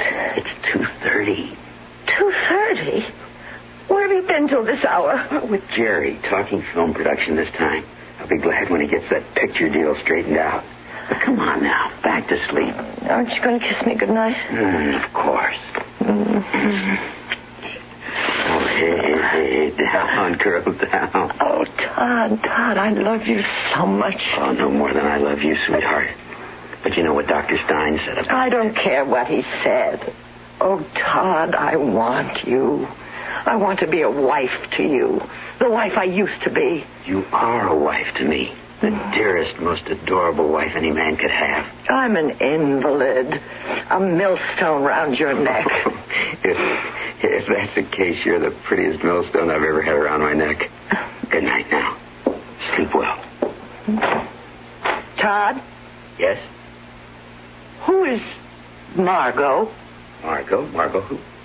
Just Margot. Who is she? I don't know.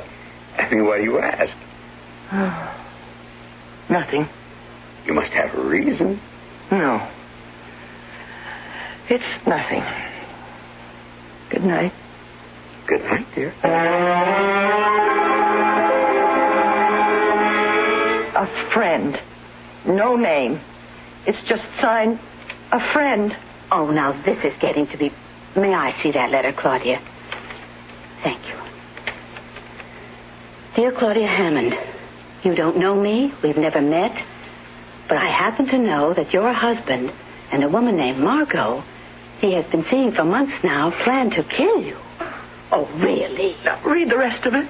Guard yourself. Be careful what you eat.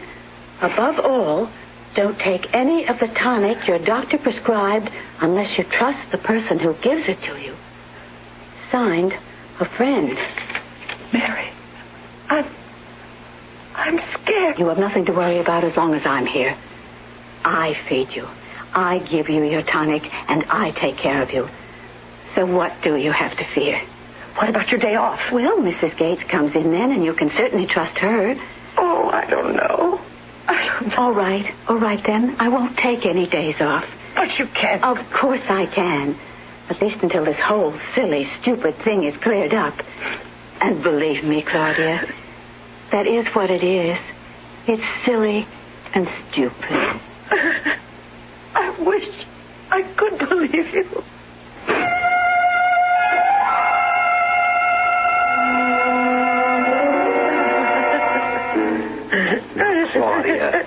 Claudia, please. I want Mary back. Get Mary back, Todd. Dearest, I told you it's impossible. I don't believe it. I don't. Now, stop that. Stop it.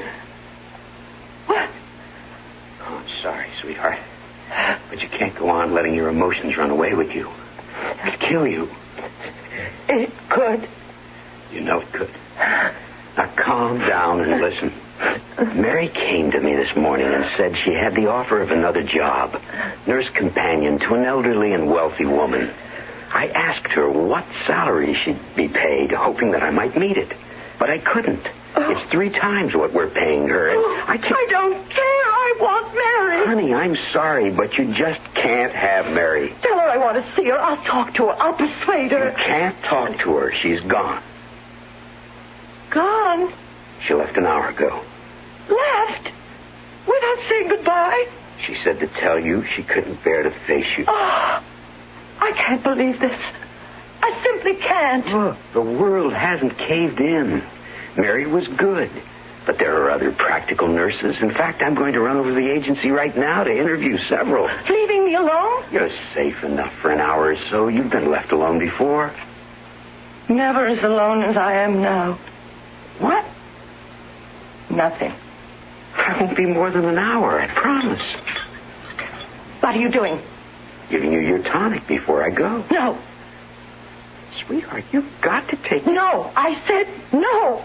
Okay. Won't hurt you to skip it for once. It isn't exactly a matter of life and death. Isn't it?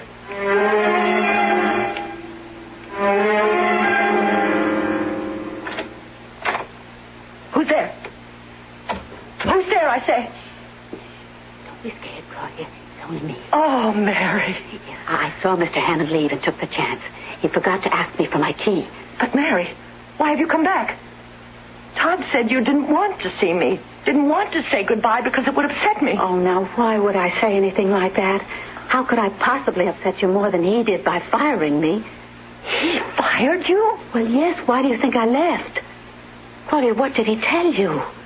Well, that you had a better offer with some wealthy woman or other and that he couldn't afford to keep you as my nurse. I see. Mary, What is this? Oh, honey, there was no offer of another job. He fired me. He told me to pack my things and get out and never come back. Then he's getting ready to...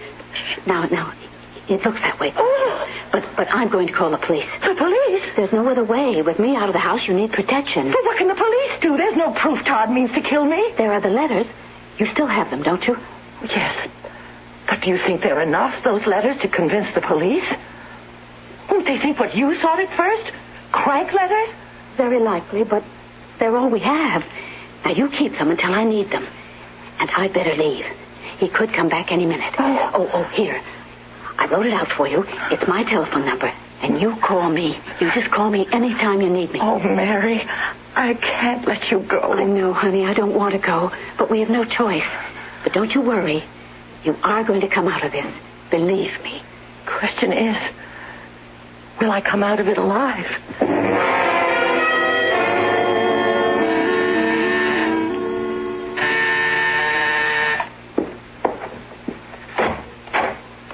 Hi, darling.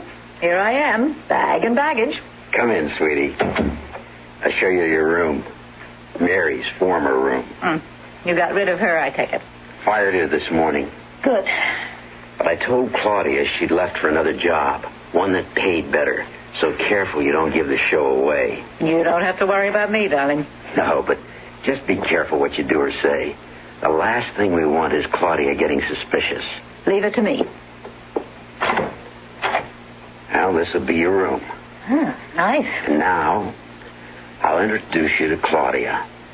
Oh, did you decide on a name? How does Catherine Brent suit you? Not bad. Okay, let's put this show on the road. Catherine?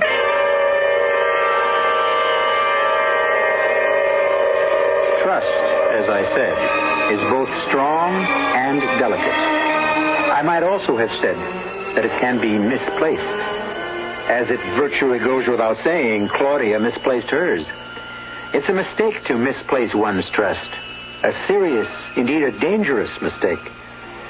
For Claudia, it may be the last mistake she'll ever make. I'll return shortly with Act 2. Give your hand to a friend. Give your heart to your loves. But give your cold to contact. The sooner the better. The common cold is a rotten thing. You miss so much. Sneezing, drips, and congestion can drag you down. Then ask yourself the contact question. 6 or 3 or 1? You'd need 6 cold tablets, 2 every 4 hours, or 3 ounces of Cold's liquid, 1 every 4 hours, or just 1 contact for up to 12 hours continuous relief of those symptoms. That's daytime, then nighttime relief. Both the others have things for aches and fever, and the liquid, something for coughs. Not found in Contact 600 Tiny Time pills. Give your cold to contact. 6 or 3 or 1. Take Contact. Only as directed. Kitchen appliances are power tools, too, just as much as drills and jigsaws. Hi, Frank Lieber here to tell you True Value hardware stores have that kind of power tool, too. Kitchen appliances that help cooks create. A West Bend party percolator, for instance. It makes a lot of coffee, 20 cups, and then keeps it hot. If you ever had to make coffee for 10 with a 9-cup percolator, you know the advantage of that. It has a durable polypropylene body and a 2-way spigot, just $9.99. And there's a Toastmaster broiler oven, one that cleans itself as it cooks. In one position, it broils and grills. Flip it over, and it bakes and roasts. It's just $32.88 at True Value hardware stores. And there's a Hamilton Beach 14-speed blender. It comes with 2 special plastic containers. You can blend food in them, then store them away in the refrigerator. Just $19.88. Kitchen appliances are power tools, too. Just a few of the values at participating True Value hardware stores.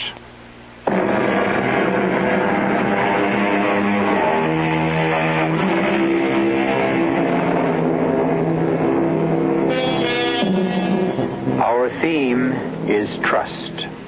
Abiding faith of one person in the honesty of another. Yet who of us has not at one time or another been duped by a person in whom we reposed complete confidence? Or did we dupe ourselves? Did our very faith in another place too much of a burden on him or her? In sum, did we have the right to impose our trust on another? Claudia, this is Catherine Brent, your new nurse. She's replacing Mary. Hello, Mrs. Hammond. I'm delighted to meet you. Well, aren't you going to say hello to Catherine? Hello, Catherine. I'll leave the two of you to get acquainted. Got to get to the theater. We're rehearsing a new second lead for tonight's performance. Goodbye, sweetheart. Take good care of her, Mark. Catherine. Trust me, Mr. Hammond. I mean to take very good care of her. Well, now, Mrs. Hammond, what can I do for you? You can leave me alone. Very well. But there are some things I must do. See that you take your meals, your tonic. Oh, by the way, where is it? Your tonic. Oh, never mind, I see. This bottle here. And it's just about time for you to have it. I don't want it. Oh, tastes bad. Well, does it? No. Well, then why don't you want it? Don't you know? I'm not a mind reader, Mrs. Hammond. Neither am I. But I can read yours. In that case, you must know that I intend to give you your tonic whether you want it or not. You can't force me to take it. True. Well, then? I said I intended to give it to you whether you wanted it or not. I didn't say that I'd succeed. Clever, aren't you? Matter of fact, I am. Yes. I'm impressed. Does it help you, your cleverness, to steal other women's husbands? I beg your pardon? You heard me, Catherine. Well, it must taste bad. That's it, isn't it? Won't answer? Well, find out for myself.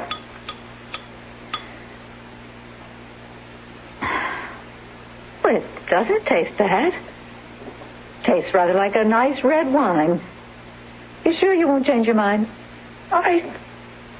You drank some. Oh, I hope you don't mind. Just a small glassful. Oh. Here now, won't you? That's it. That's better. What? Well, it looks like I succeeded, after all. You are clever. Very clever.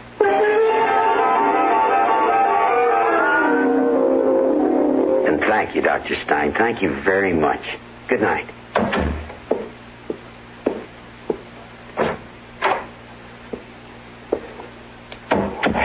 Well, you heard what he said, Claudia. Yes? If you continue to refuse to eat, to drink, to take the tonic, you'll find yourself in such a weakened state that I don't know what'll happen to you. I'll die. That's what you want, isn't it? Well, don't just stare at me. It is what you want. Sweetheart, Dr. Stein said, he said if you don't keep your strength up, you begin to think all kinds of crazy things, delusions like that. And, damn it, sweetheart, I'm beginning to think you are. It's no delusion. You do want me to die, to put me out of the way. Claudia. And I don't blame you. How could I? I mean, look at me. An invalid, so weak I can't even leave this bed. A useless woman. A useless wife. Oh, Claudia. You think I don't know how it must be for you? You're a man. Not just any man, but a Broadway star who could have any woman he wanted. And all you've got is me. All I want is you. Don't lie to me. Oh, please, don't do that. I couldn't bear that. You remember our promise to each other. The promise? You don't remember. And it isn't so long ago. We were so in love then. So in love. We promised we would trust each other. We sat in that little garden by the side of St. Bartholomew's Church on Park Avenue. Oh, yes. I remember the promise now. Have you kept it? Have you? Claudia, you're weak. You're worn out. Have you? What are you doing to me? To yourself? Have you? Claudia. Claudia! Todd, what is it? What's that? Another heart seizure, I think. Phone Dr. Stein. He's not back in his office yet. Phone anyhow. Get it on record that you phoned. Yes.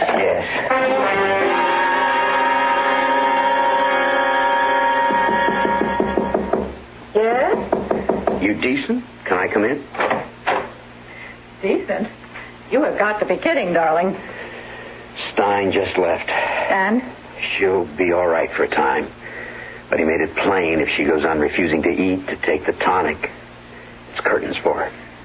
So? What do you mean, so? Just what I say. So? I'm sorry, Todd. If she hadn't been ill all these months, if I hadn't had needs, a man's needs, you'd have had no need for me. Is that what you're saying? I guess maybe it is. I thought I was something more than the fulfillment of your needs. I thought, never mind. If you want out, you say so. You say so now. It isn't as simple as that. It is to me. You're putting me through a hell of a time. The deal isn't worth it. Oh? Todd, I'm still willing to go through with this. But I'd just as soon get out right now. What do you want me to do? We'll go ahead with things. Claudia, dearest, it's a simple, clear broth. Oh. You're wasting away. Well, if you're so worried, let me go to a hospital. Why in heaven's name a hospital? You know why. Claudia, I don't. Why a hospital? What difference would that make? At least I could eat without fear. Fear of what? Hello. Oh, yes, Dr. Stein. No, she's still refusing. I don't know. Doctor, she wants to go back to the hospital. Now, well, that's the way I see it, too, but yes. All right, Doctor. And thanks very much for calling. What did he say? Can I go back to the hospital? No. No? He doesn't see what good that would do. He said it's simply a matter of you're taking food, the tonic, to build up your strength. And if you refuse to do that here... You're lying. Claudia... He said no such thing. You want to keep me here. You and Margot. Margot? Oh, don't act as if you didn't know. But I don't. Hope I'm not interrupting. I just came to see if Claudia had taken her broth. No. Oh, now, look, Claudia, I am knocking myself out trying to take care of you, and that includes cooking. And, sweetie, if you're not going to eat, I'd just as soon not cook. Don't, then. Don't cook. What does it matter how you kill me? By poison or starvation, just so you do it.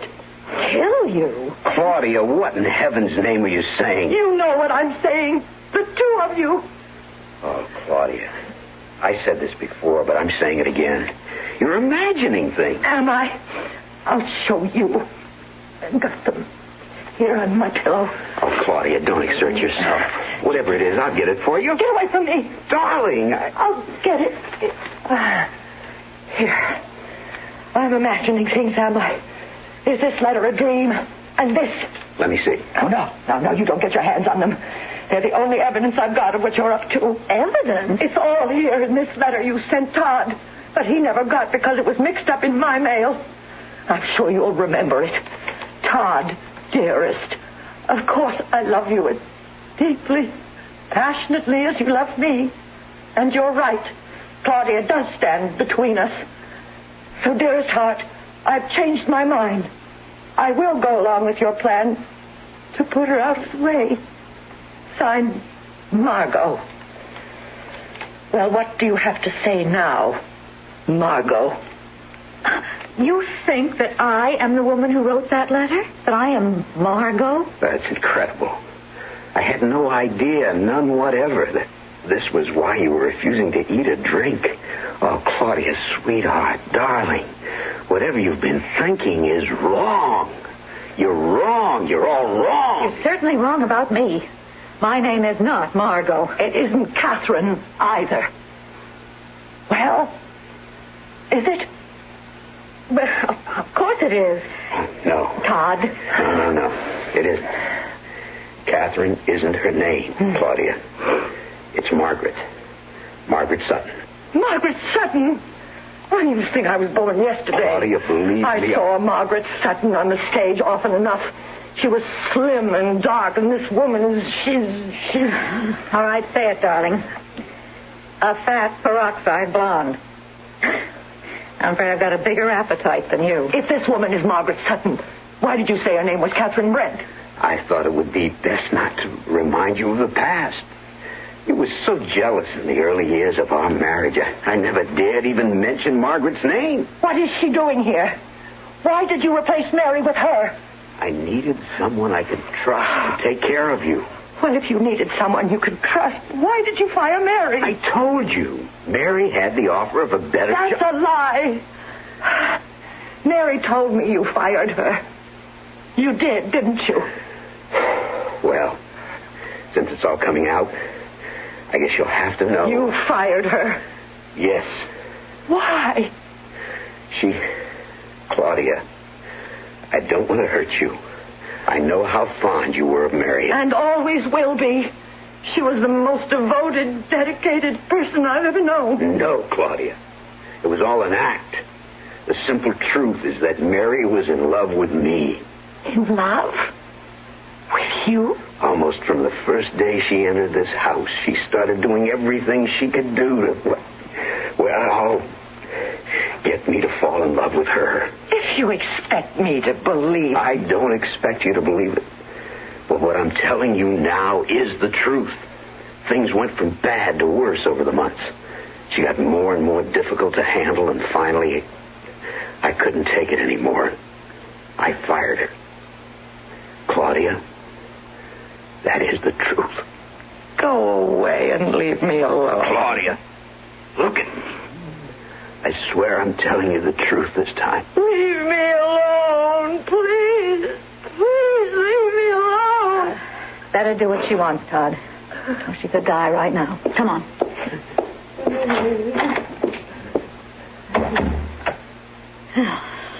Got to hand it to you, Todd. I always knew you were a good actor, but not that good. I told her the truth. But not all of the truth. By no means the whole truth.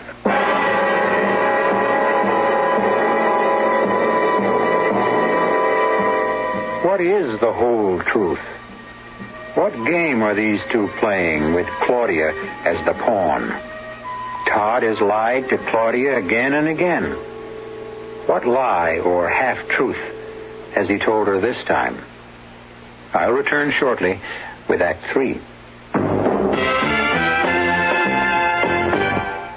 You've seen the Budweiser commercials on television, and maybe you've wondered how long people have been putting that famous Bud label on things. Well, not as long as the brewers of Bud have been putting things on the label. Things like a list of Bud's most important ingredients. Quote, brewed by our original process from the choicest hops, rice, and best barley malt. And things like the following statement. This is the famous Budweiser beer.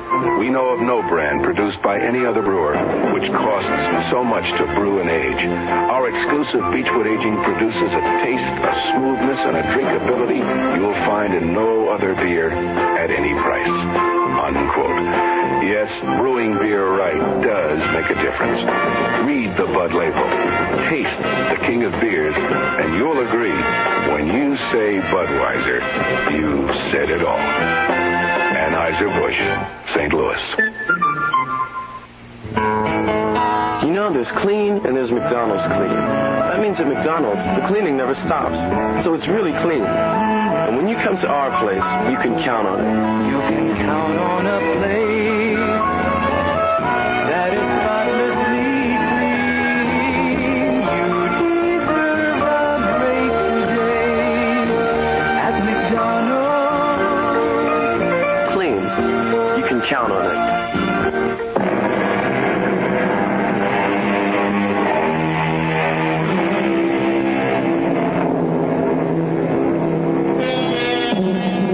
The very foundation stone of trust is truth. Accordingly, since Todd Hammond has lied to his wife Claudia repeatedly, she can scarcely be expected to trust him. So far as I'm concerned, she'd be a fool if she did. Apparently, she feels as I do. For as we rejoin her now, a helpless invalid, trapped in her bedroom, we find her telephoning the police.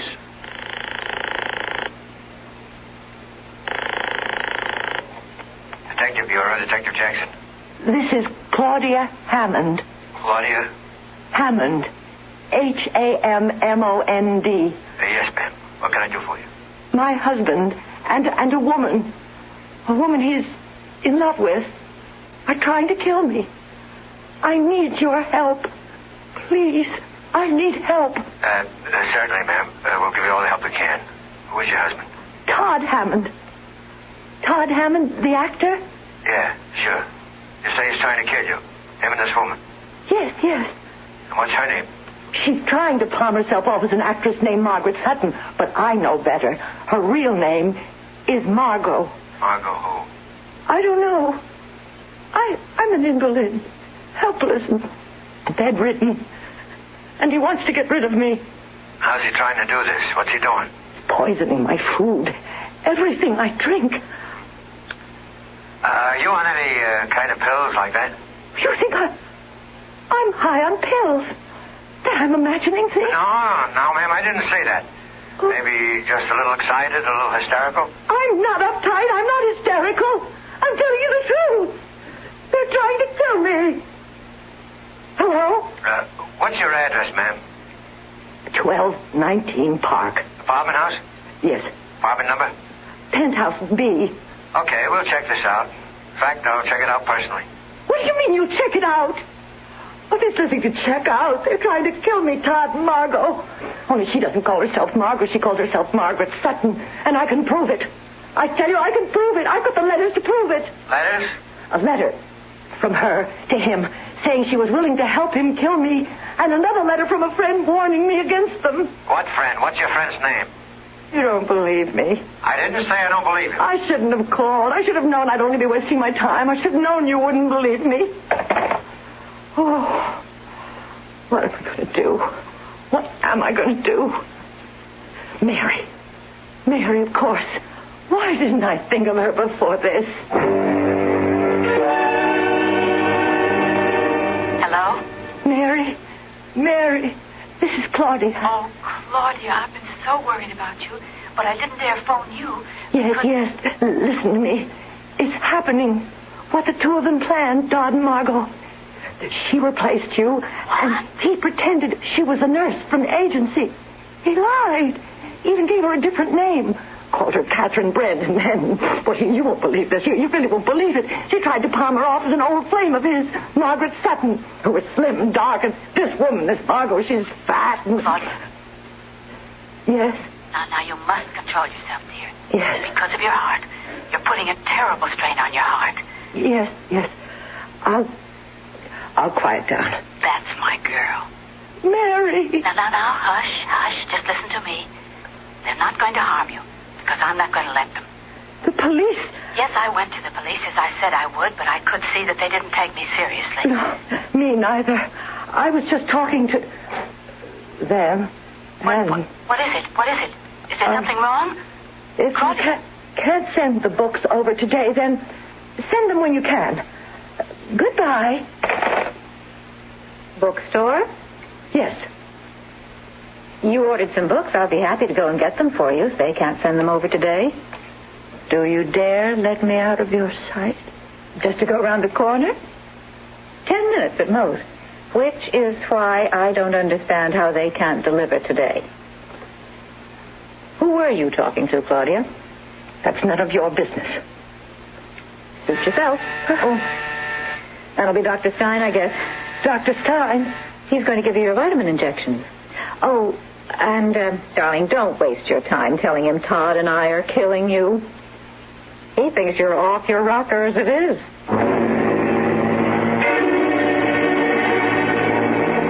You were supposed to monitor all her calls, but you let her phone the police. I'm sorry, Todd, but even you will have to agree I have only 2 hands, 2 eyes, and 2 ears. I can't be everywhere and do everything at once.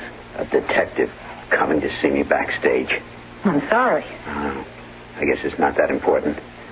What's important is not to let her get in touch with Mary, or Mary with her. What happened with the detective? He didn't believe her, of course. Just checking up was all. But she did manage to get past you, and that worries me. Mary could start an awful lot of trouble. And that's the last thing in the world I need right now. Take the phone out of her bedroom. No. We don't have to go that far. There's an easier way. Just take this extension off the hook. You're kidding. No, it was a gimmick used in a play I was in years ago. That way she can't call out and nobody can phone in. But watch her. Watch her like a hawk. One slip up in it. It could mean the end. Believe me, the end.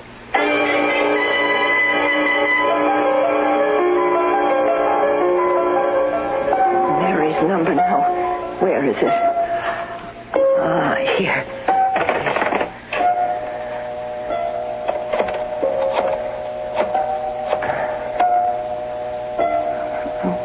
Funny. Something's wrong.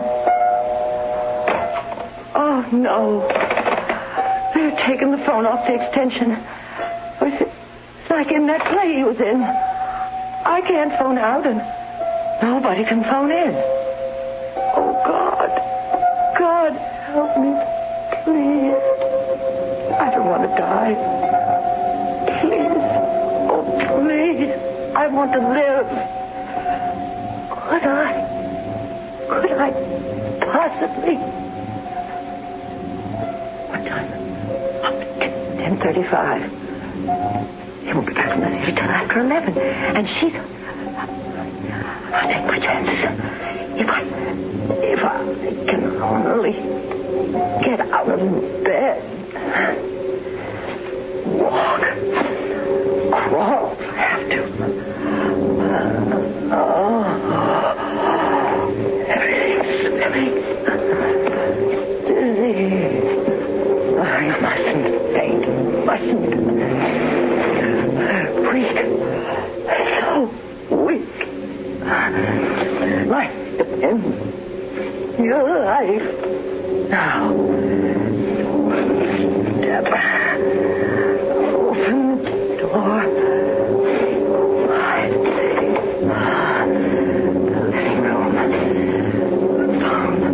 The living room. The phone. Yes. On that last table. They took the phone off the hook. First.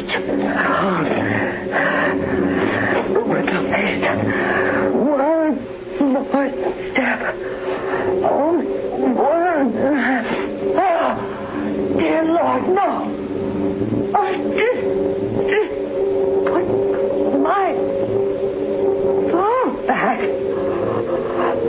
Hang on. Put this one back on the hook and then get back to my...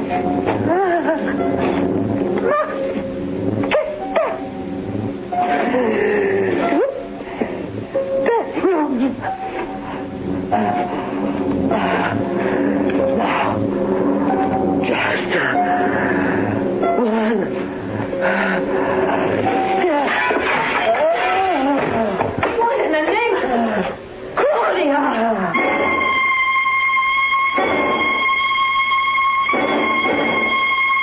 Todd, you can't help her. Sitting here by her bedside all night, it does no good. You've got a matinee. I'll sit with her. You're dead on your feet, too. Dead. What a word to use now. She isn't dead, and she may not die. No. She lost so much blood. Wrist cut when she crashed through that table. So much blood they didn't dare move her to a hospital. And now look at her. White as a sheet. Go and get some sleep, Todd. I'll stay with her. And Todd... Yes? Forget the deal. I don't get you. I agreed to play nurse because you needed somebody you could trust. You know something, darling? You trusted the wrong woman. You wanted me to protect her against Mary. And I said, okay, in exchange for that character lead in your new film. But you know what I was really after, Todd? Oh, no. Not you. Not after all these years. Afraid so. I'm a woman. I love you. Enough not to envy you your happiness with her. I love you too. But I love her a hell of a lot more.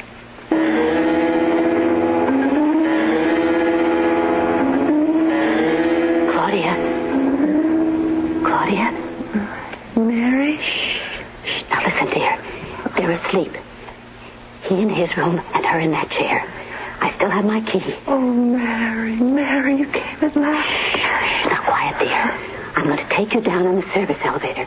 I jammed the door, and then into my car and home to my place, where you'll be safe, honey, really safe. Now, can you walk? I can't even get up. Oh, dear. And I can't carry you. Honey, you've got to find the strength to walk. The tonic. I'll give you a glass of the tonic. That always gave you quick strength. No, it's poison. Oh, no. They wouldn't have dared to do that. If they succeeded in poisoning you, the coroner would have impounded the bottle. No, they'd have poisoned the glass, not the bottle. Here. Now you drink this right down. Yes. No. Awake. You're awake. You bet I'm awake. And waiting for you. I've been waiting for you to give yourself away. So Mr. Hammond and I could turn you over to the police with the evidence to convict you. Evidence to convict me? You're crazy. She's crazy. This woman's crazy. Claudia, Todd told you the truth about Mary being insanely in love with him. What? Propositioning him, the whole scene. Todd put up with her insane nonsense till she said something one day that made him realize she intended, one way or another, to kill you. Oh, you're lying.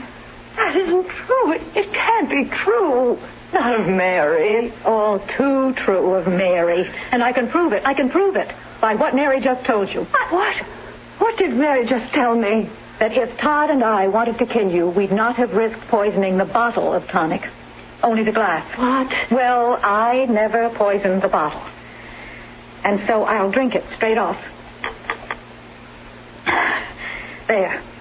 You drank the whole bottle. It's quite delicious. And healthy. So you drank it. What does that prove? It proves that what you poured into the glass, Mary, could not have been poisoned unless you slipped the poison into the glass, which you did. No, I did not. In that case, Mary, drink the glass. Well, go on, Mary. Drink it. Mary. I hate you. I have always hated you, you sniveling little invalid. A man like him needing a woman. Needing a wife, the kind of wife that I could have been. That's why I wrote those letters. To prepare you for the death that you had coming to you. And to play it smart. Yes, smart. Because if anything had gone wrong, he would have been blamed for your murder, not me. You're crazy. I am not crazy. She's stupid, too. Todd, stupid? I was stupid? That letter from a friend. Only 4 people knew Claudia took that tonic. Claudia, Dr. Stein, me, and you. Marge, call the police, will you?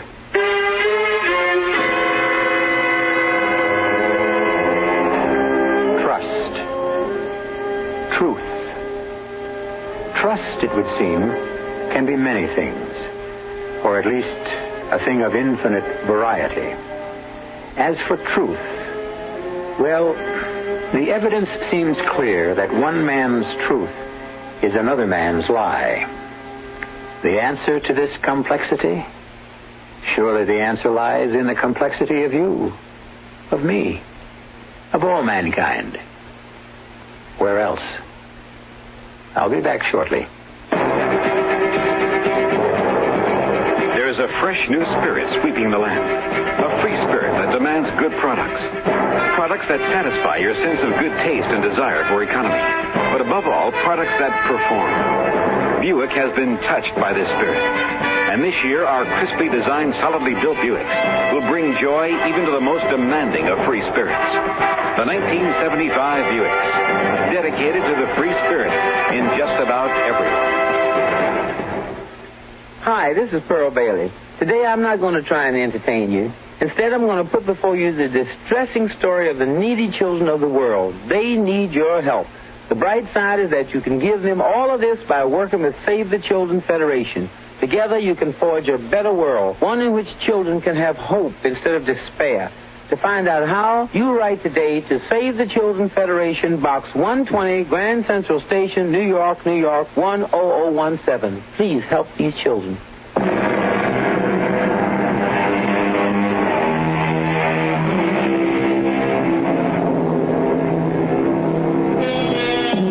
I'm sure you'll want to know that Claudia is now fully recovered from her illness and that she and Todd are very happy together.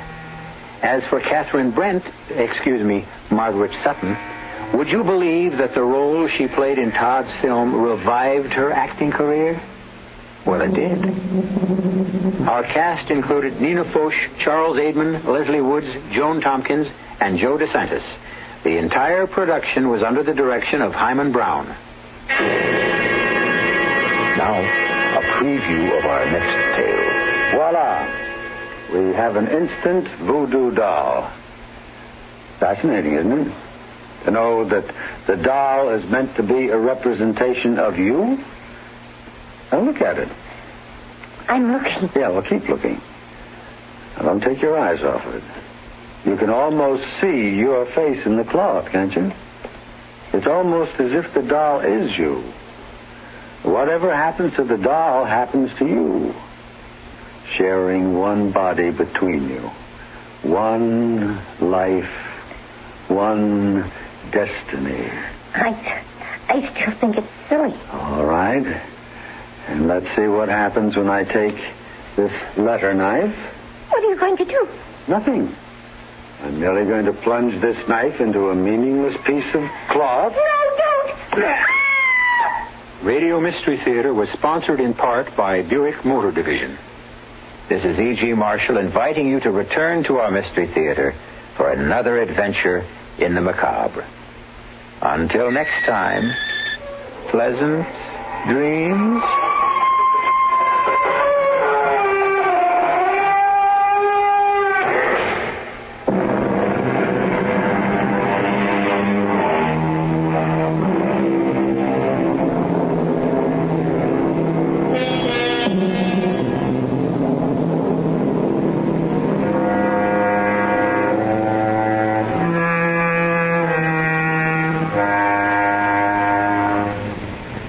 CBS Radio Mystery Theater presents...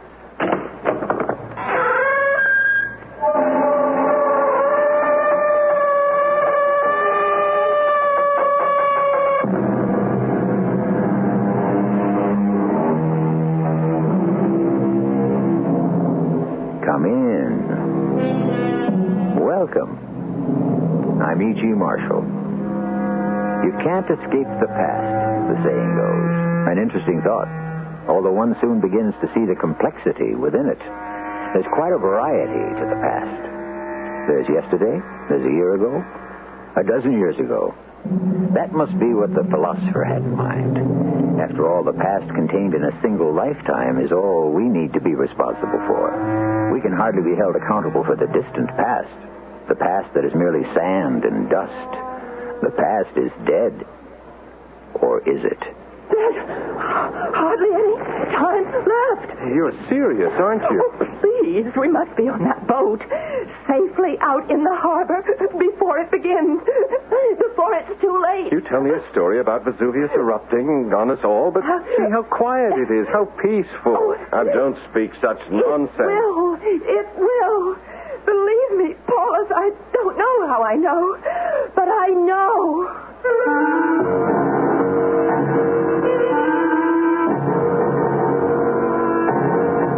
Our mystery drama, Return to Pompeii, was written especially for the Mystery Theater by Victoria Dan and stars Marion Seldes. It is sponsored in part by Buick Motor Division and General Electric Citizen Band radios. I'll be back shortly with Act One.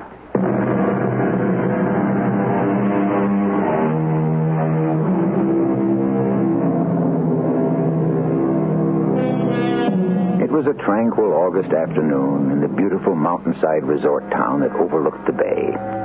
shopkeepers were going about their usual business, and the thousands of tourists were resting up for the evening sports spectacular to be held in the local stadium. Then at 1 o'clock, without any warning, the mountain breathed fire and lava, and by nightfall, the entire town and almost all of its inhabitants were buried beneath 60 feet of volcanic ash. Yes, it's a tragic story, but after all, it did happen long, long ago. The mountain was Vesuvius, and the town, of course, was Pompeii. The year was 79 A.D., and it has all disappeared into the immense pattern of things. All that remains now are the ruins. My husband, Michael, was killed in an automobile accident. And for months, nothing mattered much to me. I guess I felt that it was all my fault. Anyhow, it was going to take a lot to get me back into the human race again. You search and you hope. But what can you find to make you care again? It was Olga, my neighbor, who came up with the idea in the first place. That's right, a trip to Europe. No, I don't think so, Olga. Paris, London, Madrid? What am I going to do there? Oh, my dear Jennifer, need you ask? The food, the wine, the men. I'm not interested. Honey, you better start getting interested. It's been almost 6 months now. Are you going to spend the rest of your life feeling sorry for yourself? I don't understand. Oh, I understand. You think you're the only widow in the world?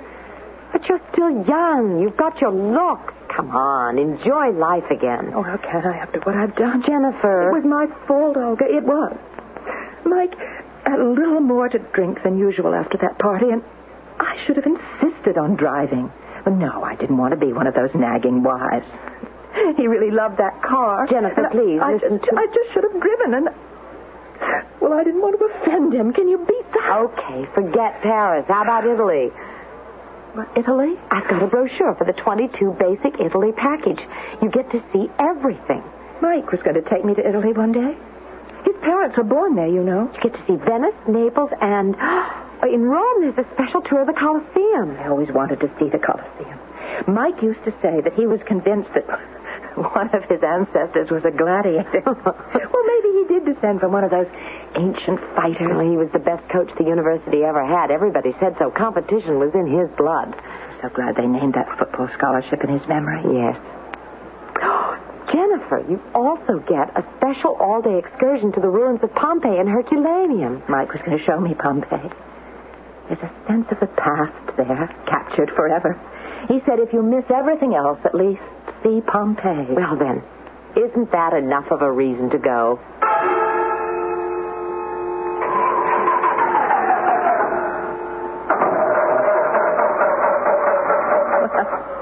When you book an economy tour, you get an economy bus. Oh, this is the second time we've broken down since Naples. What did the driver say? Oh, something about a radiator hose, I think. Why are the people getting off the bus?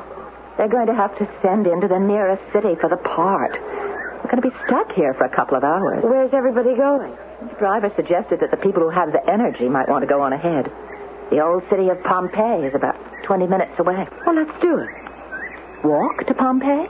I really want to see those ruins. You're the history teacher. You can be my guide. Oh, I don't think we will. Oh, do you really want to sit on this hot bus for the rest of the morning? Olga, I'm sorry. Don't be sorry. Don't ever be sorry. Just try to start enjoying yourself. For Michael. Okay. Let's see Pompeii.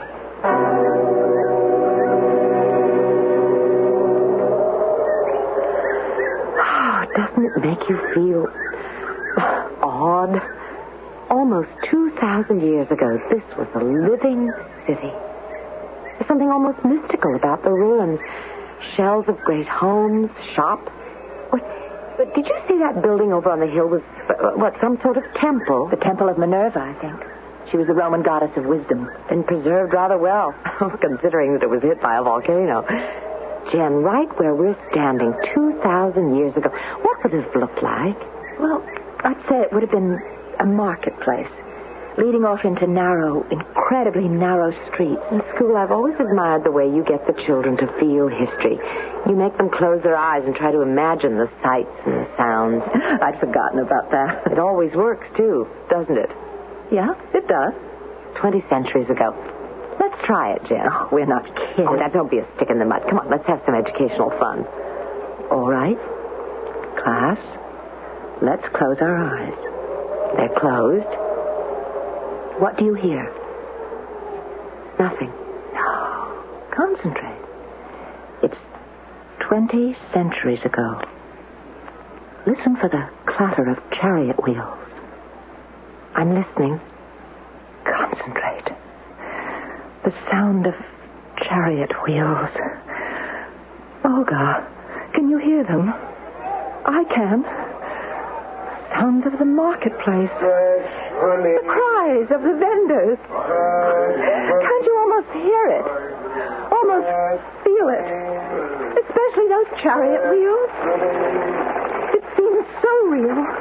I bet if I didn't open my eyes, I might just be back in ancient Pompeii. Look out! Hey, you there, look out. What? Don't you look where you're going? You could have been killed. Me? Yes, you, stepping right in front of my horse. That's a chariot you're driving. Well, of course it's a chariot. What does it look like, an ox cart? Those clothes you're wearing. Why are you dressed in a toga? What concern is it of yours? Well, it's just that I don't often see a man wearing a toga. Oh, everybody seems to be in costume. Is this a festival of some sort? Olga? Hey, where did my friend go? Are you quite well, young lady? My friend, I can't seem to find her. We were both standing here, trying to imagine that we were back in ancient Pompeii. And then... Women, all of them have their heads in the clouds. They should stay at home where they belong. I beg your pardon. Up! Strange man. Funny. All of a sudden, this place seems to be crowded with people. There must be some sort of local festival going on. Where on earth is Olga? How can she just take off and leave me like this? I should get back here. This is almost spooky. This street actually looks like an old marketplace. I better ask somebody. Excuse me. Perhaps you might tell me, what festival is this? Festival? I've never seen people dressed like this. Yeah. You're from Rome, huh? No, I'm just a tourist. Come for the big auction, have you? Oh, what auction? You better hurry up. It's already started. The best slaves always go first. Slaves? You must be joking. Why should I joke about a thing like that? There you are. Oh, Olga, it's about time. You're not Olga? Of course not. Who's Olga? Oh, I've been chasing you around the city for hours. Excuse me.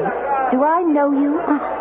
That is funny. Am I supposed to know you from the tour? You worry me sometimes. If you're from the tour, why are you wearing that long tunic? This is the latest fashion from Rome. Yes. Well, it's been nice meeting you. How can you talk that way to your sister? What? That's not funny anymore. I'm afraid you have me confused with somebody else. I am your sister, Claudia. Has the sun touched your hair? I'm sorry. You can't be my sister. And why not? Because I already have a sister. Her name is Betty, and she lives in Allentown, Pennsylvania. Pennsylvania? Marcella, you speak as if you were possessed. My name is Jennifer. And all I'm trying to do is find my friend Olga and get back to the tour bus. Marcella, stop teasing me this instant. Look, you're obviously confusing me with someone else. You can't fool me. I understand now. Oh, good. You are behaving in this manner because you wish to cheer me up. What? But you promised to help me, Marcella. You can't break your promise to me. I have never seen you before in my life. Marcella, wait. I didn't mean to get angry. I'm sorry. Marcella, please, wait. I ran. I don't know where or how far. But what was going on? Where had all these people suddenly come from, and why were they dressed in ancient costume? The sounds, the smells, the cries of the marketplace seemed so real. But how could they be? There could only be one answer. I had to be going out of my mind. Marcella, stop. Oh, I'm positively out of breath trying to keep up. Oh, not you again. The closer I look at you, the more I am convinced you're not feeling well. Now, come on, let's go home. Now, I'll have Andreas prepare a nice herb tea. Gracious. What's that? Oh, Marcella, you know very well it was just old Vesuvius saying good morning. Vesuvius? Oh, for a moment Margaret, you actually look frightened. Well, of course I'm frightened. The silly old mountains. Well, do you remember the last time it erupted? Erupted?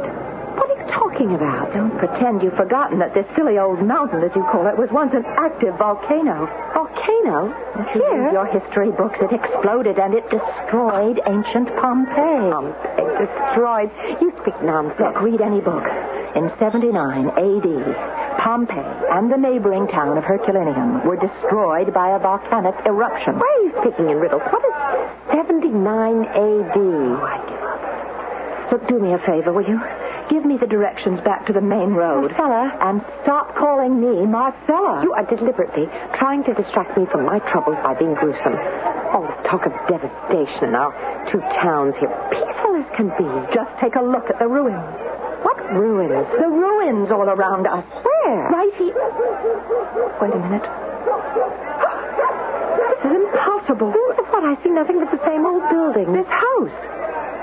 It wasn't here before. Nonsense. That's the house of Marcus Josephus, the physician. It's been in his family for 200 years. What's happened to the ruins? That building. There was nothing here but the foundation. Well, how can you say that? Why, only yesterday the brother of the new emperor himself attended a banquet in that very hall. The new... What? Oh, don't pretend you don't know that Vespasian died over 2 months ago. Titus is the new emperor. Emperor Titus? Am I dreaming? Am I going out of my mind? Marcella.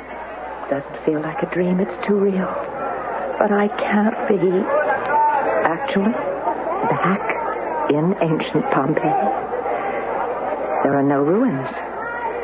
This town, the buildings, they're as they were 2,000 years in the past. And the people alive and dressed as they were long ago. No, I'm not hallucinating. I'm not. This town is alive, and I'm back in ancient Pompeii.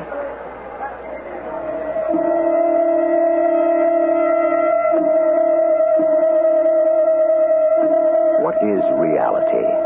To some people, like Jennifer Matthews, if you can smell it, hear it, touch it, it must be real. Actually, it's a very scientific attitude. Reality is whatever the majority agrees upon. Other than that, there's no proof, no evidence that it can be anything else. If the majority of people claim to be inhabitants of Pompeii during the early days of the Roman Empire, who are we to say they are not? I'll be back shortly with Act 2.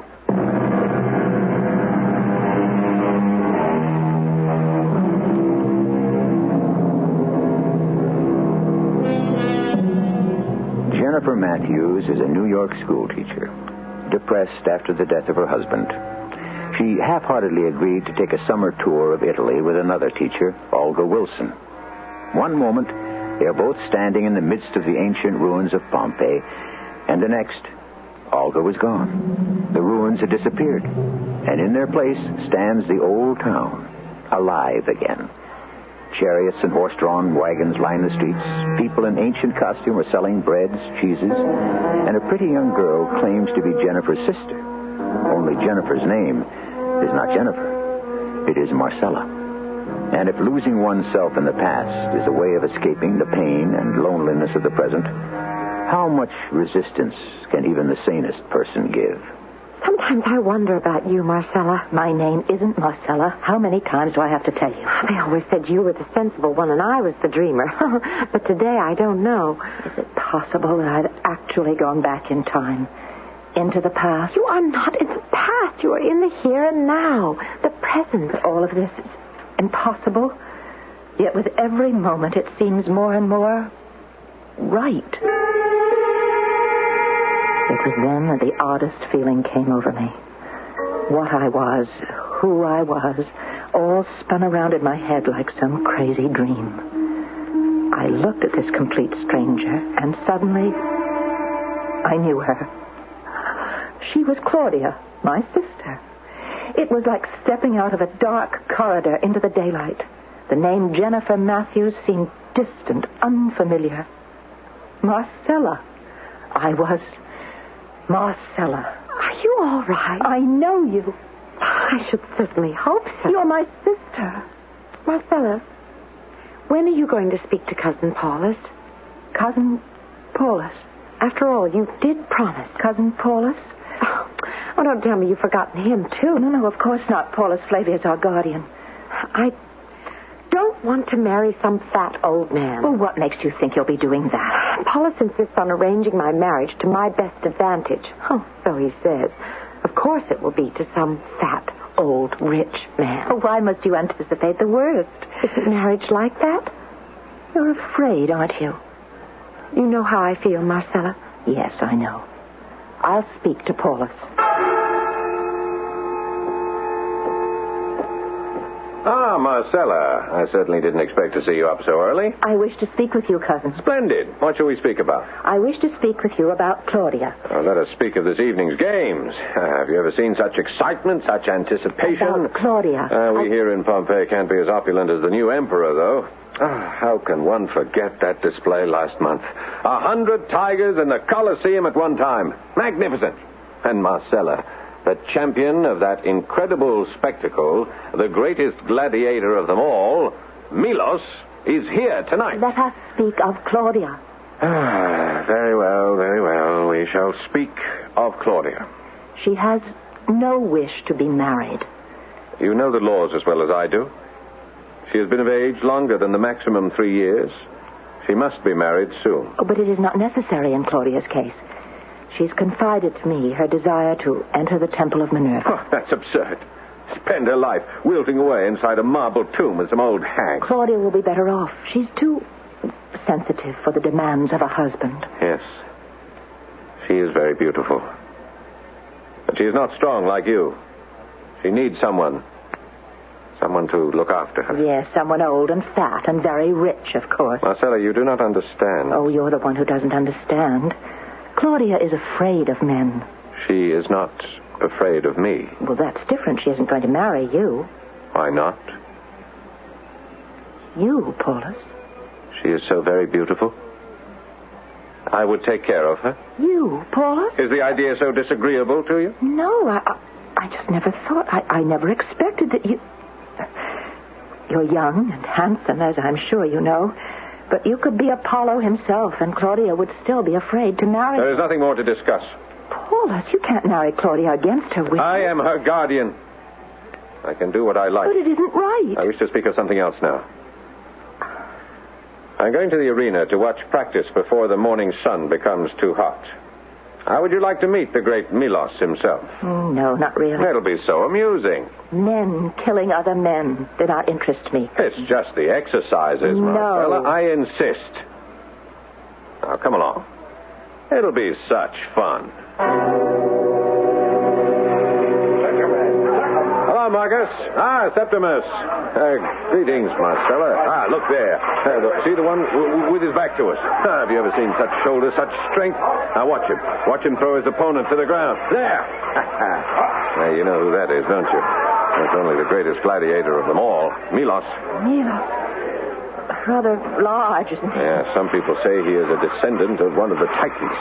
Now, when he turns around, you'll really get a good look at him. There, he sees us. Milos, over here. That is Milos? Yes, I can tell. You're dazzled. No, it's not that.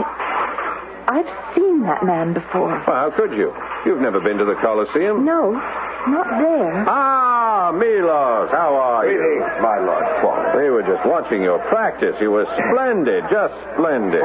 Thank you. Marcella, this is Milos. Milos, my cousin, Marcella. Great privilege, my lady. Something in his voice, something in his eyes struck me. It was in another place, another time, but the same man. But different hair, different clothes, different name.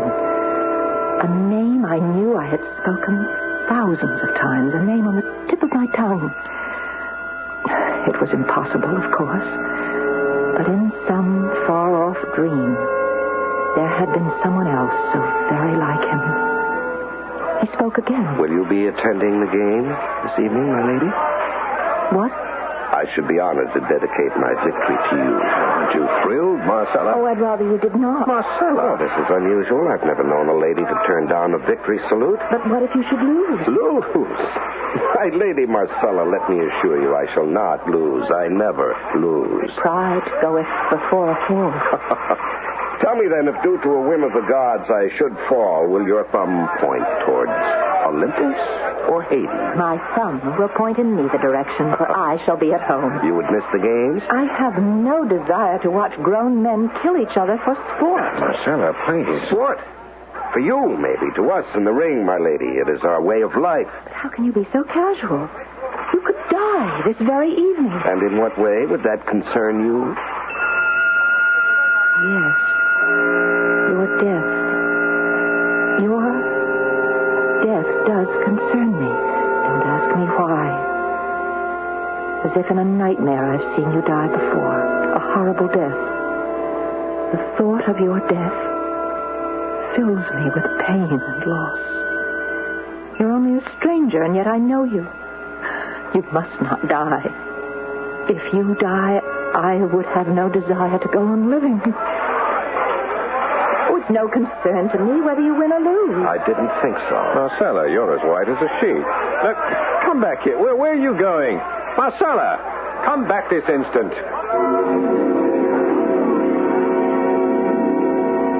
I waited and waited for you. Oh, you look as if you've seen a ghost. I have. What? In a manner of speaking, that is. Oh, Claudia, have you ever met someone and felt sure that you knew him already, but that you couldn't remember from where? No. You know me, Marcella. I don't make it my business to meet many people. Did you speak to Cousin Paulus? Oh, yes. I'd forgotten about that. Well, must we discuss it this instant? Well, I merely wanted to know the result. Well, everything's always your problems and your worries. If it annoys you so much, Marcella, we don't have to discuss me or my problems again ever. Oh, Claudia. Oh, for Jupiter's lightning, are you crying? Well, I can't bear it for you to hate me. I don't hate you. Yes, you do. Now, you stop that this instant and wipe your eyes. It looks terrible. My goodness, what a baby you are. Now... Stupid Vesuvius, it's always getting in the last word. It's a bit grumpier than usual this morning, wouldn't you say? It's just a stupid old mountain. You talk about it as if it were alive. Well, it is alive. It's dead. It's just a pile of dead rocks. Claudia, Paulus wants to marry you. He wants... To what? Marry you. You cannot be serious. I believe he's in love with you. Paulus in love with me? I think he's loved you all along. Oh, it's incredible. It never occurred to me. Paulus, I never thought of him that way. Well, I told him about your plans to enter the temple. The temple? Oh, yes, that. So he might release you from your obligation if you can convince him of your ardent desire to serve the gods. Who did you meet at the arena that seemed so familiar to you? I wasn't paying attention before, you know. A gladiator. A gladiator? Oh, you are joking. No, I assure you there was nothing funny about the great Milos. Milos? The Milos? That's him. No wonder you were frightened. He's a giant. Well, I wasn't exactly frightened. They say he's killed 500 men. I wouldn't doubt it. Claudia, it's like a riddle. How can someone you've just met remind you of someone you don't know? Oh, you are attracted to him. Oh, don't be ridiculous. A gladiator. What will Cousin Paulus say? I'd seen his face in a dream I'd had this morning. Not a dream, really, but many images. Women in strange garments. A column of cloth covering each leg. How uncomfortable. Music coming from tiny boxes. Oh, you are joking. And buildings a mile high, and roadways smooth as marble, crowded with chariots. But chariots moving without mules or horses to pull them, and going faster than the wind. Oh, that is most amusing. Why am I afraid? What harm could come to us here in Pompeii? Why are you suddenly talking this way? It's in the twilight of my mind. A warning that I cannot decipher. Something is trying to tell me to beware the wrath of the gods. Oh, the sun has gone to your head. You'd better lie down before luncheon. What is happening to me, Claudia? Yesterday I was happy and my head was clear. But what has this morning done to me? Why am I filled with fear? Perhaps it was wrong of me to joke that Vesuvius was alive. Why do you keep bringing up Vesuvius? You've never noticed it much before. Yes, I have, haven't I? Claudia, what day is this? Wait, it's the day of the game. The date? August 24th, of course. Today is the 24th of August. The 24th of August in the second month of the reign of Titus. Marcella, what is the matter? Why should that date be inscribed in my mind? Oh, no. No. Please, tell me what... Today. It happens today. What happened? I see it clearly now. The cinders and the flames. A warning. Another warning. Vesuvius has been rumbling since the dawn of time. No, this is different. This is Vesuvius speaking. Vesuvius is alive.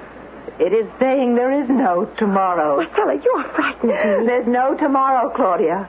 We will all be buried alive. Buried alive.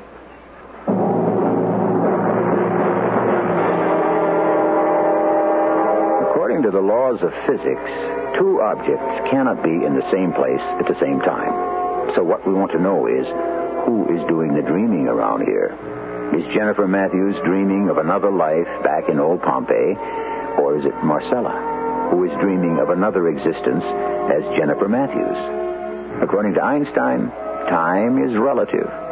Who are we to say that Pompeii was destroyed nearly 20 centuries ago, or that it'll be destroyed in just a few moments when I return with Act 3?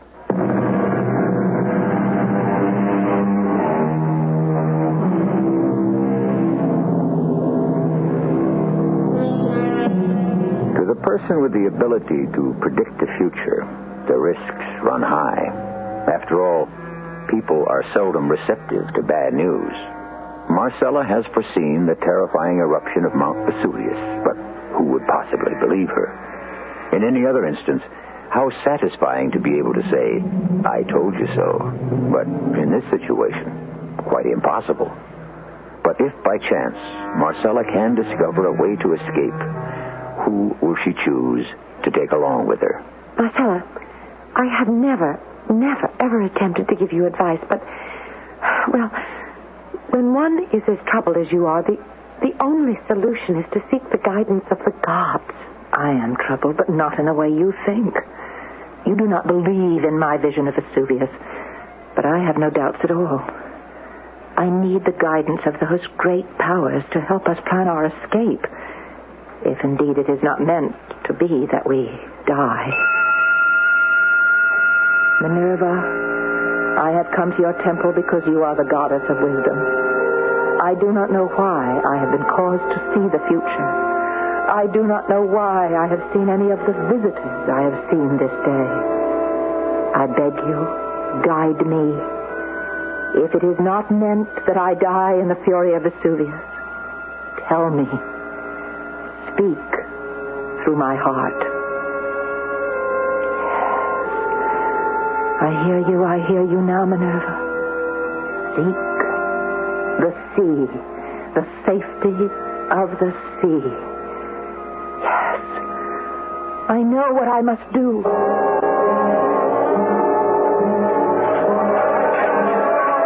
Well, if it isn't the lady Marcella, what brings you back to the arena? I'm looking for my cousin, but obviously he's no longer here. Obviously. Idiot! Aim that javelin away from here. Oh, I'm in the way. I'd better go. No, wait. I'm trying to remember where Lord Paulus said he was. Oh, yes. Yes, he said he'd be stopping at the wine shop. He invited me to accompany him, but I make it a habit never to drink on the day of a contest. That's a very wise idea. Thank you, Martin. Now, wait. Yes? Are you still not coming to the games tonight? Tonight? I intend to win.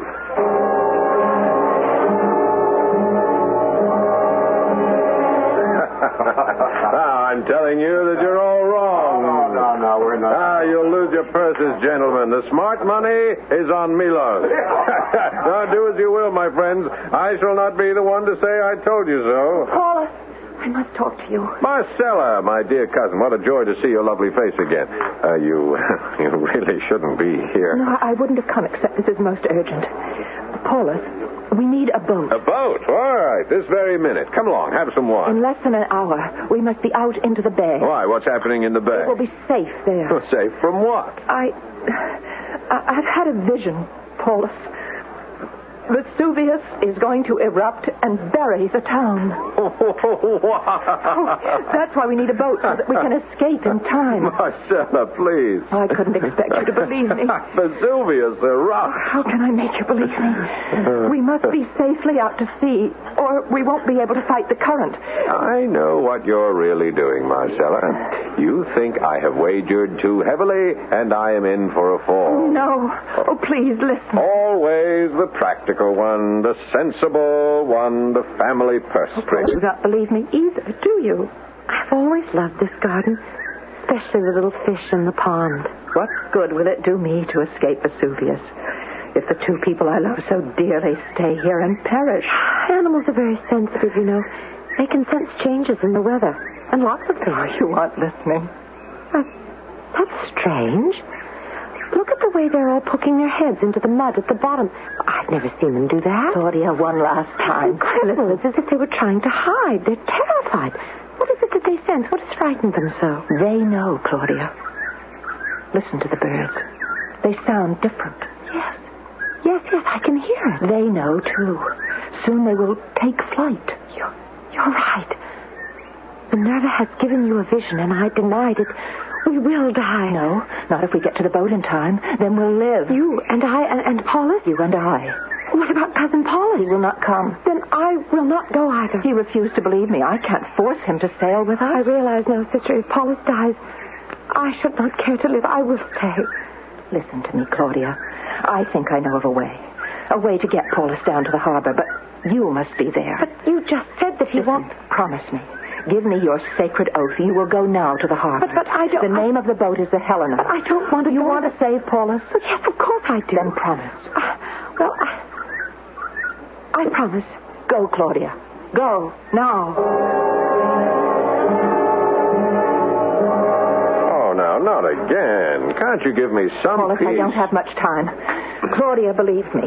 She is down at the harbor this very minute, waiting for us. But she refuses to leave unless you are there. She will not leave without me? She says that if you come to the harbor, she'll be so overwhelmed with joy that she will fling her arms around you and kiss you. I don't believe you. Oh, Paulus, I thought you were a gambler. Who said I was? All right, then why don't you take this as a wager? If Claudia is there to kiss you, you'll set sail with us. If Claudia is not there, as I promised, I will be your most penitent ward forever. I will marry whoever you command me to. What are you up to, Marcella? What's the matter, cousin? My cards, as they say, are all out on the table before you. Are you afraid to take a chance? Well, you brought me all the way down here, and I don't see Claudia. Oh, she's here, I know it. No, she isn't. Oh, look, I can't wait. Over there. No, it can't be.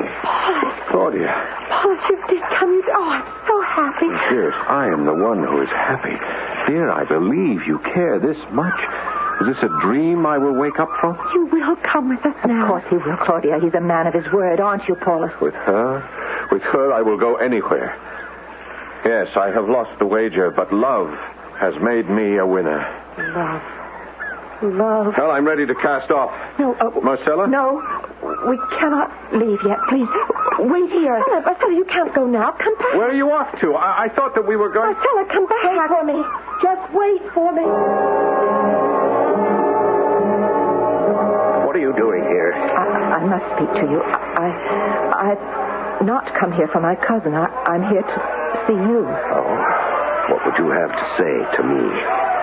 But you're a man, and you cannot tell? What do you say? In the harbor, I have a boat, the Helena. I want you to come away with me. What? I said I want you to come away with me. Why are you doing this to me? I know that you're a attractive to me. I don't deny that you're beautiful. I'm more than attracted to you.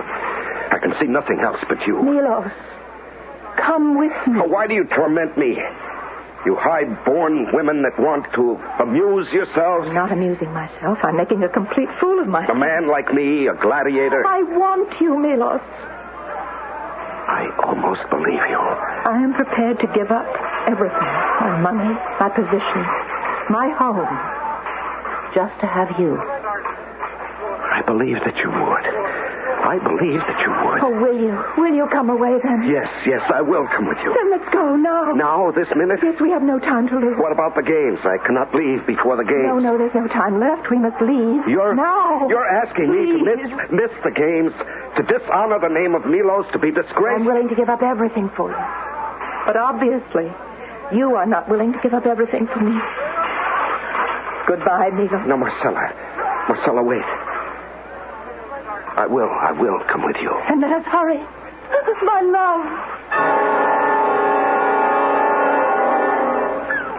Claudia, where on earth is your sister? I don't know. Why isn't she here? You know what I think?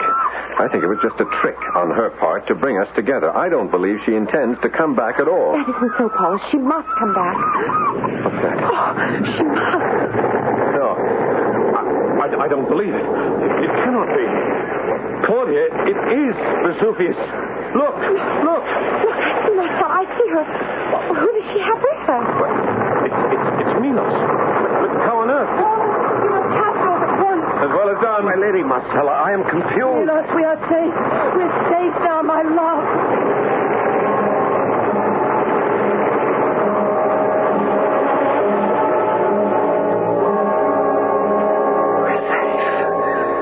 We're safe. This time I have saved you. Jennifer? We have escaped. Jen, the bus is here. I have saved you. Olga?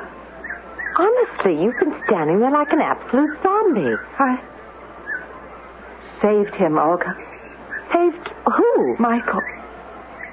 I mean, it's all right now. What are you talking about?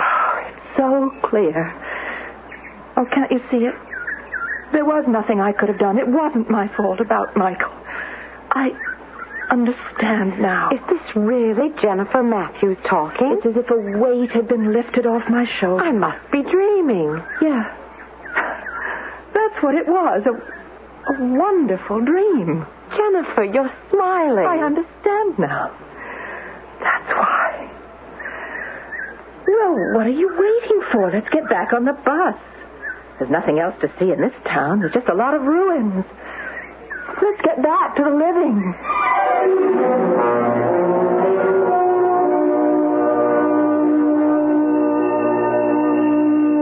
Yes, back to the living. For as the philosophers say, life is for the living. Of course, it is not for me to say which heroine, Marcella or Jennifer, is the one who is alive at this moment. We encourage creativity among our listeners, and it is for you to decide who is dreaming of whom.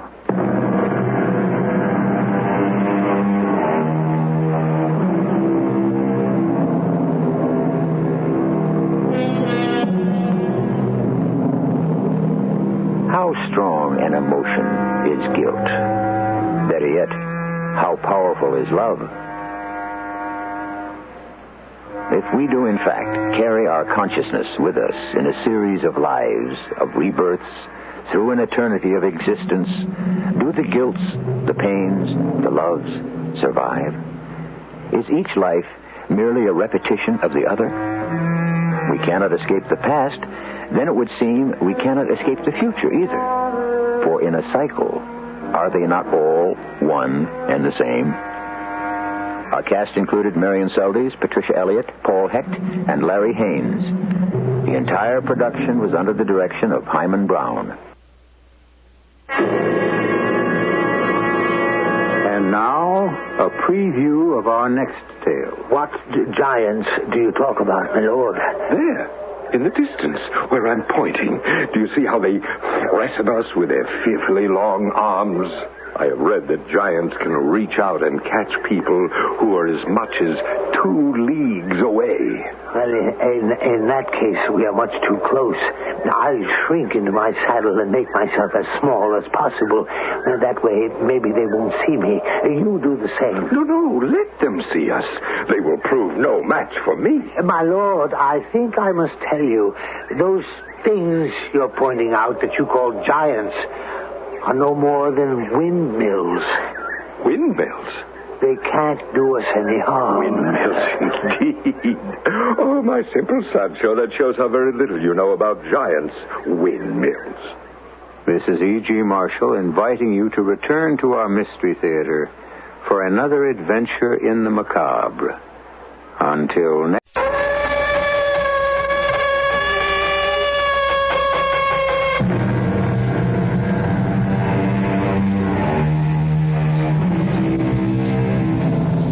Come in. Welcome. I'm E.G. Marshall, procurator of this mystic province located in the Shadowland between reality and illusion. It has been said, nature can often be hidden, sometimes overcome, but never extinguished. And what is nature? Do not leave me to run to Mr. Webster for the answer. The dictionary will not help you. You will only be told that nature is the essence, the innate quality, the inborn tendency, the vital function, force, or disposition. Quite so. But what is it? We may have an insight. But what's wrong with her, Melisande? She has the most dread disease in the world. Surely it can't be that bad. It's worse. She has the one disease for which there is neither remedy nor antidote. The one disease that can wipe out our society. And so it must be nipped in the bud, choked off at the source. But what can we do, Melisande? Cure her or kill her. What is the name of this disease? You know it as well as I do, Willis. She's suffering from a severe case of unhappiness.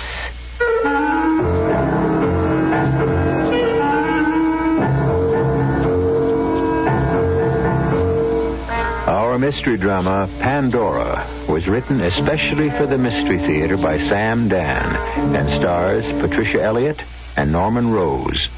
It is sponsored in part by Anheuser-Busch Incorporated, Brewers of Budweiser, and True Value Hardware Stores. I'll be back shortly with Act One.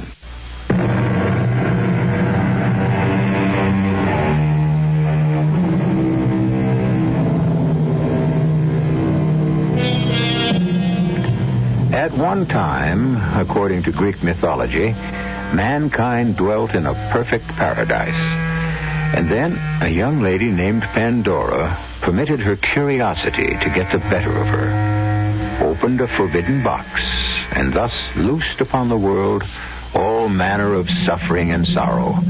And ever since, all men look back upon a paradise lost.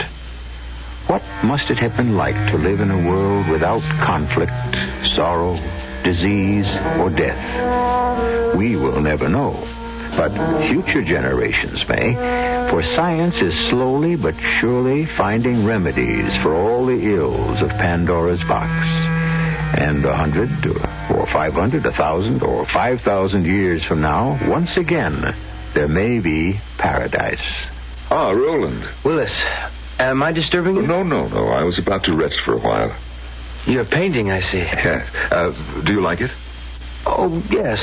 It's an excellent contrast of light and shadow. I wished for the style of an almost prehistoric Dutch painter.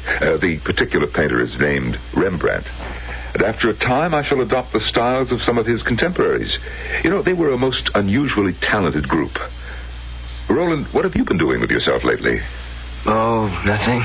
Nothing? It makes me happy. Well, then, by all means, continue. But not happy enough. Oh, I'm sorry to hear that.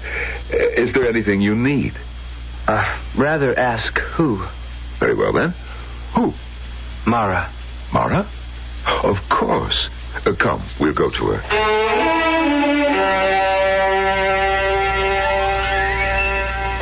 What is she doing? She decided she wanted to play the violin. I never cared much for music, but she could make me change my mind. That sounds glorious. She wished to be able to play in the style of an ancient musician named Paganini. Or was it Heifetz? I'm not sure. I could listen to that all day.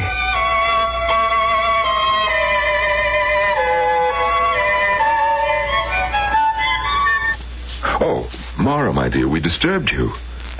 It's all right. Hello, dear Mara. Hello, Roland. Roland wishes to speak with you. About what? I need you, Mara. Oh?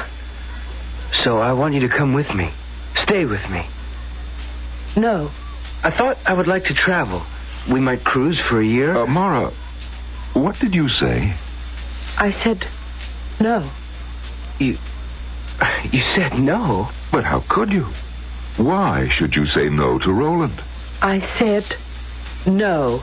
But when you are needed for someone's happiness, you don't say no. Mara, if you come to my house and you said, Roland, I need you, I wouldn't say no. Mara, are you all right? Please, will you both let me alone? Mara! Come back. Willis, did you hear what she said? Yes, I heard. She had no right to say that. Of course not. Something will have to be done. Certainly. Roland, why don't you go home? Go home? Just for a little while.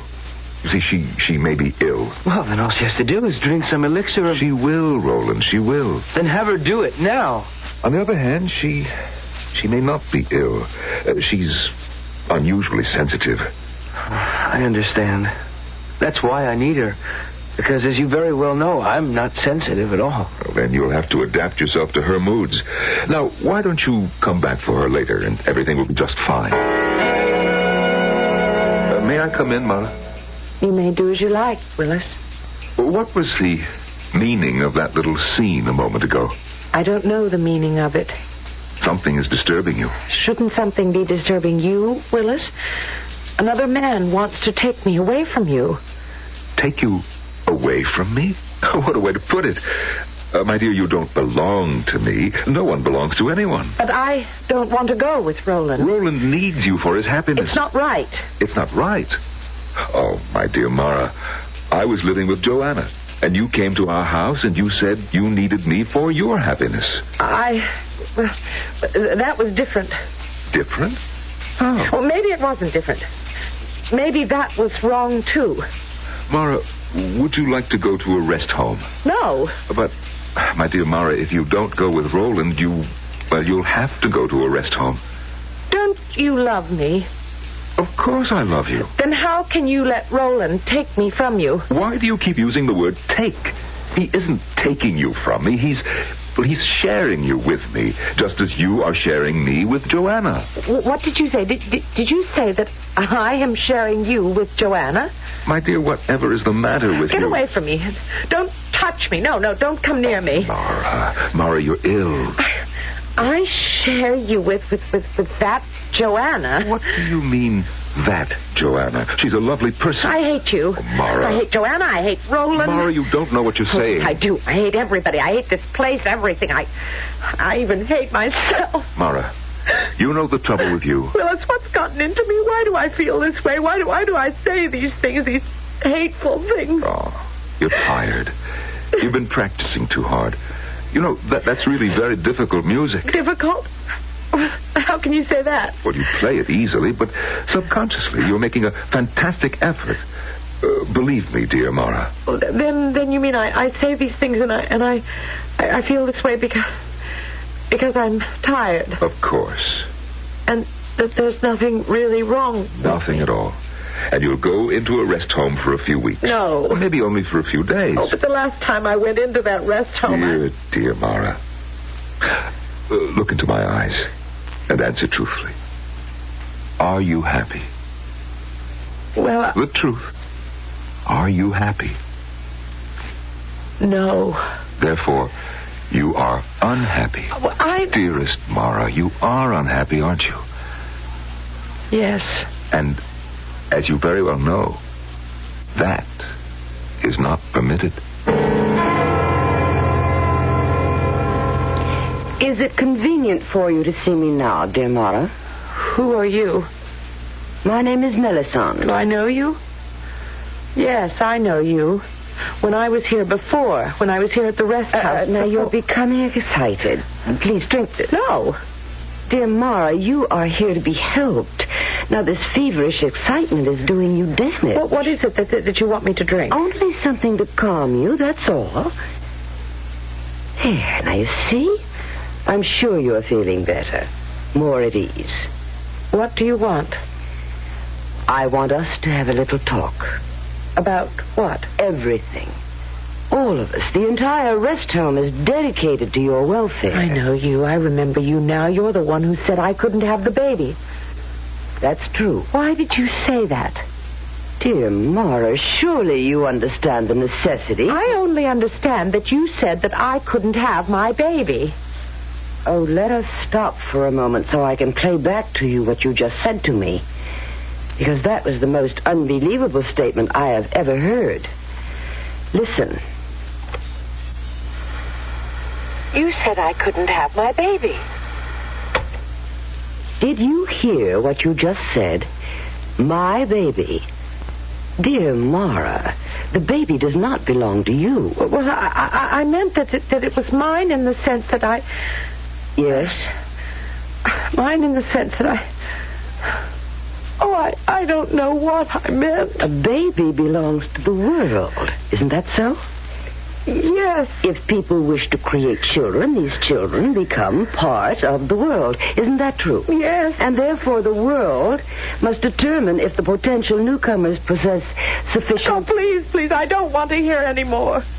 You seem to have a great many archaic notions, dear Mara. Would you rather we did things in the archaic way? Please stop. And permitted children to be born, hit or miss, diseased, deformed, lacking in... Must we talk about it? When we have the science, the technology to determine far in advance whether or not... I don't want to talk about it. Oh, you're upset. Yes, I am upset. And we must determine what is upsetting you. Can't you tell me? I don't know. Try to think. Everything upsets me. But why? I don't know. Oh, please. Why can't everyone just let me alone?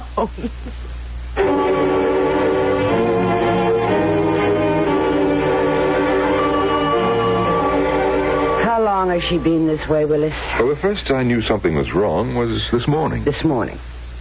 But had she manifested any signs some months ago when she was told she was not to be permitted the baby? No signs at that time. And what occurred this morning? Well, this morning, Roland arrived and told her he needed her. And that's when I saw the signs. Please describe them. She became acutely uncomfortable, emotional. And refused to go with Roland. Oh, yes. And, well, the rest you know. Do I? Or are you withholding anything, dear Willis? Why would I do that? What else should I know? Well, I can't think. Oh, a disturbing factor was when she became emotional over the fact that I still have a continuing relationship with Joanna. That disturbed her? Do you mean she doesn't know or pretends not to know about continuing relationships? Yes. Would it help her if we asked Roland to cancel his request that she go with him? No. But surely Roland is reasonable. Oh, of course. But the problem goes deeper. She will not go with him because, obviously, she is unhappy. Her refusal must make him unhappy. His unhappiness must, in turn, be transferred to someone else. Thus, a disease is created and spread. The disease of unhappiness. The one disease for which there is neither remedy nor antidote. The only disease that can wipe out our society. It's a disease that must be nipped in the bud, choked off at the source. What are you going to do with her, Melisande? Well, surely you know the answer to that as well as I do. We shall have to cure her or kill her.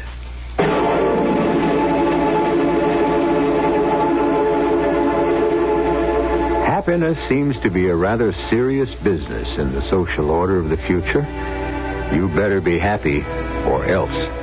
But in a paradise where you can have anything you want just for the wanting, why should anybody be even remotely unhappy? Why? You're dealing with human beings, aren't you? Doesn't that answer the question? We'll have a great many more questions and answers when I return with Act 2 in just a few moments.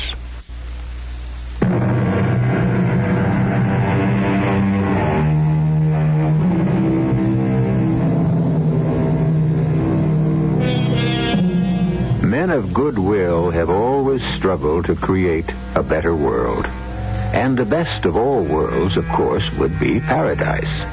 And what would paradise be? A place of unbroken happiness, where there would be no such things as sorrow, suffering, or disappointment.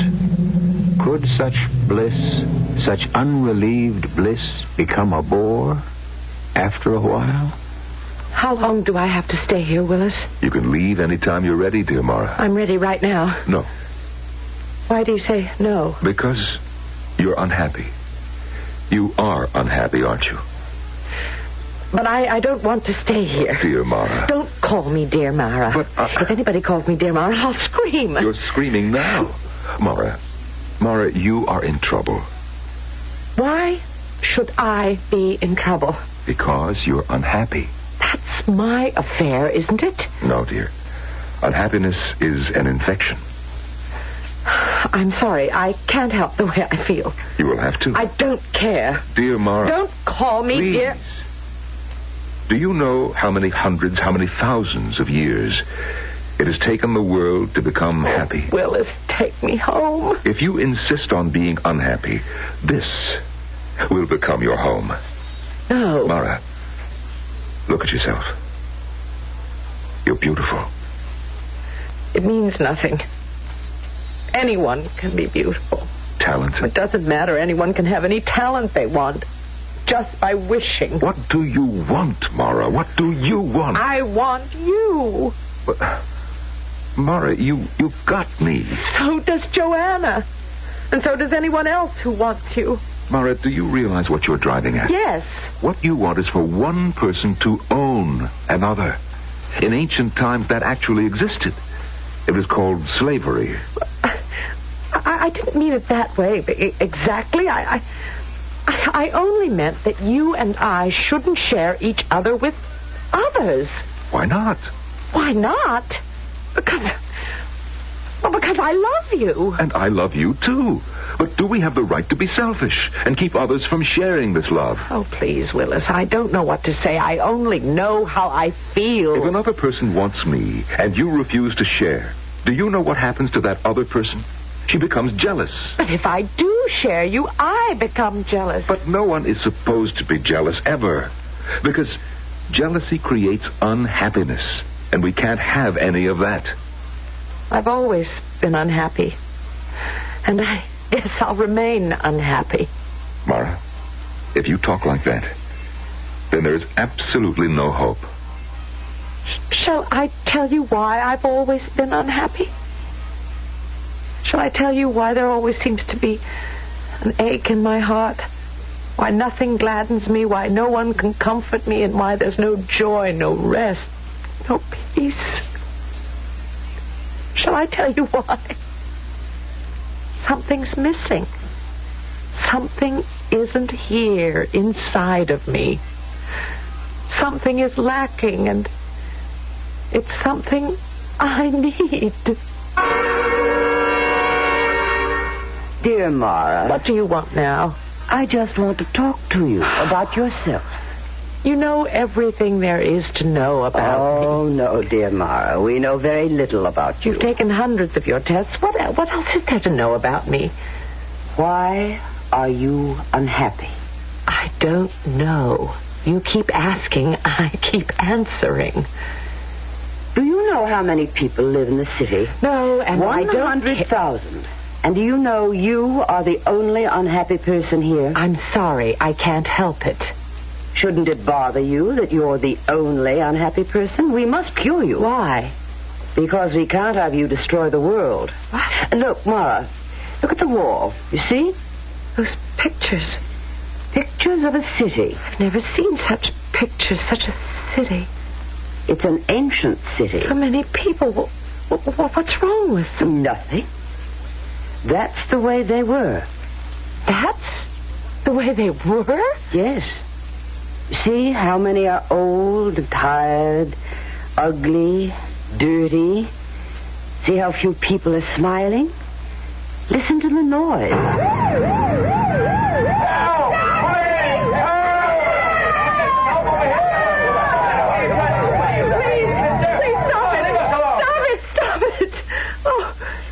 All right, I stopped it. Now would you like the smells, the choking pollution? Please, just let me alone. Is this the world you want us to have all over again? Brawling, filthy, murderous. I didn't say I wanted anything like that. That world, look at it again. Look at those children. No. It will do you no good to close your eyes. We can expose you to the picture electronically. Do you want us to do that? No. See the children? Condemned to a future of neglect, misery, despair. Is that the world you want us to go back to? Please, I can't help it if I don't feel happy. Would you be happier with this? What's that? War? What's war? A madness, a special madness of mankind. Only man knows how to arrange it. Do you want us to go back to the time where it was arranged with nightmare regularity? Why do you make me look at all this? Because all this comes from unhappiness. I don't believe it. Unhappy people who are deprived, people who are envious, people who want something that belongs to someone else. But I don't want anything that belongs to anyone else. I only want what belongs to me. Nothing belongs to you. Don't you understand? None of us can own anything. For in that ownership lies the seeds of envy. You want Willis. Why? Because I love him. You can't own love. Love belongs to us all. Therefore, any of us can love all of us. But it's not right. Would it be better the old way? When men and women killed for each other, even started wars for each other. Was it better when love was just another mask for jealousy and hatred? Was it? I only know that I love Willis. Love. Talent. Everything belongs to each of us. The ability to play the violin, the ability to paint a picture, compose a symphony, write a play. Why should this great ability be doled out, hit and missed to a random, fortunate few? Why shouldn't it be all within the reach of everyone? So much of what you're saying I don't understand, and I don't even care about. I only know that every day I feel more and more sad. Something is missing. Nothing I have said has made any impression. Nothing you have said has made me feel any differently. Perhaps you are one of our very few mistakes. Mistakes? Something inside you has not been able to develop. Or perhaps something was missing from the very beginning. Or perhaps it may have been warped. Yes, it's quite possible you are a mistake. What does that mean, a mistake? Occasionally, someone is born who had no right to be. Well, what are you going to do with me? That will be up to you. What is it that you want me to do? We only want you to be happy. But I keep telling you and telling you and telling you I don't know how to be happy. Well, in that case... Yes? Well, we haven't arrived there yet.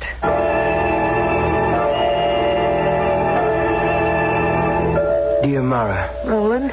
Yes, I came to tell you how sorry I am. Sorry? Well, I caused you all this trouble. No. Oh, I'm sure of it. After all, if I hadn't come to ask you to go with me... I don't know, Roland. It would have been something else, someone else, sooner or later. What's wrong, dear Mara? I suppose that's what's wrong. Everybody calls everybody else dear. We all can't love each other. But we must. You know what happens when there's no love? There's war. Oh, have you seen those pictures, too? Yes. That's why I hate history. I hate it because it's so bloody and brutal. But that isn't important. Come away with me. No, they won't let me out of here. They will, if you come with me. Actually, it's the only way you could ever get out of here. Oh, please, Roland, I like you, and you're very... It will be very serious for you. I can't go with you, Roland. Why? Because I don't love you.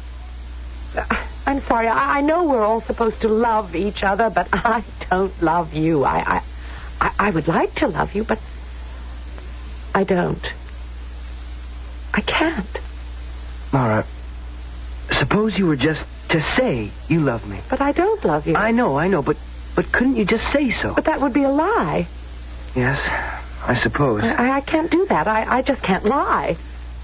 You're such an unlikely martyr. What do you mean? If you go back through history, everyone who died for a principle... Roland. You're just a slip of a girl. You can't be more than 200 or 300 years old. I doubt that you're even aware of the implications of what you're doing. What do you mean I am going to die?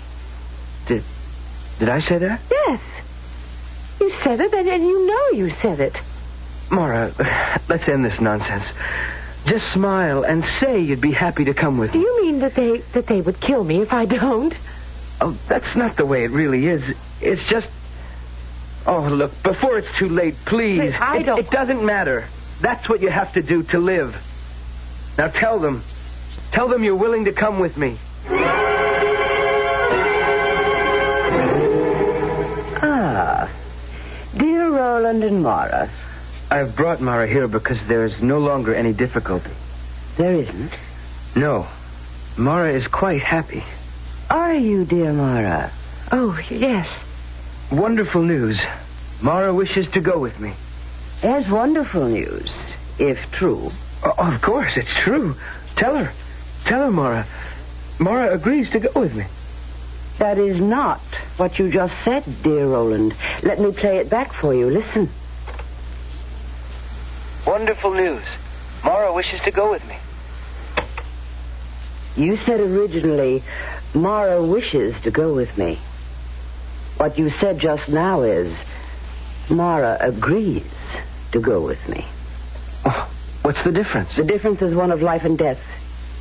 You see, Mara, if you wish to go with Roland, that is a sign that you are happy, and therefore fit to live in our world. If, however, you merely agree, it means you are only making the best of a bad bargain, and you are still unhappy. But I'm afraid we've arrived at the point of judgment. Do you wish to go with Roland? Or do you agree to go with Roland?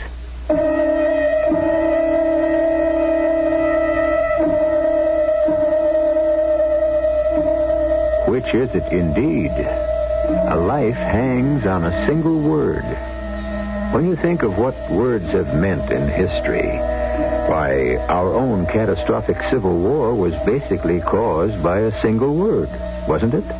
Didn't the South say, the United States are, and didn't the North say, the United States is?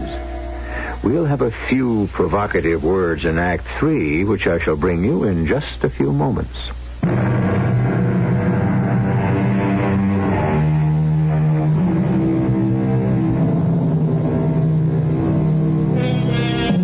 And what is paradise? What was paradise? Obviously, a place where one was completely free to gratify every desire, to know joy, and to live forever.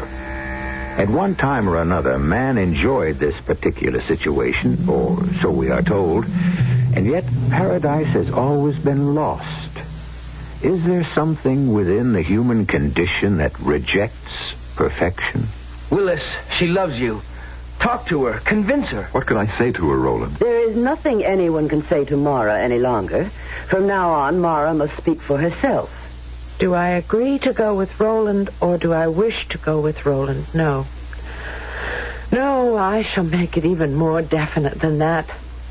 I refuse to consider it. I will not go with Roland. Mara. I must ask all of you to be silent. But she's obviously ill. She needs the rest home. She has already been in a rest home. No. Mara can no longer live among us. And what are you going to do with me? The problem has never arisen before. Obviously, you cannot live here. But there is no other place. There is only here. We shall have to ask for a council to decide. My friends, dear people, you have heard dear Mara tell us how unhappy she is and how impossible it is for her to be happy among us. This being so, how can we possibly permit her to remain free to contaminate our society? Why do you insist Mara will contaminate us? Must we review the entire history of the world? I must ask Mara to answer this question. Is there any way you can be happy here? Well, no. In that case, since we have failed to make you happy, we must regretfully terminate your life. You will therefore return to the rest home, where you shall be pleasantly and painlessly... No. Dear Willis, can you suggest an alternative?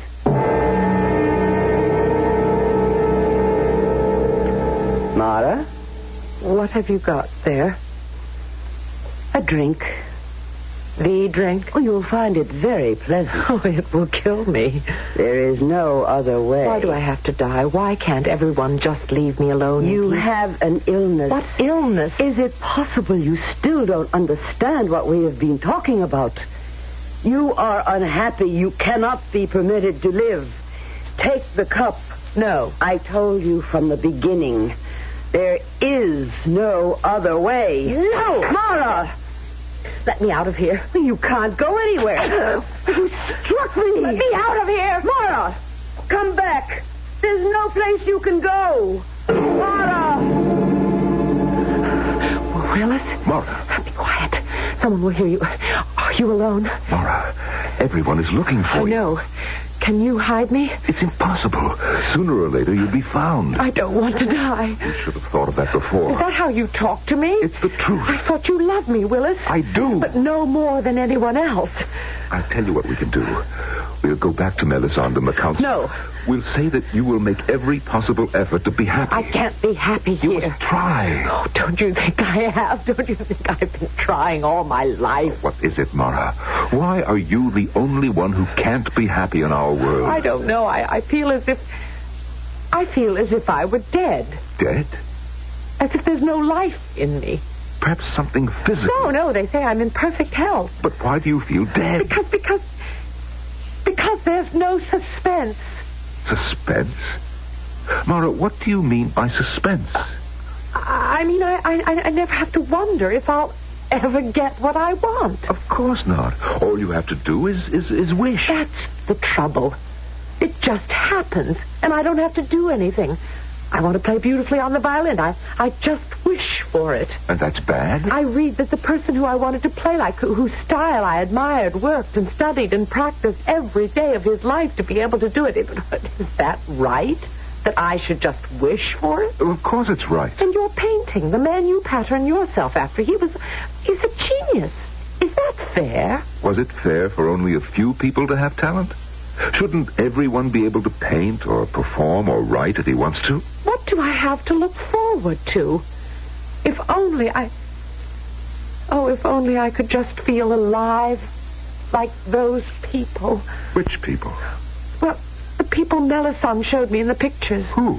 The ones who lived thousands of years ago. The ones who had wars and poverty. Mara, how can you say that? I looked at their world and it frightened me. It was filled with strife and anger and danger, but I envied them. At the same time they were killing themselves and destroying themselves, I envied them. Mara. Because they knew what life was like. Life? That was a world of death. I suddenly saw it. I saw the whole thing. Roland was right. I am just an ordinary young woman. There's nothing remarkable about me, but suddenly I saw what it all meant. You can't know the wonder and value of life unless death is always near at hand. You can't know love unless there is hate. There's no pleasure without pain. Oh, don't you see, Willis? Don't you understand? All of us here, we only lead half lives. We're only half people. Maybe we can make you happy. No, Willis. I can never be happy here. Here? Who said anything about here? But where else is there, Willis? Where? Why, the past, of course. The past? Yes, the past. What is our only duty in this world? To make ourselves and others happy. Why don't we make you happy, Mara? Send you back to a time when people, as you put it, lived. Can it be done? Can you do it? Mara, would you want to go back there to a time when things might be happier for you? Oh, yes, yes. I shall wish for the type of technology that can take you back. You must realize that you don't know how to do anything. And in those days, people had to have some sort of skill. But I do know how to do something. I can play the violin. No, my dear. You create the illusion that you can play. Illusion? Well, that's what I wish to be free of. I want reality. In a more primitive world, you would actually have to learn to play. You would have to work hard at it. Oh, I don't mind. And you could work day and night, and yet, if you didn't possess talent... Talent? Yes, talent. That inexplicable, mysterious spark. Without it, you could never learn at all. Talent? Well, how does one get talent? Do you still want to leave here, Mara? Yes. Very well. Where would you like to go? I would like to go back to a time when there was conflict and people had to fight for what they wanted. How about the latter part of the 20th century? Yes? It was very turbulent. Wars, violence, but... But what? But it was the beginning of civilization. If you got sick, medicine had advanced far enough to give you a chance. Yes, that's the time. What do you think? Yes, all right. Your name is Mara. Your father's name was Philip. Therefore, your new name will be Mara Phillips. You are 200 years old here, which would be the equivalent of, say, 20 back there. 20? Close your eyes, Mara. When you open them again, you'll be a 20-year-old girl living sometime in the 1970s. The 1970s. I see you now. You work in a diner. What's a diner? You're a student of the violin. Am I good? You love a boy named Tom. Does he love me? This is the meaning of suspense. Close your eyes. When you open them again, you will be living in another world at another time.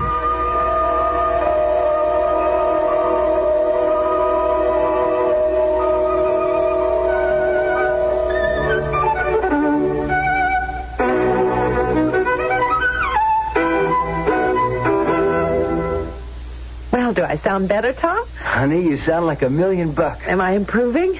Yeah, I think so.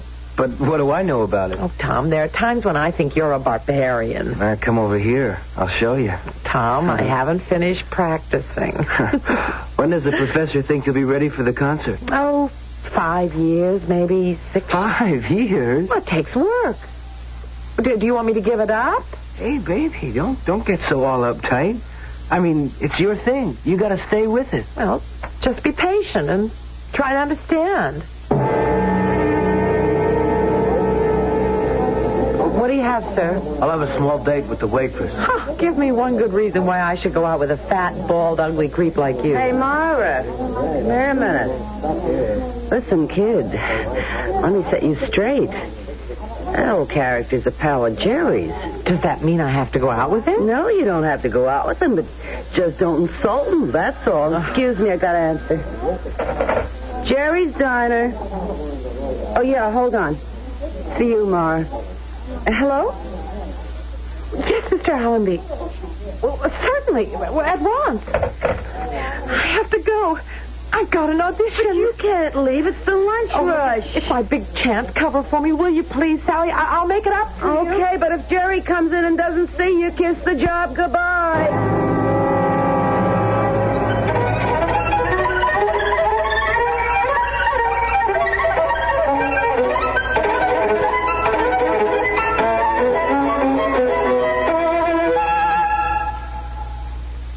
Okay. Now what do you do? What do I do? I mean, you're going to a dance? What's the act? The act? You mean all you do is just stand there and play the fiddle? Oh, Mr. Allenby, I'm training to be a concert violinist. You don't have a bad-looking figure at all. Yeah, I could find a spot for you. Mr. Allenby. It would be sensational. How about if you just stood and played the violin without any clothes on?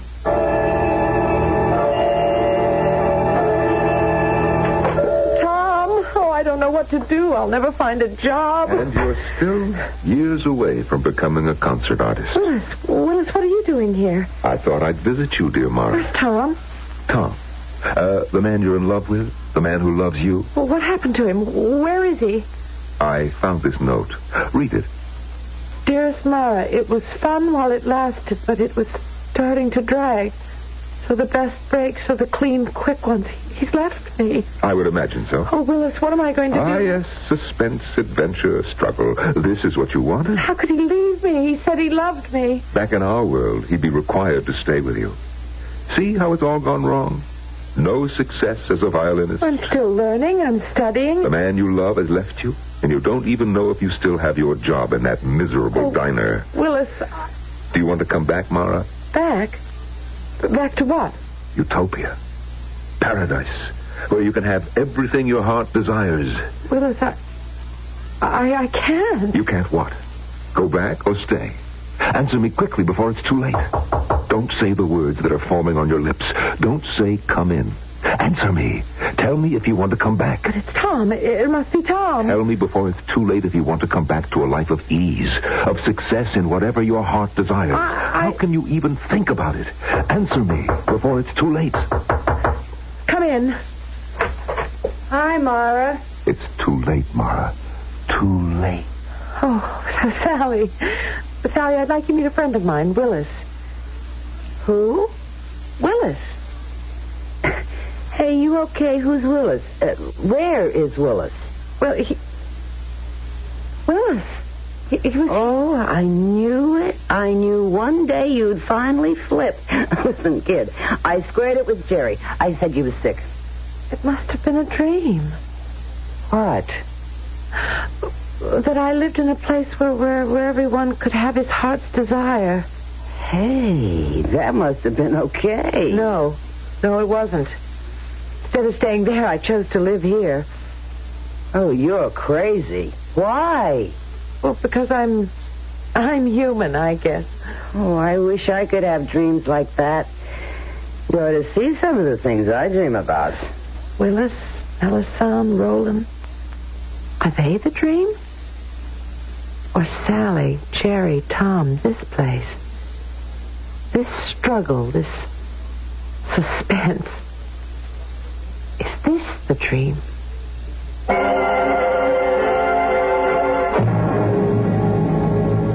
You'd be surprised how many people have that kind of problem. They simply do not know where they are. Dreams and reality blend until you can't tell one from the other. If you have that problem, our advice to you is don't fight it. Relax and enjoy both your worlds. I'll be back shortly.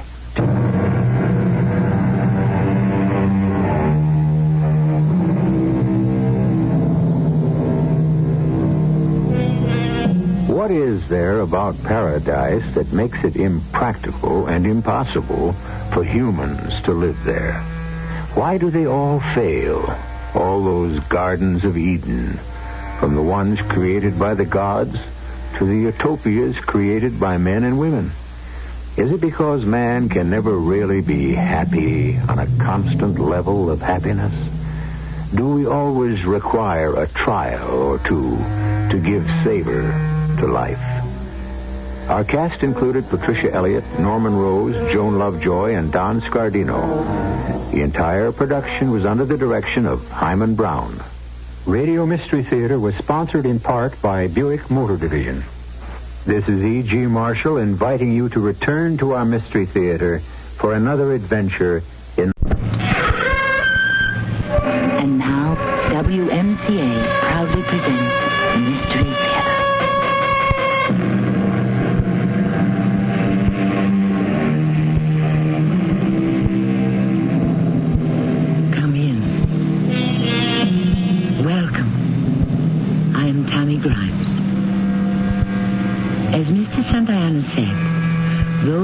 not learn from history are condemned to repeat it. But that applies to all of us. For what have we learned? And what have we solved or settled? We are about to hear a story that took place more than half a century ago. And yet, its essence is not too far removed from today's headlines. It all happened during the First World War, when people were angry and afraid, and both sides committed shameful deeds. Neither side was altogether right or altogether wrong. Prisoner at the bar, is there any reason why sentence should not be passed upon you? My lord, the court I see before me is not this court of England, but a far greater one, the court of the people. Since it was the people of Ireland that I sought to serve, I leave my judgment in their hands. Roger Casement, it is the verdict of the High Court that you be taken from hence to a lawful prison, and from thence to a place of execution,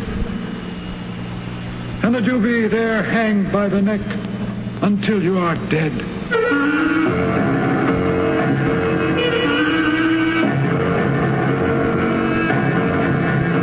Our mystery drama, The Good Ship Aud, was written especially for the Mystery Theater by Sam Dan and stars Earl Hammond.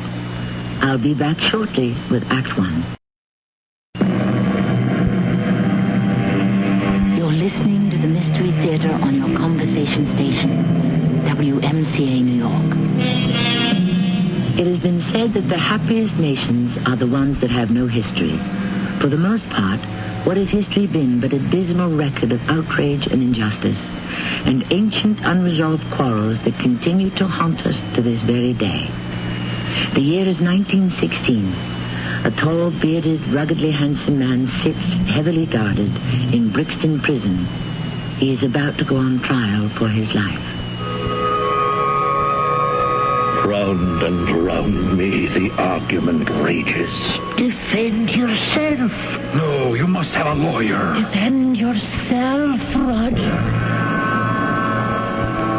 They mean well.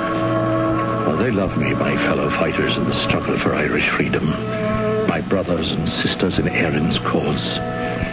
But sometimes their faces blur and their voices die, and I wonder.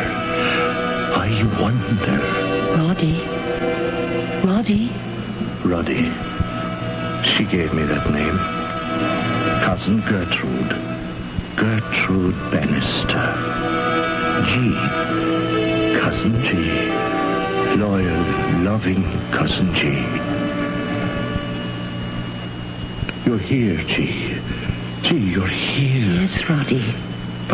But they won't like it at the school. No, Roddy, not one little bit. And they won't dismiss you. Oh, let's not talk about that. But you come here to give aid and comfort to an enemy of the crown. Roddy, please, listen. You will lose your job. There are other jobs. Now, what do you want to do? Please tell me. What do I want to do?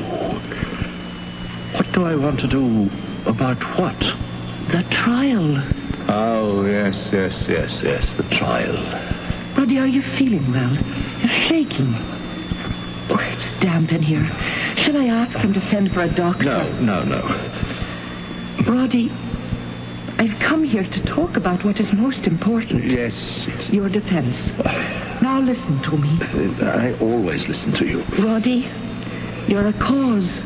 A cause? A martyr for freedom. Now hear me out.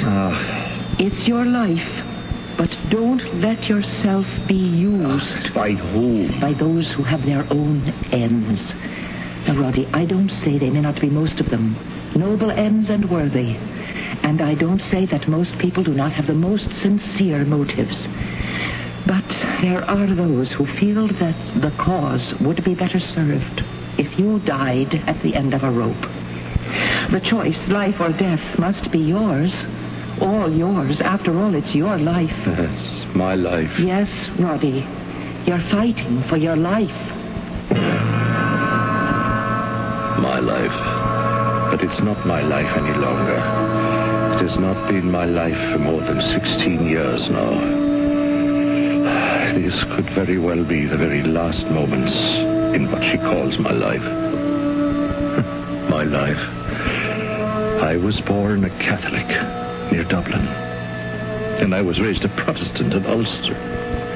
So, therefore, I am all Irish. I am also a British knight, Sir Roger Casement, Commander of the Order of St. Michael and St. George, if you please. But why can I think only of Africa? Africa, where I truly began to lose my life. Africa. Roger Casement. Whose voice is that? Mine. Who are you? I am Leopold. Leopold? Leopold II, the King of the Belgians. Leopold, King of the Belgians? But you're dead. Yes. Dead these 7 years. How can I hear you? How can I see you? Because, Roger Casement, you are very close to death yourself. Why are you here? I have come to ask you a question. Me? What question? Why have you persecuted me, Roger Casement? I persecuted you? You destroyed my reputation. You broke my heart. You ruined my health. And you drove me to my grave. How? By telling those lies about me. Lies? How I mutilated and murdered all those black natives of the Congo. Lies? Every word in my report was true. You murdered millions of helpless, innocent people. Oh, I didn't do it. I saw it, Leopold. I saw it all with my own eyes. Lies. Lies. Do I look like a monster? I always tried to be so kind to everyone. I stand by the report. Couldn't you have come to me quietly? We could have talked it over. We could have worked behind the scenes.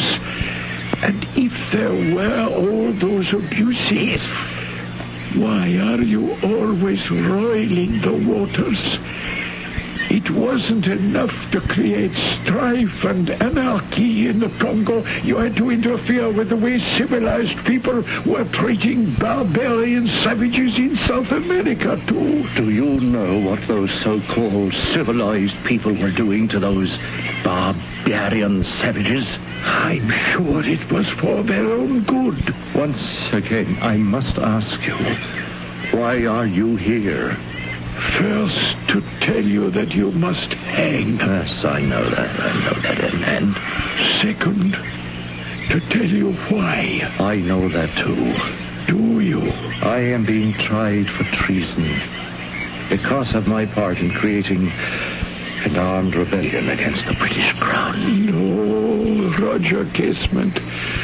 You shall be hanged because of what you did to me. To you?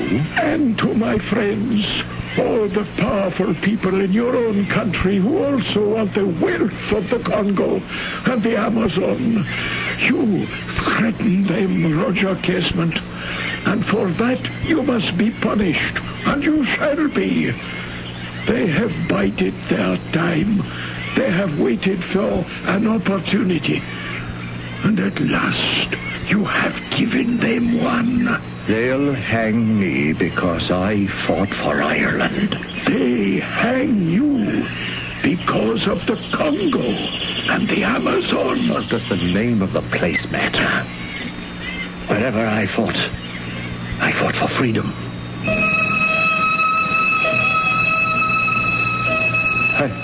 I fought for freedom.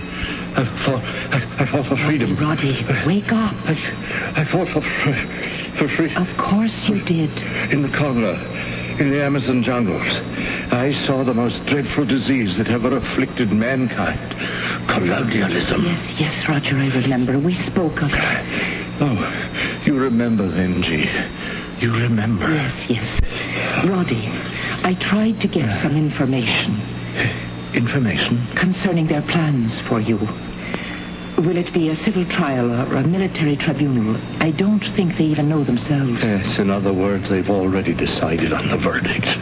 They just don't know which forum to use. Oh, don't say that. There's always hope. Oh, yes, of course.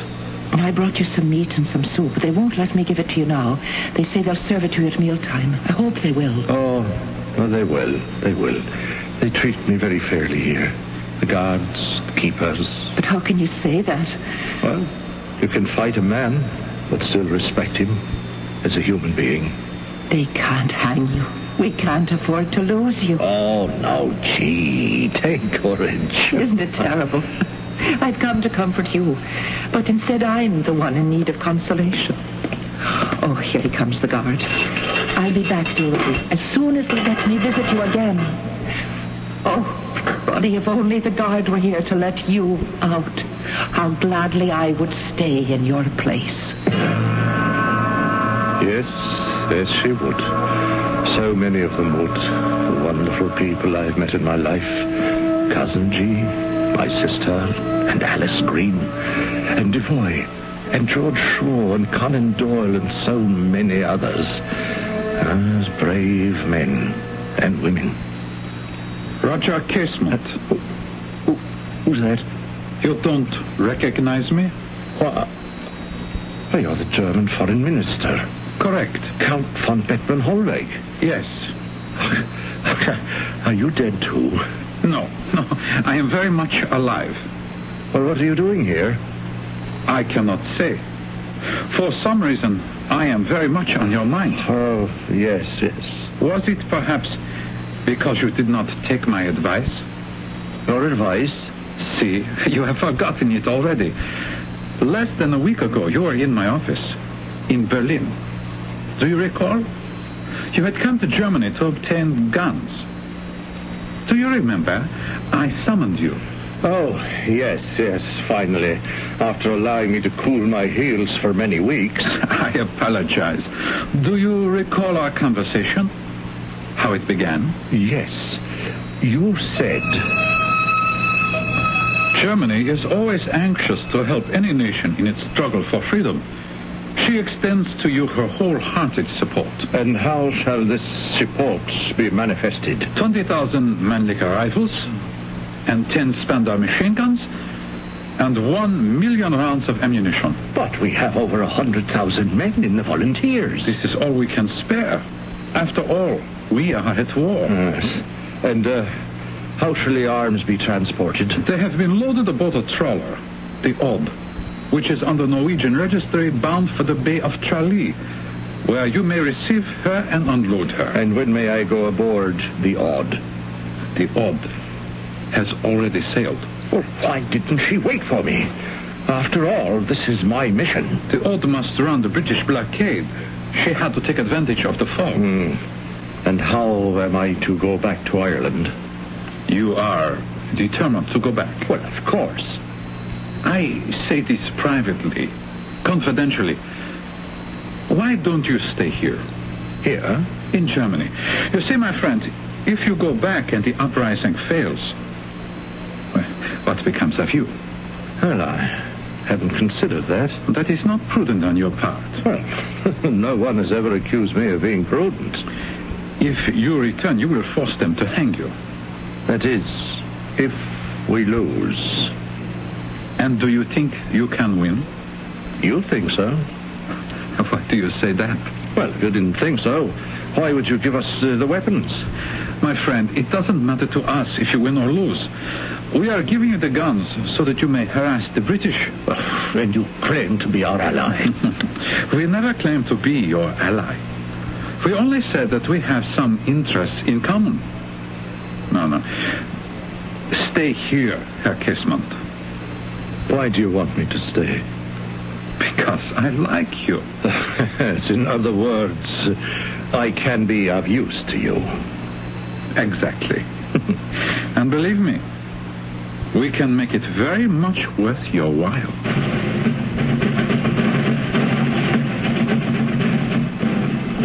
Whom can you trust? The year is 1916, and in the snake pit of war, revolution, and international intrigue, obviously, no one. But here we have Roger Casement, an Irish patriot, being propositioned by the German foreign minister. We know what he wants to do for Ireland, but what is it that he can do for Germany? Whatever it is, he'll face it in the second act.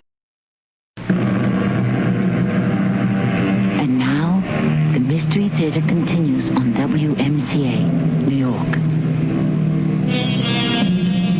The year is 1916. He could have been Fortune's favorite. He was brilliant, he was attractive, women adored him, men admired him. Had he chosen to trim his sails a bit and not buck all the prevailing political winds and tides, there is no telling how high he might have risen. But because he was obsessed with a single ideal, in the end, he only climbed high enough to allow for the 6-foot drop required by the hangman. Stay here in Germany, Roger Casement. Why, Count von Beckmann? To continue to fight for Irish freedom. How? We will give you money. We will give you a newspaper. You will be able to tell Ireland's story to the entire world. No, Your Excellency. The way to fight for Ireland is to fight in Ireland. Help us now, and I promise you, after we win the war, Germany will establish a free and independent Ireland. After Germany wins the war? Yes. I will give it to you in writing. In writing? Signed by the Kaiser himself. But aren't you the same Count von Beckmann-Hollweg who refused to believe that England would go to war over a scrap of paper? My friend, there are scraps of paper and there are scraps of paper. And suppose Germany loses the war? How can Germany lose the war? I must go back to Ireland. Why? The uprising must fail. You have been fighting the English for 800 years. You have lost every battle.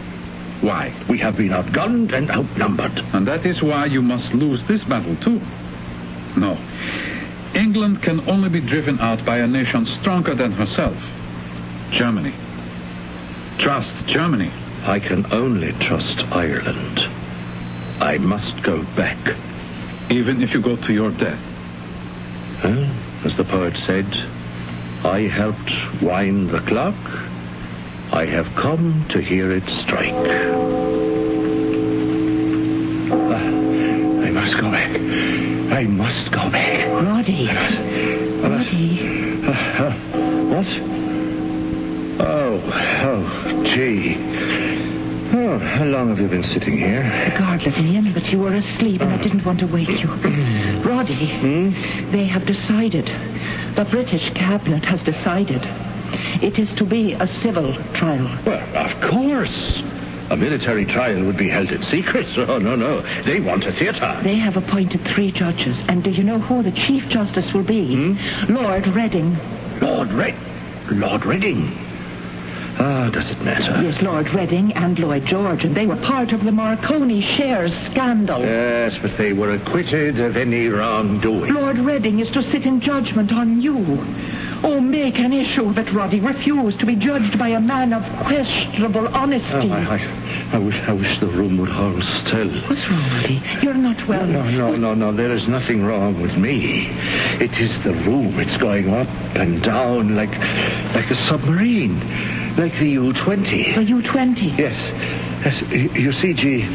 Von Beckmann-Hollweg said I could go back to Ireland on the U-20. It was patrolling British waters, and the commander was instructed to place me ashore on the Bay of Tralee, where I would meet the Aud with the weapons. Yes, I know, Roddy, I know. I didn't know I was such a bad sailor. Well, that's not true. You're a good sailor. No, but not on a submarine. On a submarine, it's a whole world of its own. It's like being in a tin can. Roddy, let me call a doctor. No, let me tell you about it, G. Submarine traveled most of the way on the surface, and the seas were high. I spent the whole voyage below in my bunk. Don't excite yourself. We finally came to the Bay of Tralee. It was night, but the Aud wasn't there. And I said to the U-boat commander, we must wait for her. And he said he would like to, but he couldn't. It was because he had to get back to the open sea before daylight. There was no sign of the Aud. So he put me ashore. It was then that I found out the Aud had been sunk, and there would be no 20,000 Mannlicher rifles, no 10 Spandau machine guns, no 1 million rounds of ammunition. You're feverish. You're breathing so loud. No, I am all right. I am all right. And wet this cloth and let me wipe your forehead and you'll feel better. Now come, dear. Lie down on this cot and relax. But the Aud had sunk. The uprising was doomed. Von Beckman Holding was right. Don't say any more. Try to rest. So many of them died in vain. It wasn't in vain. And I was alone on the beach. I was looking for a place to hide when he saw me. But the police constable saw me. It was just by sheer chance that he saw me. Sleep, Roddy. Sleep. You there? Stand fast. No. Do you mean me? I see no one else. Well, what would you have of me? What are you doing here on the beach? Well, but it's a lovely morning. And whose boat is that? Boat? What boat? I'd see no boat. A little white dinghy run aground on the sandbar. Oh, yes, well, that boat. You know what it looks like to me? No, Constable. What does it look like? As if someone had used it to land on the shore. Or from a ship. Or a submarine, perhaps. Well, I wouldn't know. You've not yet told me what you're doing here, sir. I? Oh, well, I'm out for a stroll. What's your name? Edwards. Wilfred Edwards. I'm an Englishman. Are you? Yes, a poet. Yes, a writer. I've come to this beautiful place to get inspiration for my poetry. So I write poetry. Oh, do you now? Oh, my, how pretty it is. Tell me, sir, why are your clothes wet? Huh? Oh, well, it's the spray. Do you see how high the waves are? And what with the fury they descend upon the beach... Your clothes, sir, if I may make the observation, do not appear damp from spray. They're soaked. Oh, well, shall I tell you how it must have happened? You entered the bay in a large vessel. You're placed in that dinghy. It ran aground on the sandbar. You had to wade to the shore through water that's chest high. But, Constable, I assure you, there are patrols everywhere, sir. You cannot escape. Listen, why should I want to escape? I'm an English writer. Be good enough to empty your pockets. Oh, but my dear sir... Pockets! Parsons! This way! Are those officers approaching? They're armed with rifles. If you're hiding a weapon, it'll do you no good. I have no weapon. Please empty your pockets. See, look, I have nothing, nothing. Yeah. What's that bit of paper? Well, it looks like a ticket. A railway ticket. But this is not printed in English. It looks like German. What does it say? Berlin Emden. Berlin. What are you doing with the German railway ticket? Oh, yeah, well, that railway ticket. Oh, well, I suppose I must have kept it. You see, I haven't worn this jacket in over 2 years, and I was in Germany just before the war. And... All right, give it up, sir. I recognize you now. The pictures all over the country. You are Sir Roger Casement. Will you accompany me this way? It's cold. It's cold, Constable. I'm sorry, sir. Excuse me. That's the signal, sir. That you've been captured. Then you knew I was to arrive here? Yes, sir. Who betrayed me? I don't know. Who? You're not really a bad fellow, Sir Roger. I'm sorry I had to be the one to take you, but I was doing my duty. I hope you'll forgive me. Who betrayed me?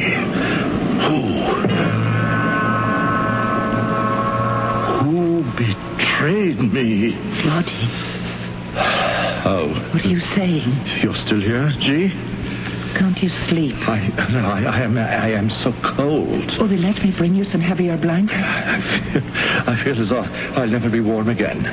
Listen, Roddy, we must talk about your defense. Now that we know it is to be a civil trial. Oh, who betrayed me, G? Perhaps no one betrayed you. No. They were expecting me.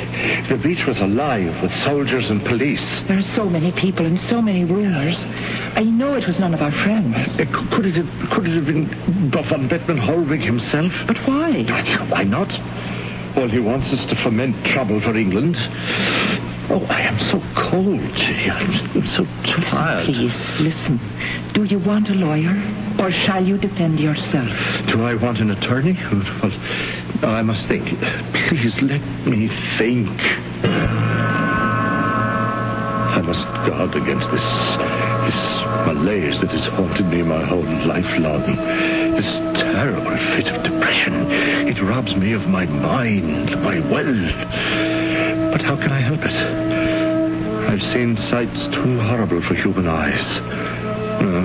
No, not all human eyes, just mine. There are those who can live with them, but I cannot. Whenever a human being is tortured or murdered anywhere in the world, I am being tortured and murdered. But what am I to do? Roddy, listen. I have news. What is it, G? There's a petition. Arthur Conan Doyle has organized a committee to fight for you. And the names that are on it. Look, read. G.K. Chesterton, Arnold Bennett, John Goldsworthy. Not just Irishmen, but Englishmen, too. Oh, yes, I see. Oh, look at the list. Britain's most distinguished writers, editors, men of affairs. Only one name seems to be missing. Who? Shaw. George Bernard Shaw. As for all his lofty talk, where is his name? He refused to sign it, but only because he felt that his name would alienate so many people. Oh, you know him, Roddy, what an aggravating, cantankerous man he can be. But he's writing letters on his own, and to everybody. You have become his cause. Is it true, G, that Shaw's fighting for me? Yes, I've just seen him, and he sends you his very best, and I mean that literally. What are you saying? I've spoken to him at length, and do you know what he's done? Tell me. Shaw has worked out the plan for your defense. The plan that will save you. And so, the celebrated George Bernard Shaw himself has just entered the case. Shaw, the brilliant, eccentric Irishman, is now becoming involved. We know about his mastery of theater. How will he stand up as an attorney for the defense? The third act, as usual, gives us the answers. Listening to the Mystery Theater on your conversation station, WMCA New York. Since the Irish are a nation of storytellers, it stands to reason that the central fact of Irish life for centuries should be dominated by storytellers.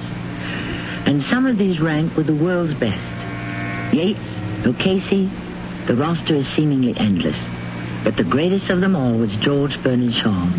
And his most brilliant contribution was not in a play or a poem or a novel. It was the advice he gave to Sir Roger Casement, who was being tried for treason against the British Crown in the year 1916. You spoke with Shaw? Yes. What did he say? Gee, tell me. I've written it down, every word. Now, here, let me read it to you. I was received by him and Mrs. Shaw, and they were most gracious, served me tea, we chatted for a bit, and then Shaw said...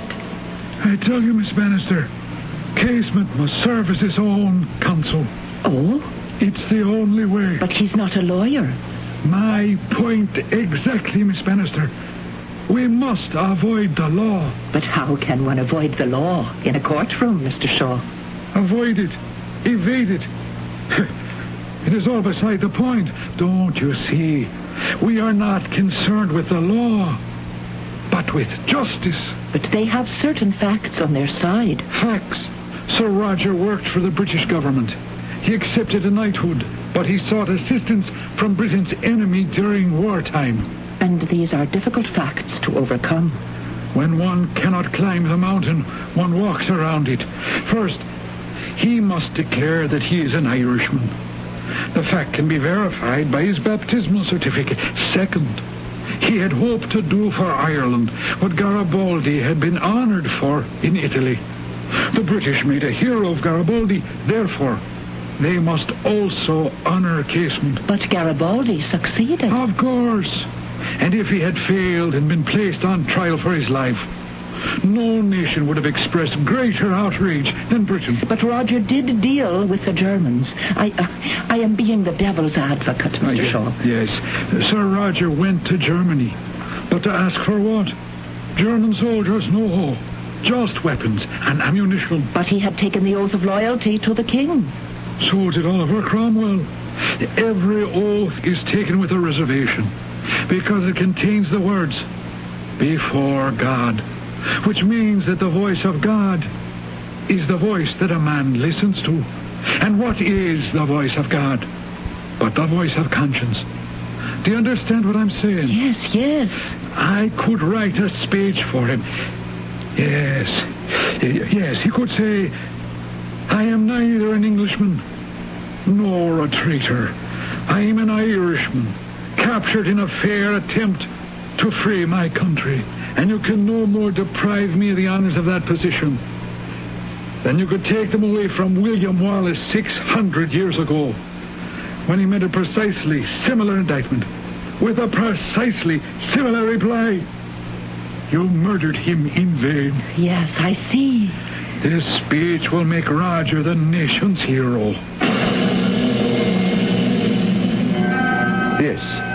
Yes, I understand what Mr. Shaw means. But it is only what you yourself have been saying all these years. I still challenge the jury to ask themselves the real question.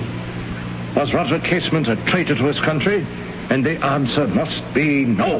Because my country, Roger Casement's country, is Ireland. Can you do it, Roddy? Can you? Yes, I can do it. Roddy, wonderful news, wonderful. Petitions are being signed all over the world. Oh. Roddy. What is it? You're pale. You're deathly pale. Roddy, are you ill again? I'm cold. I'm tired. I want to sleep. You must see a doctor at once. We could get permission to remove him to a hospital, Doctor, if it would aid in your examination. Yes, we could hospitalize him if it would make you feel better, Miss Bannister. Me? I'm not the patient. But you're the only one I can help. Are you saying you cannot help Roger? No one can help him, Miss Bannister. But what's wrong with him? All these years of living with horror. He's tired. His bones are tired. But what is to be done, Doctor, now? He is to be kept quiet, free from stress. But how? He goes on trial for his life. Miss Bannister, give up that idea. He is not physically able nor mentally equipped at this time to do it. I don't know what to say. Sir Roger, you've been sitting here quietly listening. What do you think? Sir? It's about what? Roddy, the doctor says you shouldn't attempt to try your own case. Oh, yes, the case. It's about that. Well, doesn't matter. I'm sure the judgment has already been made. We'll get you a lawyer. The finest lawyer in the world. They didn't get me the finest lawyer in the world. For a while, it appeared that they wouldn't be able to get me any lawyer at all. No one wanted to take the case. Poor G. I could have told her that. Who would risk displeasing the government? Did it matter who they would finally dredge up? We have a lawyer, Roddy. We have a lawyer. Oh, and who is bold enough to beard the British Lion? An Irishman, Alexander Sullivan. The only thing Irish about him is his name. Sullivan is an excellent lawyer. Sullivan has a lifelong ambition to be admitted to the British bar. But he has agreed to take the defense. I'll defend myself. Can you, Roddy? Can you? No. But Sullivan will not defend me either. He has taken the case. He will tread a fine line. He will show what a skillful barrister he is, but he will be careful not to win. Oh, Roddy, how can you say that? Because it's true. Mr. Sullivan, there is one defense that can save Roger's life. And what is that, Miss Bannister? Insanity. Insanity? Of course. He'd been through the rigors of the African and the South American jungles. He has been slandered and vilified for the work he's done for humanity. Now, can anyone deny or doubt that these trials have finally destroyed his mind? Miss Bannister, we should think about that. Yes, of course. And now I have matters to take up at the Crown. I shall see you tomorrow. Guard!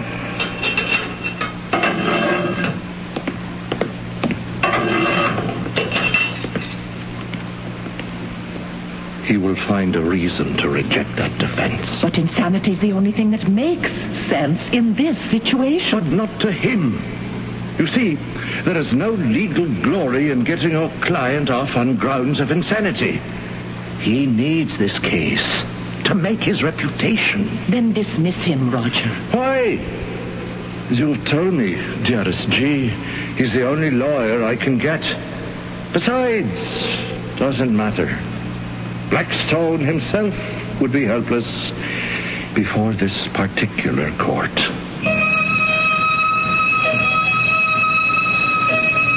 I was right. There could be no insanity. The Crown would not accept such a plea. But when G insisted that it was not for the prosecution to decide how a man should try to save his life, he replied, Miss Bannister, when Sir Roger was arrested, the police raided his quarters. Now, I understand that they found several papers and diaries of an extremely personal nature. But every man has his own secrets. Yes, of course. And those secrets, of course, they should remain. But if we plead insanity, the prosecution can make them public. On the other hand, if we present a strictly legal defense... But what is a legal defense? One based on a point of law, then character, personality, behavior, all of these are irrelevant. We win or lose on, a legal interpretation. And what is this point of law? Well, go back almost 500 years to the time of Edward III. Yes, what does Edward III have to do with it? Well, the statute under which Sir Roger is being prosecuted dates from that time. You see, the king, as all kings in those days, was in need of money. Now, he found a clever way to produce it.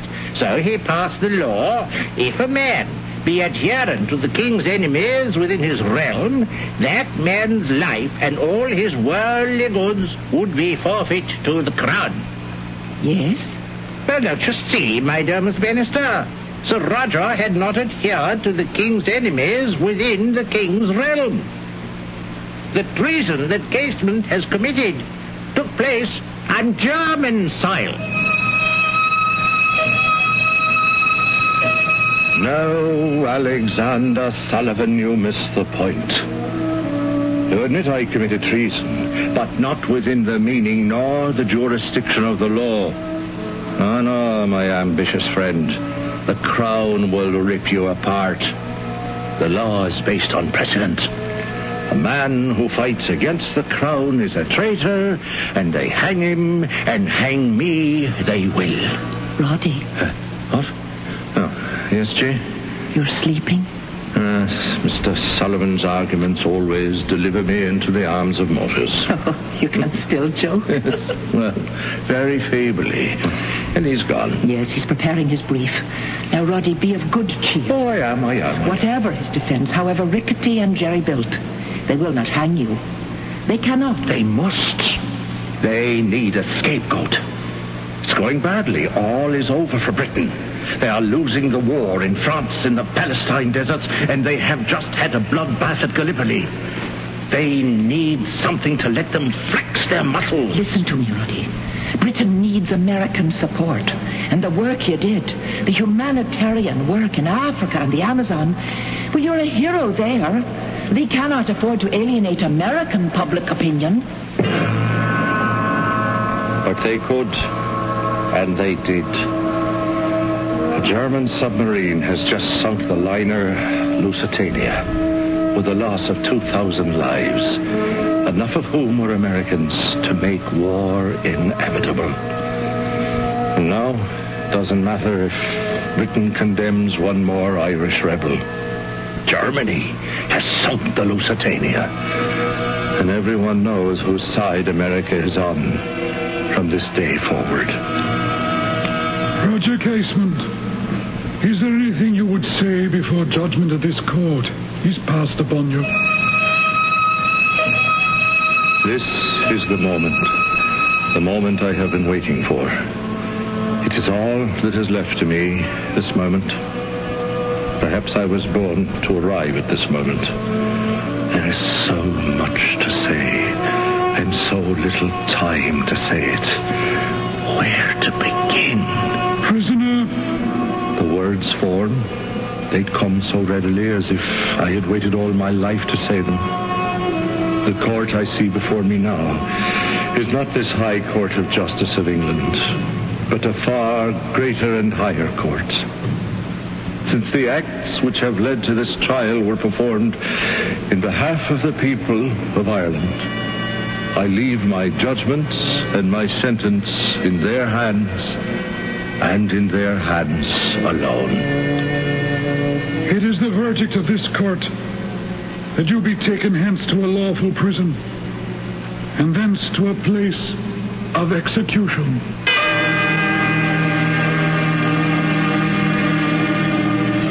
I tried to tell them, G, and the others, not to grieve, but be joyful. It had to end this way, or else my life would have had no meaning. One day, there will be no more fighting, and no more dying. And on that day, men everywhere in this world will taste the holy blessings of freedom. I die for all of them.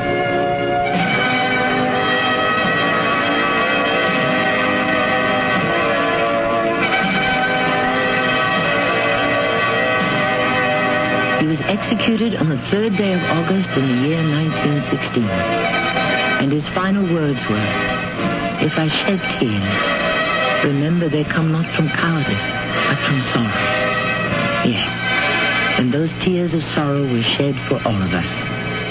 But his life has meaning, as you shall see when I return shortly.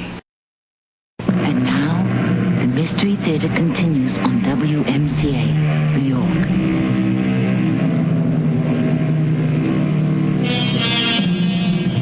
"1916, how long ago, how far away, and yet how close." As the English constable who captured him said, "You know, Sir Roger, you're not a bad fellow. I'm sorry I had to be the one to take you, but I was only doing my duty." Duty.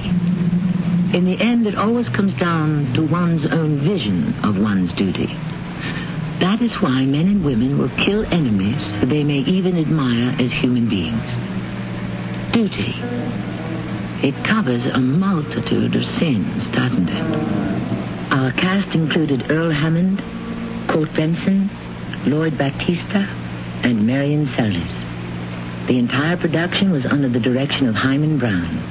Radio Mystery Theater was sponsored in part by Raven House Paperback Mysteries.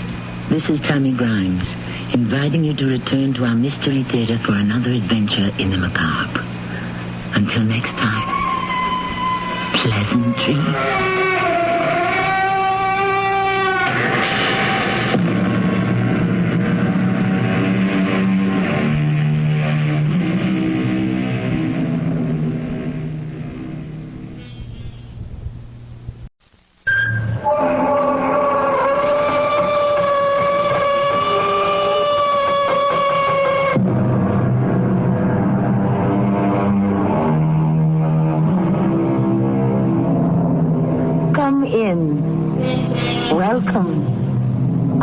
Grimes. Subtext is a word coming into much literary usage these days, the word meaning what it says it means. Today, a story derived from the great Anton Chekhov. His depictions of people and their problems is as much under the skin as on it. He begins the story with a simple problem facing uncomplicated people. But life is complex, and in Chekhov's work, tragedy is the subtext. As the author himself warned, if a gun is hanging on the wall in the first act, it must fire in the last. We shall see how long it takes for that to happen. Mashenka, everything in life happens too late. Look at this pistol. Yes? I keep it in my pocket. It reassures me, gives me a sense of peace to carry a loaded revolver. Do you understand? No, I don't understand. With this, I have power. I can destroy either someone else or myself. Oh, sir, you must not even think that. It's wicked. Nothing is so terrible you cannot live with it.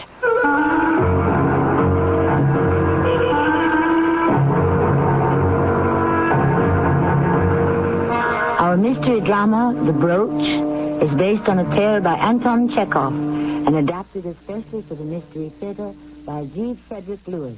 It stars Paul Hecht and Patricia Elliott. I shall return shortly with Act One.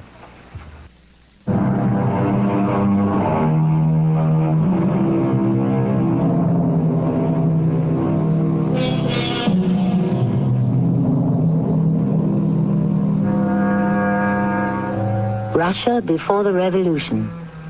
A small village where the landed gentry rule. The place? A small tavern in that small village where every evening friends gather to exchange insults and drink vodka. Like Igor, the local peace officer, and Andrei, who is footman for the wealthiest family in town. Those Kushkins you work for. Don't talk to me about the Kushkins. I've known Nikolai for years, and I still can't stand him. Flabby, weak-eyed, always twitching. And Fedosia, his wife, I grant you, Igor, but my father used to say the same thing. I followed in his footsteps. That's how I became a footman. That Fedosia, she's fat, ugly. You ask yourself, must a woman with all that money look and act like a fishwife? Igor, you are fortunate. You are the only peace officer in the village, and you don't have to report to anyone. You are the law. I have no such choice. My point is, Andrei, not that they're an unappetizing couple, but I'm always suspicious of people who live well and do nothing. My master doesn't need to work. He already has money. That's what happens when you're born in the right bed. He won't have it for very long, the way he gambles it away. Oh? Who tells you that? Grigor, the station master. He tells me. He tells you what? That your master, Nikolai Sergeyevich Kushkin, goes to Moscow twice a week. Does that make him a gambler? Well, whatever he does with his money, he has none when he returns. The conductor of the train from Moscow always has to collect the fare from Grigor. Sometimes even Grigor has to carry Nikolai home. No, I never heard of that. Madame Kushkin would have a fit if she knew her husband gambled. You know why? Because she controls the purse strings. She always says it's her money, and she'll never let Nikolai forget it. Igor, I don't understand you. You've known Nikolai Kushkin for many years, but you object to him escaping to Moscow to have a good time? Well, what I don't like is that he always carries a pistol with him. If he gets angry enough, one of these days it will go off. Shut the door! You're letting the cold in. I'm sorry. Igor, look.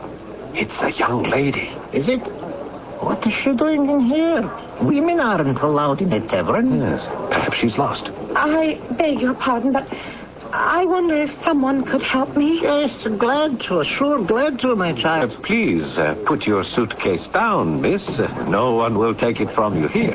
I'm always afraid. I've had it in my hand for the 2 days I was traveling. People steal, you know. Not with me around. Let me introduce myself. Igor Igorovich. I am the peace officer here. Mr. Igorovich, could you direct me to the house of Nikolai Kushkin? Ah, you must be the new governess for the children. Are you employed in the household? Permit me to introduce myself. Andrei Vorotov, I am the footman. I shall be happy to direct you. Igor, my duty lies in assisting this young lady. I must leave. Not so fast, Andrei. Who is paying for the 2 vodkas? I'll pay you tomorrow. Mademoiselle, please.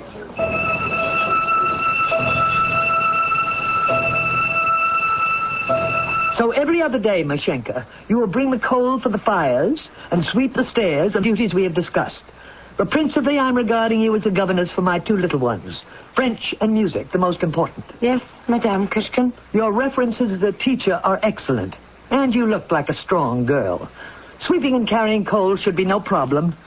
I'll have you shown to your room. Hand me that bell, will you?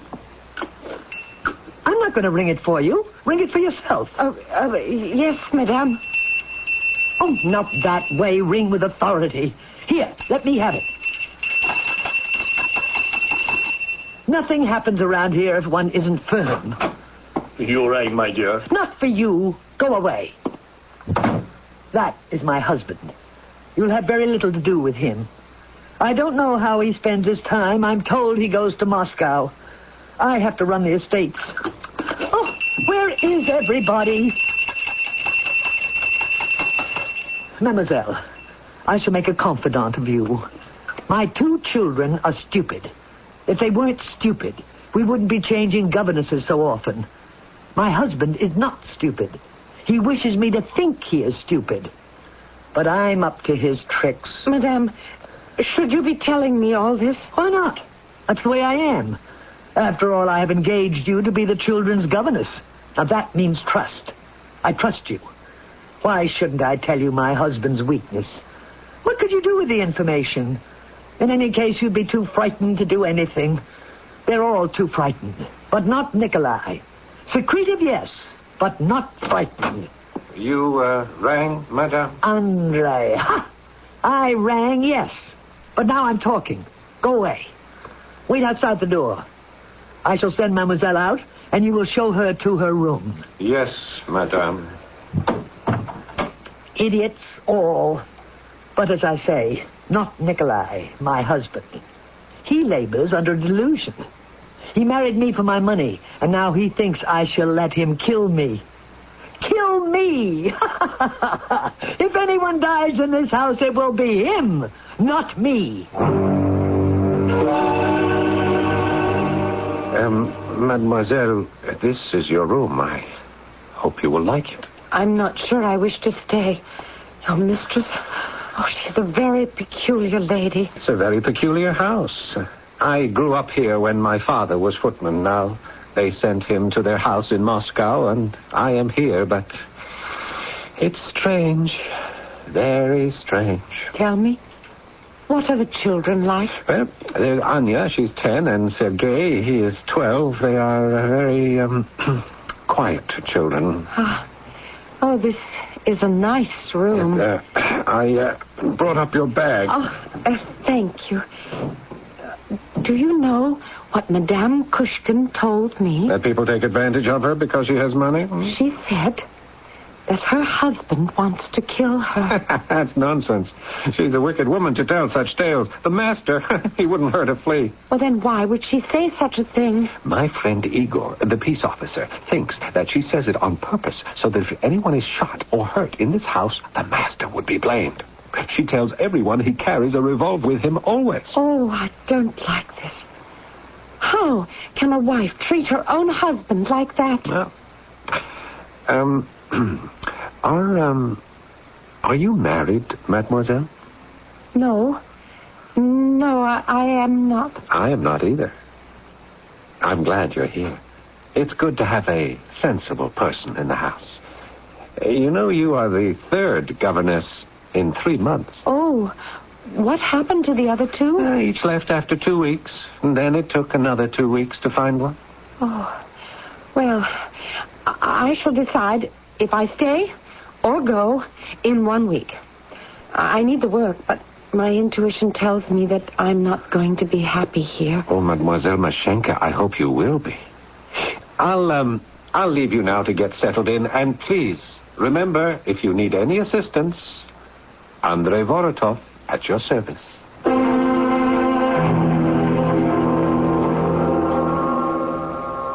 Mademoiselle, may I speak with you? Oh, you startled me, Mr. Kushkin. I was just going into my room. Yes, I didn't have a chance to speak to you at dinner. I'm sorry I was late, but the children took me longer to put to bed. Oh, you know, the first time. Oh, yes, I'm sure they will like their new governess once they get used to her. I do hope so. Oh, they've never had such a young and pretty governess before. Oh, yes. Nikolai, where are you? Oh, I know this sounds peculiar, but my wife, she's rather strange. Would you mind if I went into your room for a moment? I would rather she didn't see me talking to you. Oh, what am I thinking? What am I doing? It's my house. How could I let myself get into such a state? Oh, she has me turning, twisting. Please, forgive me. I shouldn't have said anything. Fedosia has about driven me out of my mind. Oh, no, forgive me. Here you have just arrived, and already I'm pouring my heart out, and you're practically a stranger. Mademoiselle, I don't even know your name. Fedosia, she tells me nothing. Mashinka Pavletsky, sir. Oh, no, you don't have to say sir to me. Mashenka. Oh, a pretty name. I regard you, I can see it in your face. I regard you a kindred spirit, and I know you will be a wonderful governess for the children. Oh, yes, I hope. I am to teach French and music. Yes, teach everything. Instill in little Anya how to act with people, how not to be selfish. If only someone had taught my wife that when she was little. It's too late now. Everything in life happens too late. Do you see this? Yes. Oh, no, I am not pointing this gun at you. I keep it in my pocket, always loaded. It gives me a sense of peace. Understand? No, I don't understand. It is always loaded. That way I know I have power over my life. I can either destroy myself or someone else. Oh, sir, you must not even think that. It's wicked. Nothing is so terrible you cannot live with it. There is terror in this house. Terror and anger. And for your sake, Mashenka, I pray there won't be tragedy and heartbreak.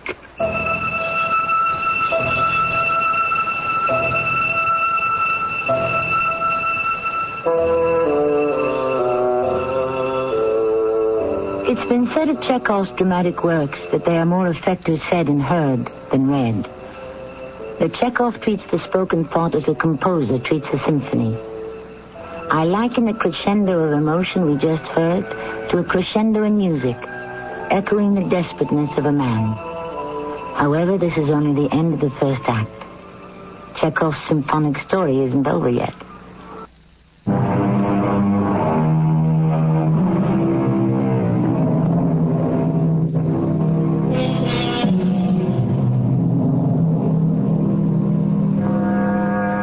A curtain of tragedy hangs over the house, and Mashenka, the new governess, senses it. Fedosia Kushkin rules the roost, but her husband carries with him a loaded pistol. The atmosphere is explosive, and to retreat, Mashenka goes to the roof to count the stars. May I join you, Mashenka? Oh, who is it? Andrei Vorotov, the footman. The stars are very bright tonight, aren't they? Oh, yes.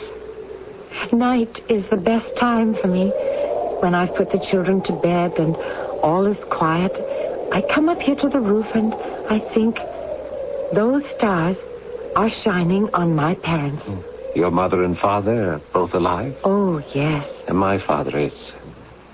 Are they very far away? Oh, yes, in the Crimea. Ah, how pretty it is down there in the garden. All blue shadows. Can't you sleep at night? Very little. Oh, this first week has been like a nightmare. Why, Mashenka? Why is that? I cannot say. Now, why didn't you tell me all this before? I didn't know who to talk to, Andre. I've been thinking of writing my parents, asking if I could leave this place and come back home, but it's my first very good position. I don't like to run away. You hear noises at night. Is that what keeps you awake? Yes. Don't you sense the death in the air? The master and his gun. Oh, it terrifies me. Yes, I tell myself he's not serious. I think with a gun in his pocket, he can reassure himself he is still the head of the household. Because his wife has the money under her control doesn't mean she has also enslaved him. Do you understand? But if it's just a pose, why? Well, perhaps it's just his way. After all, who isn't a little peculiar? Shh. Look, down there in the garden. Do you see someone moving? No, I'm not sure. Draw back. It may be the master. I don't want him to look up here and see us. It is him. He's got the gun in his hand. He's pointing it at his own head. No, don't. Don't. Please, don't.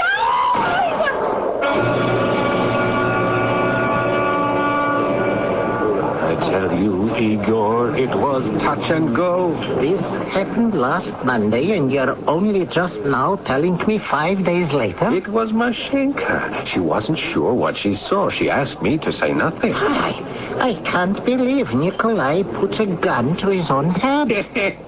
And missed. You saw him fire it? Well, I didn't actually, but Mashenka says she did. If she hadn't cried out in alarm, he might not have missed. I don't know that this is a police matter.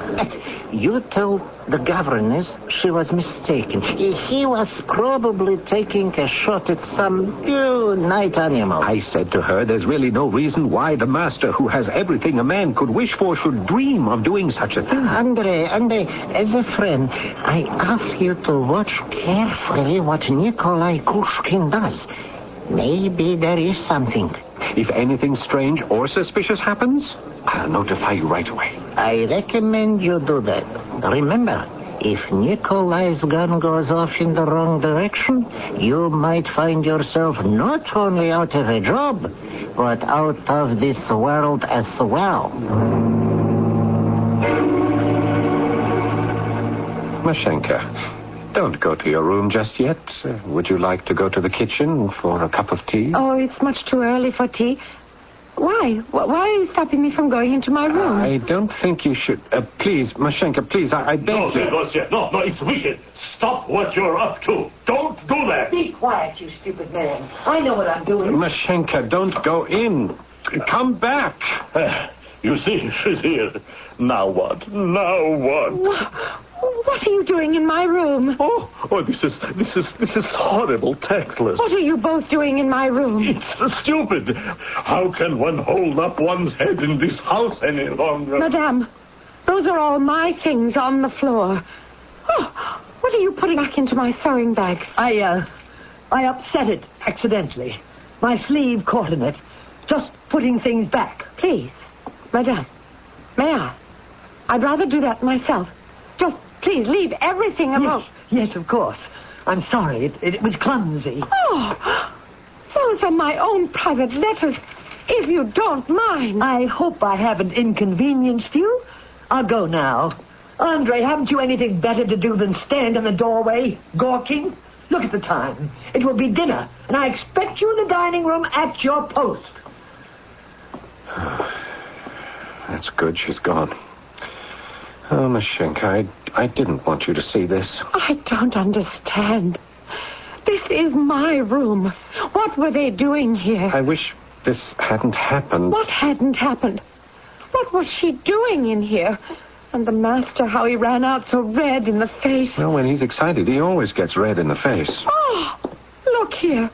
The drawer of my table. Why is it open? Excuse me. What are you picking up? Oh, my money box. It's been forced open. I had 10 kopecks of my own money in it and stamps. Are they all there? Oh, yes. Oh, but look at the lock, all scratched. And look, everywhere. Everything thrown about, my linen basket. This isn't the way I folded my clothes. The bed is pulled apart. Oh, Mashenka, are you all right? I mean, could I get you some water? Why were they here? What were they looking for? You were out with the children all day. You didn't know. Didn't know what? The mistress has lost a brooch worth 2,000. Lost? But that doesn't explain. This is my room. They have been searching everyone, mademoiselle. The 2 maids, the cook. Horrible. How horrible to be suspected of theft. And Mikhailo, the porter. She searched him herself. Oh, it's a disgrace. I feel sick. It's all right, Mashenka. They found nothing here. To break in here. It is insulting. So mean, so low. What right has she to suspect me and go rummaging in my things and breaking into my money box? Even though you are teaching their children, Mashenka, you are still a servant. Oh, I cannot stand this. It's too humiliating. Andre, I'm leaving this house now. No, please, you cannot. Think. If you go, they will really believe you have stolen the brooch. You are running away. It's suspicious. But how can they trust me to take care of their children and in the same breath suspect me of stealing? I am well educated, the daughter of a teacher. Please, Mashenka, don't upset yourself over it. It'll all be all right. It's happened before. Things are always missing, and Madame Kushkin is always accusing everyone. How demeaning. Mademoiselle, please. It will be dinner time, and we must all go downstairs and behave as if nothing had happened. Oh, there's Madame ringing. I'm wanted in the kitchen to help the cook prepare dinner. You'll come down when dinner is served, please? I don't know how I can sit there and pretend nothing has happened. Shall I set a place for you? Oh, I don't wish to think about it. I have to put the children to bed first.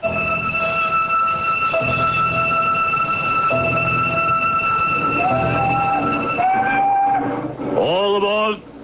All right, go ahead, engineer. You may start up. No passengers on this trip. All the doors are closed. Wait. Lady, where are you going? Stand back. I must get on that train. Help me on. I can't stop the train. It's moving, lady. Oh, let go of me. The doors are locked, lady. You'll fall. You'll be killed.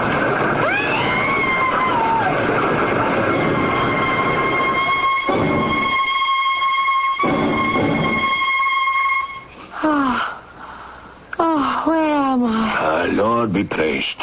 She's come to. You are a fortunate young woman. You fainted, and I caught you as you fell from the train. This is the waiting room. That's a nasty bruise on your arm. You almost fell under the wheels. Have you no sense? Are you the station master? Yes, I am. Grigor Pavlovich at your service. When, tell me, is the next train from Moscow? The day after tomorrow. Oh, I missed the last train from Moscow for 2 days. Yes, lady, you did, and you might have lost your life. Oh, what am I going to do? Well, you come back the night after tomorrow night, and don't ever again try jumping onto a train that's moving. Oh, but I can't go on living at the Kushkins. I can't spend another night there. Yes, that's a very difficult family. Especially Madame Fedyosa. Oh, she's impossible. She's horrible. I won't go back there. I don't know what to tell you. My wife would be happy to put you up. Plenty of room. How do you feel? Hello there, Gregor. Someone outside with a lantern. It's our policeman. Please, hide me. I don't want to go back. No one is going to make you do anything. Come in, Igor. Oh, he's come to arrest me. Igor, you know this young lady? Of course I do. We met the day she arrived. Mademoiselle Mashenka Pavletsky. Yeah, she tried to get onto the Moscow train after it had started, and she fell. But no injuries, thank the good Lord. Mademoiselle, your employer is looking for you. He says his wife accused you of stealing, but he knows it is not true. I think you should come back to the Kushkins, and we shall face them. No, I can't. Oh, you must stand up and not run away. Too often I am called upon to apprehend in the name of the law. This time I shall protect. Shall we go? If there are suspicions, I have a mind to add a few of my own.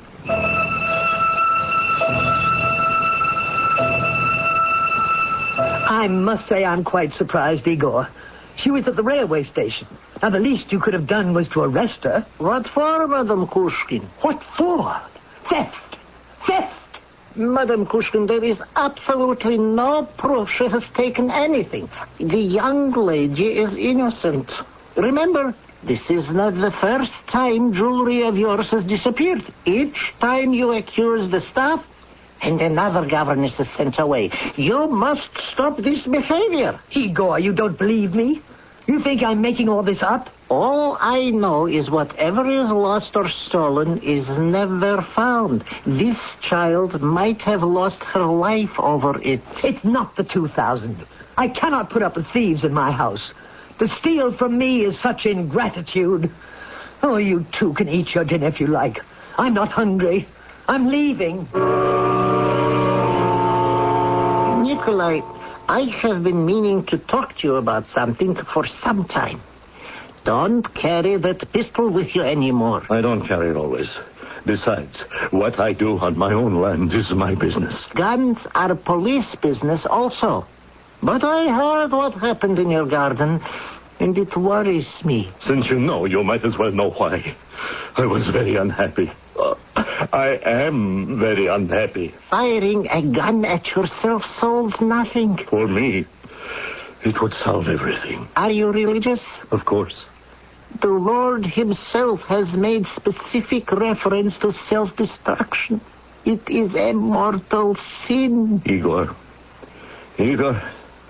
you are a good friend. I don't know what to do anymore. Something must be done to make this house a place to live in.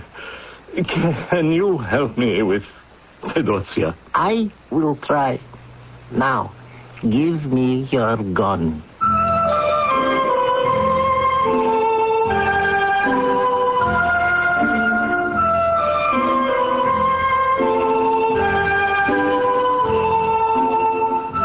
The great art of Anton Chekhov is not that he merely reflects man's actions, but that he holds up to nature an accurate, enlarging mirror and asks you to pass your own judgment.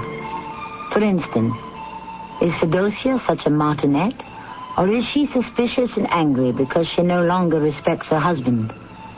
And Nikolai's pistol, is it his only weapon against his own failure and weakness? Think about that. I shall be back shortly with Act 3.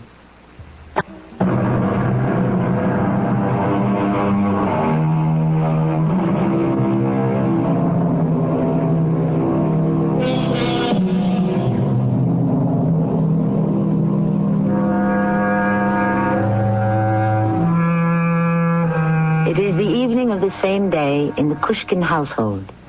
Fedosia has retired to her room. Nikolai paces the floor of the dining room and then, unable to bear the knowledge that the young governess Mashenka is in her room in such distress, he mounts the stairs and knocks on her door. Mademoiselle Mashenka. It is I, Nikolai Kushkin. Mademoiselle, it is of the utmost importance I speak to you. Please open your door. Yes. Oh, I hope I don't disturb you. What is it you want, sir? Please, may I come in? What I have to say will not take long, but I would prefer not to say it standing out here in the hall. Yes, very well. What are you doing? I am packing my things. You are definitely going? Yes. Tomorrow I will take my suitcase to the station master. He has offered to let me stay with his wife at their house. Grigor is a very charitable man. You leave so soon? Tomorrow morning? There is a train the day after. Oh, forgive me, Nikolai Sergeyevich, but I cannot remain in your house. Oh, I am so saddened you have no idea. It was all a terrible misunderstanding. No, it wasn't. I was suspected of being a common criminal, and I shall never forget or forgive that. No, it wasn't meant. Sometimes Fedosia says things without meaning them. What a crime it would be to lose you. You are so well educated, Mashenka. The children already love you. I was, and I am, deeply hurt and insulted by the search of my room. Okay, I understand that, and you have a right to be. But you are wrong to go. Why go now? This room was examined, all right. It's over now. The brooch, well, so be it. It's over. What does it matter to you? How are you worse off because of it? I cannot make you understand. Now, if you will allow me, I wish to be alone and pack my clothes. No, wait. Please.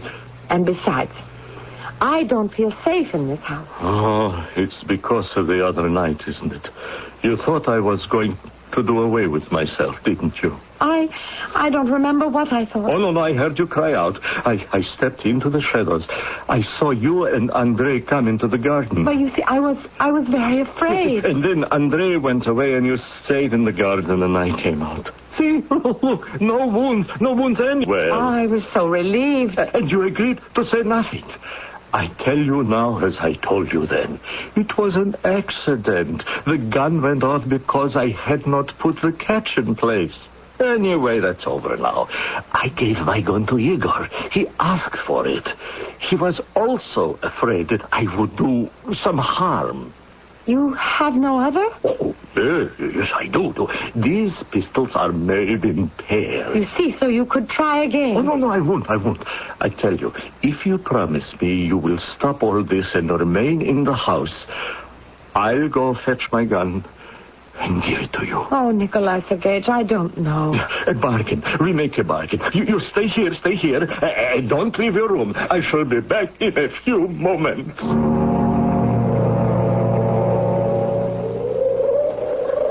Mashenka. Andre? I've been looking everywhere for you.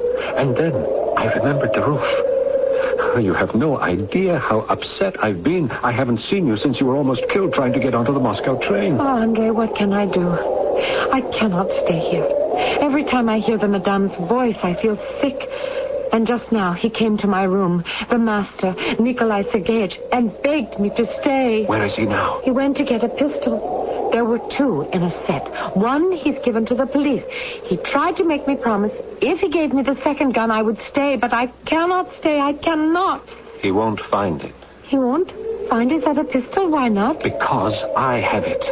I knew where he kept it in the library. I've hidden it away. Oh, why did you? For your sake. While you are still here, Mashenka, I want you to be safe. A master who carries a gun with him is dangerous. So I took it.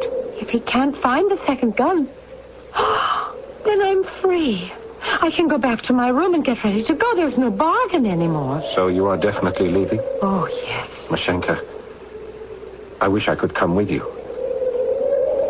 Can you cook?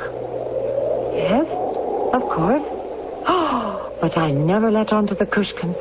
They'd have me in the kitchen as well as sweeping the stairs, carrying the coal, and teaching French and music. Listen, if we apply for work together, you could cook and be a governess, and I could be the houseman. I'm very good with machinery, too. I've worked on a farm. I know how to plow. Dreams. Oh, Andre. Such dreams. But now, I must go to my room. You won't leave before we talk further. I shall ask for a carriage to take me to the station master's house. He said I could stay with his wife until the day after tomorrow when the next Moscow train leaves. Yes, a carriage, and I shall be driving it. Be sure you ask for it. Tonight? What time? Whenever you like. I shall have the horses all hitched up. I'll be waiting in the barn.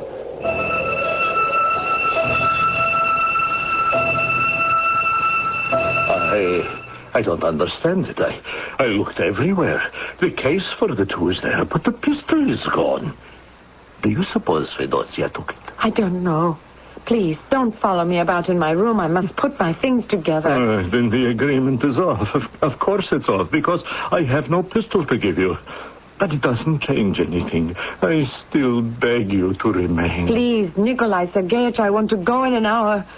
May I have a carriage? Oh, yes, of course. Anything, Mashenka. You have only to ask. If you're so offended, if you like, I am ready to apologize. Oh, no, it wouldn't be fitting. A master does not apologize to a servant. Who told you that? You are not a servant. I entrust to you the education of my children. Not to a servant, a friend, perhaps. I don't have any more to say. Oh, as I ask your pardon. You say nothing. My apologies are not enough for you. Please, Nikolai Sergeyevich, you are making it more difficult, not easier. Oh, she behaved wretchedly. I admit it as a gentleman. Please, you promised me the carriage. You will keep that promise. You want to have this rankling here in my chest, under my heart? You want conscience to torment me? Nikolai Sergeyevich, I know it's not your fault. Why should you worry yourself? Oh, I entreat you, Mashenka. Don't go away. What is it you want? You want me to go down on my knees to you? There, my knees. Are you satisfied? Oh, please, Nikolai Sergeyevich, please, get up. Don't do that. Get up from the floor. What if someone should come in? I don't care. I am at the bottom of life. I have nothing to lose. I will stay tonight. Please, I will stay if you'll just get up. Tonight? All right. That's something. You don't understand. Your pride is wounded. I have pride too. But you don't take that into account. Or do you want me to tell you what I wouldn't tell the priest? And your pride is wounded. I have pride too, but you don't take that into account. Or do you want me to tell you what I wouldn't tell the priest at confession? Oh, please, Nikolai, please. You want me to tell you what I won't tell the priest on my deathbed? No. I took my wife's brooch. Is it enough? Are you satisfied? Oh, yes, I took it. Oh, sir. I cannot now remain here another minute. It is nothing to wonder at. It's an everyday story. You see, I had a life to live. I must have some little pleasure. I go to Moscow to be away from here, from her. A little happiness at a time. Please, Nikolai Sergeyevich, I wish you would go. I don't want to hear all this. No, you must. Oh, you must. I need money, and she won't give it to me. She takes all the income from the farms, the peasants, what we sell, everything. It was my father's money that bought this house and everything in it.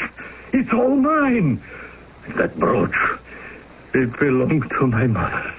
My mother. Fedosia had nothing. Her family had nothing. We married. I was weak. Oh, I see it now. And she took possession of everything. I can't put the law against her, my own wife. So there it is. My dear little Mashenka, I beg you most earnestly to overlook it. Unpack. Stay on. No. Please. Leave me alone. I entreat you. Well, God bless you. I have to admit I admire people who can still feel resentment. It's bound to be so. Yes, of course. I'm ready now. I'm all packed. Please, you will order the carriage? Yes. Go. Well, I will order it. Go. I can't stir a step, but you can go. Nikolai Sergeyevich! Oh, I must go now. She called. Oh, Mashenka, please reconsider. You might as well stay. Really, in the evenings I could come and have a talk with you. Literature, languages, music. You shake your head. Oh, please. If you go, there won't be a human face in the house. Oh, it's awful.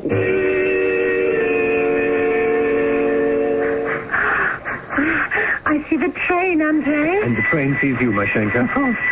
Oh, those last moments in my room with him were so awful. Imagine a man like that begging me, apologizing to me. He has no significance in the household. What significance could his apologies have? You know, I wanted so much to help him, but I could not.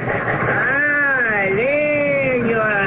Yes. Goodbye, dear lady. Igor, have you met Mashenka Pavletsky? She was the governess at the Krushkin. Yes. We are introduced at least once a day. Andrei, you are wearing a Sunday suit. You're going too? Yes, Igor.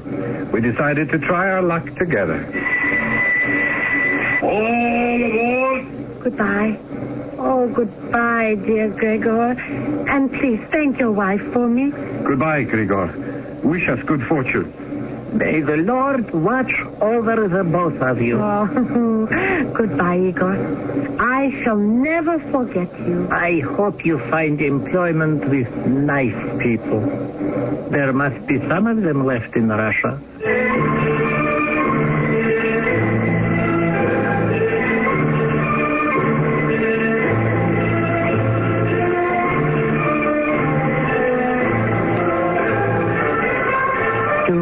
The curtain on a story by Anton Chekhov is as impossible as ringing it down on life itself. It cannot be done. The people, the events, the memories pursue us. We are left wondering, did Fedosia ever become a kinder human being? Did her husband Nikolai find peace without having to use a gun? And the young couple, uncertain they made a good life for themselves.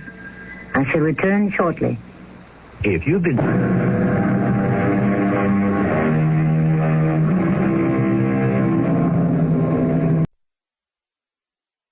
The CBS Radio Mystery Theater presents...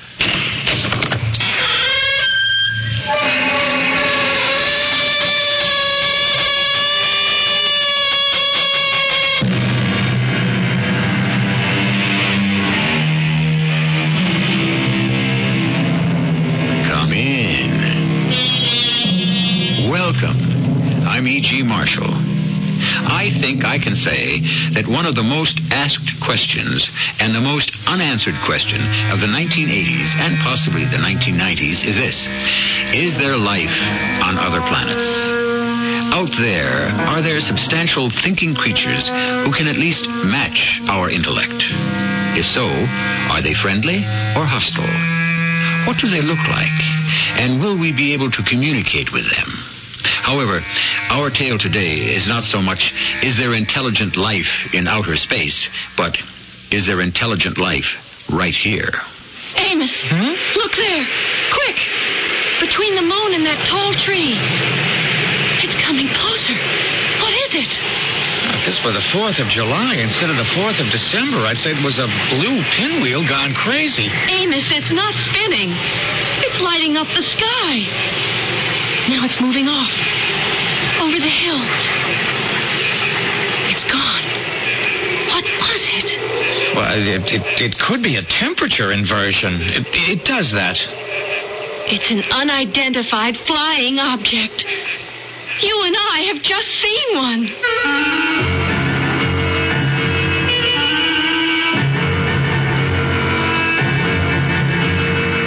Our mystery drama, The Man Who Saw Martians, was written especially for the Mystery Theater by G. Frederick Lewis and stars Jack Grimes. I'll be back shortly with Act One.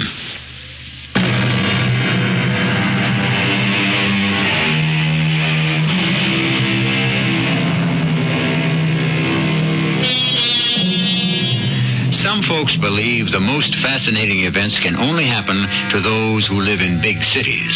This is quite untrue, and today's Mystery Theater story will prove it. Extraordinary happenings will occur to those who live in Hudson Falls, a small town where a young man and a young lady sit on a porch glider of an evening. Amos, I wish you wouldn't keep asking me. I haven't made up my mind. Susan, when are you going to? Don't you love gliders? I mean, they're so old-fashioned and sweet. Mother and Dad spooned on this when they were first married. Well, I guess you're not going to give me a positive answer tonight. Now that she's passed away, Dad never sits out here anymore. Okay, I'll change the subject. I am being considered for the job of assistant editor to Harris on the newspaper. I'm very pleased. Well, I thought you'd be. That's why I had to come over and tell you. I mean, I'm pleased Dad is taking such a personal interest in his newspaper. Becoming a publisher has given him something to do. Doesn't he have any hobbies or friends? Dad's never been close to people. He's spent all his time making money and now buying the Hudson Falls Gazette. Money's been his only interest. You know, Susan, we could give him something no money can buy. And I bet it'd give him a whole new lease on life. We could? A baby. Amos, I haven't even agreed to marry you yet. Okay, then what about it? I've been asking you for 2 years now. Amos, I don't see myself married to you. Because I want to be married to someone who's going somewhere. What are you? A reporter on a small-town newspaper. Even if you got to be editor-in-chief, it's going nowhere. You're not ambitious. And I don't want to go nowhere with you. Amos, look up there, quick.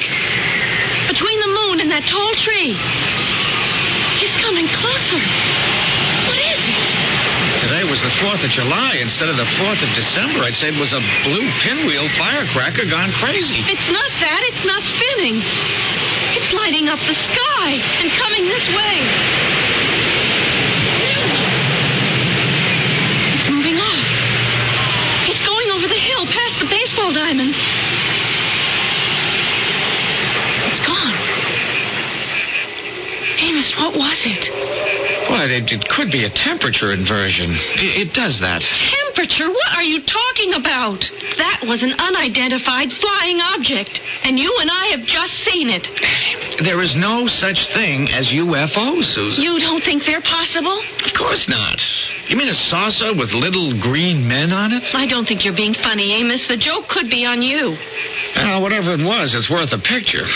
Now, if I were the assistant editor, I'd ask Jack if he had his camera ready. Jack? Jack who? Jack Sperry. Remember him from high school? He always liked you. Anyway, he's been a freelance photographer, and he came back to Hudson Falls and joined the paper last week. He's sharing my place. Susan, whatever you think of me, I want you to know I love you. Even though you believe in visitors from outer space. You're hopeless. You've got a closed mind. I can believe anything is possible. You can't. And that, my friend, is the difference between us.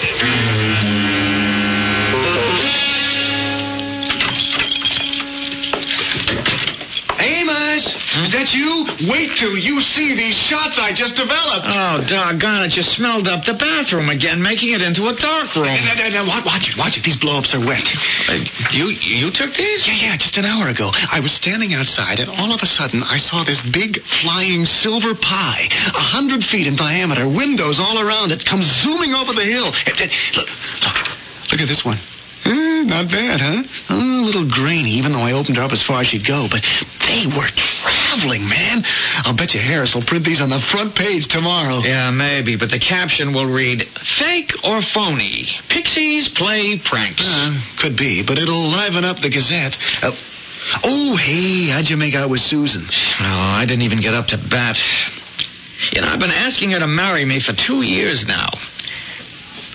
And Jack, those shots you took, you know, we saw that thing flying around.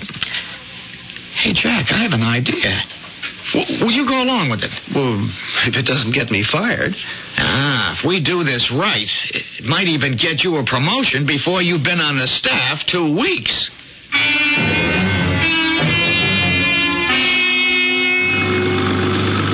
What time is it, Jack? Why, you're not planning to break any speed records in this old car, are you? No, I just want to get to the top of this hill without being seen. That's 10:15.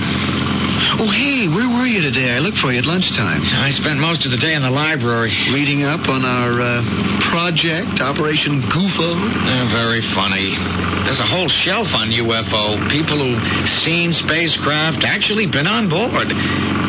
You know, you keep reading that stuff, you can get to believe someday it could happen to you. Only, I didn't want to wait that long. You really think what we're going to do is the only way to Susan's heart? Well, I'm willing to gamble. You think this whole jalopy will make it to the top of the hill? Oh, she'd better. It's around that bend, then about 50 yards. If I don't make it to the top, then the whole plant falls through. Oh, now, Jack, when we get up there, we just gotta hope that the brakes will hold so that she doesn't roll down the other side before we're ready. Nice going. Do you see anyone ahead coming up the hill towards us? No, not a soul. Okay, then let's get out on the double. You are really going through it? I sure am.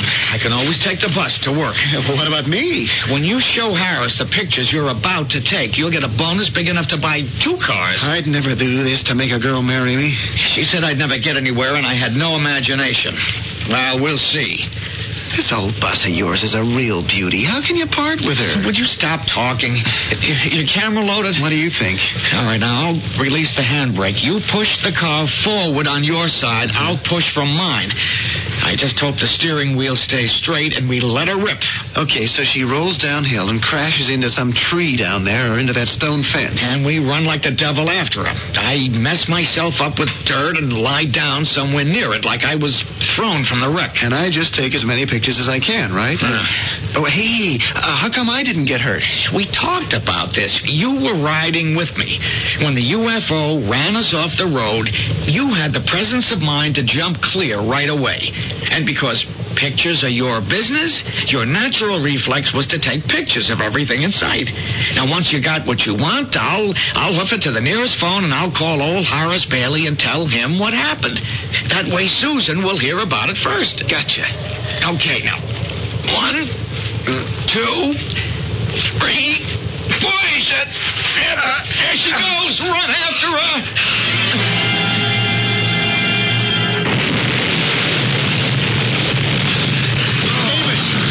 That wasn't in the plan. She cracked up okay, but she's on fire. Oh, darn it, I figured everything but that. What'll we do? Oh, okay, you jumped out. Remember that. Now, I've got to get close to her and see if I can get singed to somehow make it look like I was inside when the UFO sideswiped her. Amos, you are not getting any closer to those flames. Wait a minute, I know what. I'll take off my clothes, tie them to the end of a stick, and then poke them into the fire just to get them a little burned. Oh, Amos, don't do it. She could explode again. It's not worth it. Forget it. Hey, Amos, you're not taking off your pants, too. Everything I've got to make it look authentic. I'm supposed to take pictures of this? Not yet. Not until I singe the clothes and get them back on. That's the whole idea. Amos, something is going to go wrong. Somebody is going to see the flames and we'll be mobbed. Hey, Amos, you're not taking off your shorts, too, are you? Well, now how's it going to look if my clothes are burned but my underwear Amos, where are you? Oh, this black smoke. He said I should keep taking pictures. Amos, you okay? Amos! Somebody pulled the alarm. They're sending a pumper. Oh, doggone it. My clothes fell off the stick right into the fire. Are you okay? You didn't get burned? No, it's all right. It'll make a better story. Jack, why aren't you taking pictures? This is what the UFO did to me. Shots of you naked? Don't worry about it. Can always be retouched. Here they are. You better skedaddle. Over here, you guys. Amos, beat it. 2 firemen are coming. They've got a portable foam extinguisher. Okay, stand back, you. Hey, you, taking the pictures. I mean you. Hey, watch it. There's a man behind the burning car. Watch me aim that hose. You stand back, Tony. Hey, you with the camera.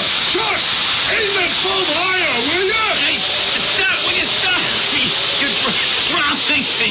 Let me out of here. Chuck, turn your phone down. Whoa. Look at him. Boy, if you ain't a sight, mister. What are you doing out here on this frosty night, naked as a jaybird, standing behind the burning car? You, warming your hands, mister? Operator, I know it's late, but will you please keep ringing? It's an emergency. Mr. Bailey? Who is this? Mr. Bailey, this is Amos Jones. I've taken the liberty of calling you at this hour because I've been witness to an attack by a creature or creatures from outer space. It's an important news story. You hold it now. Just hold it. Who is this? Amos Jones. I work for you on the Gazette. What time is it? It's 4 a.m., sir. I was driving along and I was forced off the road by a UFO. It hit my car. I'm in the firehouse, sir. In the firehouse? What are you doing there? Well, they're looking for a pair of pants to fit me. I lost all my clothes in the fire. I was hit by a UFO, sir. I heard you the first time. You weren't hit hard enough. Now, you be in my office in the morning, and you'd better be wearing pants.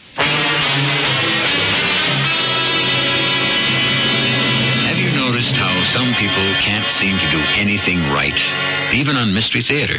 Here is Amos Jones, young reporter who tries to impress the girl he wants to marry by wrecking his car to make it appear he was attacked by some arsonist from outer space. Just how far does Amos think this stunt will get him? You have no idea the surprises that are in store for Amos and yourselves. I shall be back shortly with Surprising Act 2.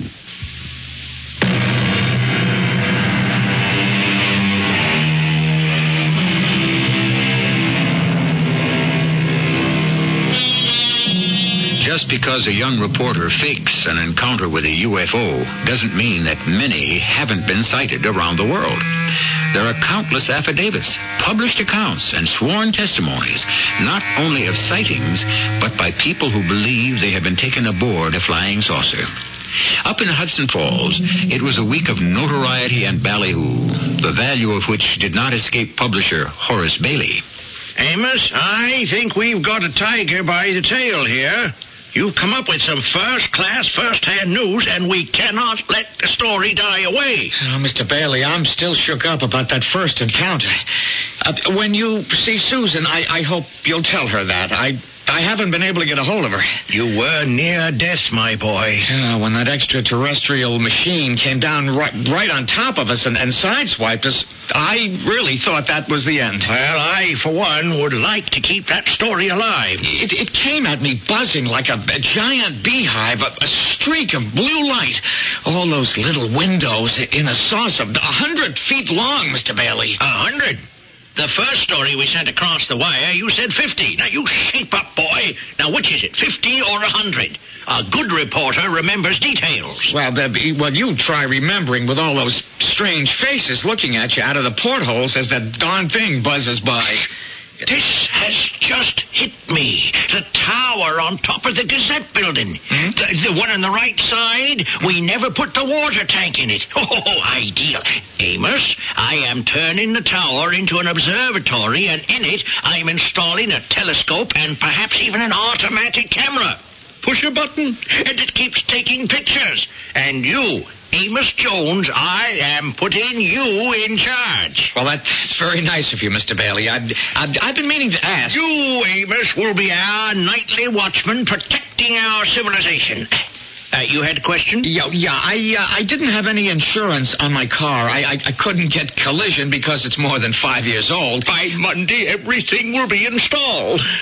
Well, do you think the Gazette could get me a replacement? Well, I'll talk to the board. You know, a man like you who's in charge of his country's first privately endowed Center for Non-Terrestrial Study, NTS, should have transportation to return to his home at 5 in the morning. You 5? Duty roster, 5 p.m. to 5 a.m. Your watch, my boy. You mean for me to spend my nights waiting for UFOs? When do I sleep? In the day. This is for science, Amos. If these Martians, or whatever they are, like it here, they may start commuting. Who knows? They'll be back, and we will be ready. Every night? Well, I think there ought to be a couple of people working in shifts. Don't you think I deserve a more normal schedule? More normal than what? It's Susan, Mr. Bailey, your daughter. Yes, I know she's my daughter. Well, when am I going to see her? She works days in that law office. I'll be working nights, so I figure I ought to get Saturdays and Sundays off. Not to begin with, Amos. It's weekdays and weekends. Remember, Hitler always struck on a weekend. So did Napoleon. We can't relax our vigil for a moment. Say, this is some great spot you have up here, Mr. Astronomer, in your telescopic tower. No, cut it out, Jack. No, I mean it. Hey, look at that telescope. What an observatory. Oh. I got a good deal for old man Bailey. 2 cameras, automatic. So I've loaded one with triax, the other with infrared. You are so lucky. Will you shut up? The whole crazy idea is boomeranged on me. I'm on duty here every single night. Oh, that's a real shame. Yeah, Susan won't talk to me on the phone. I don't know what's wrong. Here I go and cook up this whole scheme about UFOs that she was so excited about, and suddenly it's nothing doing. You haven't seen her? Saturday, Sunday, I call her. She's not home. I leave messages. Here it is Monday, and I'm on this cockamamie UFO watch. And what for? Now, what kook from outer space is going to fly by the village green of Hudson Falls to be observed and photographed? It's insane. Gee, I'm sorry it worked out this way. Well, what can you do? Well, there's got to be another sighting. That's what. I'd like to hang around and take the pictures for you, but these cameras are a cinch. Just push the button, and you're in business. No. These sightings are going to be in my head, Jack. You understand? I'll get action from Susan and old Horace Bailey. You see if I don't. Believe me, I'm not spending any more nights in an empty water tower just because Napoleon declared war on a weekend.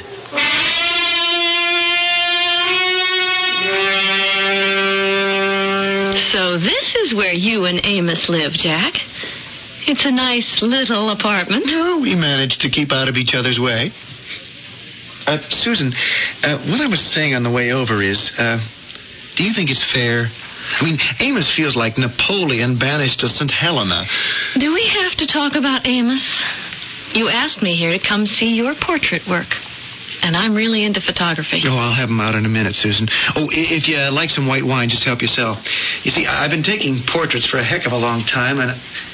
oh, yeah, here we are. Now, this is the folder I'd like you to see. I'll set the pictures flat on the table. Take your time. These are beautiful. I had no idea. Well, newspaper work is just for now to support myself until I've got enough solid, good prints to, get me an agent or interest a gallery. Photographs are really big now. While you're looking, I just have to talk about Amos. Famous Amos. Now, I'm not kidding, Sue. He's had a raw deal, and so I was thinking, could you put in a word with your father? What word? Make him understand that being cooped up in an old water tower, just waiting for a UFO to heave into view, is a waste of time.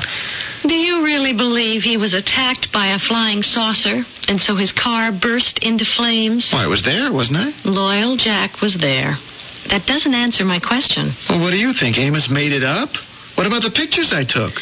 Your pictures show a car on fire and Amos running around in his birthday suit. There isn't a UFO anywhere. Well, of course not. The thing had gone by then. Is that why you don't answer when Amos calls? You don't believe it? This whole Center for Non-Terrestrial Study is a joke. I'll make a deal with you. I won't say I think you may be in cahoots with Amos if you take me to the Founders' Day picnic tomorrow. Okay. I guess so. You do that, and I'll keep my suspicions to myself. Susan, you are the prettiest blackmailer I ever met. But I still want you to remember, Amos is my friend. Good morning, Mr. Bailey. I've got something important to report. Yes, good morning, Amos. You have? You saw another flying saucer? Oh, better than that. One of them landed on the village green last night, and they took me inside it. Amos, go, Amos, you don't mean it. It took you inside. What was it like? Well, I've written the entire story down here, and I want you to read it very carefully. Hold everything. Hello, Miss Mergenweiler, get me Harris. Here, now, let me have a look at your copy. 2 men, pink suits, gray faces, led me in to ship, windows all around, doors oval-shaped, strange symbols on door. Amos, I can't believe I'm reading this. Place me onto golden table, tube fastened to middle of my body, strap me down, table spinning. Oh, it's too much, Amos. It's too much for a mere mortal to comprehend. Well, I underwent an unusual flowing feeling, Mr. Bailey. It's hard to explain in our words. Then the table stopped. It's all written down there. Then they let me get up. And one of them said, "It worked." And the other one said, "We'll get them all now. All of them." What did they mean? Well, I would say those who were sent from outer space plan to take over our civilization. They are not friendly. They're to be feared.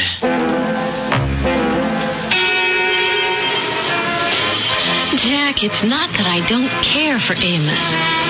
It's that I think I like you better. Sue, I can't do this to him.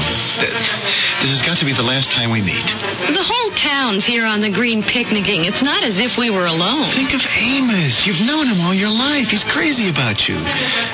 You can see the Gazette building from here. Look up there. In that tower, there he sits, a lonely watchman ready to give the alarm if we're invaded. Nice try. Amos isn't protecting anybody. Come on. How can you say that when he risked his life last night, being forced on board a spacecraft? One that didn't make a dent on the green? You don't think it's strange that no one else in town saw it land? Look, Sue, I said I'd take you to the picnic. We've eaten all the sandwiches. We finished off the beer. I've got a couple of rolls of film I have to develop and print. So if you don't mind, I'll be on my way. Okay, Jack. I'm sorry we don't seem to get along. Sue, we could, believe me. But so long as there's Amos, we can't. Hey, Amos. Okay if I come in? I know it's late, but you're on duty. Well, I'm playing solitaire, or I deal you a hand. Amos, this thing is kind of snowballing. Aren't you afraid it'll get out of hand? Civilization, as we know it, is being threatened, if that's what you mean. Did Horace Bailey tell you the call he got from Washington? No, I haven't seen the old man for 2 weeks. Not since I handed him my eyewitness account. I've been too busy. The White House is impressed with your early warning system for UFO attacks. I expect there'll be public recognition of my efforts. Amos, hey, come off it. We know this whole McGill about you being taken aboard a spacecraft is so much baloney. Oh, we know that, do we? Don't put your head in the sand, Jack. The only way we can gear ourselves to combat an invasion from enemy planets is for everyone to hate space. Now, did you hear me? Quote, hate space. Unquote. I know. I've seen nothing but hate space billboards and bumper stickers. I gotta hand it to you. You sure know how to get publicity. Hate space. You know, you almost have me believing it. Oh, don't you, Jack? I know you've been dating Susan, and that's why I haven't got a chance with her. You're the reason. So when you come up to my observatory and say, Amos, don't you trust me? My answer is, no, I don't. Okay, I get the message. I thought you'd let me explain, as an old friend. Nice try, old buddy. But our friendship is off.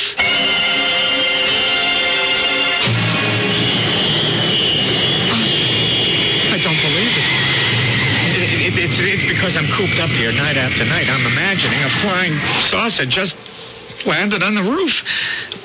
Someone's pulling a stunt. It's no stunt, Mr. Jones.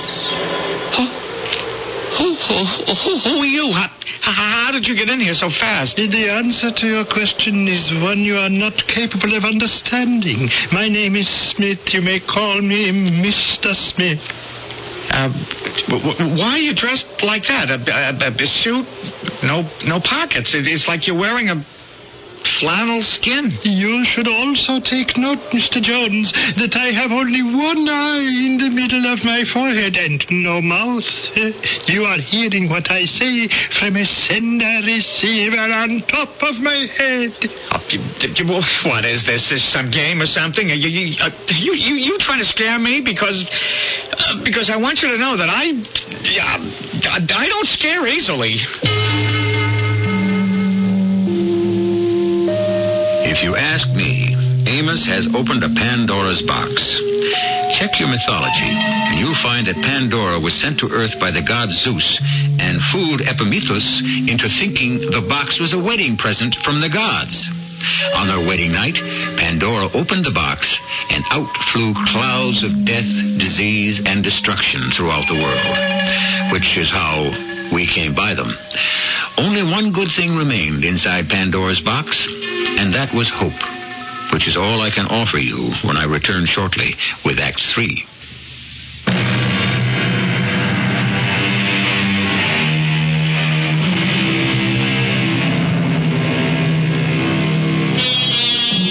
It didn't turn out exactly as Amos Jones had figured it. You see, Amos wanted to marry the boss's daughter, Susan. Susan believed in the unbelievable, and so, to impress her, Amos concocted stories of having met men from outer space. And now, poetry has become truth.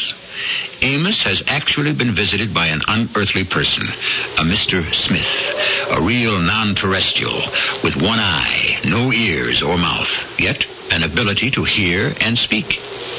You ask, Mr. Jones, why I am dressed in this fashion. This is not my clothing, what you call gray flannel. It is my skin. Sure, a funny-looking get-up. You're doing very well in masking your fears, but let me assure you, I am not here to frighten you. Well, what do you want from me? A great deal, I'm afraid, Mr. Jones. You have done all our interplanetary cousins a great injustice, and by extension, yourselves. I have? You have. Through some extraordinary chance perception, you have been able to describe a great many of our life support and travel systems. However, because humans are basically ignorant, you have created a monster. You have painted us as desiring the Earth's annihilation. And before I and my brothers return from whence we came, you will have to publicly forswear your hate-space jingoism and admit to the world you told untruths. You manufactured outright lies. It was all a mistake. It snowballed. You see, there's this girl, Susan. Unless you reverse completely the falsehoods you have maligned us with, we shall change the angle of the sun so that your world is burned to a crisp instantly. Oh, you wouldn't. Would you? And not an atom or an electron in any of the galaxies would be any the wiser. Your planet will never be missed. What?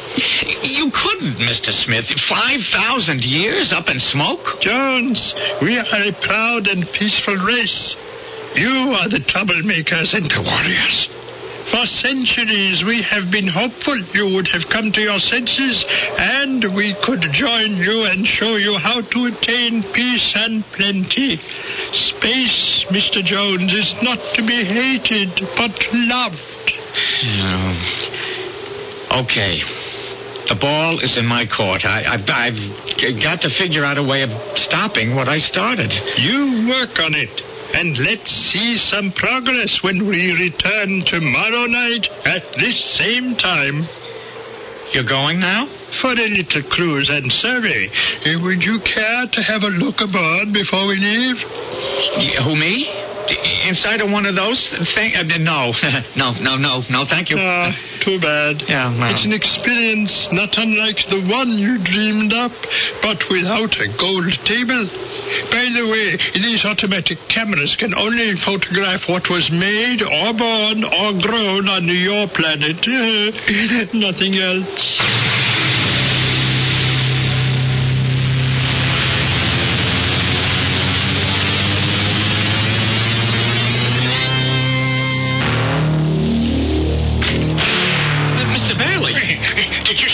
Did you see it? Of course I did. Amos, I was working late. I look out my window, and there's this big orange thing whizzing off the roof, shooting out blue flames. What were they doing here, Amos? One of them came to see me. Did you get his picture? I'm just checking now. No, the automatic shutter seems to have melted. Oh, my boy, you were very brave indeed, considering how dangerous these creatures are. Mr. Bailey, I'm afraid I made a big mistake. I'd like to go on record as saying space people, those from galaxies beyond, are not harmful. They mean us no harm. They're good people. And to hate space would be a catastrophe, a national calamity. They would like to be friends. They'd like to help us. We don't need any help like that. Anyway, it's out of my hands. Washington knows the whole story. If I were Washington, I'd ring this town with anti-aircraft guns and a fleet of fighter planes, so if they ever come back, we will be ready for them. Hello? Is that you, Amos? Amos, you've done it again. I was in the park with Sue.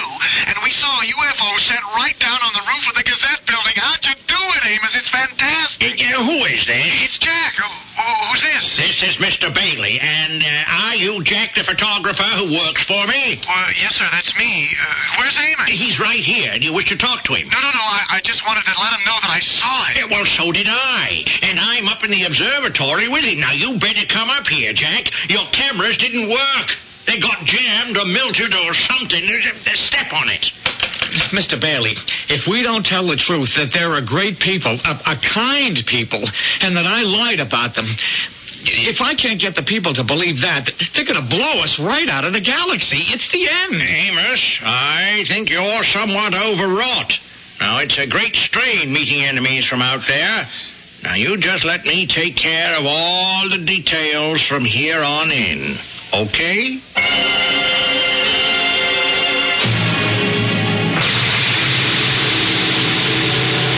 Amos Jones? I must have dozed off. Mr. Smith. So you're still up here in the tower? Mr. Smith, where have you been? I've been a nervous wreck for a week. You said you'd be back the next day. Mr. Jones, we wanted to give you time to make the necessary repairs to our reputation, but I'm afraid time wasn't on our side. Mr. Smith, you've got to believe me. I went on the air, on television, I gave newspaper interviews, but I don't seem to be able to stop that hate space movement I started. We've waited a long time, and our patience is very thin. Every 5 centuries when we return, nothing has changed. Humans still prefer trouble as a way of life. You're not going to move the sun, are you? Give us a break. Mr. Jones, you will come with us. Now? On board your ship? Well, where are you taking me? For a little ride.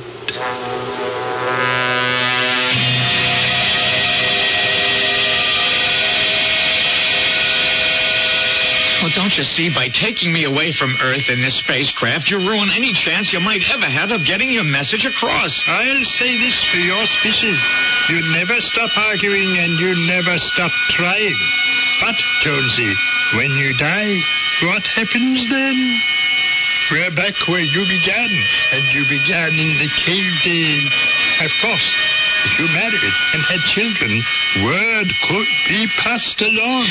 There's only one girl I would marry, and she won't have me. This young lady, where is she now?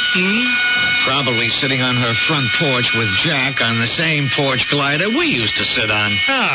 What is the address? You're going there? Well, you'd never set this saucer down in her backyard. It's too small.